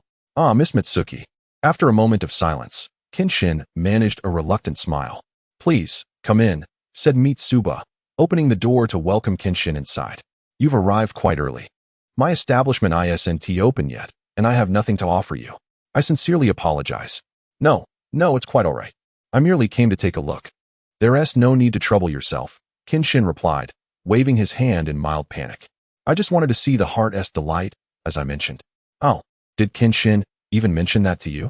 It seems you two are truly good friends, Mitsuba remarked, busily tending to the kitchen where Kenshin had once prepared desserts. The dim, golden light illuminated Mitsuba's slightly gaunt figure, causing an uninvited pang in Kenshin's heart. The arrangement remained as it was before he left, with not even a single chair displaced. The wall decorations and posters still hung there, remnants of a time spent idly gazing forward. That spot still existed, though it was now covered in dust, signifying that its owner had not returned for a long time. Miss Mitsuba, have you been running the shop alone all this time? Kenshin asked as he surveyed his surroundings. Before Amio fell ill, we worked together. But after her illness, I have been managing it alone, Mitsuba replied. I owe much to Sugo and the others for their assistance, as well as to Kagura and her care, which has allowed me to keep it running so smoothly. Is it difficult? No, not particularly, she laughed. Yet, despite her cheerful facade, Kenshin discerned a hint of hidden sorrow and loneliness in her voice. Gripping the hilt of his reverse blade sword, he thought that if he cast it aside, he could revert to his former self. Yet it had to be his own choice. No one else could take it from him. But what would happen if he truly let it go? Following the path of his memories, he cautiously pushed open the door to his former bedroom. The arrangement remained unchanged, devoid of even a speck of dust. On the walls and any writable surface, black ink bore the repeated strokes of the character for apricot. That's Kenshin's room, Mitsuba said, emerging from the kitchen with a cup of coffee. Noticing Kenshin standing motionless at the door, she smiled and added, "He really does like Miss Apricot, doesn't he?" "Why?" A suppressed voice erupted from Kenshin's throat, transforming into a shout. "Mitsuba, why is this happening?" Placing the coffee on the table, Mitsuba looked puzzled by Kenshin's demeanor. "What do you mean, why? Doesn't he love you at all? Why are you sacrificing so much for him?" Kenshin shouted, losing his composure. "Have I not already answered that question?" Mitsuba smiled, tucking a strand of hair behind her ear. "Because I love him." With those words, Kenshin fell silent for a moment before drawing his reverse blade sword, sheath and all, and plunging it into the floor.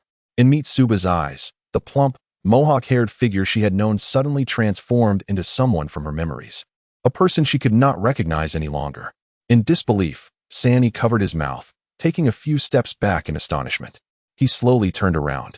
The only evidence of his existence lay in the scars etched upon his face.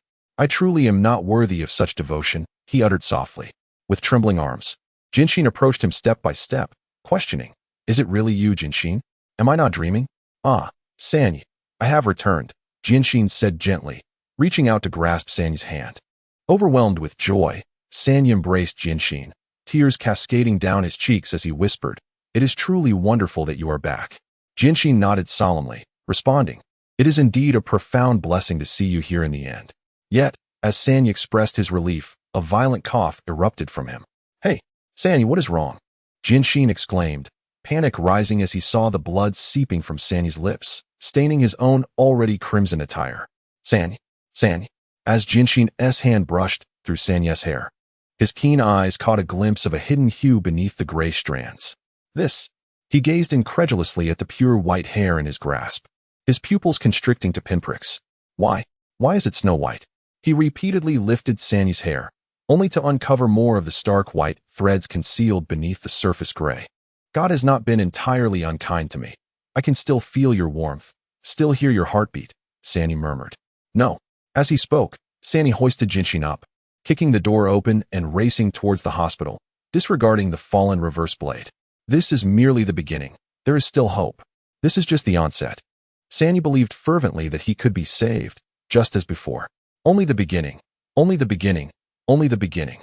The whispers in the wind gradually faded as their figures distanced. "Do you truly believe these words, Jinshin?" Epilogue. The final battle sitting quietly in the hospital corridor. Jinshin stared vacantly into the distance, his eyes lifelessly fixed on his own feet. What could be done about such a future? The dialogue device in his pocket beeped, causing a slight tremor in his numb fingers. He dully retrieved it. "Hello, Jinshin. We have located that individual." The screen displayed the anxious face of his father. "He has stolen the time thief, but I have now locked him with GPS.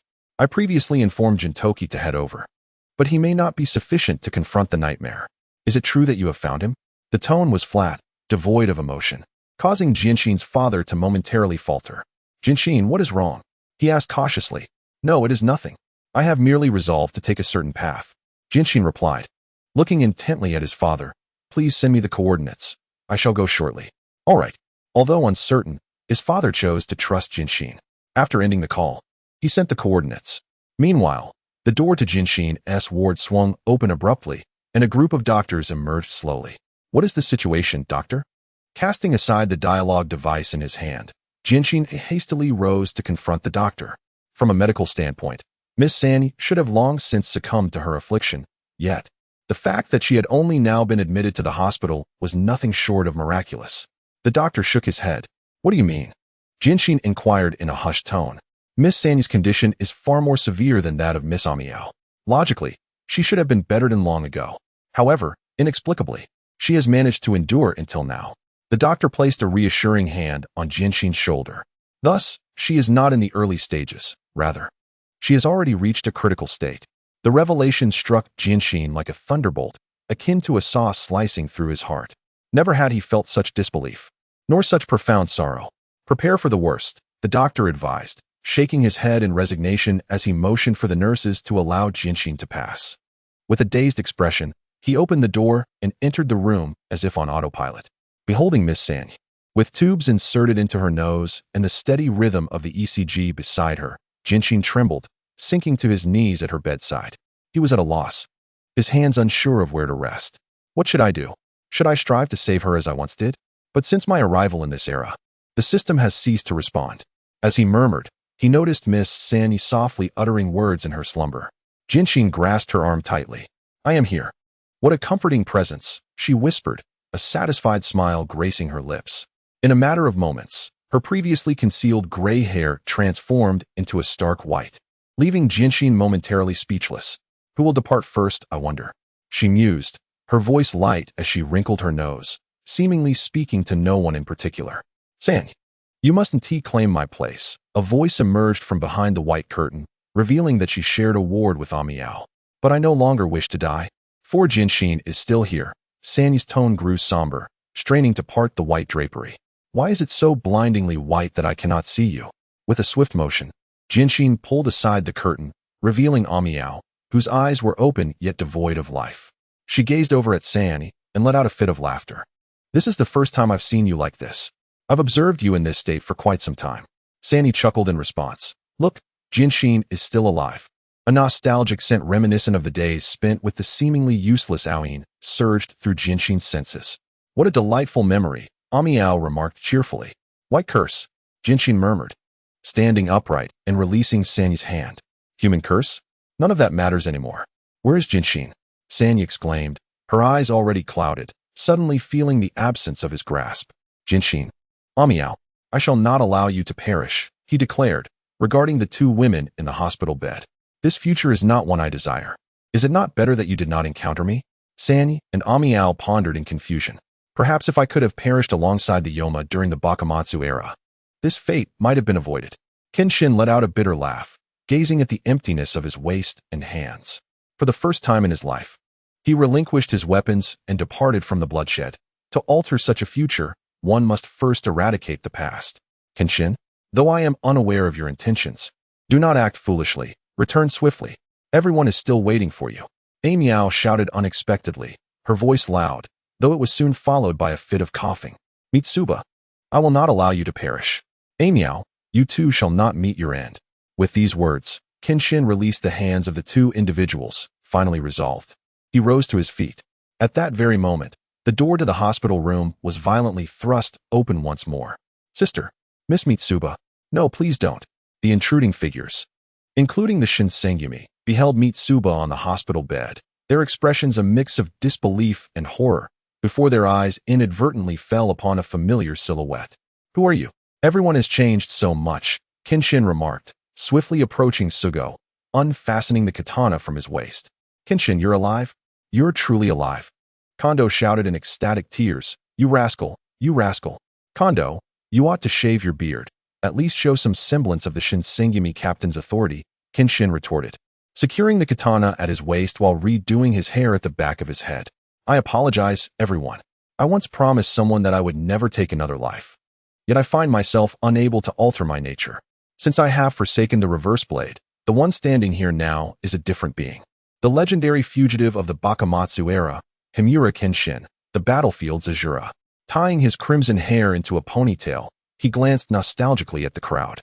This must come to an end. This future is not what I wish to behold. The odd jobs and the Shinsengumi, along with everyone else, must depart when youth no longer remains. That is my desire, not this present state. Suddenly, before anyone could react in astonishment, the window shattered. Thus, I must go and eliminate two individuals. Although this may breach my vow, I know I am justified in doing so. From a distance, Kenshin's voice echoed. I shall slay the White Knight and the Batusai. Is this all you can do, Gintoki? The voice of Yum was distinctly different now, possessing a more feminine quality. You are not even Akane. Gintoki's eyes flickered with rage and a profound silence. I never anticipated that Akane's body would be manipulated. Now, I must ask you, what are you? Who knows? Imagine as you wish, Yum scoffed, sweeping her scepter, which, although dodged by Gintoki, unleashed a whirlwind that shattered a massive boulder. Do you realize?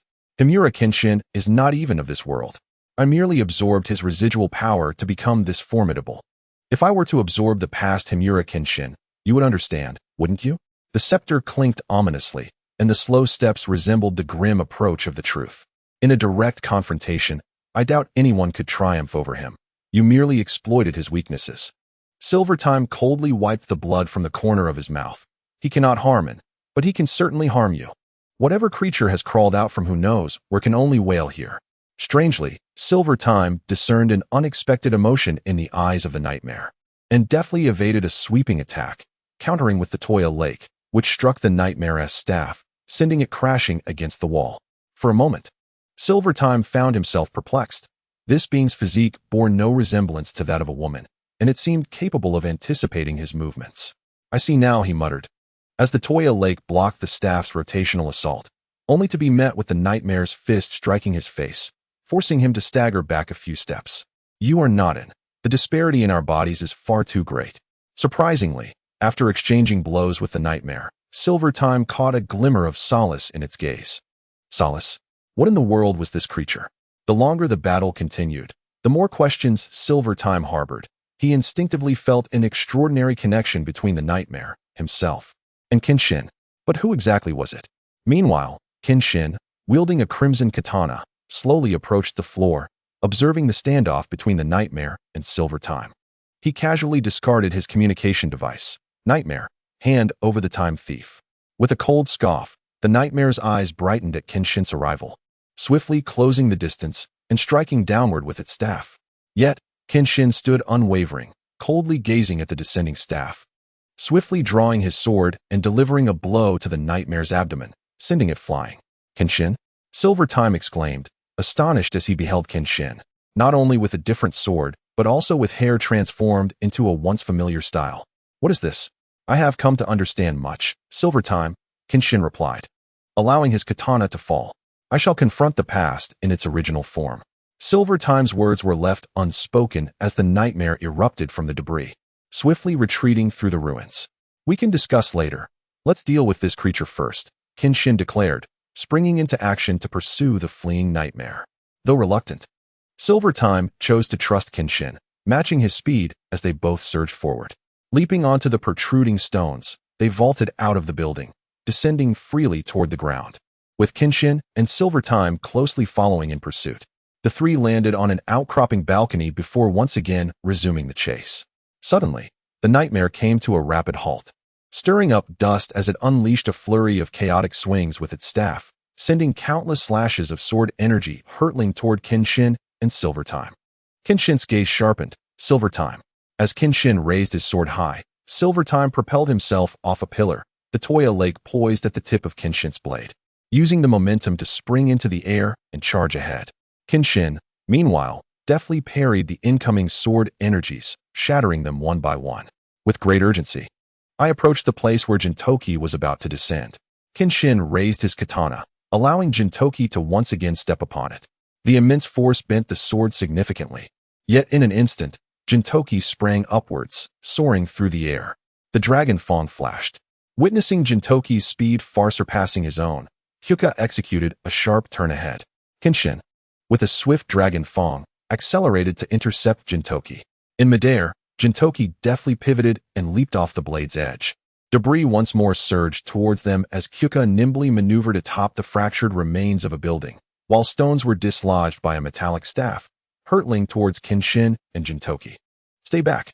Gintoki, suspended in the air, bent one knee and thrust the Toya Lake fiercely downwards. Boom.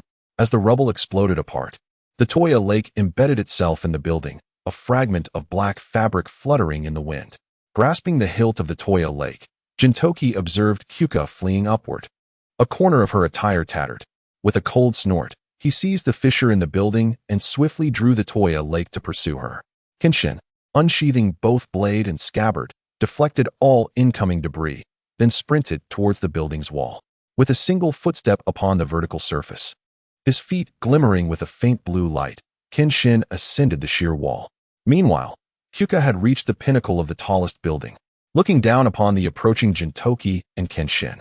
A fleeting, lifeless emotion passed through her single crimson eye as she spun her staff, conjuring a whirlwind that unleashed stones and sword energy downwards. Faced with the descending barrage of rubble and sword energy, Gintoki's eyes glinted with determination. He poised himself midair, wielding the Toya lake with relentless strikes that dispersed both the sword energy and debris, yet he found himself plummeting downwards. However, Gintoki remained unperturbed, continuing to slash at the oncoming threats with steadfast resolve. As his descent accelerated, he suddenly felt a solid support beneath him, a flicker of nostalgia flashing in his gaze. In an instant, he propelled himself skyward at remarkable speed. After Kenshin launched Gintoki upward with the dragon flight, the force propelled him downward as well. However, he directed his blade towards the earth, unleashing a torrent of sword energy that erupted upon impact, scattering innumerable stones and turbulent winds. The rising currents countered Kenshin's descent, allowing him to grasp a protruding rock from the wall, his muscles straining as he steadied himself. With a twist, he resumed his ascent. Though trailing behind, Kenshin found Gintoki paving the way ahead, enabling him to catch up unexpectedly.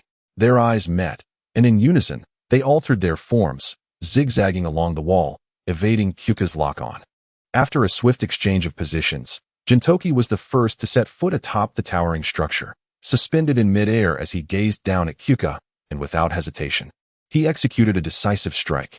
The length of the thunderous staff far surpassed that of Lake Toya, as Gintoki endured the blow to his abdomen, a trickle of blood escaping his lips and staining the ground, transforming into a rolling gourd off to the side. Nevertheless, the smile at the corner of his mouth remained intact. In the sky illuminated by the setting sun, a chilling light suddenly flickered into existence, catching Yume off guard. The cold brilliance behind him grew increasingly radiant under the sun's rays. With a thunderous crash, the cemented ground was dented, cracks splintering as dust was stirred up.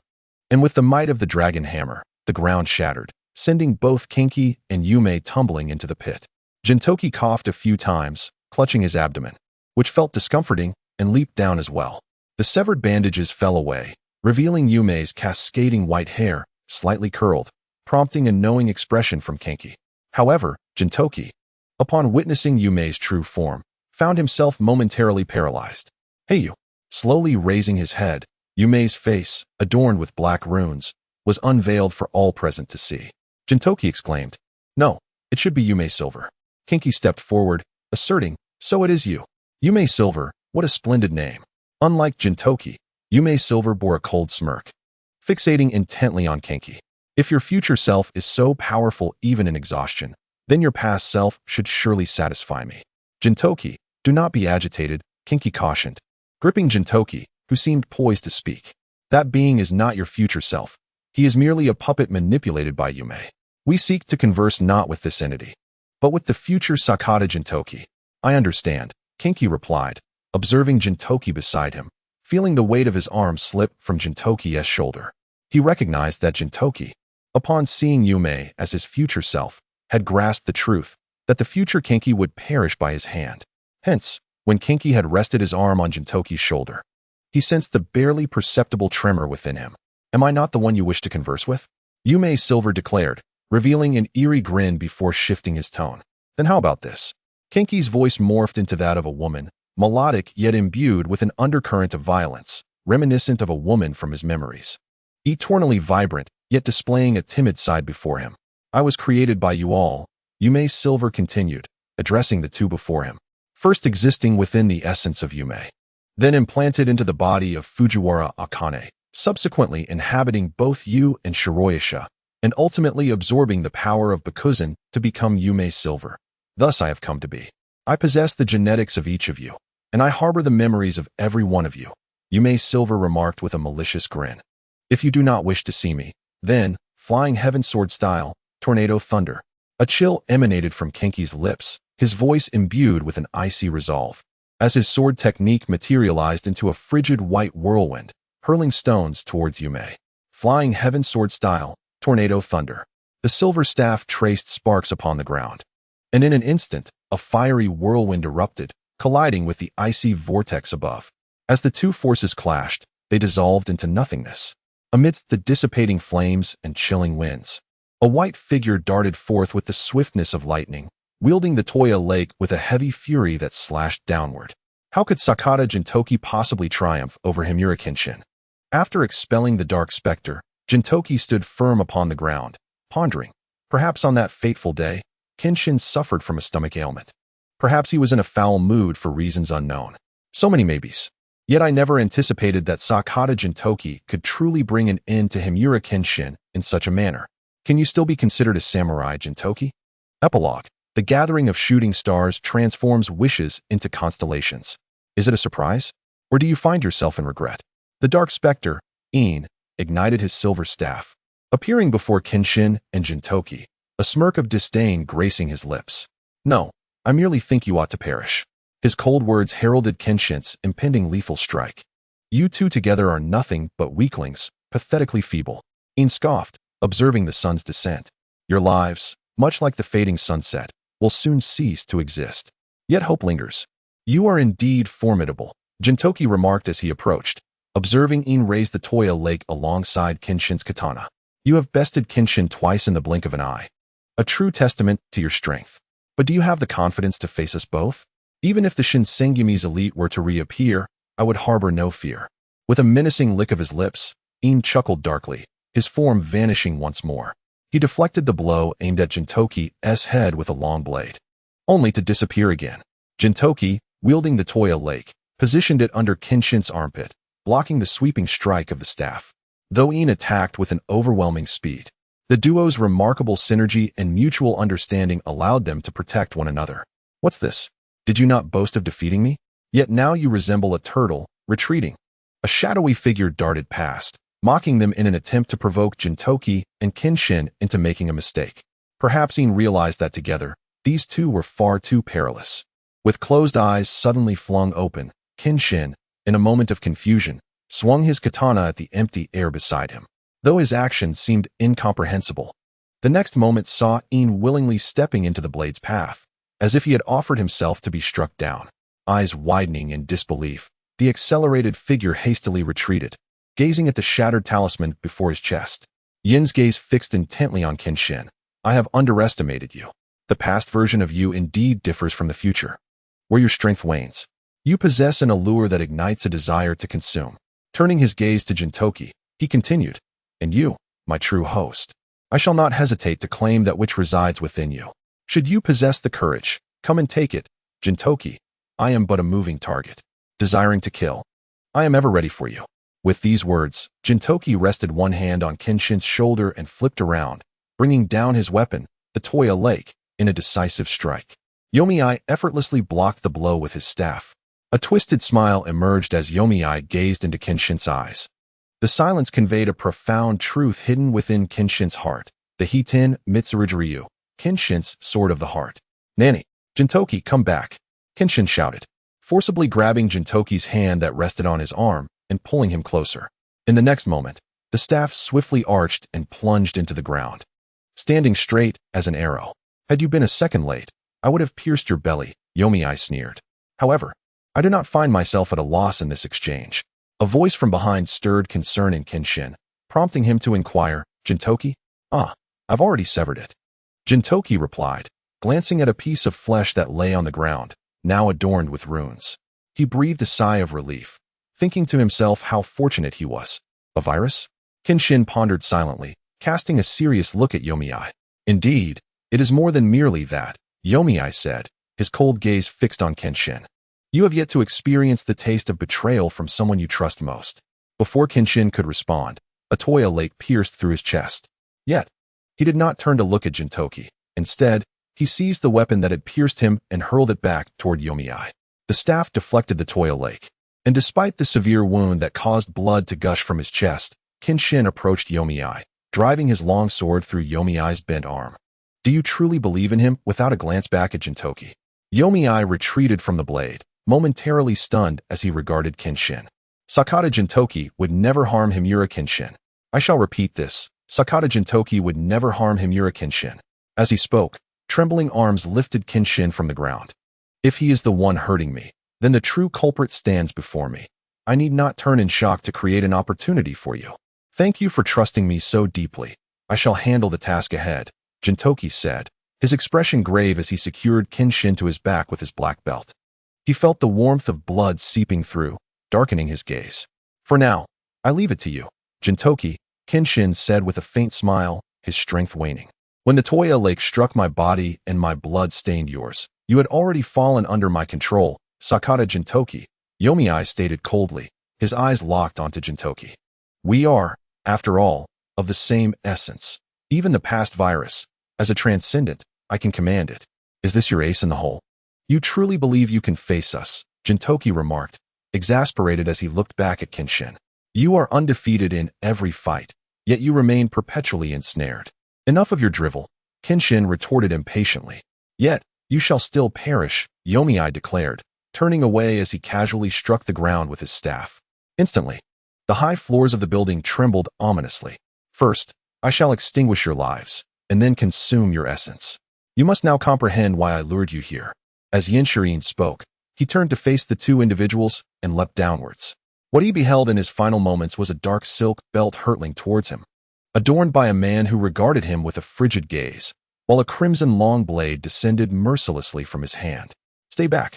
Just as Yinshirin prepared to counterattack with his staff, his body inexplicably froze, propelled away by the force of the sword's blade.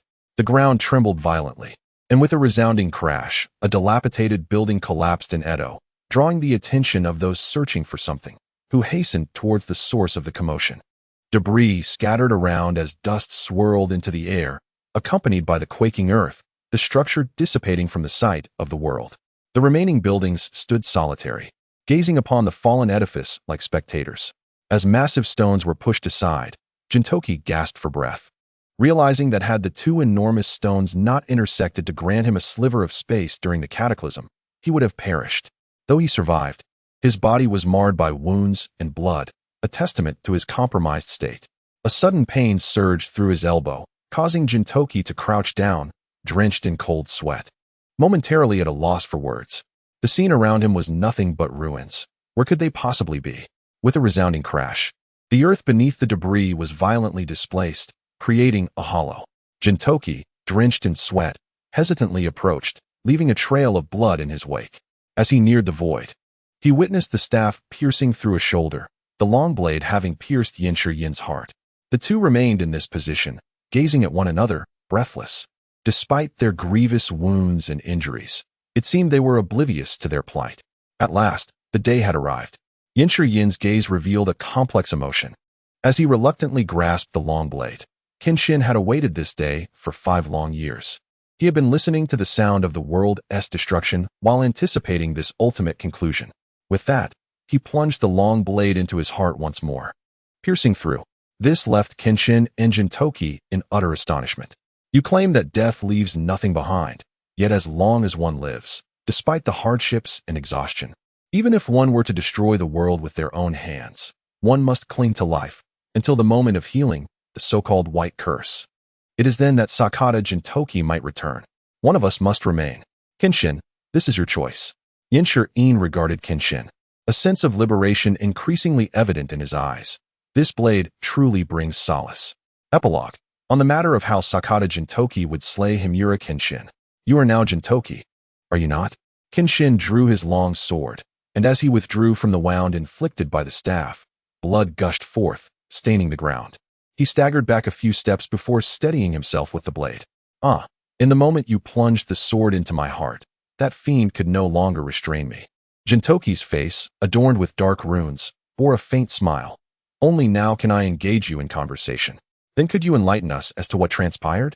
Gintoki leapt down from above, furrowing his brow as he addressed his counterpart in this realm. The series of changes instigated in this world originated from us. Indeed, ever since that moment, the curse of those fiends has lain dormant within our bodies. The future, Gintoki whispered. Such occurrences should not have transpired, as the past had already been altered. However, Kenshin, using his hand, carved a deep scar upon his own visage, the blood of which began to seep into your body from that time. As he spoke, the future Gintoki gazed at his present self, and surely you do not forget how you fell into the pool of his blood while attempting to thwart the nightmarish entity. We are the seeds of the virus that brings about the world's demise, he continued, his voice low and sardonic as he observed his own hands. When Kenshin and I sensed the danger ahead of time, we found ourselves unable to control our bodies. Thus, we agreed to part ways, each delivering a final strike to the other, ensuring mutual destruction. I should have anticipated it. How could the true nightmarish entity be vanquished by it? Was it the virus within him that drew her in? Kenshin tightened his grip on the long sword as he spoke.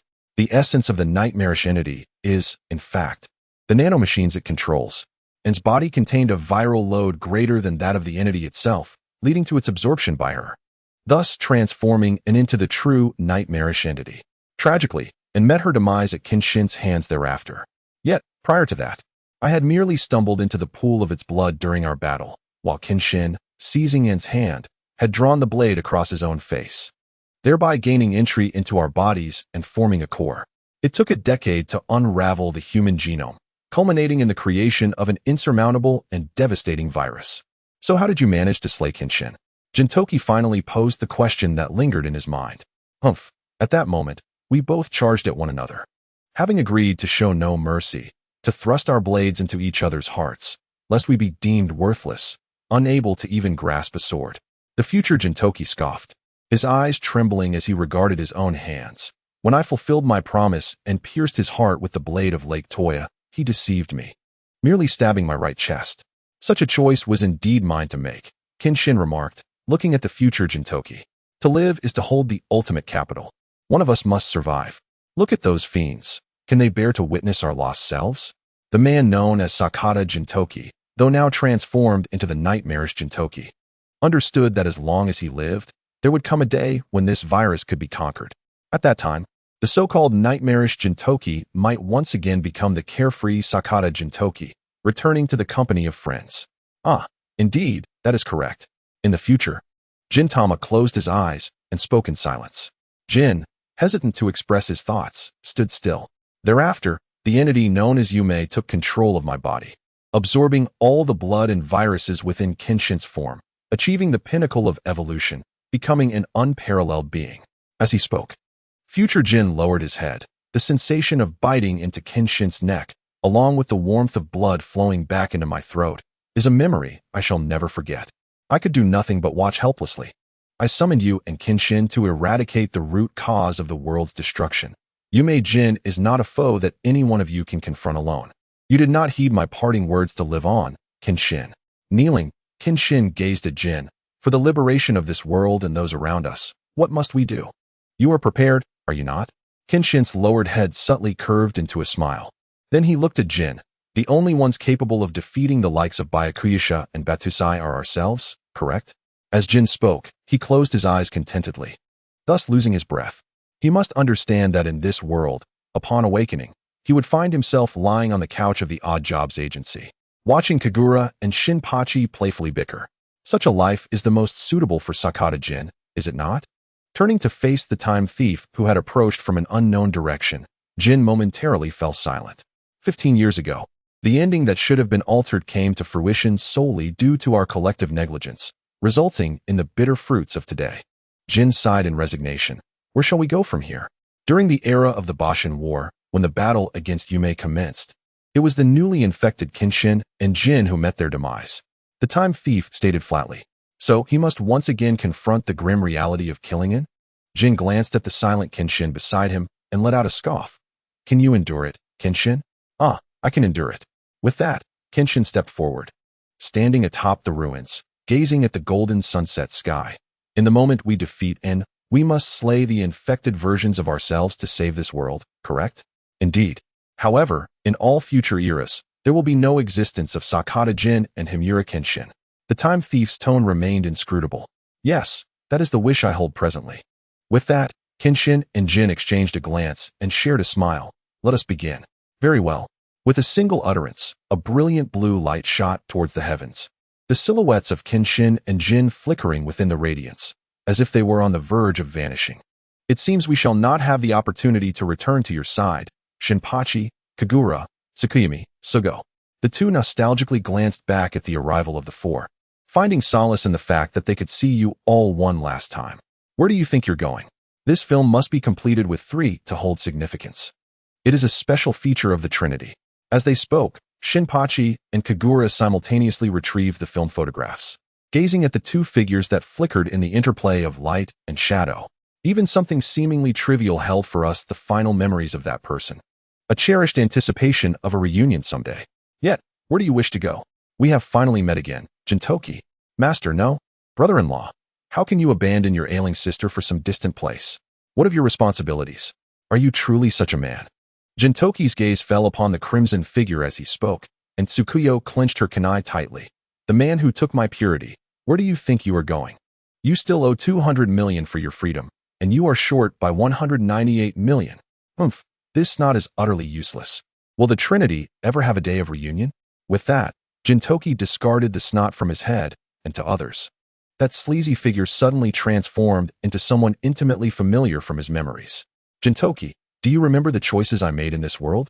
It was as if he had resolved something, as Kenshin gazed ahead. Sacrificing oneself so that Sakata Gintoki could remain? How noble, it nearly brings me to tears. Gintoki scoffed, but that is entirely unnecessary. No, it is indeed essential.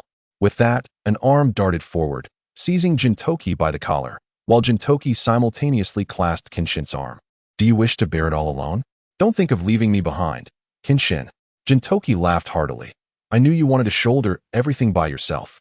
With a swift slash of the long blade, blood splattered alongside Gintoki's astonished face as his severed arm was pulled away. In the midst of the onlookers' shock, Kenshin, expressionless, delivered a direct kick that sent Gintoki flying. Missing an arm, Kenshin regarded Gintoki's bewildered gaze with a nonchalant smile. With this, you should give up hope. The future Gintoki spoke incorrectly. As he surveyed the gash on his shoulder and the blood gushing forth, Kenshin smiled indifferently. Only I possess the ability to simultaneously kill both the Batasai and the White Yiksha. Damn it, stay with me. Gintoki, terrified, relinquished Kenshin's severed arm and rushed forward alongside Shinpachi and Tsukuyo. In the final moments, bidding farewell with a smile, his figure vanished in a flash of light. Despite Gintoki and the others' desperate efforts to reach him, they were a moment too late. Kenshin stared vacantly at the golden sky, as if sensing something. Had that person disappeared again? But why must you vanish? We can hardly endure any longer. With that, Mitsuba and Amai exchanged blurred glances, offering a resigned, bittersweet smile. If you do not come soon, it will be too late. Epilogue. The demon. Many times I have pondered what life would have been like had the future not involved Gintoki and the others, allowing Akira to survive and remain by my side. Such a life is beyond my imagination. Merely 10 years have passed, and I suspect Akira would perish first, followed by my own demise. Yet, strangely, I harbor no feelings of regret. Standing upon the precipice, I gazed down at the chaotic clash between the loyalists and the forces of the alien shogunate. My heart was engulfed in silence, my lost left hand oozing blood as if silently narrating a tale of its own. No matter the circumstances, one of us must endure. I closed my eyes, recalling our shared vow. Thus, my choice has always been you, Gintoki. Forgive me, dear Kenshin, for I was created in accordance with the desires of your future selves. Before that, I had no other recourse. The time thief's tone turned somber as he departed. Spirits are meant to find their resting place. Suddenly, I opened my eyes, surveying the battlefield below, a smile gracing my lips. There is indeed more than nothingness. As I spoke, my gaze drifted toward the distant, battered warship, where a solitary figure stood. Akira, I have returned. In a hushed whisper, I plunged my sword into the earth and slowly grasped the hilt. Drawing it forth, Himura Kenshin, here I am. Transforming into a swift whirlwind, I unleashed all my power, descending upon the battlefield with reckless abandon. Every alien I encountered fell before me, severed limbs and scattered body parts littering the ground, my attire stained anew with the vibrant hue of blood. My unwavering gaze fixed on the figure ahead, a flash of white caught my eye. A struggle within my heart ensued, yet I resolved myself. Gintoki, I roared. And as the white-haired figure turned in confusion, my massive energy sword dissipated into a mere long blade, piercing his chest without a second glance. I left without hesitation, fearful that this act would awaken a flood of memories once more. Is this truly who I have become? To save such a future, to allow those I cherish, including the likes of the short-haired Shinsuke, to live, I must take the life of Gintoki with my own hands. Now I understand the sentiment you once experienced. Protecting a person is not merely about being by their side. It is about safeguarding everything they hold dear. Once more, I transformed into a swift whirlwind, racing forward. My tears of sorrow falling unnoticed upon the blood-soaked ground before the fading white figure. From a distance, I beheld a man clad in blue armor, now stained crimson, as he withdrew his blade from the chest of a fallen foe. In that fleeting moment, as the bandages fell away to reveal her visage, I was struck by the haunting resemblance to my own expression. With one foot firmly planted on the outer wall of the warship, he sprinted upwards, casually casting forth a stream of sword energy that shattered the incoming bullets and cannonballs. However, the chaotic currents caused the ties binding his ponytail to snap, causing his crimson hair to cascade wildly, obscuring the expression of the figure racing forward. Suddenly leaping to the apex, he gazed down at the man cradling a woman, silently weeping, the spreading pool of blood eliciting a sharp pang in Kenshin's heart. In an instant, the long blade in his hand was aimed at the man's heart. As he descended, the sight of the person in the man's embrace sparked a flicker of long-lost nostalgia in Kenshin's eyes. Akira, wait for me. In the next moment, be it past or future, I shall forever stand by your side, no matter where you are. Boom. With a sudden jolt, he opened his eyes wide, staring into the void. Gintoki, somewhat dazed, stood up and surveyed his surroundings. Everything appeared familiar, the arrangement and environment feeling strikingly real, akin to a vivid dream. Yet, it was anything but a dream, he declared, springing from the sofa to fling open the door. The odd jobs agency remained unchanged, the street scenes still the same, with not a trace of alteration. Hey, Gintoki, hurry up. Miss Hanajuku has been calling us for quite a while now. Downstairs, Shinpachi complained upon seeing Gintoki's sudden appearance. Exactly. Gintoki, you're indeed quite lazy. Shinpachi interjected. I told you I should smack your face with an iron plate. Kagura chimed in, holding an umbrella beside Shinpachi. Hey, if you do that, we won't have a boss anymore. Shinpachi retorted. Do you remember Kenshin? Himura Kenshin, Gintoki exclaimed as he leaped down from the loft, addressing Shinpachi and Kagura. Huh, Kenshin? Who's that? Your new drinking buddy? Shinpachi asked curiously. Gintoki, don't associate with those shady friends, Kagura remarked, hands on her hips. Hurry up and pay us. I'm still growing. Shinpachi, do you not recall the man who saved your dojo when you were young? Kagura, do you not remember the owner, nearly bankrupt and in despair from your eating habits? Gintoki's tone grew increasingly urgent. Do you truly not remember him? Huh. Kagura and Shinpachi responded, puzzled. With a frustrated click of his tongue, Gintoki's expression darkened as he dashed away, heading into the distance. Hey, Gintoki. Kagura and Shinpachi exchanged worried glances, sensing that Gintoki's sudden change was indeed unusual. As he sprinted down the street, Gintoki spotted a familiar figure around the corner, halting abruptly before striding over and grabbing him by the collar. Hey, watch it. This is the vice commander of the Shinsengumi, the odd jobs boss. What do you think you're doing? The uniformed members of the Shinsengumi exclaimed nervously. Wait. Exhaling a plume of smoke, Hijikata regarded Gintoki, who had seized his collar, with a calm demeanor. What is going on? Are you assaulting an officer? I've been waiting for this day for a long time. Where's Mitsuba? And what about Sugo? Do you dare forget that man? Gintoki's voice resonated like a young lion deprived of something vital, brimming with suppressed fury. Mitsuba is long dead, Ayasentishi. Sugo. Who knows where he is now? Came the reply, laden with sorrow. As he spoke, Hijikata cast a somewhat enigmatic glance at Gintoki. Who is that man? Gintoki suppressed the fury that threatened to erupt from his throat. Kenshin Himura? Of course I know him. Before Gintoki could respond with a look of delight, Hijikata continued. But he perished long ago alongside the Phantom. Why do you bring this up so suddenly? Perished together? Gintoki stumbled back a few steps, his mind flashing back to the haunting image of that severed arm and the expressionless face of that man. I don't believe it, he shouted, abruptly abandoning Hijikata and sprinting out of sight, vanishing into the street. The bystanders of the Shinsengumi hesitated, unsure of what to say. Oh, it's nothing, Hijikata remarked, gazing into the void. Yet, when he mentioned Kenshin Himura, I felt an inexplicable irritation, as if a deep-seated anger had surged within me. What could be the reason? Turning corner after corner, he encountered familiar faces. The ever-unemployed Hasegawa, still tangled in his thoughts about Ameo, the one-eyed QBI. and even a collapsed figure before what seemed to be a women's lingerie store. Has even the heart of the world vanished? He mused. Kenshin, you have succeeded. Truly succeeded. But who besides me can remember the fact that you once saved the world? Hey, Gintoki, what are you doing? Asking around about Kenshin. From the shadows, a figure in a wig approached, observing the kneeling Gintoki. Did he not perish in battle against the phantom during the Bakamatsu to save us? Indeed, did he truly perish? Gintoki forced a bitter smile. Is this where your memories end? His footsteps linger there, forever. Kagura and Shinpachi appeared behind Gintoki, looking at him with perplexity. Hey, what's wrong with you today? As they spoke, the members of the Shinsengumi and familiar faces like Ameo and Hasegawa gathered around, most of whom Gintoki had encountered on the streets earlier. Perhaps I've lost my mind, Gintoki replied with a strange smile. An eerie creaking sound approached, prompting the trio from the Shinsengumi to assume a defensive stance, while the figure in the wig concealed himself, watching the newcomer. 15 years had passed, and as he gazed at the gathering around him, hope ignited in Gintoki's eyes. The time thief declared, finally, I can strive not to save the world, but to rescue Lord Kenshin, using the data within my body. With that, he drew the battered reverse blade from his back. Save whom? Hijikata murmured.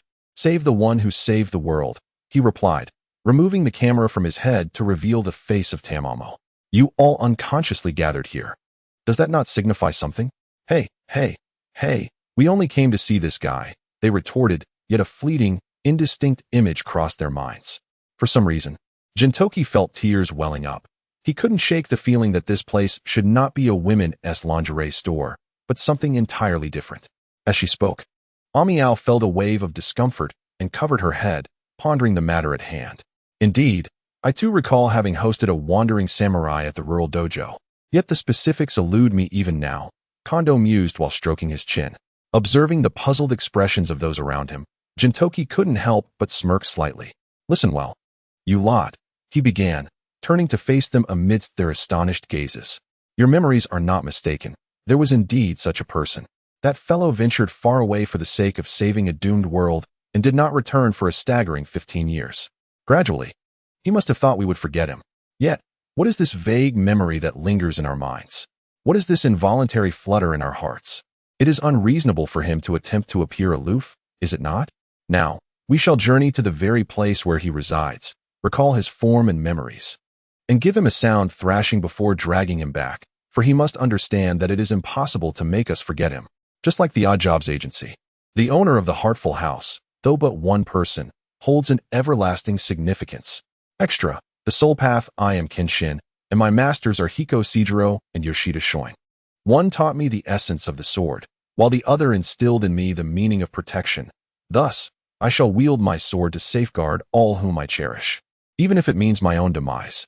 Kenshin Himura as time rewound to the moment Kenshin pierced the chest of Shirisha with his long blade. A bitter sensation enveloped Gintoki's heart. Kenshin, however, remained stoic, gazing at Gintoki, whose heart lay exposed, momentarily rendered speechless. How fortunate, he murmured, noticing that Gintoki's voice sounded somewhat different from his memories. Boss, isn't it rather inconsiderate to abandon me, your employee, and engage in a battle game here? With that, the figure before him turned to face Kenshin. Right? In an instant, Kenshin's eyes transformed into lifeless orbs, fixating on the familiar figure. Why are you here, Hasegawa? Where's Gintoki? Shiroisha? Kenshin stared in shock at Hasegawa. There's no such person, Hasegawa replied, glancing at the long blade that had torn through his clothing. That was close. I almost met my end. Demon, first, tell me why you are here. Kenshin bellowed, gripping Hasegawa by the collar. This is not even the same era. You fool. Well, we couldn't spot any acquaintances there. On that fateful night of my unemployment, I sat alone in a bar, feeling quite lonely. So I brought a bottle over to find you. However, the current Kenshin bears no resemblance to his former self. He has clearly had a few too many drinks. Hasegawa said, scratching his head. Then, feeling a bit guilty, I borrowed this outfit from Gintoki. Wait, you drank a few too many? So, does that mean? Kenshin turned to the man standing on the wrecked battleship behind him. Gintoki and the others have not shown up at the battlefield all day? So, Yum is still very much alive. What on earth have you done? After a painstaking effort, I finally returned here to defeat Gintoki. And before I could even prepare to seek him out, you have already ruined everything. What are we to do now? Let us not even talk about the future. The present is already a mess. With a sense of helplessness, Kenshin cradled his head and gazed ahead. There are countless things that cannot be accomplished, and I am not alone in this struggle. As he spoke, Hasegawa silently lit a cigarette, staring into the distance. From the future you have saved, we will come back to rescue you. Did I not mention that I am unemployed? Where can I possibly find such a boss again? The sound of overlapping footsteps echoed. And just as Kenshin turned his head, a fist loomed larger before his eyes, followed by a sharp pain in his cheek as he was sent flying. Do not stop me. Let me take him down and see what he has done. To prevent me, he even severed his own hand. I absolutely must give him a proper beating. The Shinsengumi members restrained Gintoki, who glared furiously at Kenshin. It seemed that his earlier act of severing his own arm to kick Gintoki had ignited his wrath. You can tell, can't you? The way these fellows gaze at me is different from that era. They have likely forgotten me. Yet, to be able to act so fiercely for someone they do not even know, it appears that these individuals have remained unchanged.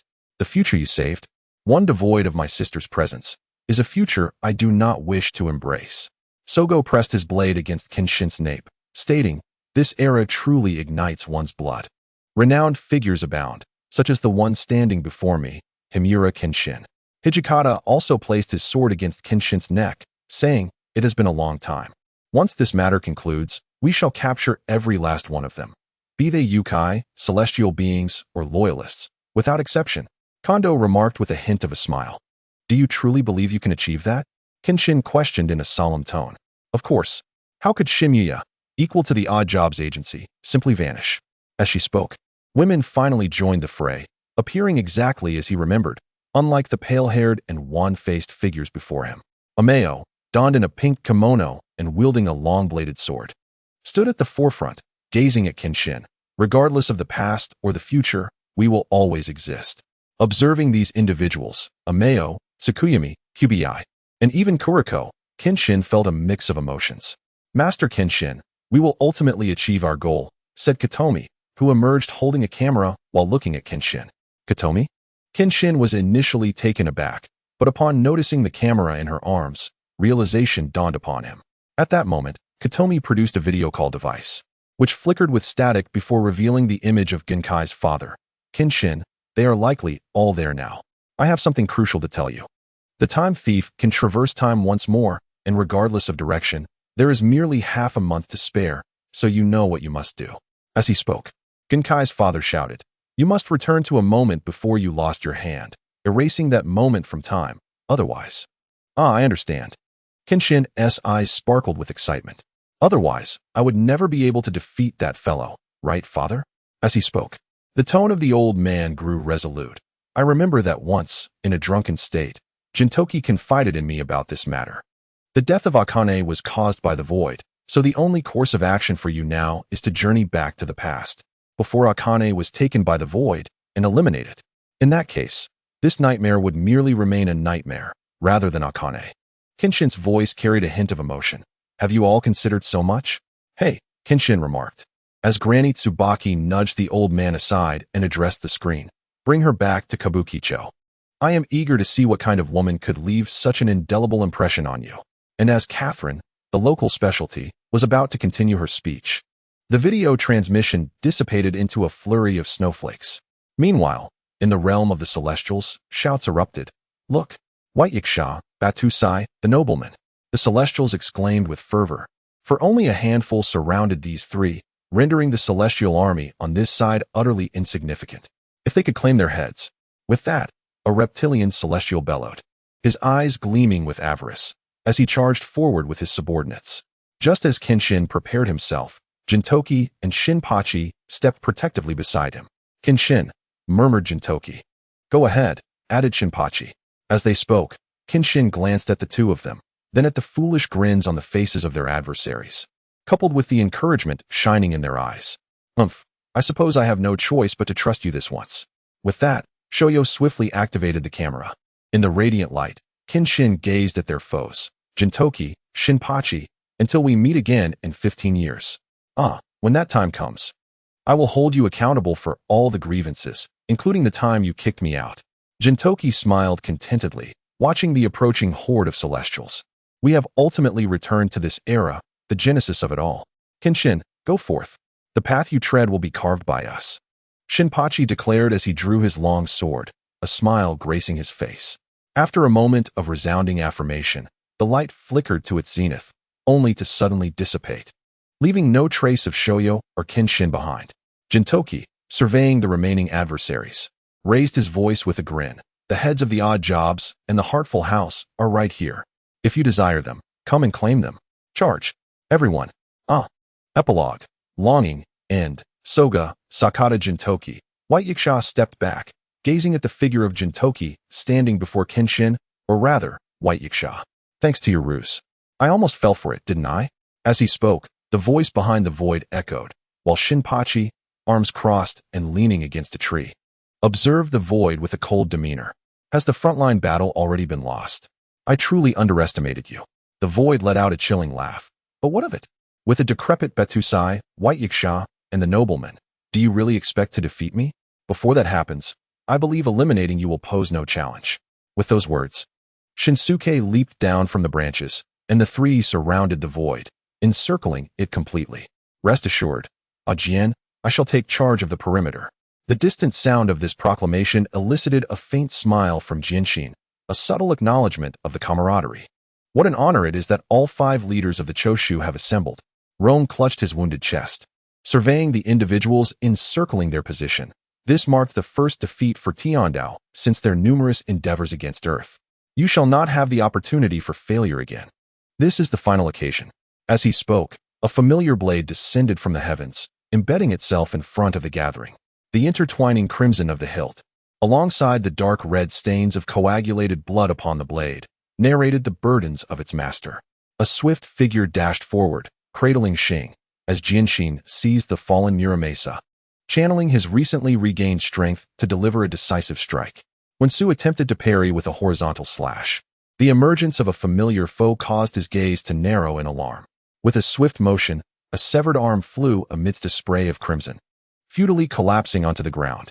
Su recoiled, clutching his severed left hand, retreating a few steps under the cover of Rong and Yu, his eyes fixed on the 2 eerily identical figures before him. Even this Muramasa, I am safeguarding those I wish to protect. Though this endeavor may have faltered, let it be etched in your memories. Tiandao, you have received a significant blow today. We shall not rest until we rise again, reassembling our strength. When that day arrives, will you still be able to gather as 5 and present the same formation as today? Su spoke with a somber tone. Do pay attention to the situation. Refrain from posturing like a grand boss, issuing threats. Do you truly expect us to show you mercy, akin to Ichigo or Naruto? Gintoki waved dismissively, a scoff escaping his lips. We are more inclined to dismantle you piece by piece. With a chuckle, Su made a swift motion, sending a wave of sword energy that stirred up a cloud of dust and dirt. Before Jinshin could charge in, both he and Rong disappeared from sight. Gintoki, casting a casual glance, noted that even the severed arm had vanished. Let us depart, he said, hooking his arm around the necks of the diminutive Shina and the one with the wig, cautiously glancing at the trio behind them. Some matters are best left to them. Setting down the cradled Shing, who looked on in confusion, he approached the 2 nearly identical figures. Do not engage in actions that you may come to regret. Gradually, his body began to dissolve into the void, clearly indicating a shift that would alter the course of the future, whether for better or worse. Was of little concern to him. Would I still encounter Miku and Hijikata? Do not speak as if I am doomed to repeat your path. Have you witnessed fate? Now Jinshin adjusted his ear, sheathing Muramasa. Though you are me, I am not necessarily you. That brings me solace. As Jinshin, gradually fading, gazed at Shing, a smile of relief graced his lips. You have altered this outcome, and I am uncertain of what the future holds. Even if you forget this matter after my departure, I still wish to convey this about him, pointing at Jinshin. Beneath an outwardly casual demeanor lies a profound sensitivity, rendering one vulnerable to emotional wounds. Hence, it is imperative that you do not abandon him in any conceivable sense, for if that were to occur, all my efforts would be rendered meaningless, and likewise, everything accomplished by Gintoki in that realm would also lose its significance. I must admit, your words elude my comprehension. Yet I gather you implore me not to forsake this individual, correct? Annoyed, Akane pointed at Kenshin, who was digging in his ears, and, as if a revelation struck her, she playfully smacked him on the shoulder, causing him to stagger slightly. Fear not. I cannot bear to part with such an enjoyable punching bag. As she gleefully patted Kenshin's head, Akane's laughter rang out triumphantly. Hey, you uncouth woman, what are you intending to do? My ears are surely bleeding. Enough with the slapping. Irritated, Kenshin swatted away Akane's hand as they began to bicker right there. Witnessing such a scene was something I had long dreamt of, frolicking and arguing together like this. How long had it been since I experienced such joy? Perhaps it was merely a fleeting thought in my dreams. I must cherish this bond one once had. With that, Kenshin's contented smile faded into oblivion. The world began its reset, returning to normalcy. Upon opening my eyes, the first sight that greeted me was the familiar ceiling. After all, the imprint of a human-shaped hole, the result of my own kick that sent Gintoki flying, was unforgettable. A dull ache throbbed in my head as fragmented memories began to resurface, reminiscent of a dream where I altered the outcome, changing Akane's fate from that of a specter. However, upon surveying my surroundings, everything remained unchanged. What should exist, and what should not, all remained as it was. Dreams, after all, are but illusions, disconnected from my reality. Perhaps I was merely overthinking. I rose, dressed, and made my way to the bathroom to brush my teeth. Gazing into the mirror, my unruly hair resembled a disheveled nest atop my head, eliciting an involuntary chuckle.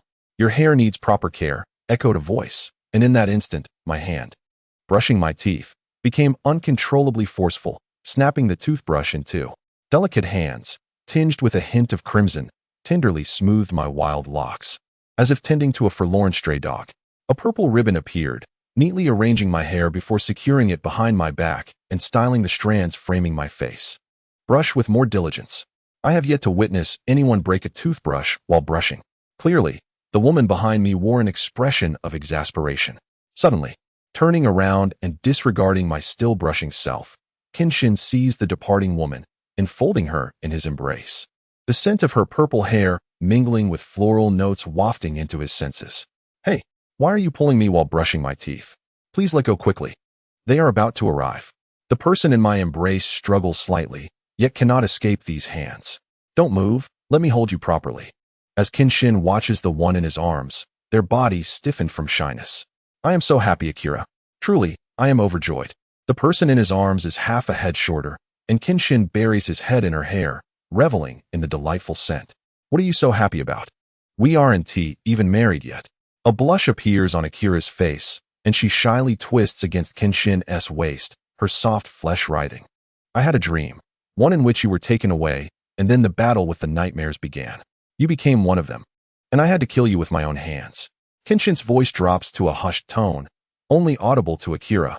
It felt so real. I nearly believed it was true. Afterward, I encountered many people, but I could never let go of you.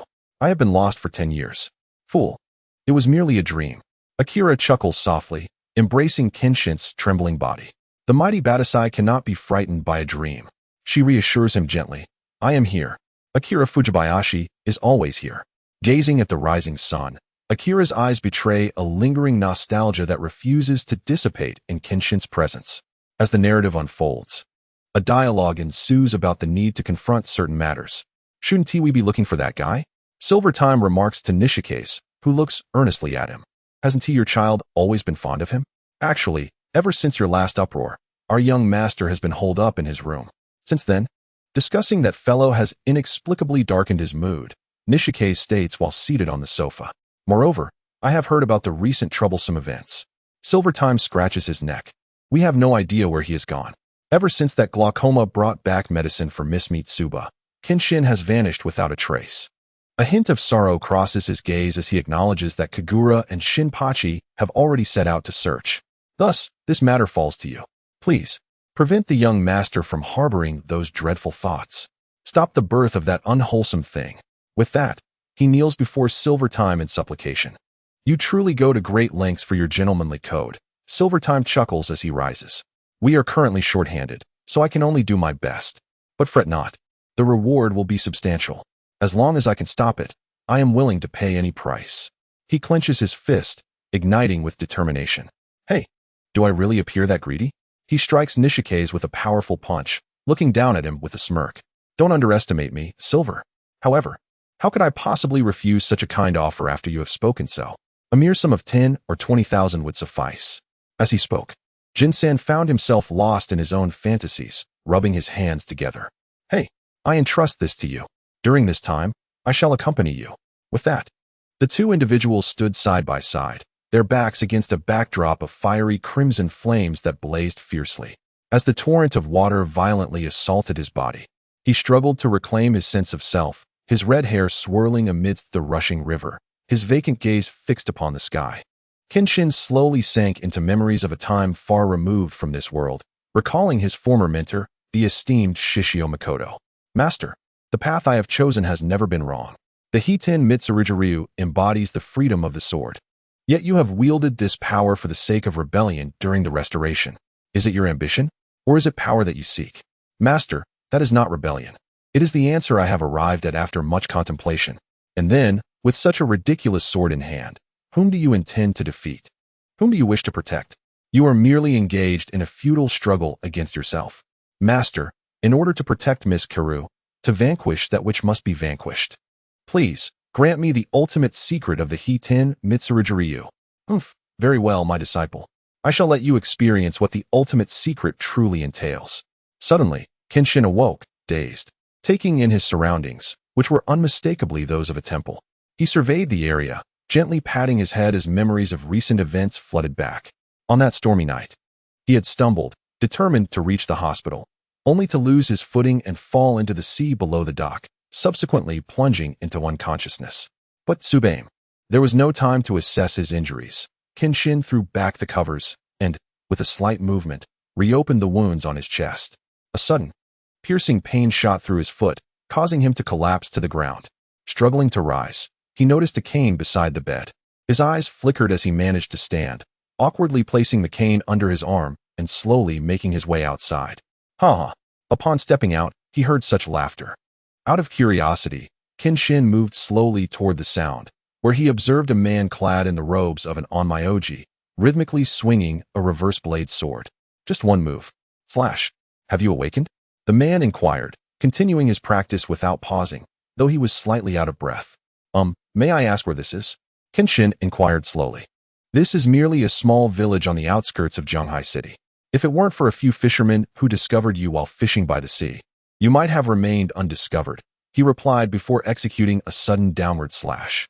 Kenshin could clearly see the white flow of air created in that instant, a trace left by the unavoidable force of the strike. I am the keeper of this temple, usually praying for blessings and tending to my own rice. It's not much different, he continued, drawing a line in the air with his blade before sheathing it. A reverse blade sword in reality, what a sight to behold. Surprised, are we? Kenshin caught the reverse blade sword that flew toward him, struggling to shift his position as he spoke. Not merely the reverse blade, but I have only encountered it in a single manga. I never anticipated the existence of such a blade in reality, one that harms only its wielder and spares others. The man smiled faintly and approached a nearby bucket, retrieving a towel from the water. I am Shikukawa Koya. And you? Hidokiri Kenshin. As soon as Kenshin uttered his name, Koya exclaimed dramatically, wait, did you just say your name is Hidokiri Kenshin? Indeed. Goodness, that name sounds so familiar. I've seen it in manga, but I feel like I've heard it somewhere else too. Koya pondered deeply, squatting beside the bucket with closed eyes for a considerable time. Suddenly, he leaped up, exclaiming, haha, I remember now. The legendary assassin of the Chashingura, the Batusai. It's you. Yes, there is no need for evasiveness, Kenshin replied, looking directly at Koya. Haha, I grew up listening to tales about you. By the way, what about the others, like the White Yasha? I'm only 20 years old. Yet you, who are merely a few months older than me, are so formidable. You are all legends. But that's not necessarily a good thing. Truth be told, we don't harbor that many thoughts about it, Kenshin chuckled, scratching his head with a hint of embarrassment. However, it is truly exhilarating to encounter a legendary figure. Yet, Koya's expression turned serious. Who inflicted such severe wounds upon you? When they rescued you, your blood was nearly depleted, your ribs were broken, and your arms and legs were gravely injured. As a legend, it is inevitable to confront other legendary foes. This time, I was ambushed, Kenshin said, slightly concealing the true nature of the incident, feeling somewhat abashed. Is that so? It sounds so heroic, Koya exclaimed, as he lifted the bucket and splashed the water out. Then you should rest here for a few days. Just the thought of being in the presence of the illustrious Kenshin excites me. Oh, please. There's no need for such fervor. After all, legends are merely humans too. Kenshin waved his hand, feeling somewhat uncomfortable with Koya's enthusiastic reception. No. You, who subdued the tide of the Bakamatsu with 5 comrades, are our idols. Though you may have failed, you will forever be heroes, Koya proclaimed, setting the bucket aside and pushing open the temple doors. It's time to welcome guests. Kenshin-san, please lie down. Such severe injuries cannot heal in just a day or two. You must rest properly, he urged, addressing Kenshin, who leaned against the doorframe. That is true, Kenshin replied, rubbing his nose. Indeed, his current condition was so dire that he couldn't even manage his own life. He certainly did not wish to add more scars to his existing wounds. Moreover, it had been so long since he had returned. Jin and the others must be worried sick. Additionally, there remained a matter of greater importance yet to be resolved. Mitsuba. Chapter 223. The story continues. How many days has it been? Living here, the prolonged journey of recuperation had dulled Kenshin's sense of time. He only knew that a significant amount of time had passed, and his arms and legs were gradually beginning to recover. It had truly been a long time since he experienced such tranquility. As Kenshin spoke, a small girl clad in a burlap dress joyfully approached, exclaiming, Hey, please take me out to play today. Another adventure, are we? Kenshin chuckled, gently ruffling the girl's hair. Observing the smudges on her face, he smiled warmly. All right. But you mustn't stray too far from home, or else Kenshin and I want to take you out again. Yes, I promise to listen to you, she replied, nodding eagerly while wrapping her arms around his arm. Kenshin, with a soft smile, lifted her onto his back and began to stroll forward. Through countless moments spent together, Kenshin had become well acquainted with the villagers, and his amiable disposition had quickly won their acceptance. Over time, children, elders, and adults alike recognized Kenshin, greeting him warmly. This scene felt reminiscent of someone from the past. Crossing the small river at the village's edge, Kenshin carried the girl on his back. Having entrusted his ever-present reverse blade sword to the temple, believing that such weapons, even a reverse blade, were inappropriate in this peaceful village. Kenshin and I, will you leave us someday? I've heard from my parents that you were fished out of the river, she whispered, leaning closer to his ear. Before that, I want to be leaving. How could I bear to part with you? Kenshin replied with a gentle smile, gazing ahead. Remember your promise, Kenshin. If you ever leave without telling me, I will cry, she declared, playfully punching his shoulder. All right. If I misbehave, you can scold me, Kenshin responded as he stepped over a small ditch. So, where does little Yui want to go today? There's another temple behind the village on the hill. It seems to belong to Ko's grandfather. Let us go there, she exclaimed, bouncing with excitement and pointing ahead. Hurry up, Kenshin and I. Yes, Miss Yui, he replied with a resigned shake of his head. Using his swift agility without exerting full force, merely quickening his pace a bit. In a distant universe, a bloodied celestial being gazed in terror at a masked man before him, surrounded by countless corpses, blood pooling to create a gruesome tableau. The blade in the man's hand glimmered ominously, exuding a seductive crimson aura that entranced his foes. In a fit of despair, the bare-headed celestial roared and charged forward, hoping to muster some courage. Yet, mere steps into his advance, a fine crack appeared at his throat, followed by a spray of blood. As he fell to the ground, the masked man coldly waved his sword and turned away, indifferent to the raucous cheers behind him or the announcer declaring his 327th victory. Clutching his blade, he stepped into the shadows of a darkened room. Removing his mask, his blood-red hair cascaded down, revealing a pair of crimson eyes devoid of emotion. Discarding the mask to the side, he sat on the ground, propped against his sword, his vacant gaze lost in thought. A new task has been assigned to you. A subtle sound of a staff echoed as a man clad in white robes slowly emerged from the shadows of the house. With a mere whisper, a blade hovered perilously close to his throat. A single step further would plunge them into a scene of bloodshed. Yet, the man in white neither screamed nor displayed surprise. Instead, he gazed indifferently at the sword-wielding individual. Next time, I shall not hold back, he declared, sheathing the katana, as the faint crimson glow dissipated. Jiantai, a new mission awaits you. He lifted a photograph, revealing a young man with a head of crimson hair, adorned with several small braids at the back, wearing a smile that belied the ancient garb he donned. However, unlike Jiantai, Within those nearly pupil-less eyes that sparkled with mirth, an overwhelming intent to kill was palpable. Besides the task involving Himura Kenshin, I have no interest in anything else, Gintai retorted. Harboring no desire to engage in matters beyond that man, the one whose mere presence had dashed his hopes to the ground. This boy is named Kimui, son of the Star Sea Master. You are not unfamiliar with him. At that moment, Gintai recollected the bald figure wielding Muramasa, recognizing the Star Sea Master as the only man to have ever defeated him. Ah, his child, is it? He mused, placing the red Sakura aside. May I take his life? You may gauge his strength. This is indeed within the plan's scope. Although, while we cannot afford to lose limbs, we shall not interfere. He replied, pausing briefly. A few days ago, I also heard about the events on that desert planet. Who would have thought that Himura Kenshin possessed the ability to traverse the cosmos? Surprised, are you? He is merely a coward. I will personally slay him with this sword. As he spoke, an immense aura of murderous intent surged forth uncontrollably. You and he are destined to clash one final time, but for now, the priority remains the completion of our scheme, he continued, his figure gradually melding once more into the shadows. You shall lead this boy to his destination. Execute the second phase of the plan. Do not remind me. With a dismissive wave, he vanished without a trace. After a moment of silence, Gintai donned his blue attire, clutching the red Sakura as he departed slowly. Kenshin, I shall prove I am not merely your shadow. I will surely kill you.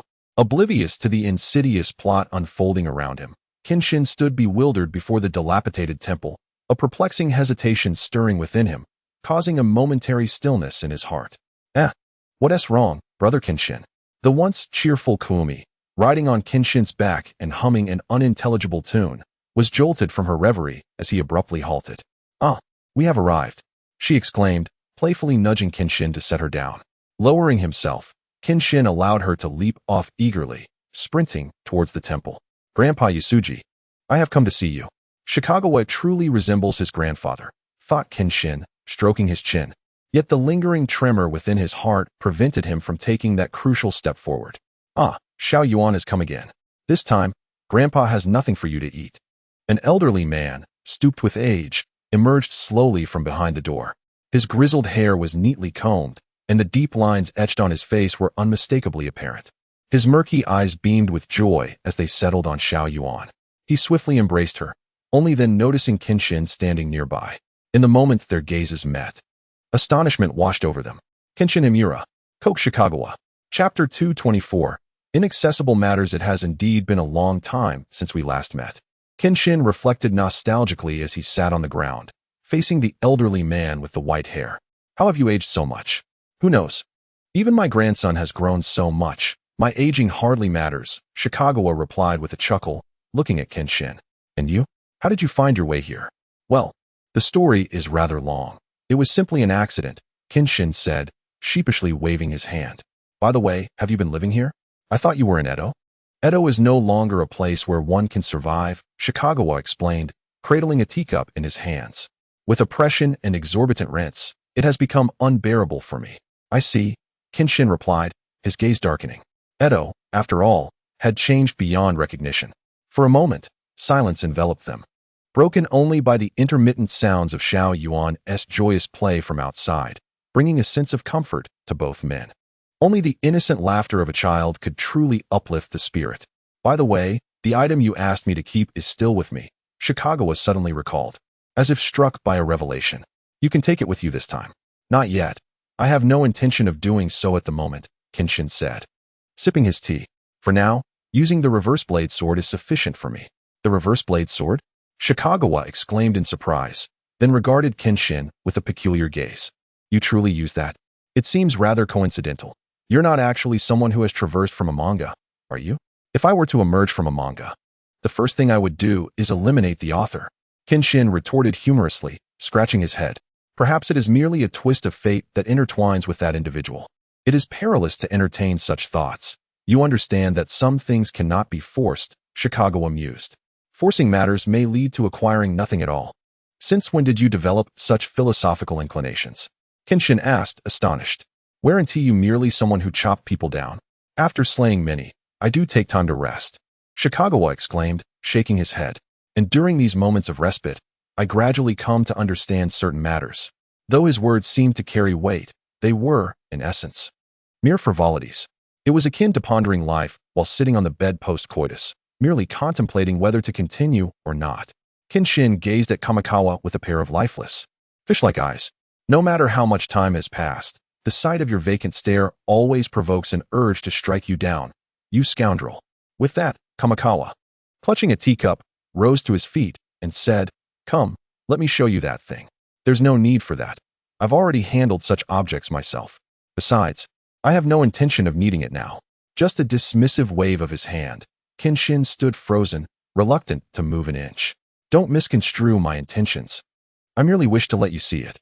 I'm concerned that when you come to retrieve it, you'll claim it's damaged and demand compensation. I assure you, do not even think about it." As he spoke, he grasped Kenshin's shoulder and yanked him to his feet. "Hurry up. Kamikawa, you are insufferable," Kenshin protested. Yet he was dragged along. He flicked at his ears and remarked, "What do you mean by compensation? Do I appear to be that sort of person? No matter how one looks at it, I seem to embody the very essence of a good man. Goodness, you are a devil. Selling bottled water at exorbitant prices to your own troops disqualifies you from making such statements. Doesn't he that represent the arduous journey I undertook to bring you water? You ought to show a bit of understanding. What nonsense. The last time, the one who plunged a sword into Mr. Gue's thigh was also you, wasn't he it? Though it missed by a hair's breadth, it was perilously close to the Armstrong jet rotary cannon. I can still vividly picture the cold sweat on Mr. Gue's brow. What are you talking about? The bullets clearly came from the enemy. I merely took it upon myself to shield a Whig from the line of fire, didn't I? Wasn't he just like that?" The Whig gazed at the smoking blade, nearly moved to tears by my gallantry.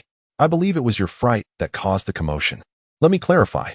If it's rusty, I will still demand compensation." Kenshin observed the samurai sword, coated in dust and perched upon the altar, surrounded by cobwebs, clearly indicating it had not been cleaned in ages. "Though it appears dusty, I assure you I have maintained the blade with utmost care." With that, Kamikawa produced a pipe from seemingly nowhere, placing it between his lips, and said slowly, "Go take a look. You really are pushing me to my limits." Scratching his head, Kenshin reluctantly approached and stepped onto the staircase. "Wait, never mind. Even if it is rusty, I want to hold you accountable, all right?" In an instant, Kenshin dashed back down the stairs and stood aside. "I don't really need such a thing. My current sword is a reverse blade, encrusted with jewels. The blade itself is forged of gold. Honestly, this shabby samurai sword is utterly unbefitting of me. The illustrious Batusai is losing his nerve. I am not losing my nerve. I simply no longer require this sword. Whether I give it to you or leave it here, it bears no significance to me. How many times must I repeat myself? You scoundrel, I am clad in designer attire. How could a dusty samurai sword possibly suit me? The illustrious Batusai is losing his nerve." After a prolonged silence, Kenshin, with his head hung low, resignedly ascended the steps, then began to bounce in place on the stairs, craning his neck to examine closely. You have preserved well. Kenshin, I am quite pleased. It seems entrusting you was indeed a commendable choice. Ha ha ha." With that, Kenshin leaped down, hands on his hips, laughing heartily. "Is that so?" With a cold smirk, Mr. Kamikawa regarded Kenshin, his gaze revealing no subtlety. "Why are you looking at me with such eyes? Let me tell you, my martial prowess has not diminished in the slightest. I can still defeat you in mere moments." You could defeat me 10 years ago." Kenshin was momentarily taken aback. "Kamikawa, what exactly do you intend to do?" "I truly do not require anything. If you have no other matters, I shall take my leave. Xiaoyuan's parents are still waiting for her to return home." With this, Kenshin turned to depart, stating, "I will be here for a few days. When I have the time, I shall bring some wine to visit you. Farewell." He waved his hand and brushed past Mr. Kamikawa. Shimura Kenshin. A fierce roar from a society member startled Kenshin, and in a flash, a gust of wind rushed towards the back of his head. Without a moment's thought, he instinctively reached out to grasp it, only to find, upon turning, that he had caught something akin to a thorny cactus. He hurriedly released his grip, causing the revered katana to clatter to the ground. "You." Kenshin glared at Kamikawa, yet faltered under his half-smiling expression. "I am taking Xiaoyuan home," he declared, pivoting to hasten his departure. Observing Kenshin's retreating figure, Kamikawa shook his head, stepped forward to retrieve the katana, and slightly drew it from its sheath. The mysterious patterns glimmered with a faint radiance. The blade, long untouched, remain bright and sharp. The wounds upon you are not inflicted by an enemy, but rather by your own hand. How much longer can you wield that absurd reverse blade sword? Kamikawa opened his murky eyes, gazing at Kenshin as he departed with Xiaoyuan, and spoke slowly. You must awaken to your reality soon. I may not have the luxury of waiting much longer. Kenshin Dano.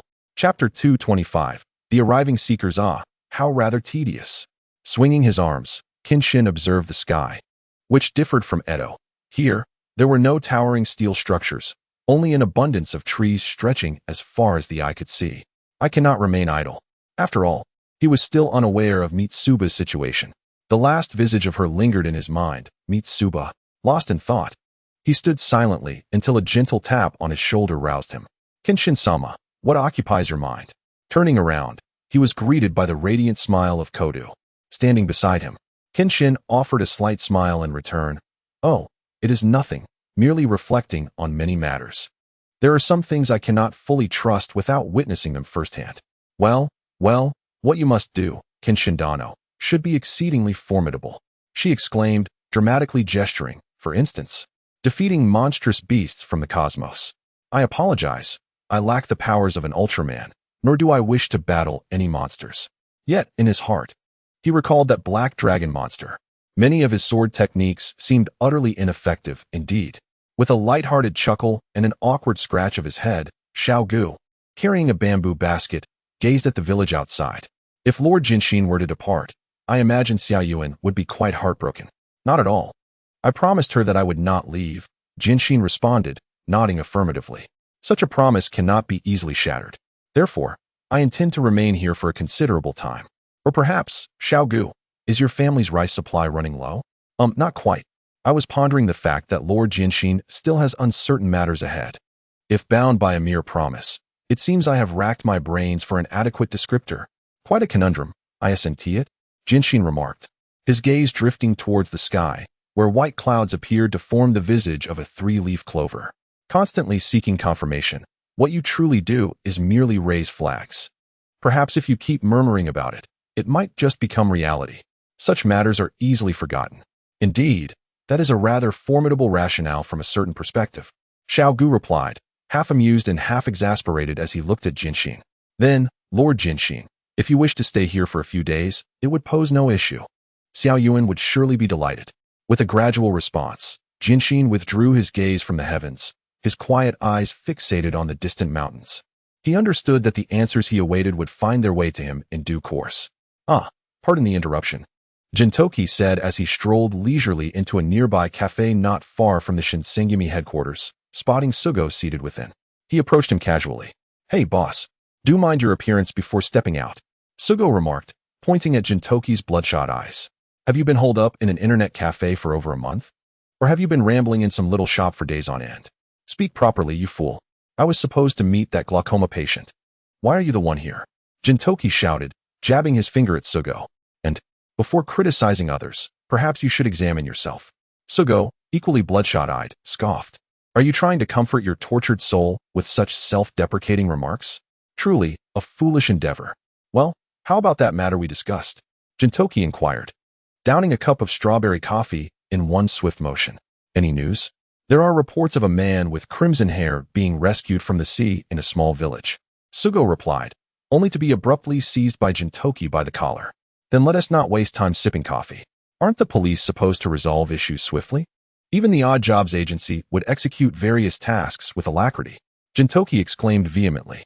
However, it ultimately proved futile, for that man had already perished when he was rescued. Sugo said coolly, regarding Gintoki, and the corpse has been handed over to the Shinsengumi for handling. So, you still have no leads? Gintoki questioned, observing Sugo's unperturbed demeanor, which compelled him to release his grip. After all, this individual was his disciple. If it were truly his corpse, he would not be so composed. No, we have received no information, Sugo replied, lowering his head. TCH, what on earth could this mean? Why would that man go to such lengths for his sister? Thus, my utmost disdain is directed towards him for being my master.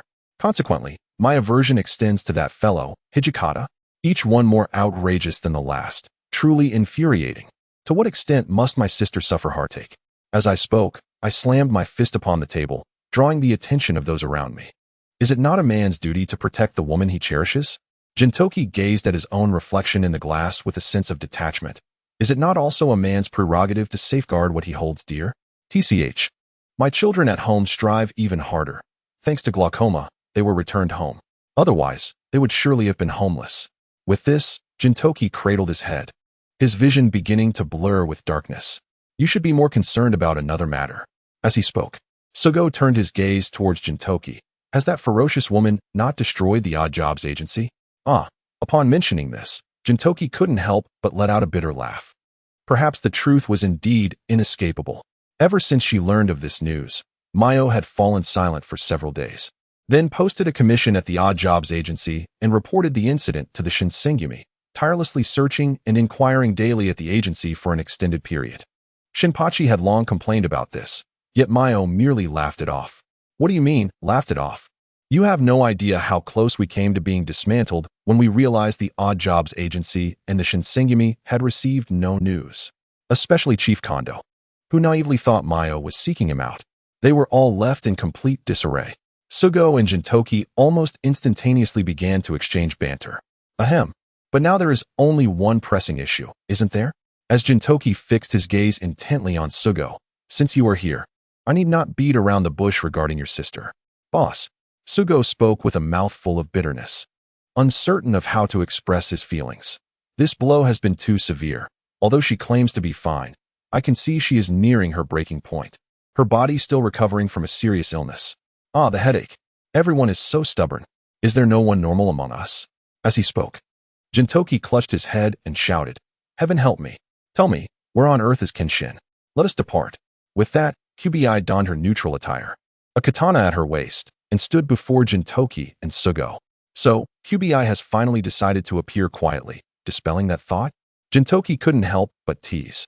The Yagyu clan has received word that outside of Jianghai City, in the village of Oboro, a man with a cross-shaped scar on his face has been sighted. And as she spoke, QBI paused slightly. He wields a reverse blade sword. Quickly lead us there. Sugo and Gintoki sprang to their feet in unison. The exhilaration and the release of the heavy burden in their hearts washed over them almost instantaneously. In this world, aside from that fool, who else would wield a reverse blade sword? Moreover, possessing a cross-shaped scar. Now, it seems you two are the only ones left. QBI pointed towards the individuals standing outside. Mayo, Hijikata, Kondo, Shinpachi, Kagura, Madao, Odi, Catherine, the Wig, and Elizabeth. All those who could be present had indeed appeared. Wait a moment. The Wig. Gintoki's eyes twitched as he gazed at the man dressed as a pirate, his expression one of utter dismay. Why is there a Wig here? And why is it engaged in such lively conversation with the head of the Shinsengumi? Speaking of which, are the members of the Shinsengumi blind? Even if they do not recognize him, surely they must recognize the enigmatic Elizabeth by his side. I have lost all hope in this world. Are you no longer angry? Jin-san raised an eyebrow and continued, expressing that he needed to authenticate the veracity of what had been said. Thus, he could not disappear or perish. With that, Shukyu turned to leave. Hey, boss, let us head over there first, said Sugo, preparing to take a step forward. You'd best not go, Jin-san advised, pressing down on Sugo's shoulder. In response to Sugo's puzzled gaze, Jin-san stood up and remarked, Your sister. Boss, Sugo sighed. My sister is currently stationed at the Shinmyu house and can't be persuaded to leave. Do you think what I say holds any weight? How vexing. Chapter 226. I truly do not want to leave. Traversing through a forest, they gradually arrived at a quaint village, where villagers walked with hoes in hand, children ran about, and laughter unlike that of Edo filled the air. This scene gradually eased the tension in Jin-san and his companions' hearts. Surely, everyone here has experienced something similar. What a delightful place. Granny Tobe took a puff of her pipe and gazed around, speaking slowly. I suppose so, but I truly hope Kenshin is here. Casting a glance at those around him, Jin-san added, Kenshin? At that moment, one of the playing children suddenly froze and turned towards Jin-san's group. Is it you, Kenshin Nizan? Jin-san's ears were remarkably sharp. Such a faint sound could not escape his hearing. He turned and crouched before the little girl, urgently asking, Kenshin? Is he a man with red hair, a cross-shaped scar on his face, wielding a reverse blade sword? I don't know, she replied, turning her head away, refusing to meet Jin-san's gaze. Hey, kid, we're not bad people. We are good friends of your brother Kenshin. Jin-san reassured her, though he thought to himself how cautious the girl was. Nevertheless, he maintained a calm smile, stating a fact. I don't know. There's no Kenshin here, she exclaimed, tossing the ball she had been holding at Jin-san before scampering away. Am I really that fearsome? Jin-san grumbled, rubbing his cheek in frustration. Ah, those natural curls.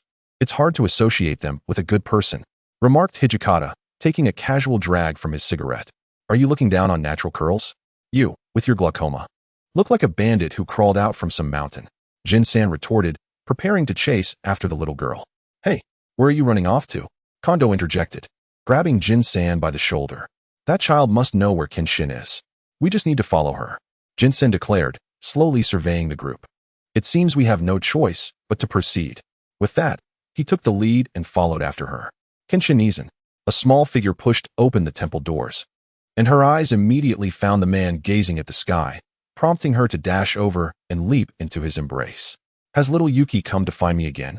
As he spoke, Kenshin lifted Kaoru into his arms. Where shall we go to play today? Oh, but just now, a crowd arrived in the village. I think I heard them mention the name Kenshin and I. They must be bad people. That curly-haired one looks like nothing but trouble. With a hint of indignation, she waved her fist, as if confronting the curly-haired individual directly. Are they here for me? Kenshin paused, then playfully tapped Kaoru's nose. Is that curly-haired one the one with silvery white hair and those infuriating dead fish eyes? Kenshin and I knows so much, Kaoru exclaimed, halting her animated gestures, her bright eyes wide with surprise as she gazed up at him. Of course, that fellow isn't my enemy. He is actually a good friend of mine, he replied, turning to face the door. Isn't that right, Gintoki? After all this time, it's nice to finally see you. It looks like you're doing quite well, Gintoki said, leaning against the doorframe, a slight smirk playing on his lips. Finding you is no easy task. You know, I've grown accustomed to your red bean cakes, and suddenly being deprived of them has troubled me for quite a while. There are still some in the fridge, Kenshin remarked, his gaze fixed intently on Gintoki. That's not the same. The ones in the fridge have been sitting there overnight. I want the fresh ones, Gintoki retorted as he stepped further into the temple, where more people eagerly began to join them. You've all come, Kenshin said, a gentle smile spreading across his face as he observed the diverse group entering.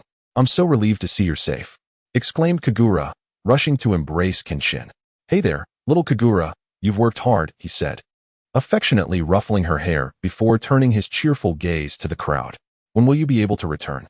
Mayo asked Kenshin, struggling to suppress her desire to rush over and embrace him, her face betraying no emotion. Soon, I hope, he replied, chuckling as he looked at Mayo. You have wrinkles on your face. Have you not been sleeping well these past few days? I've been working late. It's exhausting, she said, covering her mouth as she laughed lightly, her laughter mingling with Kenshin's. It's such a relief to hear that, she said, placing her hands together before her chest and taking a deep breath. You'll be back to the dojo soon, Kenshin announced, holding up 2 fingers in a gesture. Mayo smiled, her eyes glistening as she gazed at those surrounding Kenshin, choosing silence for the moment, as the topic was not one to be broached lightly. I knew you would be all right, Kondo said, playfully punching Kenshin's shoulder with a grin. Have a little faith in me. Can you believe I could still throw a punch? Kenshin chuckled, returning the playful gesture. It's not about whether you can fight or not, Kondo replied, his expression suddenly turning serious. The real issue lies beyond my control. Kenshin, I understand, Kenshin said, his brow furrowing. But you know I've already provided you with the answer, Haven Ti? The matters you've stirred up have rendered the answer insignificant. Kondo placed both hands on Kenshin's shoulders, his gaze earnest. If the choice truly is yours, then you must not hesitate. This is the last time. You have no excuses left. I will do my best, Kenshin replied. As he spoke, Kenshin cast his gaze upon the individual standing behind Kondo, his own disciple. The 2 locked eyes for an extended moment, enveloped in silence, with neither the onlookers nor the small presence of Kaoru within Kenshin's heart uttering a word. Am I allowed to withdraw from the Hiten Mitsurugi style? Sojiro finally managed to voice after a lengthy pause. Absolutely not, Kenshin replied, a hint of amusement in his tone. You are quite the decisive fellow, entirely neglecting my perspective. With that, Sojiro extended a hand. If withdrawal is not an option, then impart upon me the ultimate secrets of Hiten Mitsurugi. That is out of the question, Kenshin countered. Did we not engage in battle upon our first meeting? Sojiro fixed his gaze on Kenshin. Or are you hesitating about something? There is no need for hesitation. At this moment, you have yet to fully master even the nine-headed dragon flash of the Hiten Mitsurugi style, Kenshin declared, reaching out to grasp Sojiro's hand. You aspire to learn the Tenkai Ryu flash now? You are still far too inexperienced. With that, he exerted all his strength to pull Sojiro closer, causing him to stumble and land behind him. Kenshin. Ito Hiko exhaled a puff of smoke, his eyes fixed intently on Kenshin. Return with me. We must find Mitsu. My saving her life does not imply that I can accept her. Moreover, it is possible that Mitsu is now expressing her gratitude and guilt as love, Kenshin replied. Turning away. I will return, but not until this feeling has dissipated. You scoundrel! Ito Hiko exclaimed, preparing to charge at Kenshin in a frenzy. 14. Kondo abruptly intervened, halting Ito Hiko's attack before turning his attention to Kenshin. Mitsu has been residing in the Shinmu residence these past few days. She should be recuperating in a hospital after her recent illness, yet she lingers there, her condition deteriorating day by day. You understand, do you not, Kenshin? You cannot simply stand by and watch as Mitsu neglects her health, allowing the life you fought so hard to save to slip away once more. With closed eyes, Kenshin fell into a moment of silence, seemingly contemplating something profound. Upon opening his eyes, he met the unwavering gaze of Kiru, and a flicker of struggle crossed his features before he finally muttered a few words. Let me ponder this.